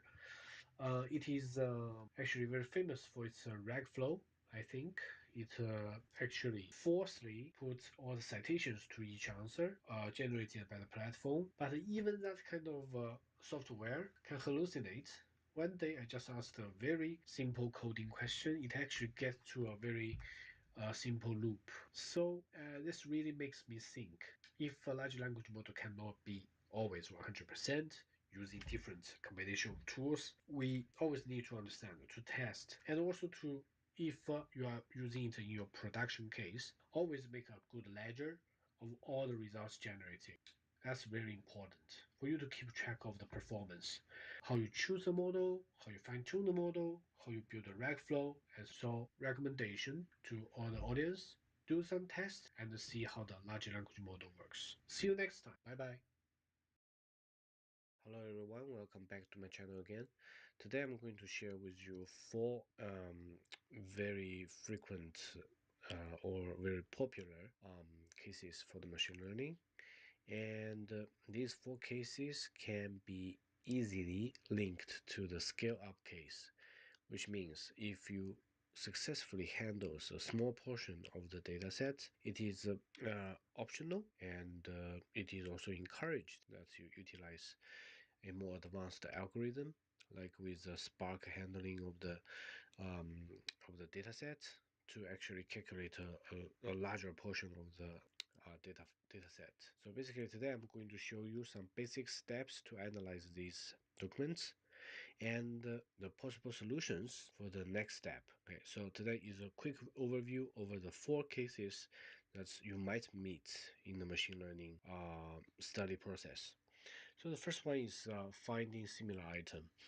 Um, the setup of the Kaggle API and also the secret in the Colab, you can check a relevant instructions. I think in Colab web page, it is also clear that you can set up the different parameter to facilitate your quoting of such a resource, so you don't need to type into the information every time you utilize this functionality of Kaggle API. And the dataset we're going to use is this one, LinkedIn jobs and skills. So basically, we're going to use two parts. One file is called LinkedIn job, and let's go to see it. This first one is called job summary. So basically, this one is about a job link and a job summary. I do not print the data frame details or statistical information here. If you are interested, you can do so. So I'm going to focus on the very shortened process. So basically, since this data set is very large, I sample 1,000 data points from this data set. So basically, they have two columns. The first column is links, the second column is job summary. And then we may utilize the vectorization method of the summaries. Basically, it just transfer these textual information into the vector space, the vector values for your further processing. If you want to go to more details, make a comment, let me know. I can go to details to explain to you. And then we can calculate the cosine similarity. So basically, this is one of the way to calculate the similarity of the different text information after they are vectorized. Okay, so you can also find the different ways, like Euclidean distance. So, like Euclidean distance, you can somewhat transfer it to a similarity case, because the longer the distance, you are going to say these values are largely different. The closer they are, the less the value of the distance. You can see they are more similar. And of course, you can also use some of the other algorithm to see the overlapping of the shingles or the tokens that you set for the textual information. You can use that also to compare. Of course, that one is called Jacquard similarity. So you have so many options here. So if you want to expand this part, you can use different algorithm and compare their difference. But to be honest, at this moment, a pure numerical comparison sometimes cannot catch up the semantic information contained inside. So later, I'll show you some of the print results to explain you what I mean. Then about finding the similar job summaries. Uh, Usually you can set a threshold, right? A threshold like 0.8 is what I think is a threshold to say they are similar pairs. Okay, this is to find the similar pairs of jobs and save the similar pairs information. And eventually, the print of the similar pairs is just to print the similar jobs. So I'm going to show you several. Show you just one. Okay, so to save the time, the first one is job 4 and job 48 are similar with score 1.0.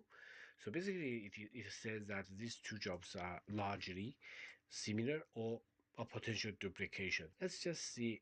This says love your job at Texas Roadhouse. Okay, and to be a grill master. Okay, I guess these are the two most important information for me to read this text at this point. Then let's see what it says. Job 84. Let's see. Yeah, it's job 84. Job Texas Roadhouse, right? Grill master. Okay, so after this quick check, I get an idea. This is potentially a correct answer. It has found some duplication. And of course, you can go on and on to check the others. So basically, the similar job search, you can use it in many ways. For example, if you want to detect the duplication or similarity pairs of the dataset, or whenever a user of the LinkedIn, the user uses this platform to search for a job. On the other side of the page, it can show a similar job. So just to guide this user to another potential candidacy possibility. So these are the ways that they can be used. Of course, you can also implement and improvise many other use to use these pairs of jobs that you found. So there are also other examples. If you're interested, you can check. And then let's check about the cosine similarity distribution. I think the pairwise similarity, the best way to visualize is by the heat map. Okay, so you just use a heat map to see which pairs are less similar and which pairs are highly similar or even duplication. As you can see, we see very few red dots, so which means that red dot or orange dots, so which means that the duplication or the largely similar pairs are less than the blue ones, the less similar ones. The other way to go into this visualization is to partition or set a section-wise partition to investigate in more details. So here we just see a very macro level summary, and if like here, I actually separate them to different ranges. You can see this is from 0 to 0.25. So you can see this is one part of the similarity information, and then we go to 0.25 to 0.5 and so on. So by separating them to different range, you can see yeah, basically, if you are going to find a high similarity pairs, actually the data set has been shrinked to a much smaller subset, so you can work on. By these visuals, it can give you some idea how you can move to the next step. Then let's check the second project. It's called market basket analysis. So basically, the project is to find, let me show the result first, find the specific rules to interpret the different keywords, let's say. For example, like this rule number one is saying that if a job requires leadership, there is a 62% chance it also requires communication. Okay, so this is a way to find the possible information connections between the different data points and give you a sense, like in this case, where some of the keywords are highly relevant to each other. And you can also see here communication is 2.3 13 times more likely to occur with leadership. Okay, um, so these are kind of information that you need to use to analyze the data set. So here, as I said, this data frame could be potentially very large. The best way for you to start with a Panda data frame, Panda package to analyze the data. It can offer you many versatile tools to calculate, to visualize. But the most important thing is that to remember, you don't want it to explode your memory budget. Like you in Colab, your memory is fixed. Your local machine can handle a fixed size of the data simultaneously. So without using additional large scale calculation package or methods or database methodologies, the best way now is to sample. Okay, always recommend this.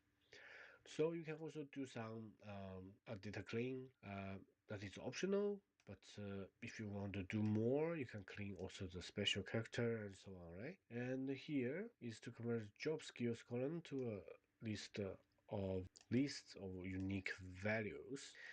Then we use one-hot encoding method to create the data frame. And there is also a step to apply a priori algorithm. So basically, after implementing this algorithm, you can print out the association rules. Okay.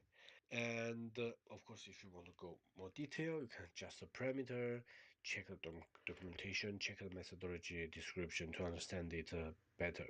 Okay. And eventually we see here are the rules, right? The rules are printed with numerical values.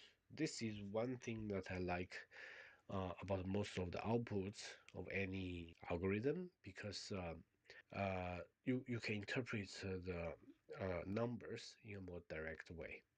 So let's see some of the explanation here. It actually explains each column, like if, okay, the first column says if, like this one, if leadership, then communication, okay, and then the proportion of transactions that contain the if part, okay, antecedent supports and also consequent supports. Okay, you can check the details here. But eventually, if you map it to each detail case, it actually means that if a piece of information requires a keyword, there is how much chance that it would also require, okay, another keyword, okay, about the coincidence. And about the lift is like odd ratio, I guess, about how many times more likely. Okay, so this is a second project. The third one is about the link analysis.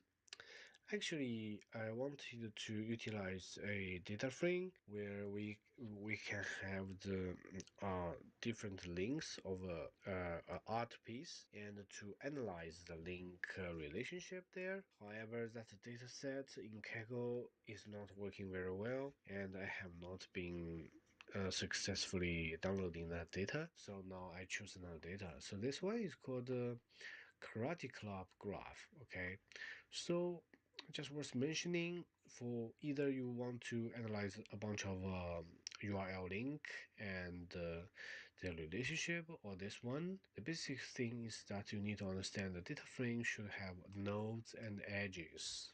Okay, these are two most basic ones. Basically, each node has some representation. Like this one is representing a member of the karate club, and the edge representing a friendship between the club members or relationships, right?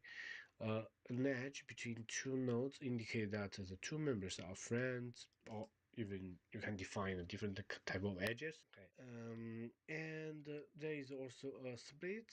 I think it's in default for this specific data set because it's for test purpose. Yeah, they are actually split to factions, right? So you can check the different rules of different data sets. Then let's go to the analysis of the different methodologies. First one is a function to implement page rank. Okay, so the page rank is actually utilizing this algorithm, calculate, and eventually return there's a nodes and page rank information okay, back to the function. So basically we actually use PageRank, this function, directly on this dataset. Okay, and we need to convert these data frame, because the original data frame that is not like a table, to put it simple. And here we actually transfer it to data frame. It's like a table, so we can better analyze it. If we display the first 10 nodes, we can see here. Okay, so one node with one node is page rank as how much value, right? So basically, you can view it as kind of importance of this page. Then visualize the page rank as node size. Okay, so just to show its importance. And here we have the graph. So basically we can see 0, 33, 32 are the biggest nodes, and it actually connected to all the other nodes in different ways. And all the edges or the lines are showing a relationship. Okay, so how can we interpret this? So PageRank values output PageRank values in the output represent the importance of influence of each node in the network.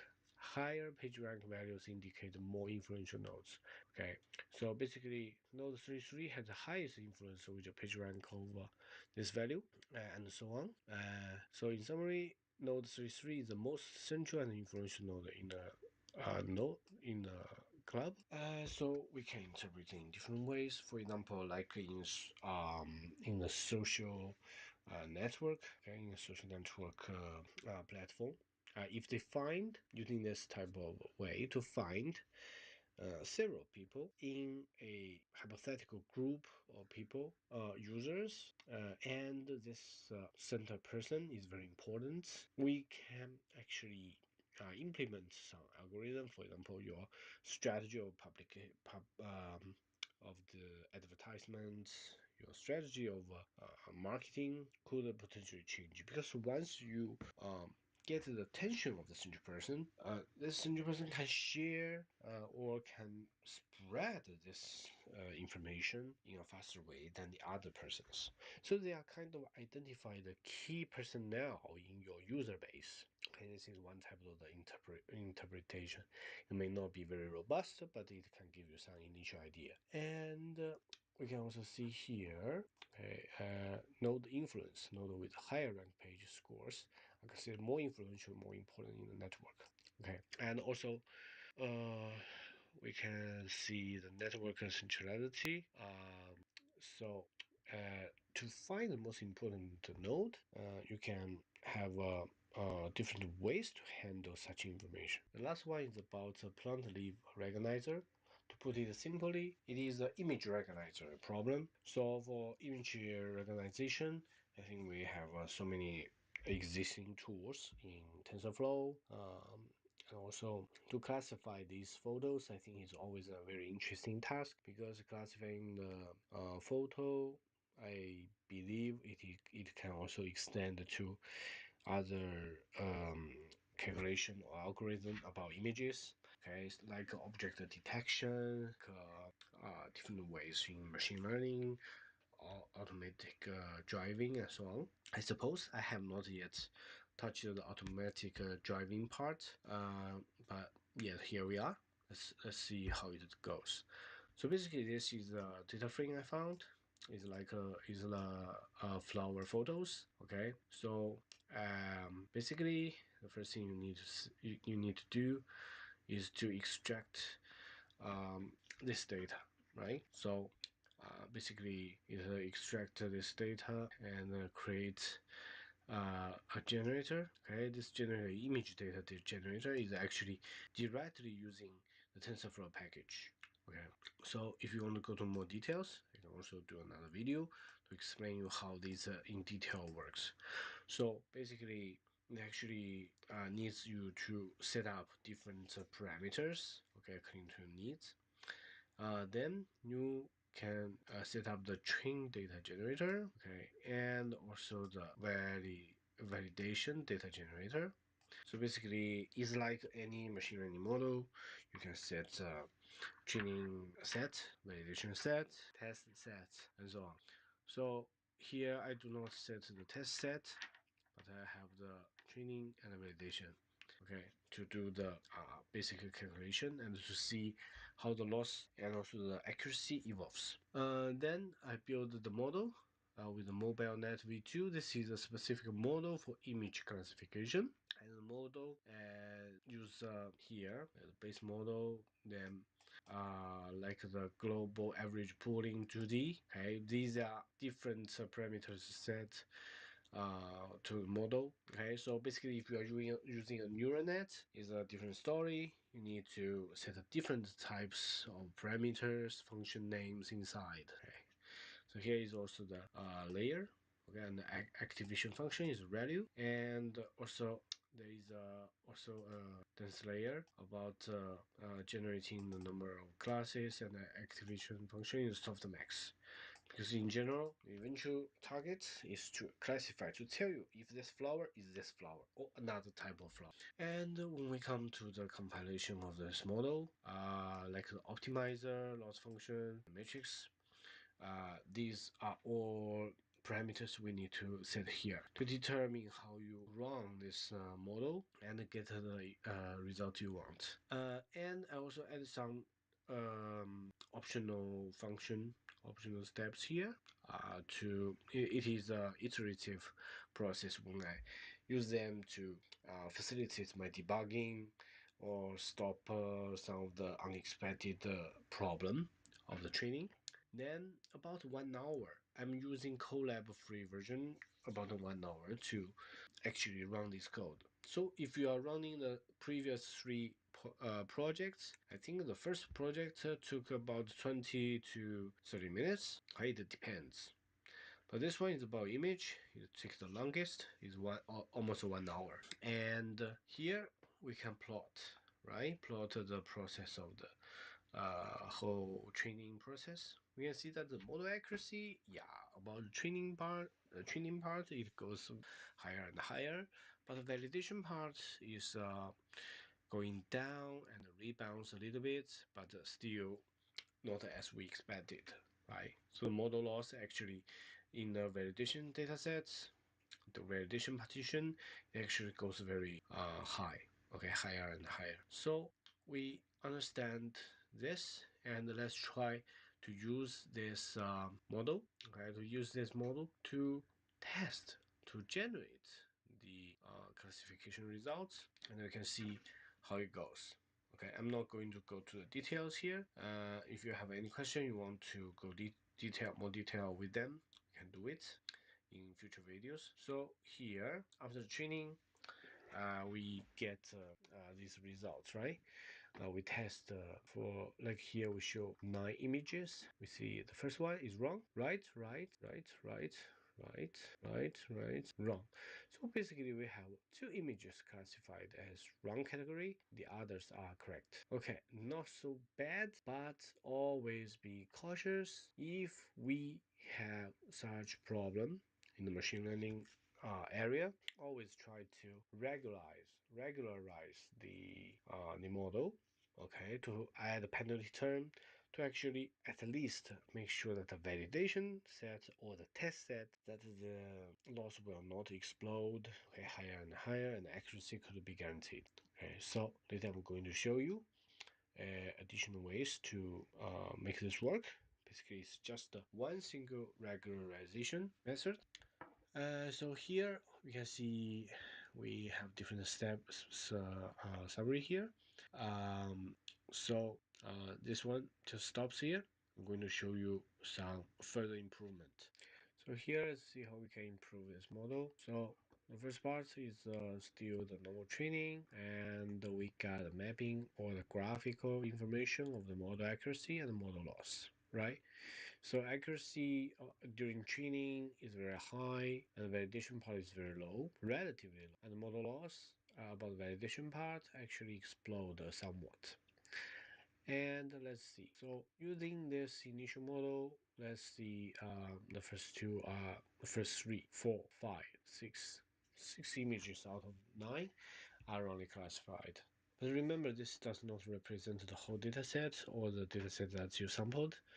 Okay, this is just some quick example. So after checking the original train and validation results, let's see here, we're actually doing some tests to see the prediction, if the prediction is correct or not.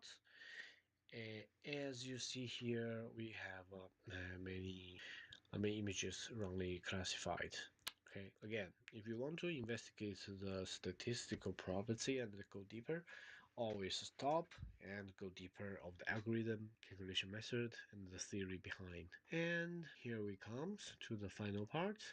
In the final part, we actually add the regularization term in here in the model part, and for the first dense layer setting we get the L2, okay, regularization.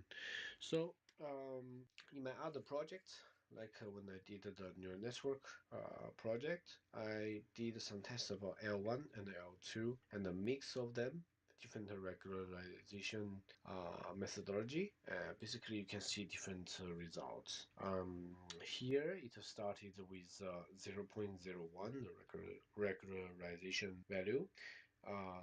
It actually already improved the model. And if you want to try the other parameter, please use a for loop or other methodology to test it. Okay, so the other part does not change. Let's see how the graph change. So as you can see now, the train and the validation accuracy, it actually improve, and they have some synchronization here. They don't diverge from each other very much. Then we can see the model loss, both the training and the validation drops, okay, after the epoch.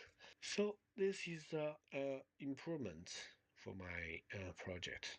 Of course, if you are not satisfied with this one, try different regularization or even change the overall prediction model structure. Okay, so let's see here. Okay, luckily the some of the predictions see here are all correct. But we cannot say this model is 100% correct because as you can see, the train and the validation accuracy is around 85% to 87.5%. Okay, although the training accuracy could even go higher, but it does not actually have a real impact like on the validation set, or even if you set another test set either with new images or the existing image, but you partition them, you're going to see some variation from the current version that you see. Okay, but the general principle is that we need some convergence. We need the improvement of accuracy and also the dropping of the loss. Okay, so here we finished the final one. And remember about the regularization, it is very important. You use L1, L2, or combination of them. Do some tests to get some visual understanding of them, and then you can better implement in the future projects. Okay, so today I have finished or the project introduction. So basically, these are very fast without going to every detail introduction. I wish you enjoy it. If you have any question, feel free to let me know and we can discuss. If you want to go deeper to some concepts, we can also do that. There is no problem, but really, I need your feedback. So basically today on the project, I think on the small data set range, we sampled 1,000 data and so on for different occasions. If in the future you want to do these analysis on a huge data set, it will require like the Spark and the different ways to handle them. In the future, if we got a chance, we can share. We can also discuss some of the parts. But at this moment, for a small limited data frame, do try different algorithm, try different models, visualize them, and then get more insight. So you can move to the next part. Machine learning at this moment, for all the courses I learned, I checked about generative AI, AI agents, about machine learning. I think one thing are in common is that no matter how you change different machine learning algorithm and so on, always you need to focus on the accuracy and loss. You need to check if the different parameters are set well. You also need to make sure that you could better understand a problem and its solution. For example, like years ago, CNN was used for image classification, but maybe now it is too antique. But if you are going to adopt a new algorithm, it's better that you see the difference between the different types of algorithm. So when you implement them, you can see sometimes the different results. Why that? Okay, these are just my quick suggestions. So wish you enjoy this video. If you like my video, give it a like, leave a comment, we can discuss. And if you like more updates like this, feel free to subscribe. So see you next time. Bye bye. Hello everyone, welcome back to my channel again. This time I'm going to share with you this tool. It's called AI on device. You can check it on iOS App Store. This is the screen on my iPhone. I'm going to show you. This is iPhone 11. So basically when you open this app, it will load the default model. And it offers different model choices. I'm going to show you later. Okay, so basically I think this is a very great tool to bring with you to anywhere. So if you want to ask a quick question or ask a quick assistance, it could be very handy. So let's see. So first question I'm asking, what is LLM? So you can see there is AI is thinking, then changes to AI is typing. So it will go on to the streaming mode and then show you the results, right? Whenever you want to stop, you can stop. I just stop because LLM is not what I expected. So I ask another question, what is large language model? So it actually provide me with the answer I want. Okay, so it is a streaming mode and give you all the answers word by word. Yeah. Then you can see there are some buttons, for example, like the microphone. So basically you can uh, input with voice, but sometimes it's not very handy, so I always prefer to type. And the next question is to ask for the code to get NVIDIA stock price at the last 3 months and the latest financial information, and show the graphs and results. So it will give me some of the code in Python. So basically, if you do not specify your language with the default model, it will provide you with Python code.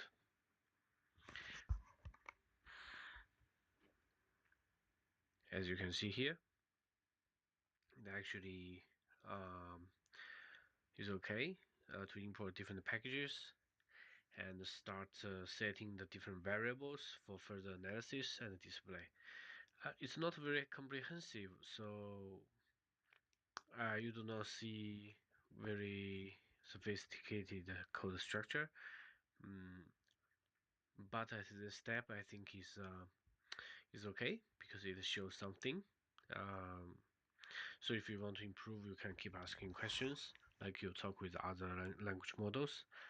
But again, for any on-device models, uh, the usage is quite limited because its capability is limited. As you can see, this advanced setting page, you can download the model and then load it, or you can set different variables, parameters to use the model. Okay. For the chat history, you can scroll up to check and to copy or to change the previous question. That's about it. Wish you like this tool. Thank you. Bye bye. Hello everyone, welcome back to my channel.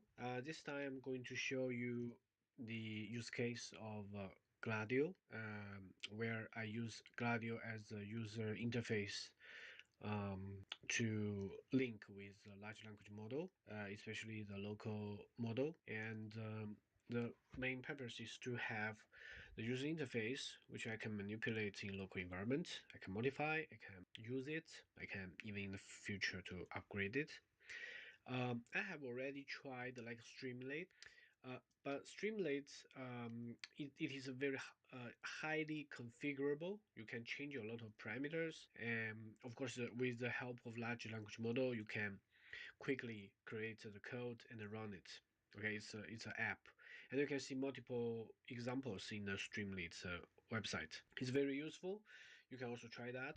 But today I'm going to show you another one. It's called Gladio. The reason I'm coming to Gladio is because I see some examples that some of the developers are using Gladio to create their app, either to interact with a model where you can chat with the image, chat with video, and also the language model. Okay, so it actually shows very good appearance. I find it very interesting, so I'm now exploring it.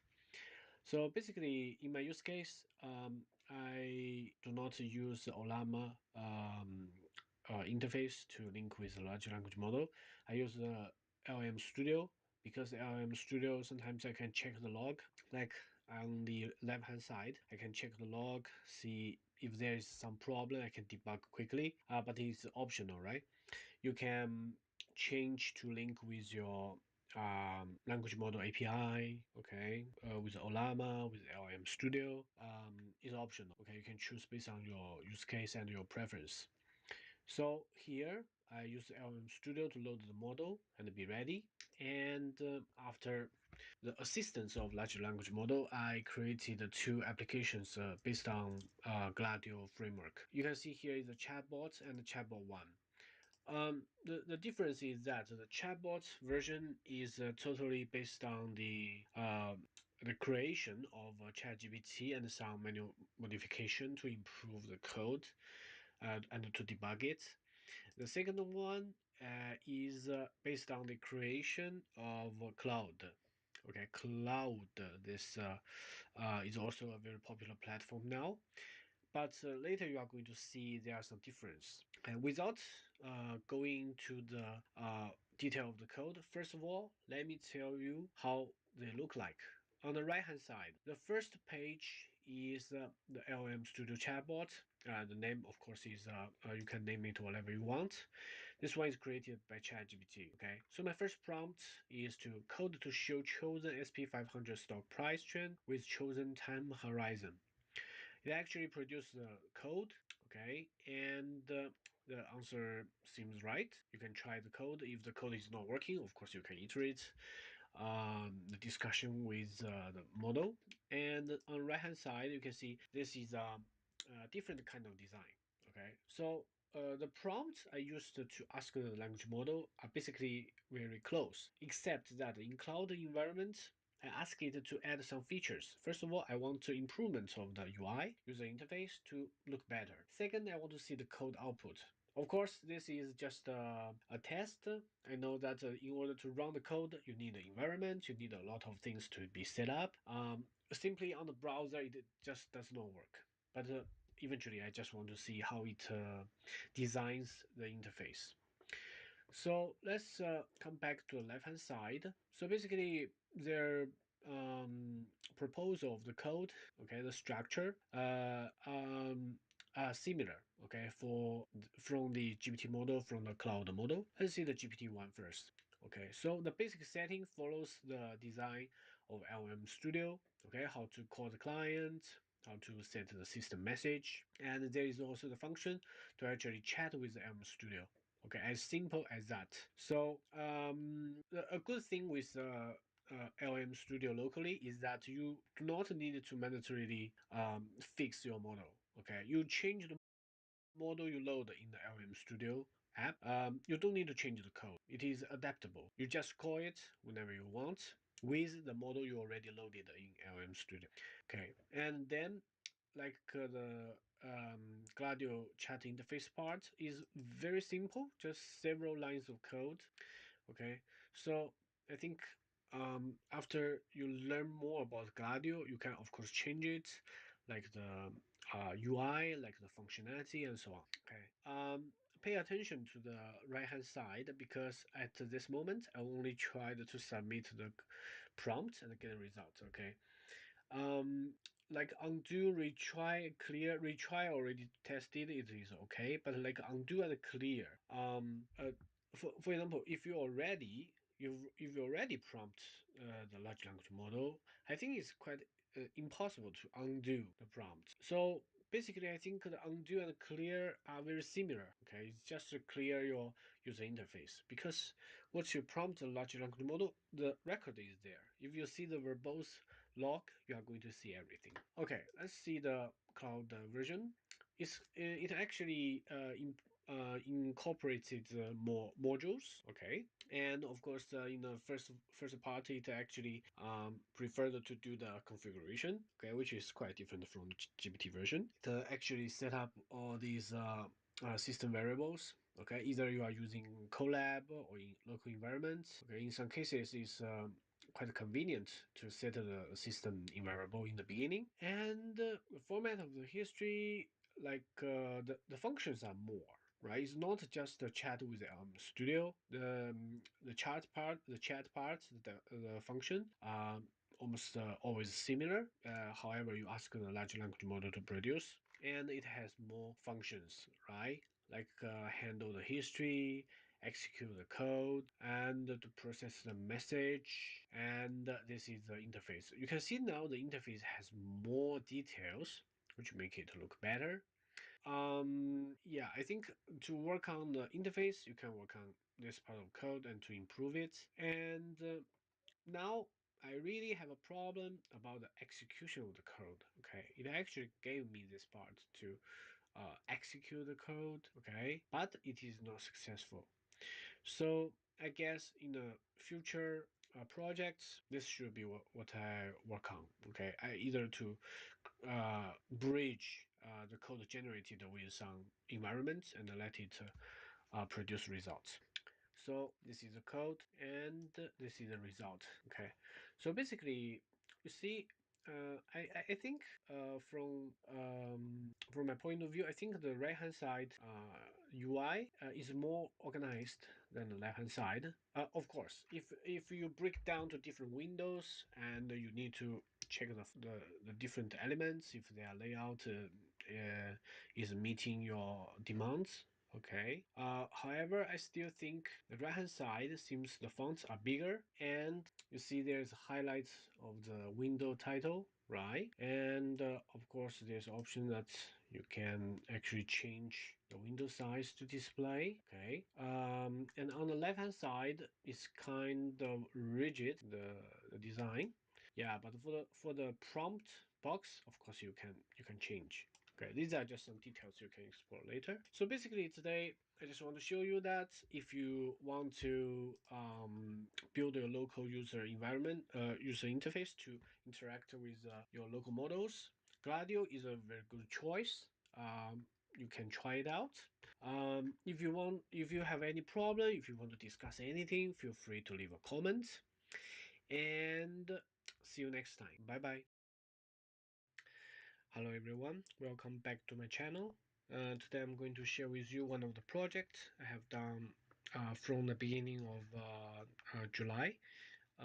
Now I have some intermediary results, so I want to share with you. So basically, this project is based on the framework of nested chat published by AutoGen.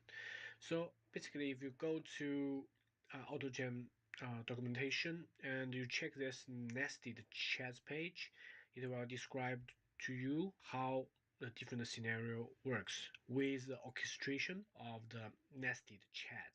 So if you are interested, you can go over the whole document, see how it performs. One thing I would like to mention is that because most of the AutoGen example and the results run based on the backend of GPT-4 model, so its results may be quite different from the open source models. I'm not arbitrarily define the open source model as inferior because there are many benchmarks, as you can see in different social media channel and also the HuggingFace. For example, you can see there are a lot of analysis saying that the open source model is approaching to the level of answer precision and different benchmark. They are going to approach the closed source model. However, in my use case, I still find that there are some gaps. So now let's read the summarization from ChatGPT. Actually, this framework nested chat refers to the process where a receiver agent, after receiving a message from sender agent, may initiate multiple internal chats with other agents. Okay, I'm just going to stop here because uh, in a, in my understanding, it is actually, for example, if we have several agents talking in a round table, it's like several people have a meeting. Okay, you have different ways to organize, like a sequence to ask who to speak first, who to answer first, and how to go back and forth, and how many rounds of chat you want. In this case, nested chat is like you have a smaller subgroup. Okay, it's a subgroup structure where you can refine the answer before present to the user proxy or to the for us to see. Okay, so there are some examples. I prefer to read the official documentation, but from here you can see a very shortened, okay, very summarized information. You see, you need to define the task. Of course, you need to define the agents, right? And the most important part is the user proxy register nested chat. This is the key part of the chat orchestration. Okay, so it's not like the in the other example that you initiate a chat. This one is actually to register nested chat. So the package or the program will understand how to orchestrate this nested chat. So like you ask the agent to write a story for you, it will have a critic in the nested chat. So critic will critique it and also improve the writing with the writer and then present you the final result. Yeah. Um, but of course, as you can see here, if you want to expand, want to have more complicated, complex, nested chat structure, you can do that. But I would suggest that when you handle the package like AutoGen, just do gradual improvements or gradual modification. Later, I'm going to show you some of the journeys, some of the experience I had during this period of developing. Now we are back to the VS Code interface. You can see some similarity with my previous projects. Basically, we have the app Python file as a main program file to actually execute the very important execution sentences and to organize the workflow. And we also have the agents file. We have also the configuration file. The API key, I just use a random number to hide the actual API key I use. I'm using Grok as backend because such a program, when you test it, the speed of the backend is quite essential. Okay, you cannot just for example, my local machine is very slow. I cannot wait 2 or 3 hours just to see a group chat results. Okay, I mean, if it becomes very complicated, it could take several minutes, even 10 minutes, okay? And the most complicated case where I let a local large language model to run continuously, and it is a relatively big model, it can take 2 or 3 hours. So the suggestion is that if you want to experiment some of the projects, Grok is a good option because it's really fast. But pay attention, most of the models are quantized model. It is for me, I understand it as a shrinked model. So of course it has limited capability than the complete model. Okay. Then I also have the workflow Python file to actually define some of the workflow. Okay.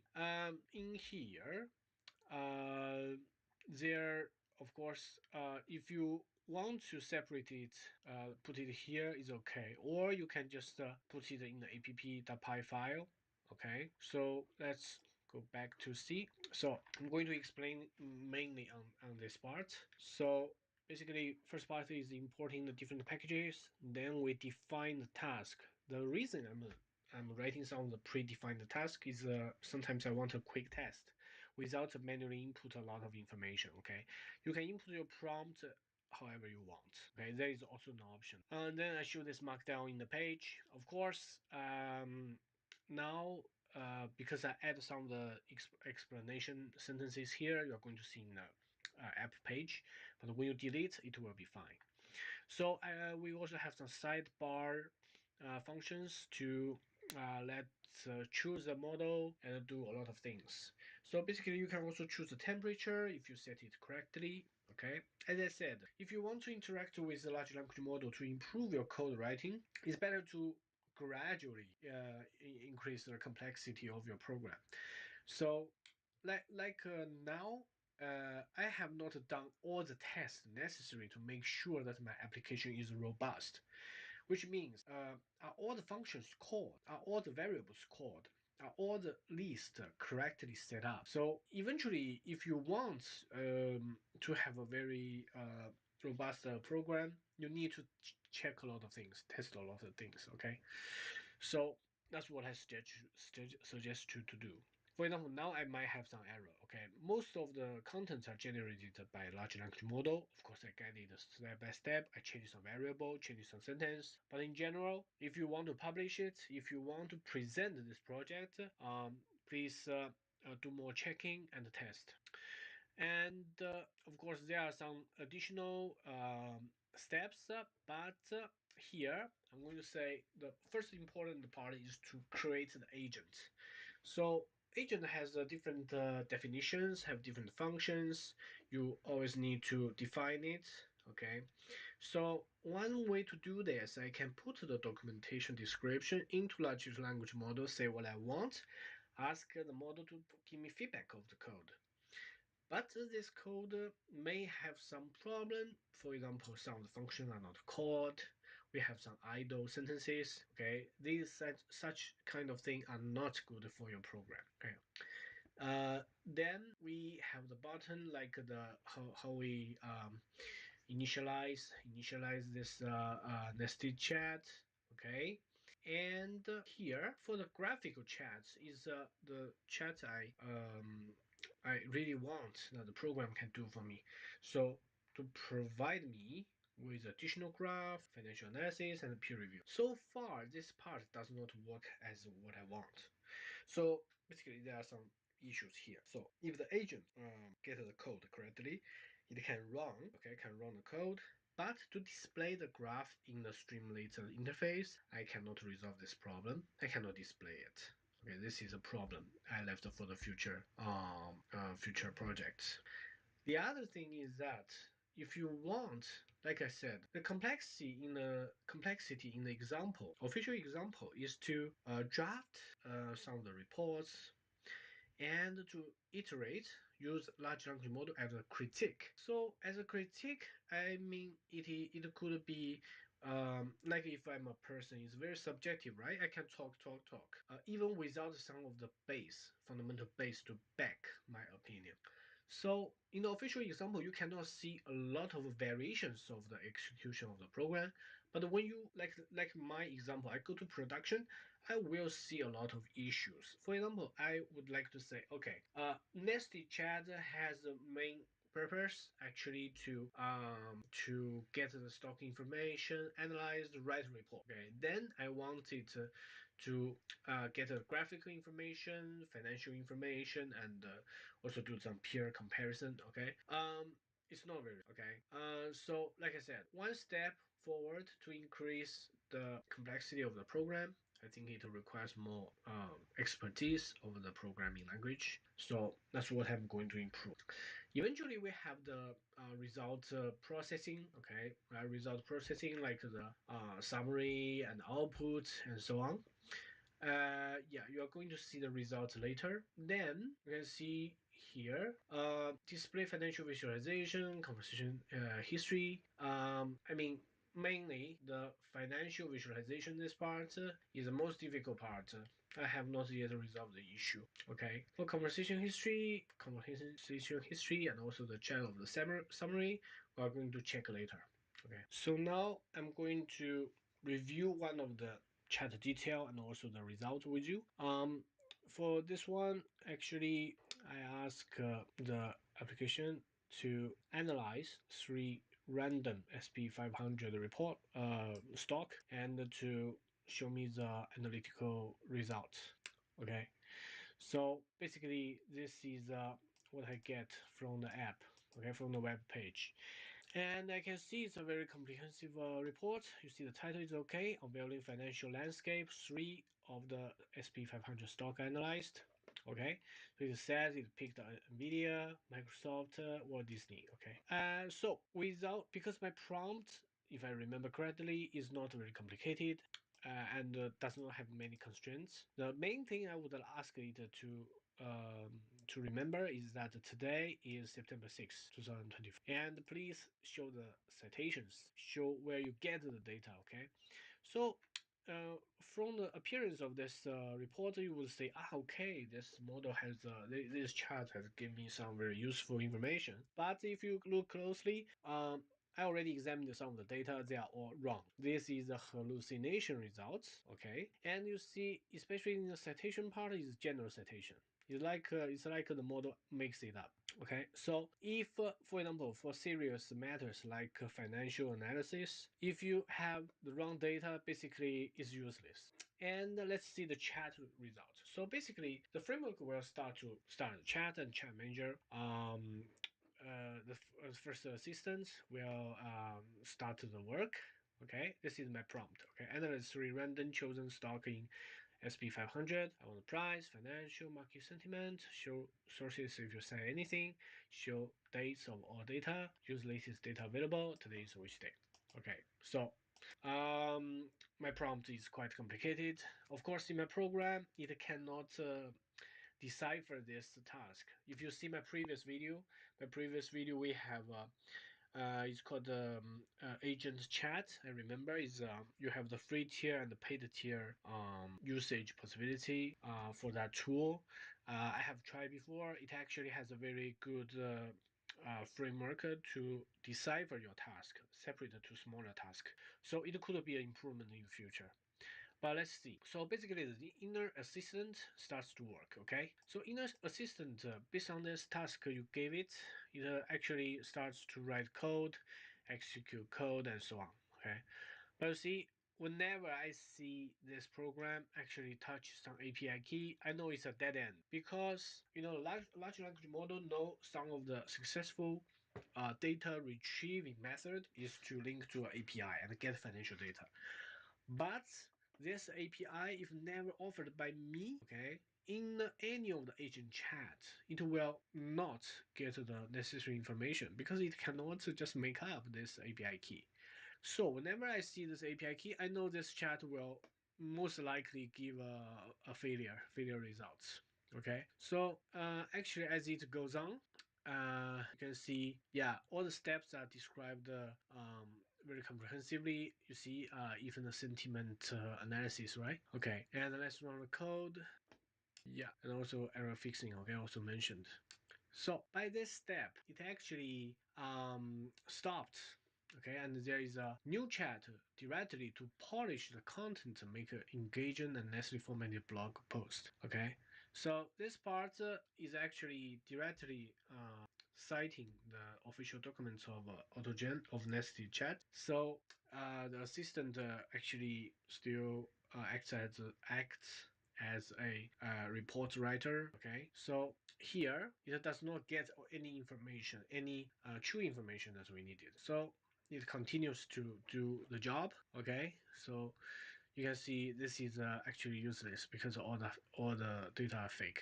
Okay, so then the writer continues to say, okay, now we write this report, okay, until here, and we see a reviewer. They basically just continue to repeat the things again and again. So there is basically no improvements. And you see there is also a reviewer to review the compliance. Okay, the compliance is a quite broad concept, because if you are going to say compliance, it depends on what you say. If you are saying the compliance to the exposure to the publication of financial report is one thing. Okay, especially the financial analysts, they need to follow a lot of compliance issues.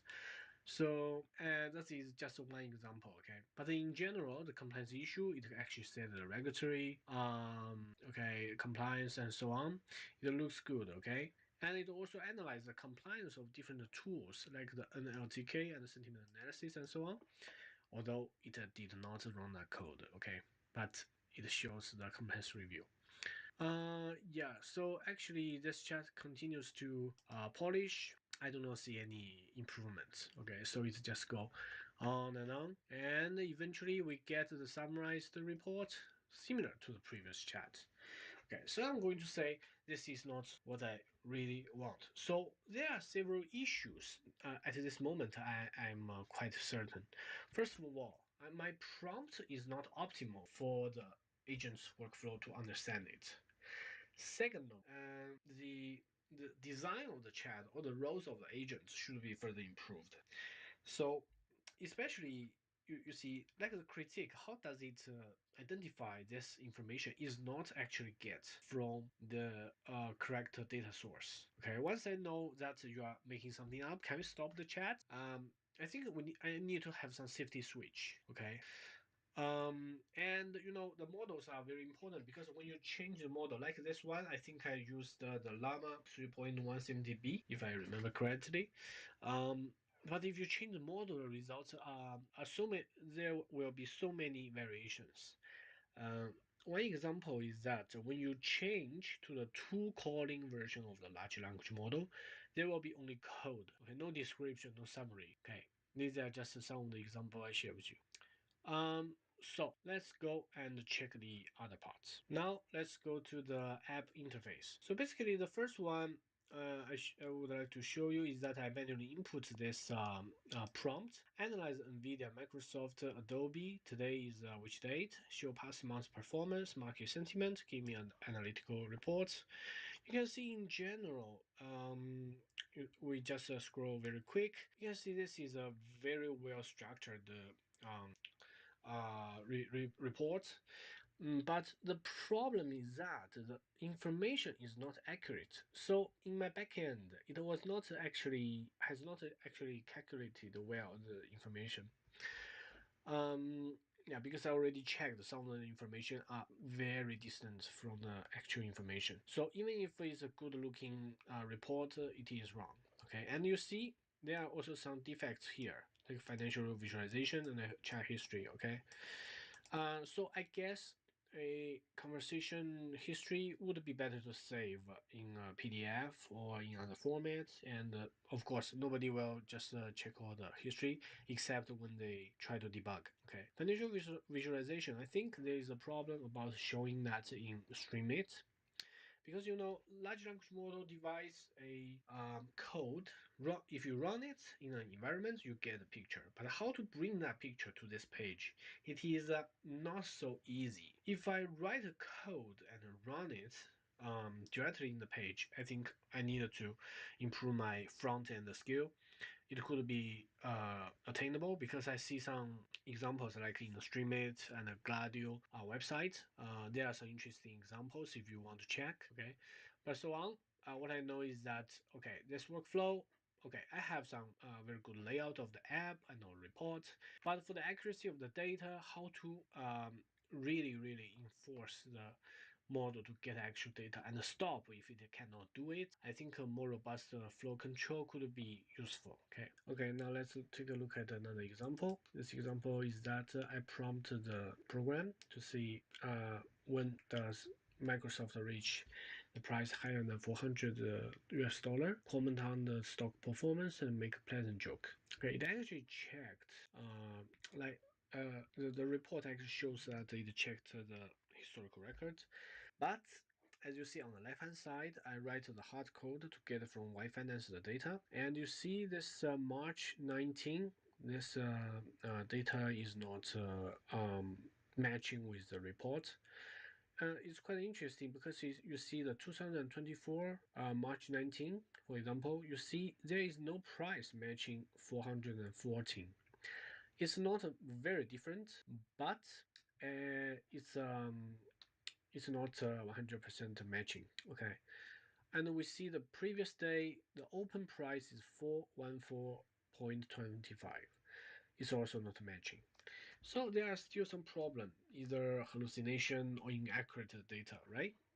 But as you can see, this report generally looks fine, and behind the scene factors contribute to Microsoft success. It actually, I think some of the information is from a very old news source. Okay, but in general, the layout is okay, and you can see there is also a compliance review report.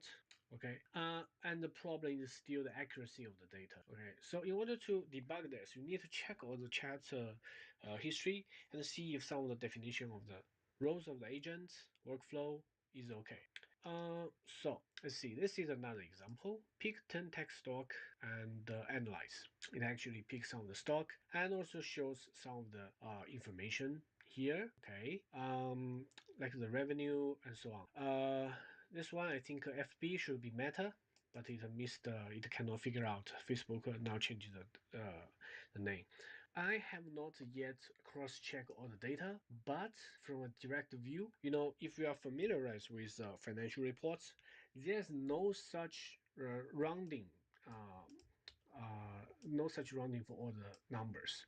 So largely, I would assume that most of the data should be rechecked and they are not accurate. Okay, but in general, the layout is okay, and you can see there is also some citations mentioned. And here is another example. So basically, I have a definition of this app. Okay, as you can see in different example, I focus on financial analysis and stock analysis. But this one, I deviate from the predefined task. I ask it to generate some AI news. Yes, it can get some news. Okay, in August. Okay, and you can see there are different news and so on, but the sources is not very convincing. You see, there's no URL, right? And there is another example. I just ask it to analyze the Microsoft stock price, and you can see it actually goes back to January. Okay, let's see January 24th. Let's see if the data is reliable. Okay, 20, sorry, here, 24. Yeah, July 24th, we don't have data. Let's see 25 like this. Yeah, sorry, January 20. We see the price. Okay, you see, it's completely wrong. Okay, I guess I would like to say if the large language, if my setting is wrong, I change my setting. If I actually build this Y-Finance tool as a tool and to call it directly is a tool calling process, which I think which would be much easier because we at least we have the right starting point of all the correct data. Okay, but you see it actually analyze some of the metrics like alpha beta to analyze the different metrics. I think it looks okay in general, but if the data is wrong, everything is wrong. Let's see the last one. Okay, this one actually ask it to generate the AI news in Italy, and show some courses, resources, okay, like where you to get the information, the citation, and see this one. If it is okay, so you see it's empty. UniCredit is empty. Microsoft, okay, there is no such page. So still, today I showed you that for the nested chat, of course, you can get better results. As the official example said, if you want to write something, polish something, you have a critique, it will actually improve the whole process. By the critique, I mean, we can have a roundtable, ask you to join the chat, give some critique, give some comments, right?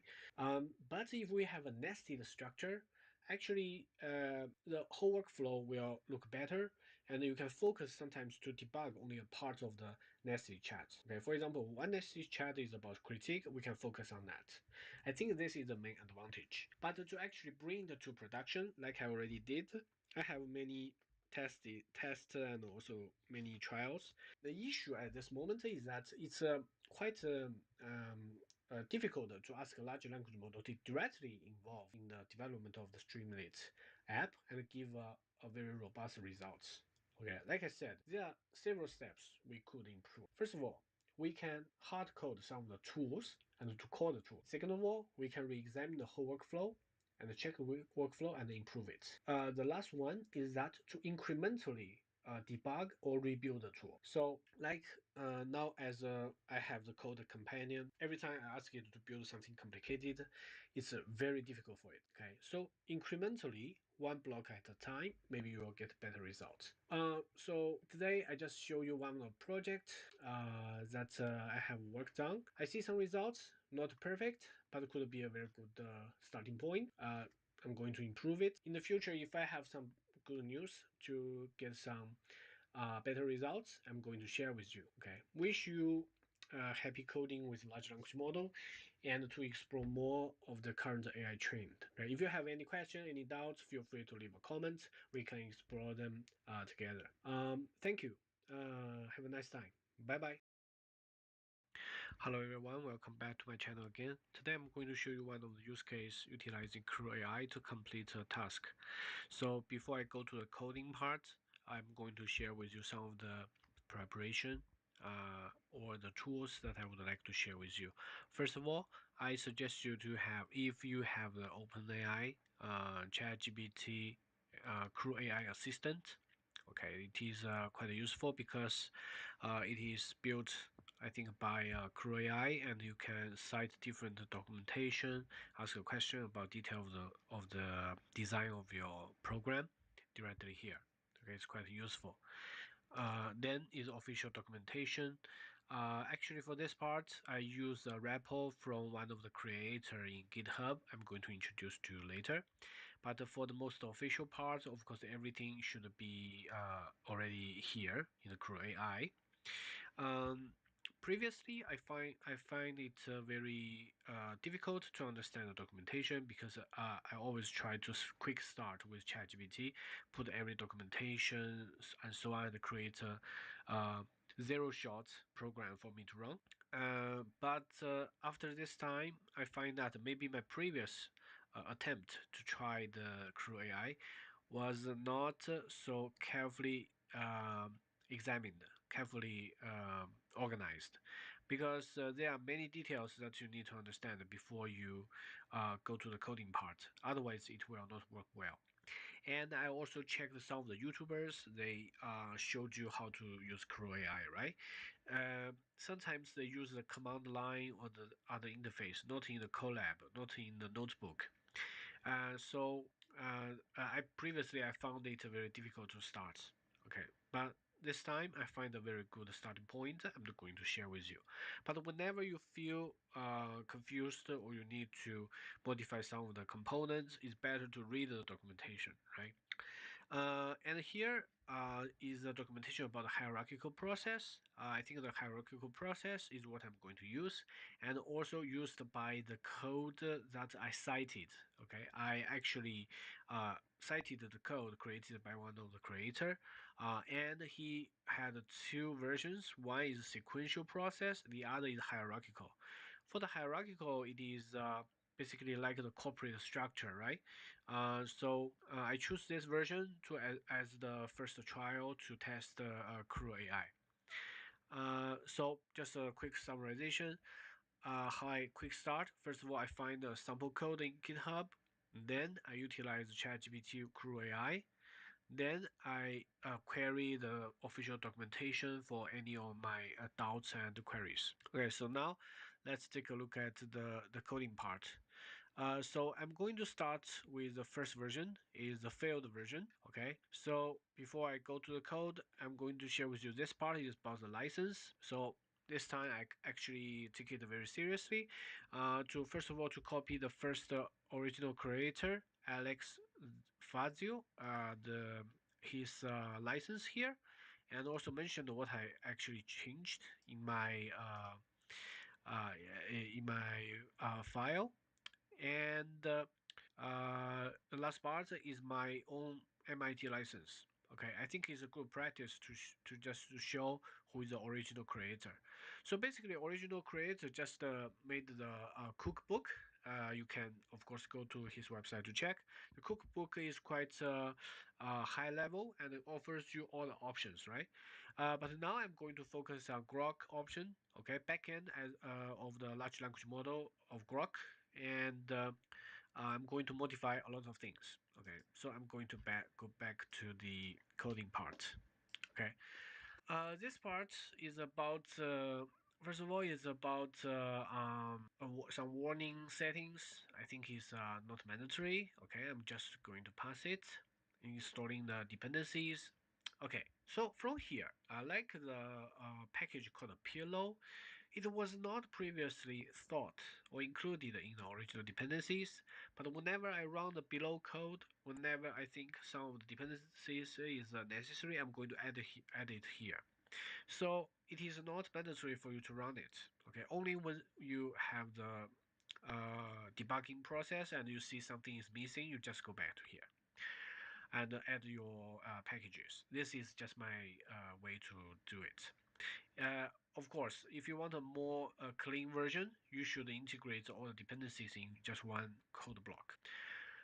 Then I get the API key. Okay, so the API key is previously already stored in Colab secret, so I can cite it directly. Of course, and also the different information, the different packages that I need to use. Okay, then here I get the Grok API key, okay, and also, yeah, this is just a ChatGPT suggestion to make some, it's called error handling strategy.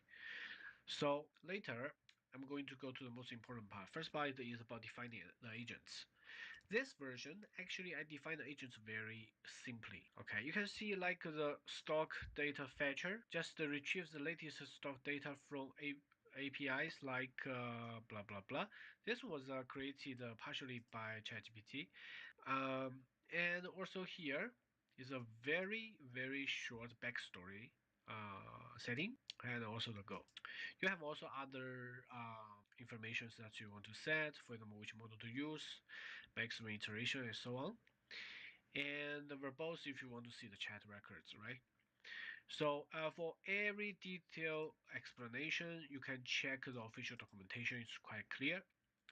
So basically, I have a stock data fetcher, stock analysis, and an analyst, a stock news fetcher, and a stock report publisher. Okay, it seems good. Okay, but later you are going to see it's not working so well. Temperature and the models for each agent you can set it differently. Okay, so let's go to see the next part. It's about defining the task. Okay, the task. Okay, so at this moment, I just think I give each agent an independent task. Okay, because their expertise is quite confined in that specific area. Okay, so task one is for agent one, task two is for agent two. I think this is a standard way because each agent has definition, but you need to assign a task to it for it to work. Okay, so this kind of setting, of course, you can interact with other large language model to define it because a quick start, some inspirations could be very useful. The only important thing for you to notice is that the structure of the task, okay? So, which kind of information do you want to put inside? Does it work? You need to test to understand it. So later we're going to show you some of the chat record for you to understand. And you see there is also a context part. A context you can see, okay, it has a context of task 1 and task 2. So basically, you actually give this task, okay, a context. Okay, so just the previous chatting records and to let it understand the job better, okay? Let the agents understand the job better. So like the task 4, you have the context of task 1, task 2, task 3, okay? So next part, we're going to see the main part of the kickoff of the program. Uh, so basically, okay, we just input one of the ticker, okay, for it to analyze. So this part is to kickstart the Crew AI chat. It's quite similar to AutoGen, I would like to say, because you know the agents, you know the task, okay, you have the verbose setting and you have the different process. For this part, you see, I only see hierarchical and also sequential settings. I'm not sure if there are any other types. Um, and also, I have not yet tested, for example, like in AutoGen, you have the round robin and also casual, different organization of the chat, right? How each agent interact with the others. In here, one part I see how the agents could interact with others. First of all, is by the hierarchical structure. Okay, so one agent as manager. The manager will kick off the conversation table, and you can see for each individual agent, you have there is a delegation. Okay, allow delegation true.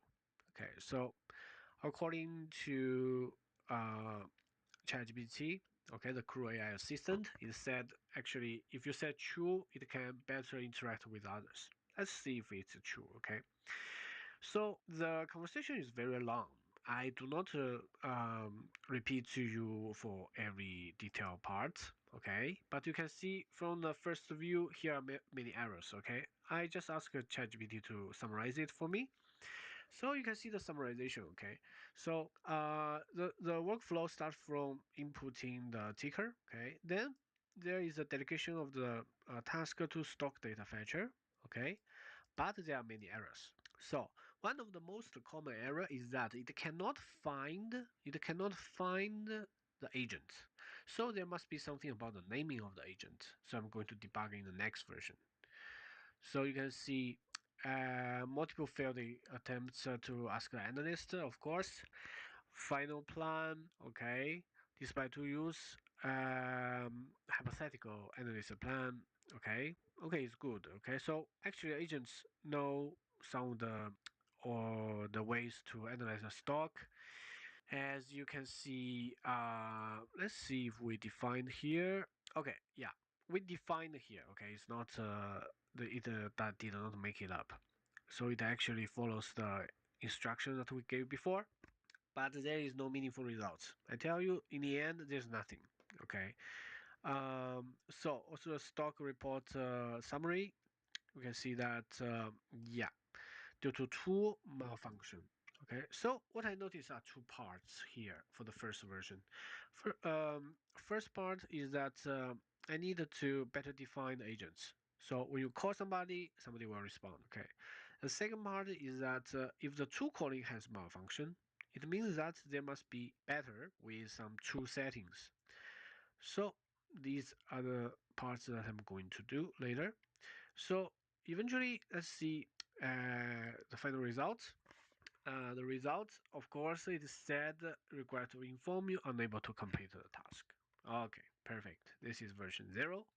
Now we are here on version 1. Okay, I'm just going to skip all the parts before. Okay, the settings, initial settings, dependencies, and so on. Yeah. So in this version, I actually tried the detailed tool setting, okay, with the help of ChatGPT, of course. As you can see, I have the tool like a stock data tool which can fetch different things. Okay, at the first time, I ask you to get the price data. Then I want the financial metrics. I want the other key data. Okay, like I think I remember correctly the PE ratio and so on. So actually, this class of the basic tool grows larger and larger. Okay, as you can see, the major financial indexes data it actually linked to balance sheet, cash flow, and the stock splits, dividends, very detailed, right? So it's a big class, okay, with a big function inside to define. Okay, what kind of tool I need? I need a data fetching tool. The data fetching tool will fetch all these data, and we also have the analyst tool, right? And DuckDuckGo, I use it as a web search tool. So analyst tool is quite simple, right? Mainly focus on the moving average calculation. Okay, because from a technical trading point of view, it is quite important to understand moving average. For the DuckDuckGo part, I just wanted to check the news and to give me feedback. Okay, if the news is good or not. And we have also the publisher tool. It actually gives a very structured way, right? So you have the data, analytical results, and also the news part, and instantiate the tools to make sure they will work later. Then let's see the agent setting. The agent setting is not very different from the previous version, except like the role part. For the role part, now I do not say, your role is to blah blah blah. But after my test, I think the role is better to be seen as the agent name. So just to avoid any misunderstanding, I just put the name and the roles both as the name of the agent. One suggestion is that uppercase, lowercase, make sure they are the same. Okay, as you can see here, I have the first one totally lowercase, and the second one has initial as uppercase. Pay attention to this. Okay, sometimes when they talk with each other, they cannot find the correct one because it's case sensitive. It's quite interesting. Okay, you can try it on the side. I'm not sure if it is an issue of the model, the understanding capability of the model, or the Crew AI infrastructure. Okay, you can try. Okay, as I said, all these agents, I also have the task. Okay, the task is not quite different from the previous one. Uh, yeah. So another difference I want to mention is that now I add the coding agent. Okay, I want the coding agent to actually perform the coding part. Um, okay, so the main difference, let me summarize again. So basically, now I have the name and the roles both focus on the agent's name. Okay, both of them are agent's name. Then about the fifth agent, the reason I want a Python data coding agent is that sometimes the without control, the agents can hallucinate and provide me with data from 2023. I want 2024. Okay, so I want the coding part to be more precise. And I have these toolbox. Okay, this toolbox is not necessary, is not mandatory. Okay, so as you can see here, in the current version you see, I already deleted there is a tool option. Okay, it is very easy. You just add the tool option in the agent. Then agent will call that tool directly. The reason in this version I actually deleted it, I created this coding agent, is that if you want the crews to call the tools directly, sometimes it will go into a loop. It's like whenever the tool cannot give you the result, it will query the tool several times. So eventually I say, okay, so maybe my toolbox is not set very well, right? So let's try a free coding version. Okay, I just have an agent to code freely. Maybe it will work. That was my original idea. The other thing is that during the conversation of the different agents, you are going to see if you change some of the information, like if you make the task more complicated or the agent description more complicated, the total runtime will change drastically. For this version, I'm going to show you, okay, in later parts. So the task part is as this one, okay? So as you can see, there is an additional task about the coding part, okay? So in the main block, actually here I have additional part to set the agent's iteration limit, okay, and RPM limit. RPM is like also the iteration limit. Okay, you are going to see. If you want to know the details, you can check the documentation. And okay, let's start. So basically, you can see this is chat records. Okay, there are many information to get, but unfortunately, I also get the 2023 data, which is not what I wanted. Okay, but in general, it did a lot of query, a lot of calculations. Let's see. In general, this workflow. Okay, first of all, fetch the stock data. Okay, success. Analyze data, no problem. Key calculation is about moving average and RSI. Okay. Final insights. Okay, I asked ChatGPT to summarize a very long chat record. Okay. Price below both moving average indicate weakening, short-term bullish trend. Okay. And the RSI suggests a potential buying opportunity. Market cap 2.42 trillion. Okay, it seems that the information is correct. Okay. No, sorry. I mean, you have some of the information analyzed by the crew. But if you go inside, as I said, whenever you see the volume or the data, okay, it actually shows the data that you don't want. Okay, you don't want to know the data 1 year ago. You can see the trend, but for the latest information, I want to know this month or 2 months ago. So the problem is that maybe I did not specify well here. So I'm going to improve in the next version. Okay. So in this version, actually, after refining the agent's name, it works well. Okay. Eventually, I abandoned the way to fix the tool, ask the crew to freely coding the code. It seems to work well. Of course, if you assign each tool to each agent, you can try a different version of the code. Okay, so the agents will call the tool directly, okay, and give you the results. Let's see the runtime. The runtime is around 5 minutes. Not bad. Okay. Another important difference between Crew AI and AutoGen, I think AutoGen for the similar task, it actually performs faster with the interaction with Grok API. But if the model is not so good in AutoGen, you will not get a result.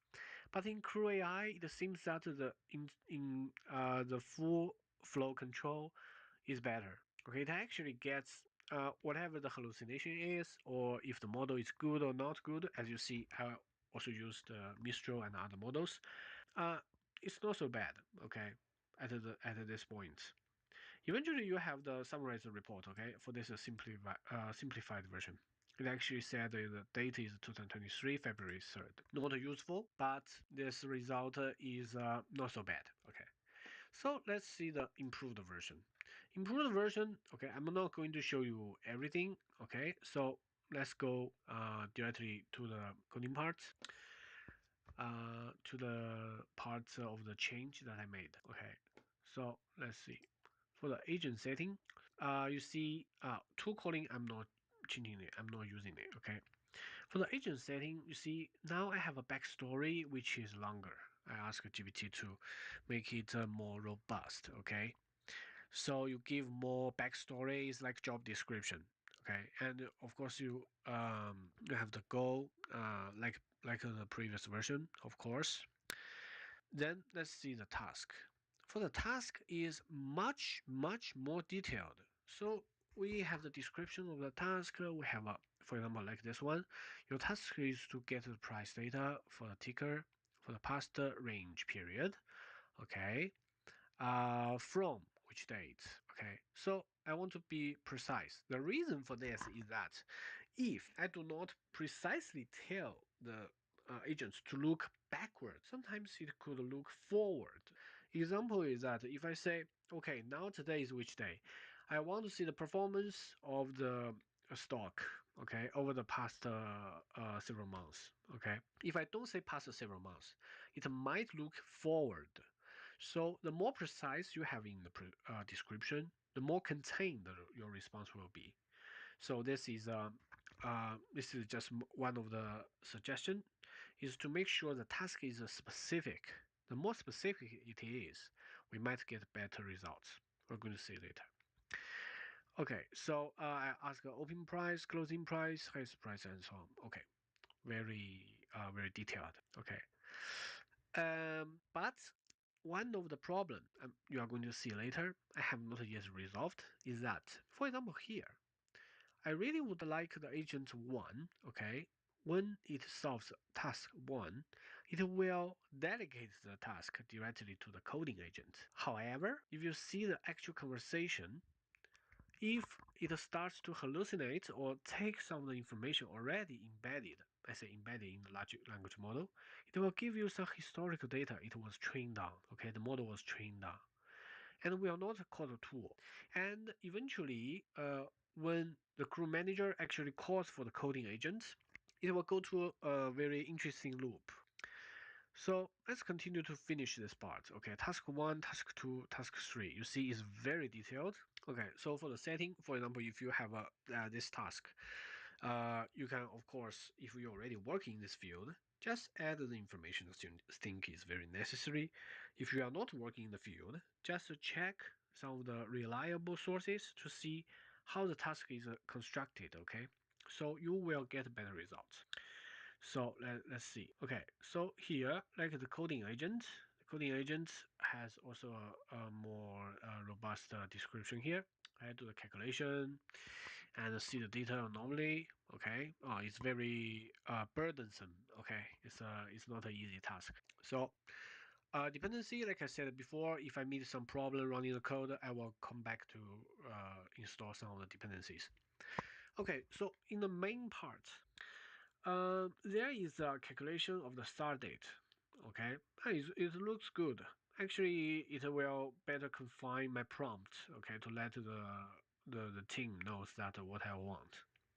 And you can see after choosing different variables and to take the user input. For here, I just don't. The first time I run this code, it took me 1.5 hours and I did not see a result, so I set a limit for the maximum iteration and RPM to 2.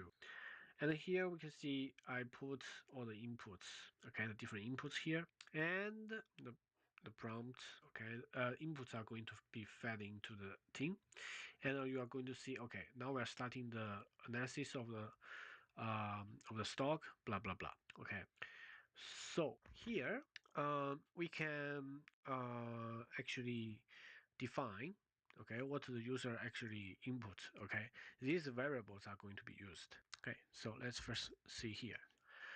So please enter the ticker. Okay, additional words, I want a comprehensive report. Okay, enter the date.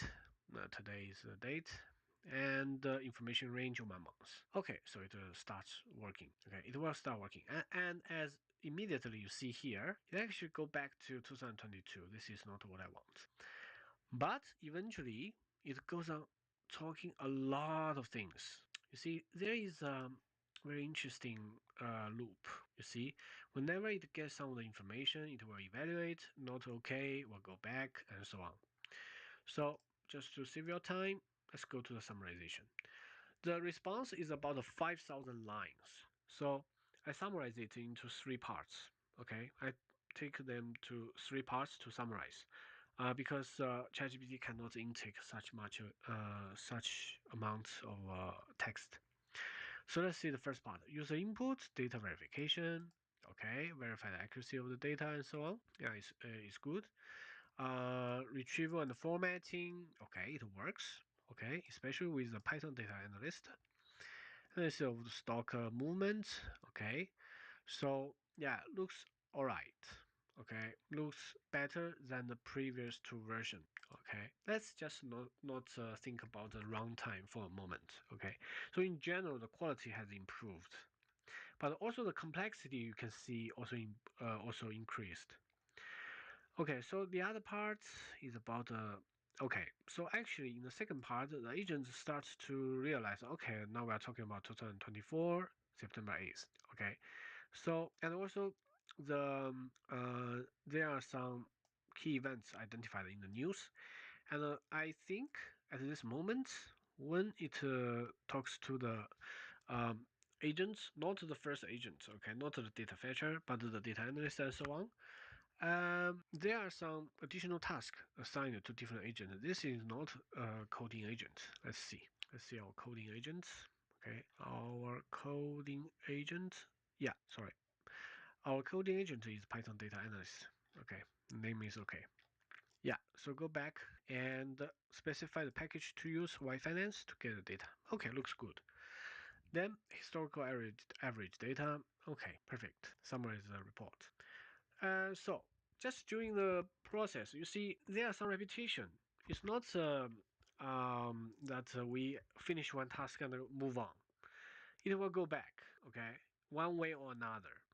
So the third part, we're going to see there is a goal, the stock data, news summary, and so on. But you see here, the agents are going to utilize the API for Alpha Vantage. We don't have that, okay. So this is something that we would like to avoid in the future test, because if it goes out of the range, it may cause problem. Because some of the APIs you cannot just ask agents to imagine, okay, create one API for you. You need to create it by yourself. And for me personally, at the test stage, I prefer everything free, like Y Finance package and so on. Yeah. So basically, the news summary and the storm matrix, everything looks fine. Okay. Yeah. So let's see the final result. Okay. The final result looks not so bad. First of all, it shows stock price data. We can see that this is stock price and stock analysis. Okay, looks quite good. And also, there are some notable movements following for the following news. Okay, looks fine. News summary for the from August to September.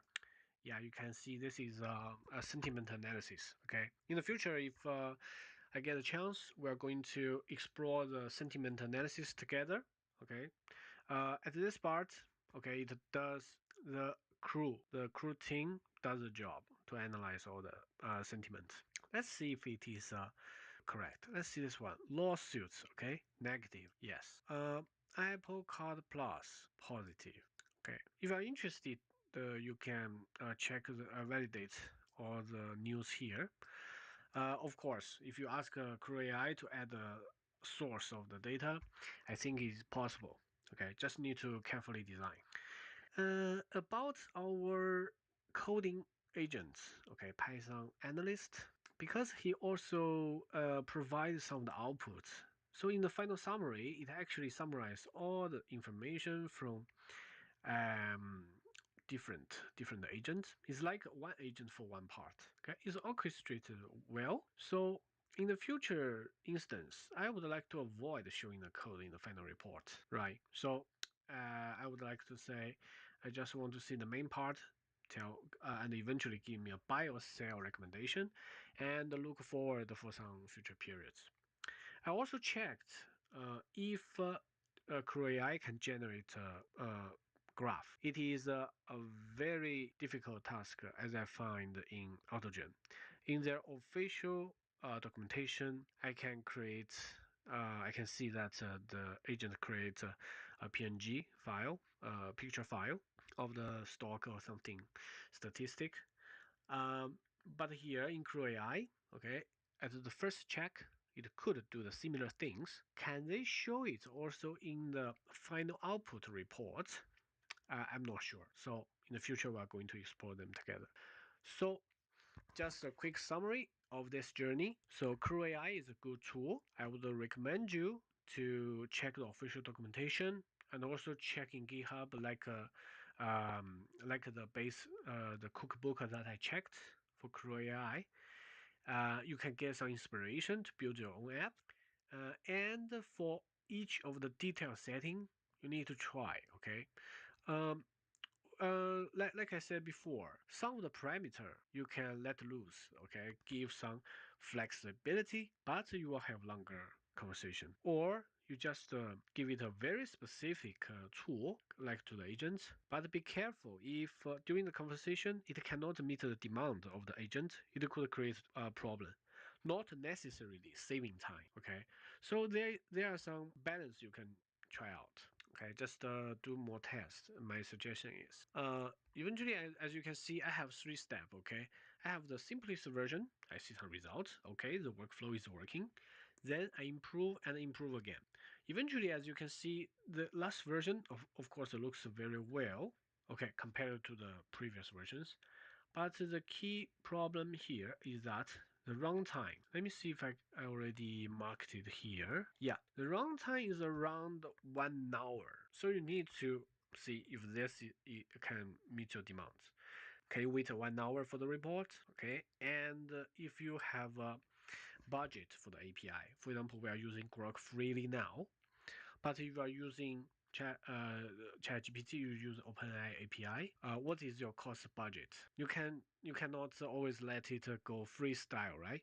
It generates a lot of nonsense information, and you pay the cost for the tokens. Okay, so yeah, that's all I wanted to say. Utilize the tools to quick start agent flow. During the iteration from simple to complicated version, do it step by step, do some test, and some thresholds, some parameters always change, and to see the results. For the description of the agent, description of the tools, organization of the chat, always check the final results and see how you can better design the app. Okay. If you have any question, any doubt, feel free to let me know. We can explore future possibilities with AI, with agentic workflow together. Thank you. Have a nice day. Bye bye. Hello everyone, welcome back to my channel again. Now I'm going to share with you how to deploy the Llama 1.5 model through Grok and in local environment utilizing the Open Web UI. If you already saw my previous video, you should already know how to set up the Open Web UI in local environment and open it. After logging, you can see the normal interface of the chat. Of course, if you already tried Llama, for example, for my case, I already had some of the model like the Mistral model to run it directly. Now, in order to add additional models like from the Grok website, you go to the admin panel, setting, connection. You just input this URL. Okay, it is from the official document of Grok. You can also see this one in the Grok website. Until this URL api.grok.com/openai/v1. Okay, until this part. Then you should copy paste your API key here. Okay, and then you try this one, verify connection. Once you see the verified sign here, you should save. Okay, and it will say save successfully. So after this setting, you refresh the interface. Now you go to the new chat. You should see all the models available in Grok. Okay, so basically, if you already have some models through Llama, like what I had, you should see those models are still here.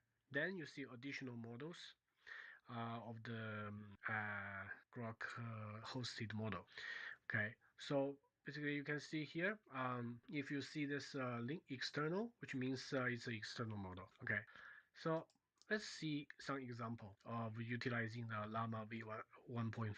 Okay, so originally I thought this model should give bi-directional capability, which means that it can generate a picture and decipher the picture. However, it's not the case. For example, I ask the question to draw the AAPL price trend. It gets some of the data it was trained on, but there was no picture generated. Then I asked it to um, draw something. Okay, I wanted to say draw start, so it actually gave me this one. But if you ask it to draw something else, for example, you want a picture, it cannot do that. So the next one is explain the picture. This is a Google Map screenshot I did before. It explains the general structure of this picture. Okay, so it's a street map. There are some elements inside. Okay, and it also explains some of the details like the track where some of the roads occupy large portion and so on. So it's a general description, okay? And this is another Google Map screenshot. As you can see, the description is almost the same. Okay, it gives some high-level generalization of the information inside. Now we try another picture. This is a picture of the let's see, the total health benefit cost of the employee, workers' earning, overall inflation, okay, the relationship of this chart. And you see, it only says that this showed some of the information like average annual salary, cost associated with it, and so on. But it cannot get more info. Another issue about utilizing this model in the open web UI is that whenever you try to follow up a question, for example, I say here, I say more detail, okay, usually you will get this error, bad request. So basically, whenever you want to query a picture, you need to start a new chat, okay. I'm not sure if this is my local setting problem or not. You can try it out. Let's see another one. So this is International Monetary Fund, some of the statistics about the growth projection of the different economy. And you see, it actually gets the information, okay, growth projection, which year, okay. And it says, okay, there is a wide range of outlook projections and says what is used for, okay. It helps the viewer to better understand. So still general summarization. Then I ask you to explain this picture from Fight Club, a very famous movie. However, it got stuck. Or if you try again, it will say that this picture is oversized. So there is also a limitation about the size of the picture. So I suppose there is like the context window for language model, right? So multimodality model, it has also some of the limitations. This one is actually about the loss function. I just randomly picked some of the pictures on the internet, and this is a general depiction of the loss function of the neural network. It actually says something else. It says flowchart explain how data is processed in real time, but there is no such information there, okay? However, if I think this model actually pick up some of the traits, like there is an arrow, so arrow means trend, arrow may be in motion, so it actually connects this idea with real time, okay? So it says this is a real-time processing of the data, but however, the essence of this picture is a neural network, okay? Okay, so this it deviates a little bit from the reality. Let's see another one. Now, this one is actually a hypothetical organizational chart, which you can see the hierarchical structure of the organization. Yeah, the model can identify this is a business hierarchy. Okay, shows names and emails. Okay, seems okay. And also it shows the names, which means it has some capability to extract information. But that's it. It just gives some example, but not all, right? Not like a complete list. So I did another experiment. I asked it to actually generate all the text, okay, to extract all the text information. So it has still replied to me the traits of this picture, but it's not like OCR. It cannot just get all the text information and give response to me. So I would like to say that this model is has some limited capability, but if you want to experiment with it, okay, you utilizing this open web UI, or you write your code in Python, you can always try it. Okay, wish this tutorial is useful for you. If you like the video of this kind, or if you have any question, feel free to leave a comment. If you like my videos, please subscribe. Thank you very much. Bye bye. Today I'm going to analyze the presidential debate between Harris and Trump, and I have got the ABC partial transcript of the presidential debate, and I also gathered the data from a secondary source just for local analysis. And for the ABC partial transcript, I mainly use GPT-4o model. So let's see what the result I get. So basically, if I keep asking ChatGPT for a model about the presidential debate claims made by each candidate, and it will give me this statistic. It actually categorizes the claims to be accurate, misleading claim, and also exaggerated. So after running the analysis of the transcript, it actually keeps on going beyond the scope of the transcript.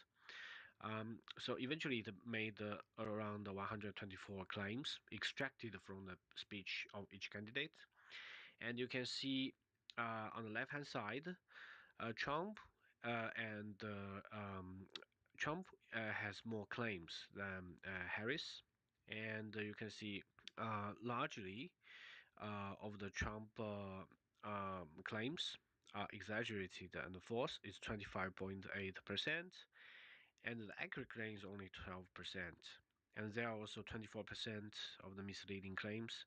However, on Harris' side, the accurate percentage is much higher, although in general the total claims is inferior, less than Trump's side. Okay, so on the right hand side, actually subjectively imposed a 20% error margin. Okay, to see if the model makes some 20% mistake, how would they range? So basically, with partially checking the actual transcript and partially hallucination, you can see that this model can give us this statistic. Okay, then I tried to limit the hallucination.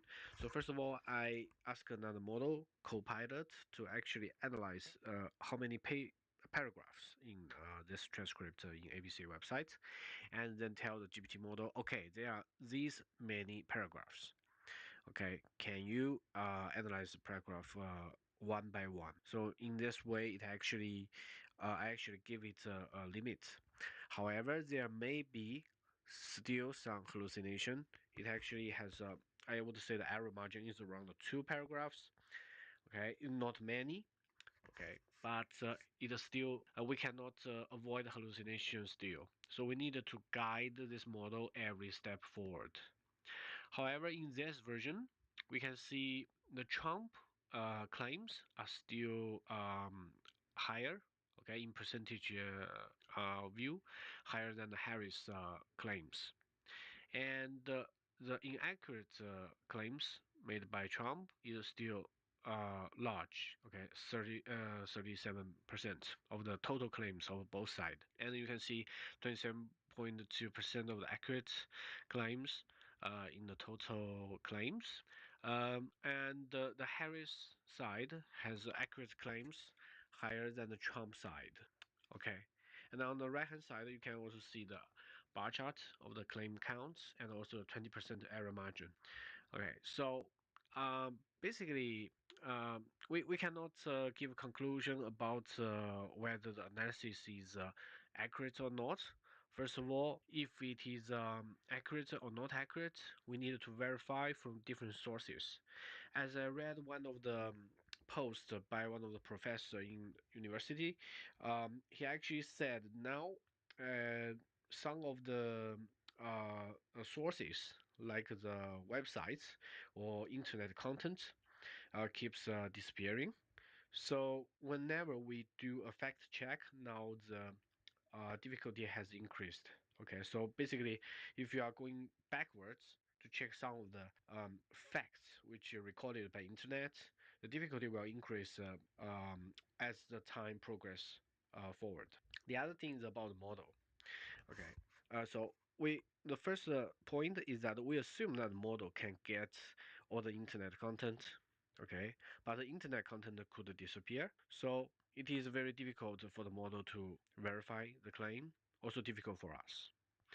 The second point is about the training set of the model. If the training set of the model was largely favorable to like Harris' side, so the eventual results will pivot to her side. Okay, but I do not know how many training data are used to train the political side of arguments. So we don't know. Okay. The last one is that natural language processing and large language model analysis are totally different things.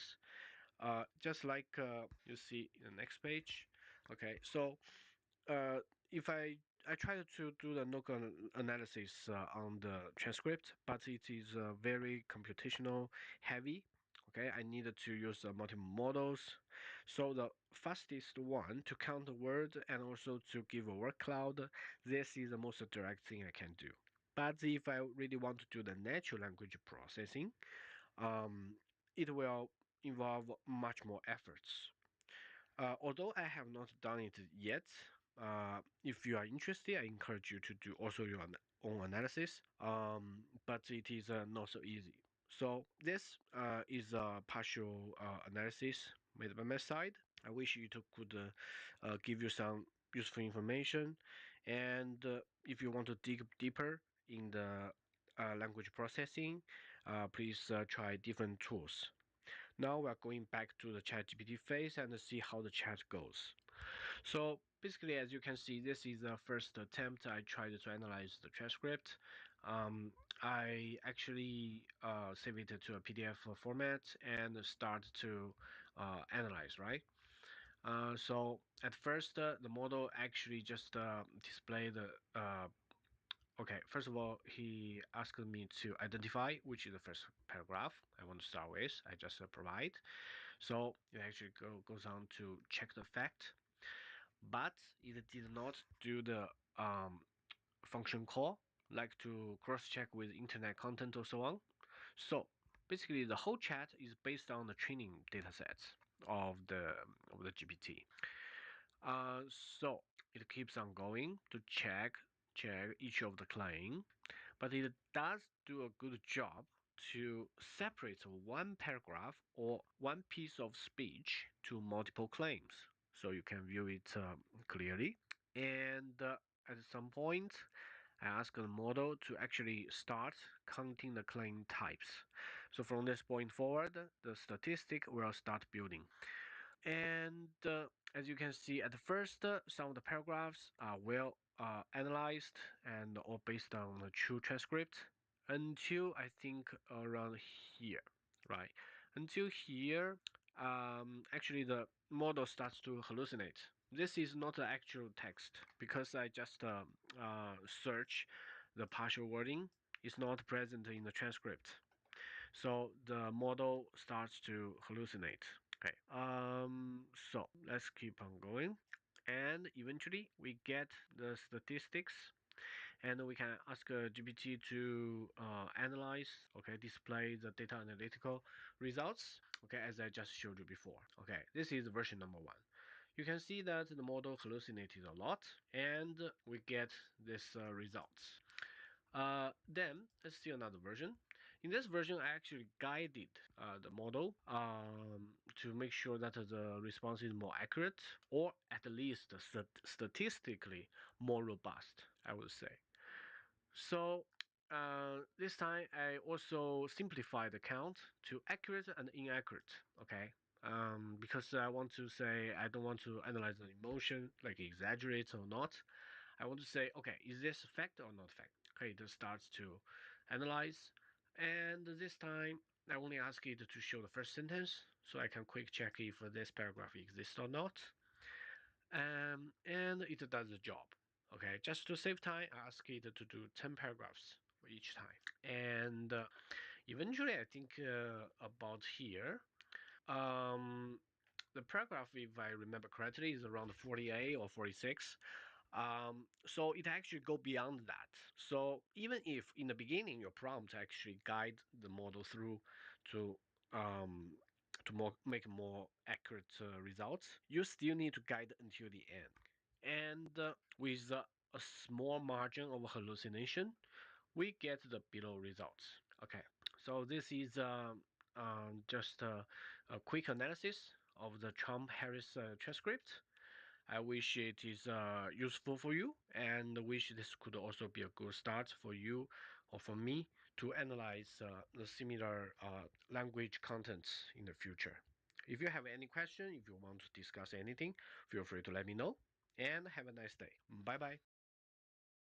Hello everyone, welcome back to my channel again. Today I'm going to show you a quick project about the sentiment analysis of iPhone news. So basically this project will involve one of the algorithm and also the repo of TextBlob in GitHub. This is a tool that ChatGPT actually recommended for the sentiment analysis, and we are going to go through the code step by step. Basically, I went through 4 iterations of the code, as you can see on the right hand side. Okay, so basically we first got this version of the code. So we have the function to get the iPhone news, then another function to analyze sentiment. The important thing is to actually categorize the sentiment score, so you can know it's positive, negative, or neutral. And so this is function to perform the sentiment analysis and news results. Okay, so this one is focusing on utilizing text blob. This one is to conduct the result analysis, and we also need to plot the results because I want to see it visually to get a better understanding of the sentiment analysis results. And let's see, the first result actually was like this. Okay, so basically I have everything is neutral. So the intuition tells me that it is most likely the problem of the data set. So basically I get the news from the let's see here, from this function I utilize mm, the search query here. Okay, and I use the package Google search. Okay, so basically the search results, if it only returns the title or the URL, the analysis will not give any meaningful results. So the next iteration is to describe this issue. Okay, I did not even go to the details of reviewing this code, but at this step, I think the first thing is to actually see some distribution, okay, of the sentiments. That will be more useful. So I keep on iterate the code and see the second version. Okay, in the second version, actually there are some improvements. So basically the function changed from the get news to get full article. So for each URL to pass the HTML and to get through the beautiful SOAP to get the information, okay, and to separate into paragraphs. Yeah, so extract the text from paragraphs. In this way, we are sure that we are going to analyze the main contents. But remember, my code is only the first step.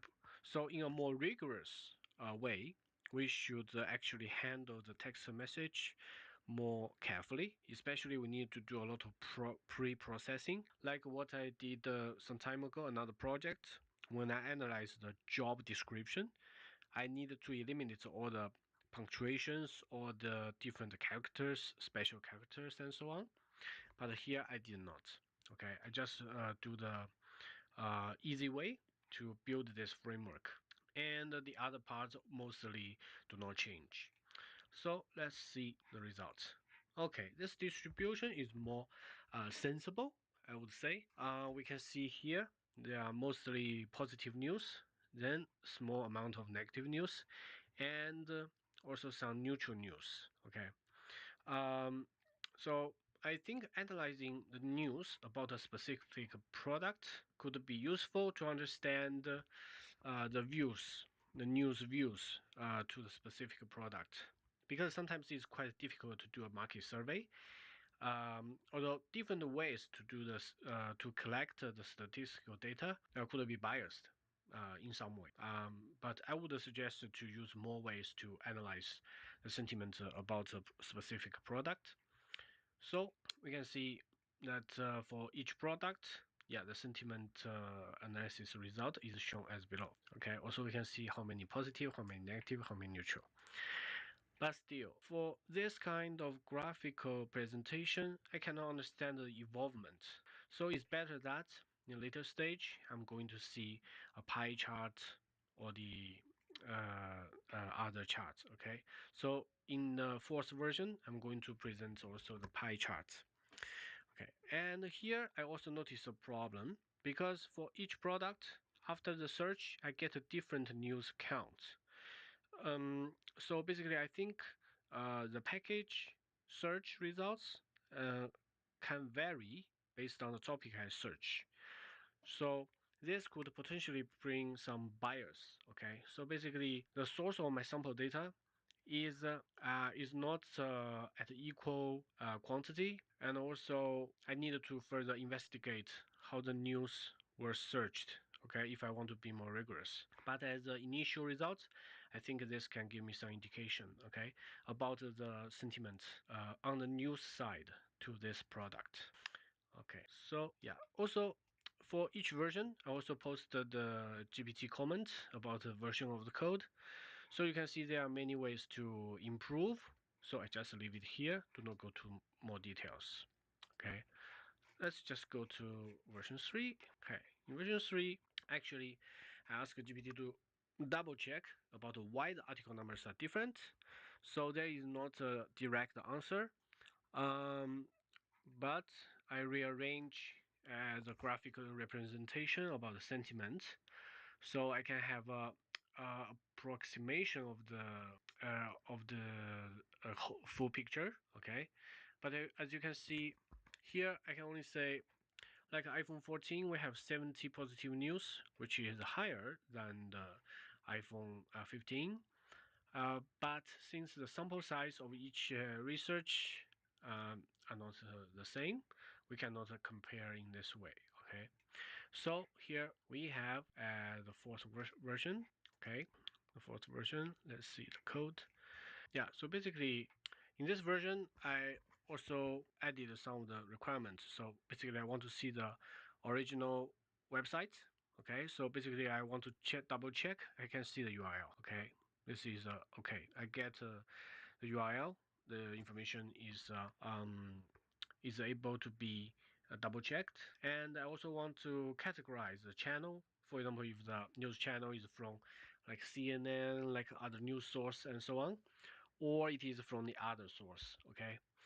Um, but eventually, most of sources are other sources. As you can see, we have one New York Times, which is specified the channel as mainstream New York Times, but for the others, most of them are others.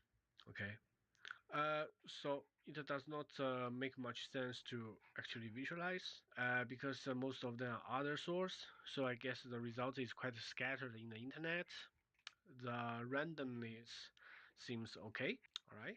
Yeah, and for each news, we can still see the polarity score. Okay, and let's see. Here, this function will make sure that we have the three-column results of the graph in the end for us to visualize. And here we can see the classification function of the different channel of the news. Okay, so these are the two, and also here. Okay, known channels. Okay, I gave some of the examples. So this function actually helped me to understand which channel it is. Okay, so both of these functions, get channel and then classify, work very well. But I did not put the visualization part on this statistic classification results. Okay, so basically, let's see the results. It looks okay. And also I expanded the search from the iPhone X, iPhone 10 to iPhone 14, 15. Yeah. Now let's take a look at the final version. Okay, the final version is still running because I think the job is quite intensive. Okay. But in general, this code does not change much in the general structure, okay? But eventually we have a different way to display the data, okay? So we can see here that we have the percentage of the positive, negative, and the neutral news. So since each sample size may have small deviation, we cannot give conclusion that okay, the sentiment trend is more negative or more positive, but it could still give you some approximation. Okay, let's see here, like iPhone 15. We can see the negative news actually has a very small percentage. We can see that there is an improvement from iPhone 14. Also, you can see the neutral part, but the neutral part, sorry, but the neutral part has increased a lot, around 7%. So in general, the positive comments and positive news has decreased about 6%. And let's take a look at the iPhone 13. We have 90% of the positive news. So is the market taking the new iPhone release a little bit tired? Okay, they are tired of the small improvements and the high price. It could be a possible explanation. But here I just showed you a quick view of analyzing the sentiments of news on a specific product. You can actually implement this to different products, but remember, always pay attention to how you gather the data, how you pre-clean, how you pre-process the data, and how you cross-reference, okay, cross-check the validity of the data, and eventually how you display this data. Okay, about the natural language processing, I mean, the current methodology I used is just a start. Of course, we can use different natural language processing models. In the future, I wish when I dig deeper to that, I'm going to share with you what I find. Okay, so feel free to use this code. If you have any question, leave a comment. If you like my channel, please subscribe, and see you next time. Bye bye. Hello everyone, welcome back to my channel. Now I'm going to share with you another small project. It's called weather forecasting. So I should not have started this project because actually when I saw the Wikipedia page about the weather forecasting, it is a very complicated subject and was including lots of algorithms, a lot of history and algorithms, and different government institutions are actually conducting the weather forecasting on daily basis. Okay, so I just simplify the weather forecast to show you how to implement three models. Of course, again, I interact with large language model to refine my code to make them robust. Okay, so at the beginning, I have a small description of the three models. I have ARIMA model, VAR model, and the long short-term memory models. So basically, the long short-term memory model is more prone to the deep learning, machine learning parts. It's more complicated, right? For the VAR model, is like you have not a univariate. You have multiple variables simultaneously to influence a result. Okay, so it's preferable when you want to model the time series where multiple variables are moving together. A Riemann model is univariate, means that there is only one variable you are concerned with. Okay, so let's see how these models perform. Again, if you want to dive deeper to the theory background, I really recommend you to look at the Wikipedia, like official books, okay, to get more robust descriptions. Below, let's go to see the code. Okay, so basically I have the first version of ARIMA model. So okay, I use the package. The most important package is Meteostat. Okay, this package actually can get the weather information. Okay, basic weather information for me to do the analysis. Okay, I'm going to focus on several variables. You're going to see later. So basically, first of all, I need to get the weather. So I have this function. I choose New York as the analysis start. I just choose this location, and I have a time period from 2020. Okay, and also I get the data and also print the data head. So basically, I'm going to have the temperature average, blah blah blah, 1, 2, 3, 4, 4 variables. Okay, as you can see here. Then I pre-process the data. So it's there is one of the experience that I want to share with you for any numerical data. It is better to standardize. Actually, to make sure they are on the same range, it will be better for you to analyze. So, if for example, if you have one variable is 1 to 1,000, another variable is 1 to 2, the range actually will impact the analytical result very significantly. So this min max scalar, okay, this kind of transformation is useful. Okay, you have many other transformation methods you can try. Then I use 80% of the data as training, 20% as testing, and also we can also print the shape of the training and test data. And now we're in the modeling part. Okay, so basically the most important part is first of all we need to understand how to evaluate the model. Okay, previously you already understand how the model works, but how good is the model I think is the most important part. So I need to I just chose two of the metrics to evaluate the model. Of course you can also add other metrics in your case. Then we do the forecasting utilizing this model. Okay, so basically at first, the features, or I say the parameters of the ARIMA, or PDQ, three parameters, are preset. Okay, just for simplicity. Then we do the prediction and transform the prediction to original scale. Okay, I think this part is out of my expectation. So ChatGPT really did a good job to mention this part because we need to see the original format of the data. It's better for us to understand. And you see this is a model result. Okay. Yeah. So after running this code, I see no visual. Okay, I cannot do variations. And here I try to fine tune this model. Okay, so basically for the different variation of the model, I want to see the results and add this widget so I can choose a different parameter and train the model. It is strongly suggested because recent days I find the Colab widget documentation is super useful. It will make your interface very interactive. You can try the different parameters, not only here. In the future, I'm going to tell you how to use it in the artificial neural network. Okay, when you try this, each time you are like doing experiment, it will give you better sense. Okay, so like in this case, I change one parameter, it will give me one result, right? So in neural network, when I change the layers of the neural network, I change the neuron numbers, I see different results.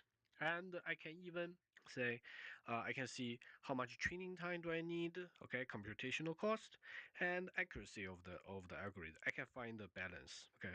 For small to medium data sets, I think you can do this kind of test to choose. If you want to scale up, it is another story. You may need to use different tools to handle large data sets. But in the first experimental part, I think adding some of the widgets will be very useful for you to test and see the results.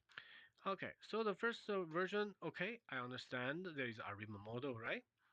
And ARIMA model actually does some of the job and also provide preliminary information. So let's try to improve, okay?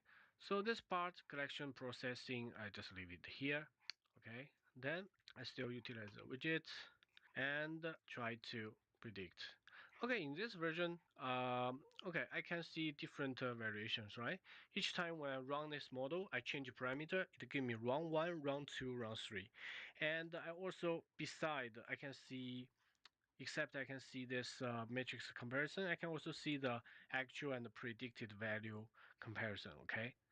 As you can see, it is not so very good from the direct visual examination because you can see the predicted value and the actual value are quite deviated from each other, different from each other. So at this step, we know that the widgets and different visualization can work together very well, right? We can keep moving on. So in the third version of our RIMA model, okay, let's see here, third version. Of course, we install dependencies, and then we go to the main part of the code. Yeah, for the main part of the code, actually the key difference here is to make this kind of layout and also mark the dates. You know, whenever you handle the dataset, you need to pay close attention to how you split the train and test data and how you make the prediction. Okay, so for example, I choose this period of the data to train the model, but eventually I want to predict, for example, my forecast window, forecast days is 7 days, okay, originally. So what my original intention is to use all the historical model to train the model, historical data to train the model and predict the last 7 days of the data set. So you need to be careful to change the parameter to make sure that your code does this job. So sometimes when you split like the train and test data, there is a tricky balance. How do you separate the train and test data, right? I still separate that 20% train and 20% test because my my forecasting range is inside of the training data set. Oh, sorry. Yeah, inside of the data set, I do the training and testing. So it is not 100% robust. You can also have different setup, like you have train, validation, and the test. So you can leave the last 7 days data not seen in the data set and to model, to train the model. Okay, that is another approach. But I personally speaking, I really doubt it will make much difference. Okay, because the 7 days data is very limited. Okay, but you can try.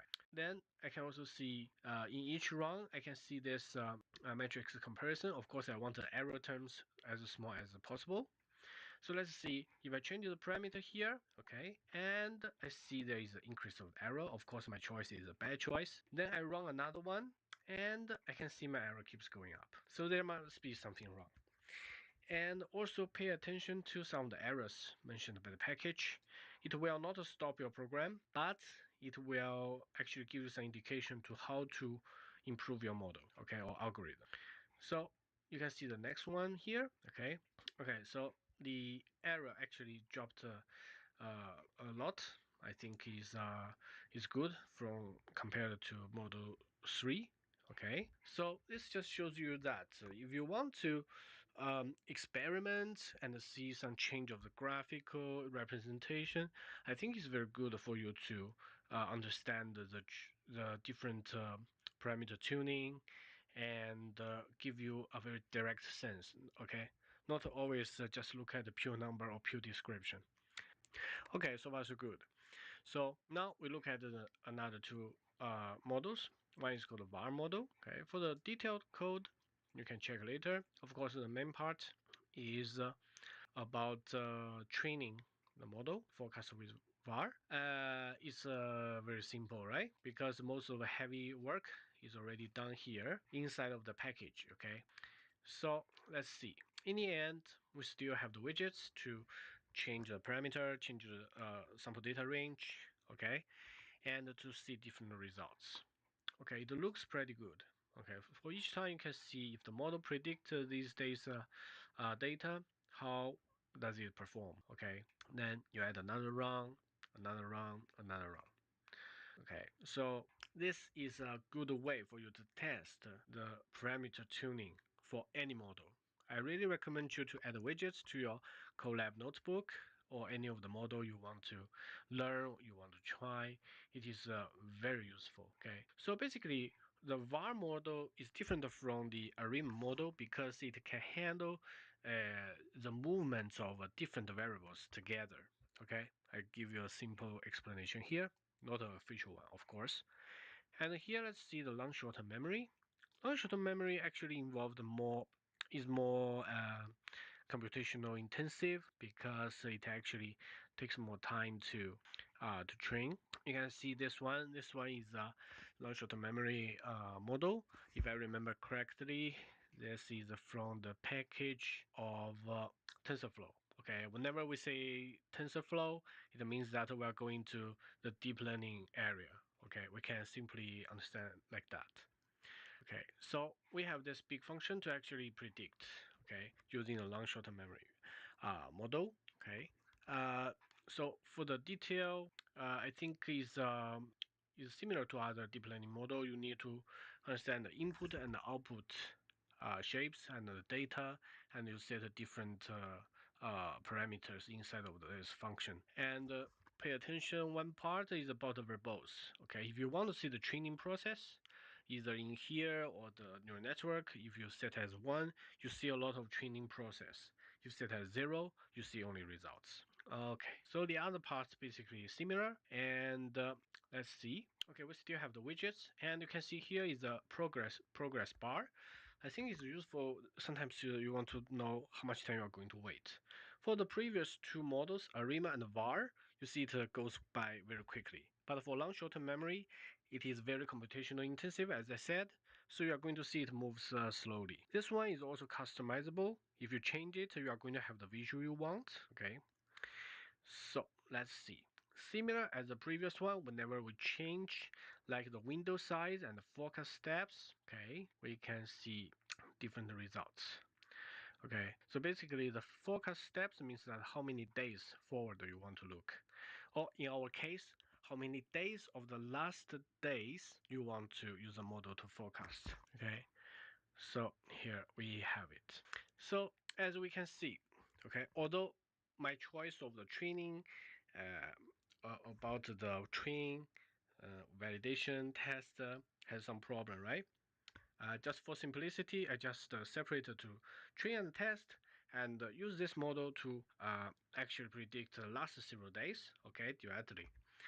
So the eventual results, as you see, modeling or forecast 7 days of the weather stats is not so easy. Okay, as I said, weather forecasting is a very complicated subject, but at least we tried some algorithm.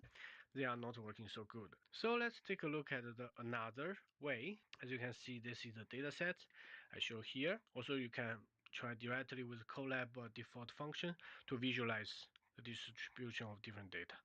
Now let's see from another perspective. So since the widgets are very useful, we can just get the data, okay, weather data, and we just use the widget to display it. The reason I want to also recommend this way of visualizing data is that you see the weather, it has the seasonality issue, okay? It is one of the issues that we handle the time series data, either economic or other data. So every year you see there is a circle, right? For each month you have a direct trend, like from August to September, usually you have a drop of temperature, right? So it's like a common sense. And if you see the historical data, it will give you indication of how the weather will be like in the dates that you want to check. So this is another way to, I mean, for our personal use, personal test, if I want to understand the average temperature or the trend, I can just check the historical data without predicting. Okay, so in the future, I'm going to share with you another test I did. I used the more complicated models, and eventually I see that, okay, the best model fits the data, but it is very close to the historical data. So which means that although some of the models they can generalize some of the information, but if my feature space is not large enough, for example, if I do not consider all the factors impacting the weather, my model is useless, like you see previous three models, right?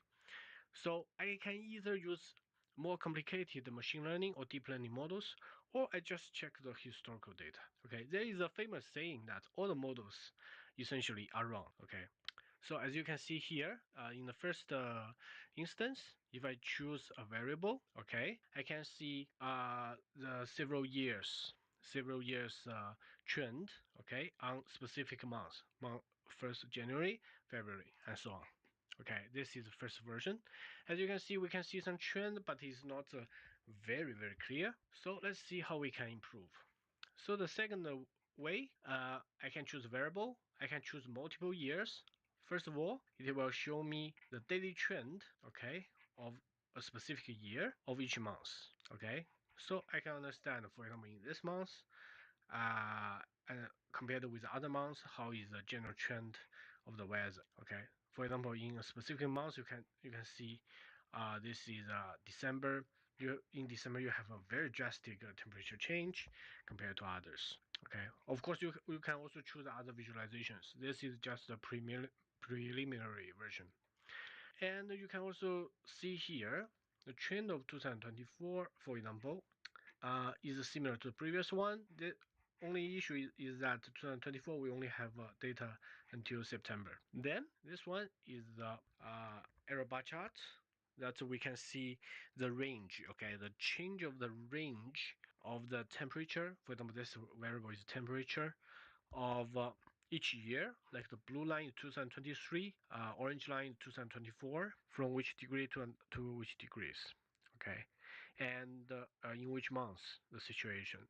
This is March. Okay, so in this way you can say, okay, in 2024 we have the average or the general range of the temperature is larger than the previous year. Okay, and we also have a higher average temperature in some days. Okay, but you see, if you see March is this case, can we say April will be this case? No, not the case.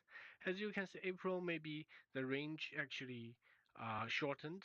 Okay, and also the highest temperature is lower than previous year. So it is very hard to forecast the weather data, but we can get some indication to support your decision making on daily life. Okay, so we also have the version 3. Okay, in version 3, I also added this choice of different city. So actually, if you took a look at the code, okay, so if you only utilize this variable, string variable, to get the coordinates, you either need to have an API to query a database, or you have a package that you can use to get you the coordinates, or you need to ask a large language model. So in this case, I directly ask GPT to provide me with these coordinates, so I can choose from the drop-down menu. So it works fine. So I choose Rome, Italy. I can understand the weather trend and information of Rome, Italy. And I choose multiple years from 2022 to 2024. Okay, so this is information that I can get. Okay, first of all, from this project, I think to experiment some of the weather data, we can choose a free package. Right, this is the first point. Second point, we need to, when we try different models, we need to understand how it works. Okay, basic background of the models, how they handle the variables, and so on. And furthermore, please always check the different models. Okay, different models, different algorithm, which is situation most suitable to utilize such model, such algorithm.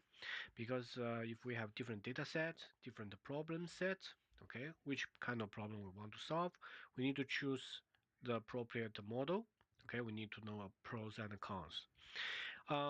It's not only related to choosing model. Also in the future, if you get deeper to machine learning, to deep learning, even to large language model, multimodality model, we need to understand what is our objective. Okay, and if we are not just simulating or doing the regression or doing the training of the different model, we could go to another step to understand, to choose a model to handle large data sets, or to fine tune a model with our limited resources.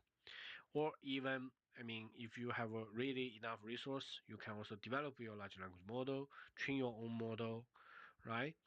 So no matter it is about the data science, it's about machine learning, is about large language model training and development. We need to always evaluate the pros and cons of different approach and to choose the best one to reach to our target. That's all for this episode. I wish you like it. If you have any comment, feel free to leave a message to me. And if you like my videos, please subscribe and see you next time. Bye bye. Hello everyone, welcome back to my channel again. Today we are going to do some tests about the two transformer structure models. One is called BERT, the other is GPT-2. On my right hand side, now I'm going to run the code and prepare the interface, so later we are going to try it out. I'm going to run now. On the left hand side, we can quickly browse the model information. In Wikipedia, like GPT-2, you can see that it is developed by OpenAI, and it is second in the foundational series of GPT models. The later ones are GPT-3 and GPT-4, now GPT-4o and GPT-4o1. Okay, we're going to test the GPT-4o1 in the later series. Okay, so in this model, I mean, if we really want to dig up and discuss all the details, there are a lot of things. Okay, it actually involves a lot of design of the model and how it is trained and so on. Okay, then there is another model called BERT. BERT model is developed by Google in 2018. It is a very famous transformer model, and for most of the courses in university, now it is a master learn topic. Okay, it is the official name is a bidirectional encoder representation from transformers. Okay, and it is trained on the mask token prediction and next sentence prediction. So basically, either BERT, GPT-2, GPT-3, in my opinion, they have a different design, or progressively they have some improvements on specific task. So whenever you approach a model, it's better that you understand what it is meant to do. Okay, so it is designed for specific task or generative generation of text, or specifically on some task. For example, now we can also see some large language model hosted in HuggingFace, and we can see actually there are some models you see specific on the coding task, fine-tuned for different purpose and so on. So whatever model that is, we need to understand what it's designed for and the basic structure. Okay, if you want to review in detail, it takes a lot of time. But if you only want to use it, it's better to understand its purpose and its limitations and pros and cons. Okay, so before now the code has some problem, I'm going to rerun it. Before that, let's quickly take a look at the models we are going to introduce today. So basically, we have GPT-2, GPT-3, GPT-J, and BERT. Okay, I just put them all here for some comparison. Okay, the larger the model, the more the parameters you are going to see involved inside of this model. And as you can see in my tutorial today, I'm going to show you the GPT-2 and BERT. The reason is that in Colab environment, I can load these models easily. I can even interact with some user interface and to try it out. But for GPT-3, it is not, first of all, the Colab free tier does not allow to load this model. Okay, it is very big. Second of all, we do not have a direct source to get this model. But for GPT-J, I already tried, and Colab already crashed several times. But anyway, if you have a larger quota of the computation resource, you can try it. Okay, I also leave it here. So I'm going to rerun it and let's test it. So first of all, let's check the BERT question plus context simple version. So as you can see, this code is quite simple, right? We first of all import the necessary dependencies, and in Colab, I think Torch and Transformer are already installed. The reason you saw the previous error is because I did not install Gladio. Okay, Gladio is not a default package in Colab environment.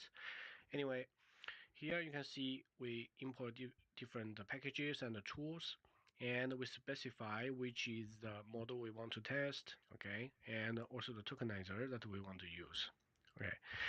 And you can see here, the reason you see the title is question plus context simple is that this model actually is suitable for the task where you specify a question and also the context.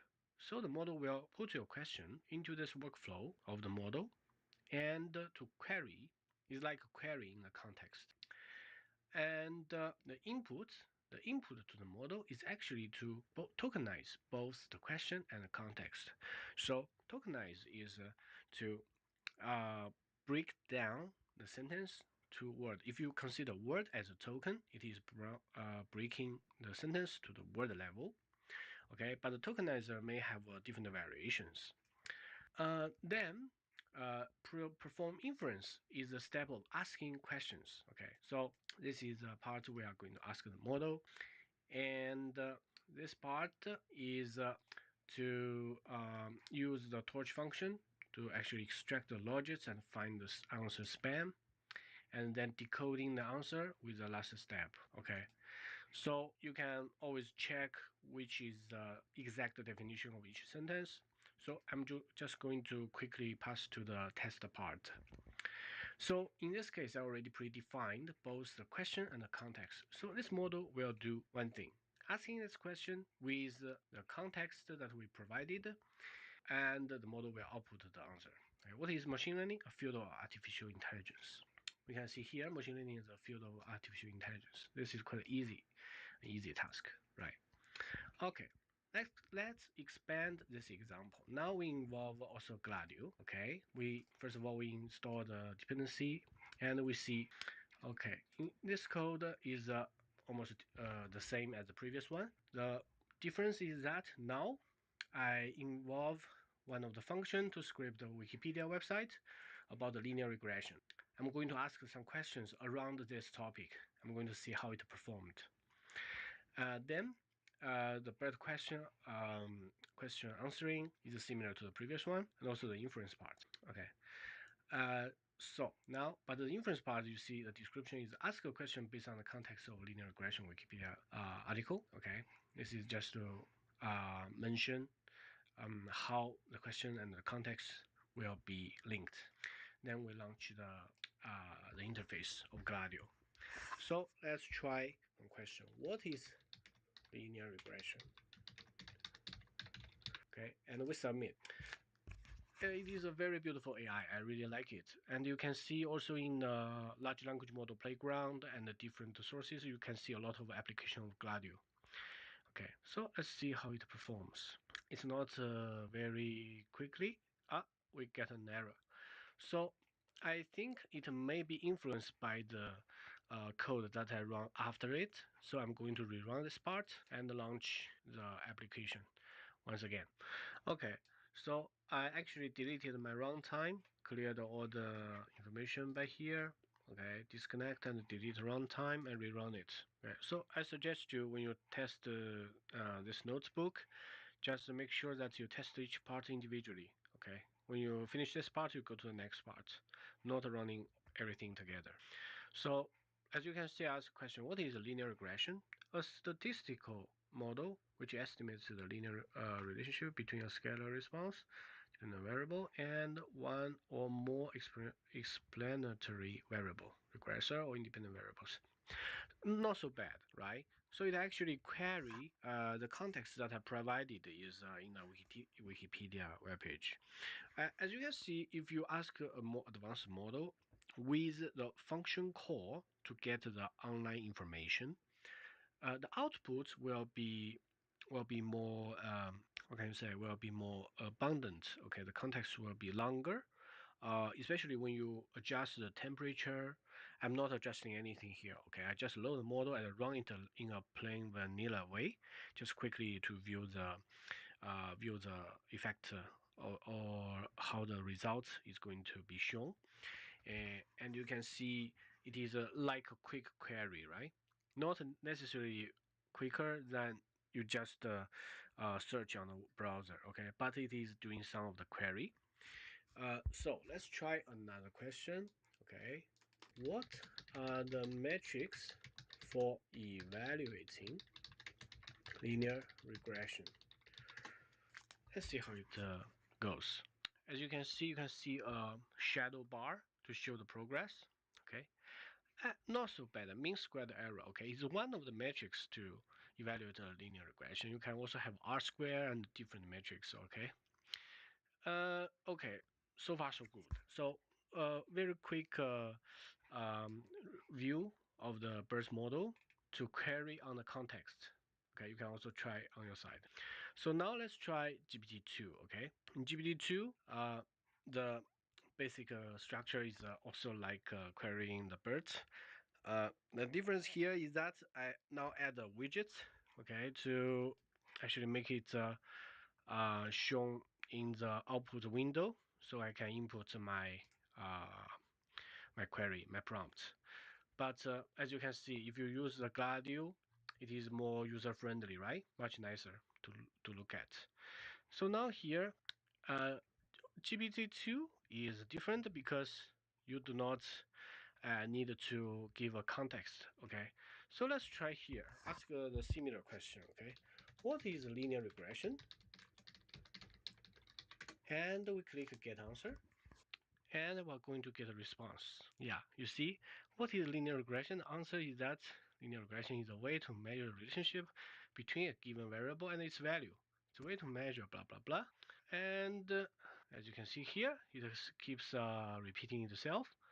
Okay, it is a way to measure the relationship, and it is a way to measure the relationship. It goes on and on, right? And let's try another question. What are the metrics to evaluate linear regression? Let's see how it goes. Yeah, you see, the first metric is the number of times the regression is repeated. And not what I was expecting, right? The second metric is the number of times the regression is repeated. It is like repeating a sentence and only change some words. It is quite fun to test, okay, just to understand. Okay, GPT-2 actually it has been trained with a different data set, different structure, and how it decipher your prompt in the model and give you a response. Okay, it's quite different from the previous one. So let's try with Gladio. Okay, so basically in Gladio it will be shown better like this. Okay, at this part, let's see. We actually expand some of the parameter like temperature, maximum length, and so on. Okay, so my original hope is that we have this uh, is like a navigation pane. Whenever you see, like in HuggingFace or in other place, you can see for each large language model, if you want to chat with them, you're going to see this parameter adjusting pane, okay? And you can try to change different parameter, okay? And since the code was mostly generated by GPT, the interaction with GPT and the refinement. So if you go to the GPT-2 model documentation hosting HuggingFace, you are going to see here, like the model generator, this function. Actually, you do not have so many parameters. So for GPT-2, I am not sure if all these parameters will be taken by the model. But of course, you can do different tests. You can either follow more strictly with the documentation, or you just ask GPT to generate this function. Both ways are fine, okay, to make it work. And if you want a more robust test, just try to modify this part. Okay, this is not a final and rigorous version of the output generation function. Okay, it is only for your reference. Okay, so let's see here. I do not change anything, okay? I say again, what is a linear regression? A good thing about the Gladio is that once you click enter, the model goes on to generate, okay? You go to the phase of inferencing. However, if you use a widget or something else, you need to click the button. Okay, you need to put more focus on the design of the interface. But Gladio seems much better and easy to get on. Okay, so what is linear regression? Yeah, it is more or less like before, and you see here it kind of repeated itself. So let's see, we actually shorten the response size, max length. Okay, yeah, it is much shorter, but you can see the repetition is inevitable, right? So let's try what are the metrics to evaluate linear regression. Okay, let's see how it goes. Yeah, it is like the previous one, right? Now we only change the interface for a user-friendly interface so we can test. Okay, so now here we tried both the BERT and the GPT-2 model. It is quite interesting that you play with different model to understand how, for example, before GPT-4 and more advanced model, when we look at the older model, it's like that you examine the history of the large language model and you can get a better sense. So an easy way is to get the code fast and then try it by yourself, feel how it adapts to your user case. A more Another way is to take more time to read the documentation, read the published paper. It will take a lot of time. If you are not really doing research about the models and you focus on your user case, I would recommend you to test it in different sources. Okay, there are also some sources where you see the models are hosted in a website. You can try it, or you can try it here with this notebook and adjusting some of the parameter and test it out. Okay, so you need to understand what you really want and what is your use case, and if such test is useful for you. Last thing is that I'm going to show you this failed example about the other model is a GPT-J 6 billion parameter version. Okay, it exploded because the RAM. You see, the free tier Colab has a 12 gigabytes of RAM available. It quickly just exploded to go over the RAM, so the loading is not successful. Okay, you can try if you have enough resources, computational resources. Now let's take a look at the note. The note is generated by GPT with referencing of the different sources. Of course, it also queried the Wikipedia and so on. So if you want to try to take a closer look at how it is designed, you can check it here. But a rule of thumb, when you see the models, if you do not care about the design, the structure, the computational, how can I say, the structure and so on, you just check the parameters. The bigger the the more the parameters, the larger the model, the harder it is trained, the more computational resources you need to train, fine tune, or even doing inferencing. Okay, it's just a quick rule of thumb. And here we also have a comparison table like I introduced you in the beginning. So primary use case, let's check about GPT-2. It's about text generation, language task. Okay, how about BERT? It's extracting Q&A, understanding task. And if we are using it at home, for example, I would prefer to use the BERT model because it you can set the context, right? You know, if you want to query a knowledge, maybe Wikipedia is a quick source. If you want to like query a research paper, you can just pass the PDF and get the information and ask the model. But of course, its performance is much less ideal or less advanced than the later model like GPT-4 and so on. So we should have fun to test all the models. Wish this tutorial is useful for you. And if you have any question, feel free to ask me. If you like my video, just subscribe and see you next time. Bye bye. Hello everyone, welcome back to my channel again. Now I'm going to share with you some of the test results of GPT-4o and GPT-4o1, two models. So on the left hand side, we have the GPT-4o model. On the right hand side, I have the GPT-4o1 model. So I see a lot of online comments, analysis about the new model. There are some assumptions about how this model is different from the previous version. Basically, one assumption is that it has a chain of thought. The chain of thought, we have seen it in the prompting engineering, is a technique to guide the large language model to follow a reasoning process when dealing with hard problems.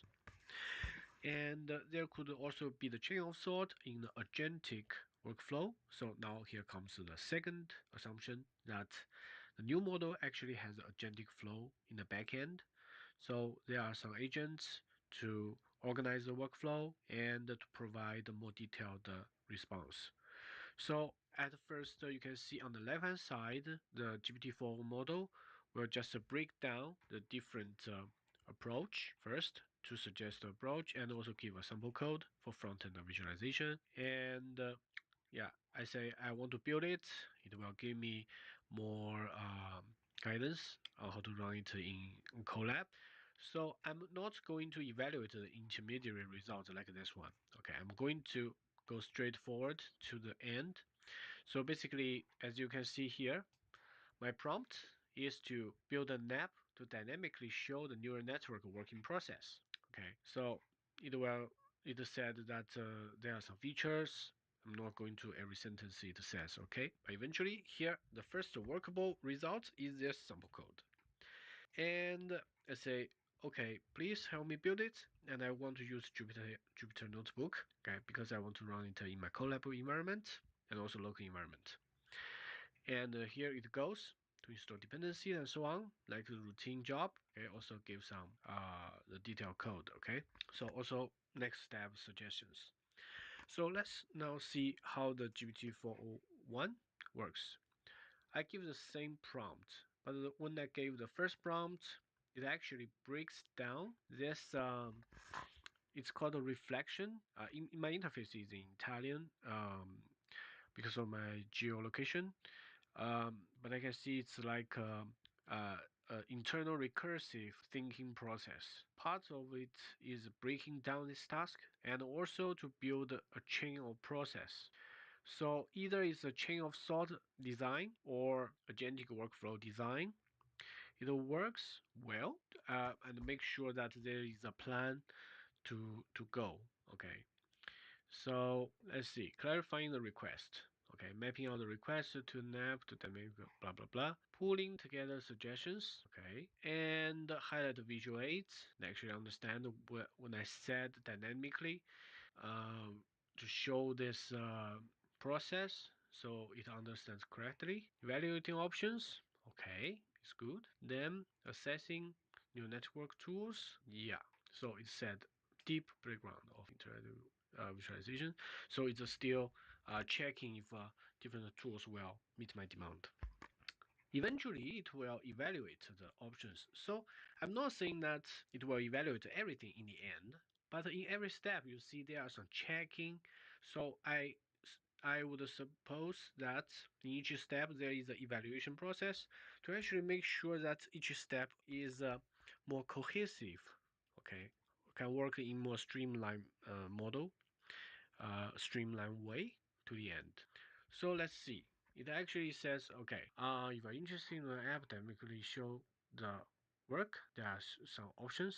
Yes, of course, I know this playground of TensorFlow, and also there are some useful websites for me to try. If you are interested, please try it because some of the playground I think is built very well to help you understand, visually understand the neural network. And also it suggests, of course, educational website. Okay, they have a very good educational resource and consideration for the app. Okay, it just gives some simple suggestion. So I would say it will give a more approachable, more easier way to get what I want. So I can use these third-party resources. Then it gave me some indication how to build the app. Okay, so it makes sense, right? So instead of spending a lot of time to build the dynamic display of neural network, why not use third-party resources if you want to learn something? Makes sense. So let's see here. Yeah, I say help me build it, so it starts to building it, and the dependencies and so on. And you can see it actually breaks down to different steps. I mean, if you change your prompt, I'm sure the result will change. For example, you want the model to give you one code block instead of individual blocks. Okay, but here I think from a learning perspective, it helps me to learn this deep learning algorithm very well. So it breaks down to say, okay, these are the activation functions and define a neural network, create interactive widgets, and so on. And okay, here is the first time we display the interactive plot. So it keeps on going. Okay, here we already see some results. I'm going to show you in the Colab later. Then it says visualize a multi-layer neural network. So it goes one step beyond. As you can see, these all functions are about a two-layer neural network. So previous one, we could assume that it is about a one-layer neural network. Okay, so it goes on and on. just increase the complexity of the code. Then we see here, it actually is saying visualizing decision boundary, one of the important concepts to visualize. Yeah, it actually expand to different secondary topic like decision boundary, right? Let's see. Okay, and enhancing the user face. So eventually, after displaying one layer neural network, two-layer neural network with all different activation function and setup, then it goes to the decision boundary. Eventually, it goes to user interface. User interface enhancement would be very important to help the users to see. Later, you are going to see how it is enhanced. And eventually, there is an additional option to turn it into an app. This is out of my expectation. Okay, so now let's check. On the right hand side is the code, left hand side is the Viola app. Okay, so let's go through the notebook first. First of all, this is the GPT-4o version. You see here, we can have the display of the neural network. Okay, and also here you have the second option. You have a run button to run the forward pass. Okay, it's called a run forward pass. It's just to simulate the neural network for you. Um, if you run this code, you can change it. It will produce a new picture after it. Okay, so basically it works. Okay, and I just reconnected to my runtime just to show you. You see when I change the input, it's called input neuron, hidden layer, hidden neuron. Sorry, and you can see each time you click a different parameter, you have different neural network, right? So output neuron, let's say we have 5. Yeah, so this is a neural network with one hidden layer. It simulates very well. Then we see the part 2. As you can see here, when I click run this part of the code and click the button run forward pass, there's nothing shown. Okay. So I finished the part about the GPT-4o. Now let's check GPT-4o1. Okay, so we need to install the different dependencies. Okay, and this function does not work. I just skip it. Okay, this line does not work. I skip it. And as you see the result from GPT, okay, I pasted everything here. I just rerun the code to make sure it works. Now let's see. You change the weight. Actually, the sigmoid function changed its shape, and when you change the bias, okay. So it just shows you that how the activation function will change in shape, so you can have you would have different output. Okay, and if you change the activation function, you are going to see different results. Works very well, and you see that does not uh, just create another graph. It actually changed the original graph, so you can see it dynamically. Looks good. So let's keep going on to see the more complicated way. So this is a two-layer neural network. If we change weight 1, bias 1, activation function change. We change weight 2, bias 2 of the second layer. Yeah, looks good. And if we change to another function, yeah, looks good. I mean, looks good. It works when I change the parameter. But if you really want to 100% to match to a specific model, to actually know the calculation result is 100% correctly displayed here, review all the code. Okay, now I just quickly go to the next part. Always pay attention to the different packages because in Colab environment, some packages are defaultly installed. If you are going to run it in a local environment, you need to install some of the packages. So let's go on to the next part, decision boundary. So basically, decision boundary is very useful in the classification problem because in the boundary, it is a fuzzy area, I would say, because you cannot separate the two, let's say, two items, okay, or two objects, okay, because let's imagine it's an object with different traits, different features. On the line, you cannot separate them correctly, or you cannot see much difference between two groups. The further away from the decision boundary, the more clear the picture it is. You can separate the data points to different groups. Yeah. So whenever we change the parameters, then how the data is fed to the activation function and create such a decision boundary. You can see it in this graph. Then let's go on. Let's see. Yes, in the later part, we have a two widgets choice in the same output. You can see here, if I change here the weight 2, actually weight 2 on the upper hand side also change, okay? It gives me more flexibility of manipulating this display. Looks good, okay? Uh, Only issue is that in collab environment, you cannot initiate the Voila app. So let's switch to the local machine to see if the app works. Now let's take a look at the results in the local machine. On the right hand side, I open the notebook. On the left hand side, this is the result when I launch the Voila application.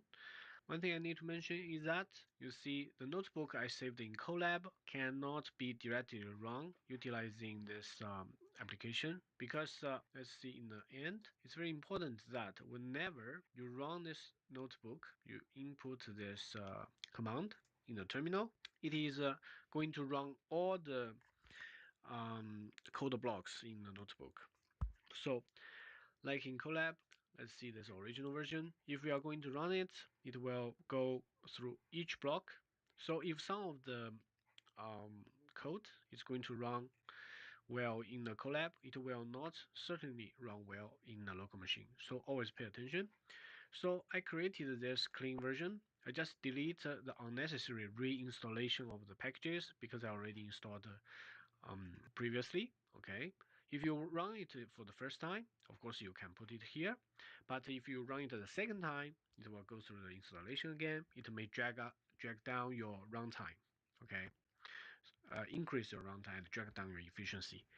So as I cleaned up this notebook, I delete or I canceled some of the unnecessary parts. Okay, so the app will run through every block. Okay, we can try to refresh it here. So I think I need to restart the Viola app here. Let's restart here.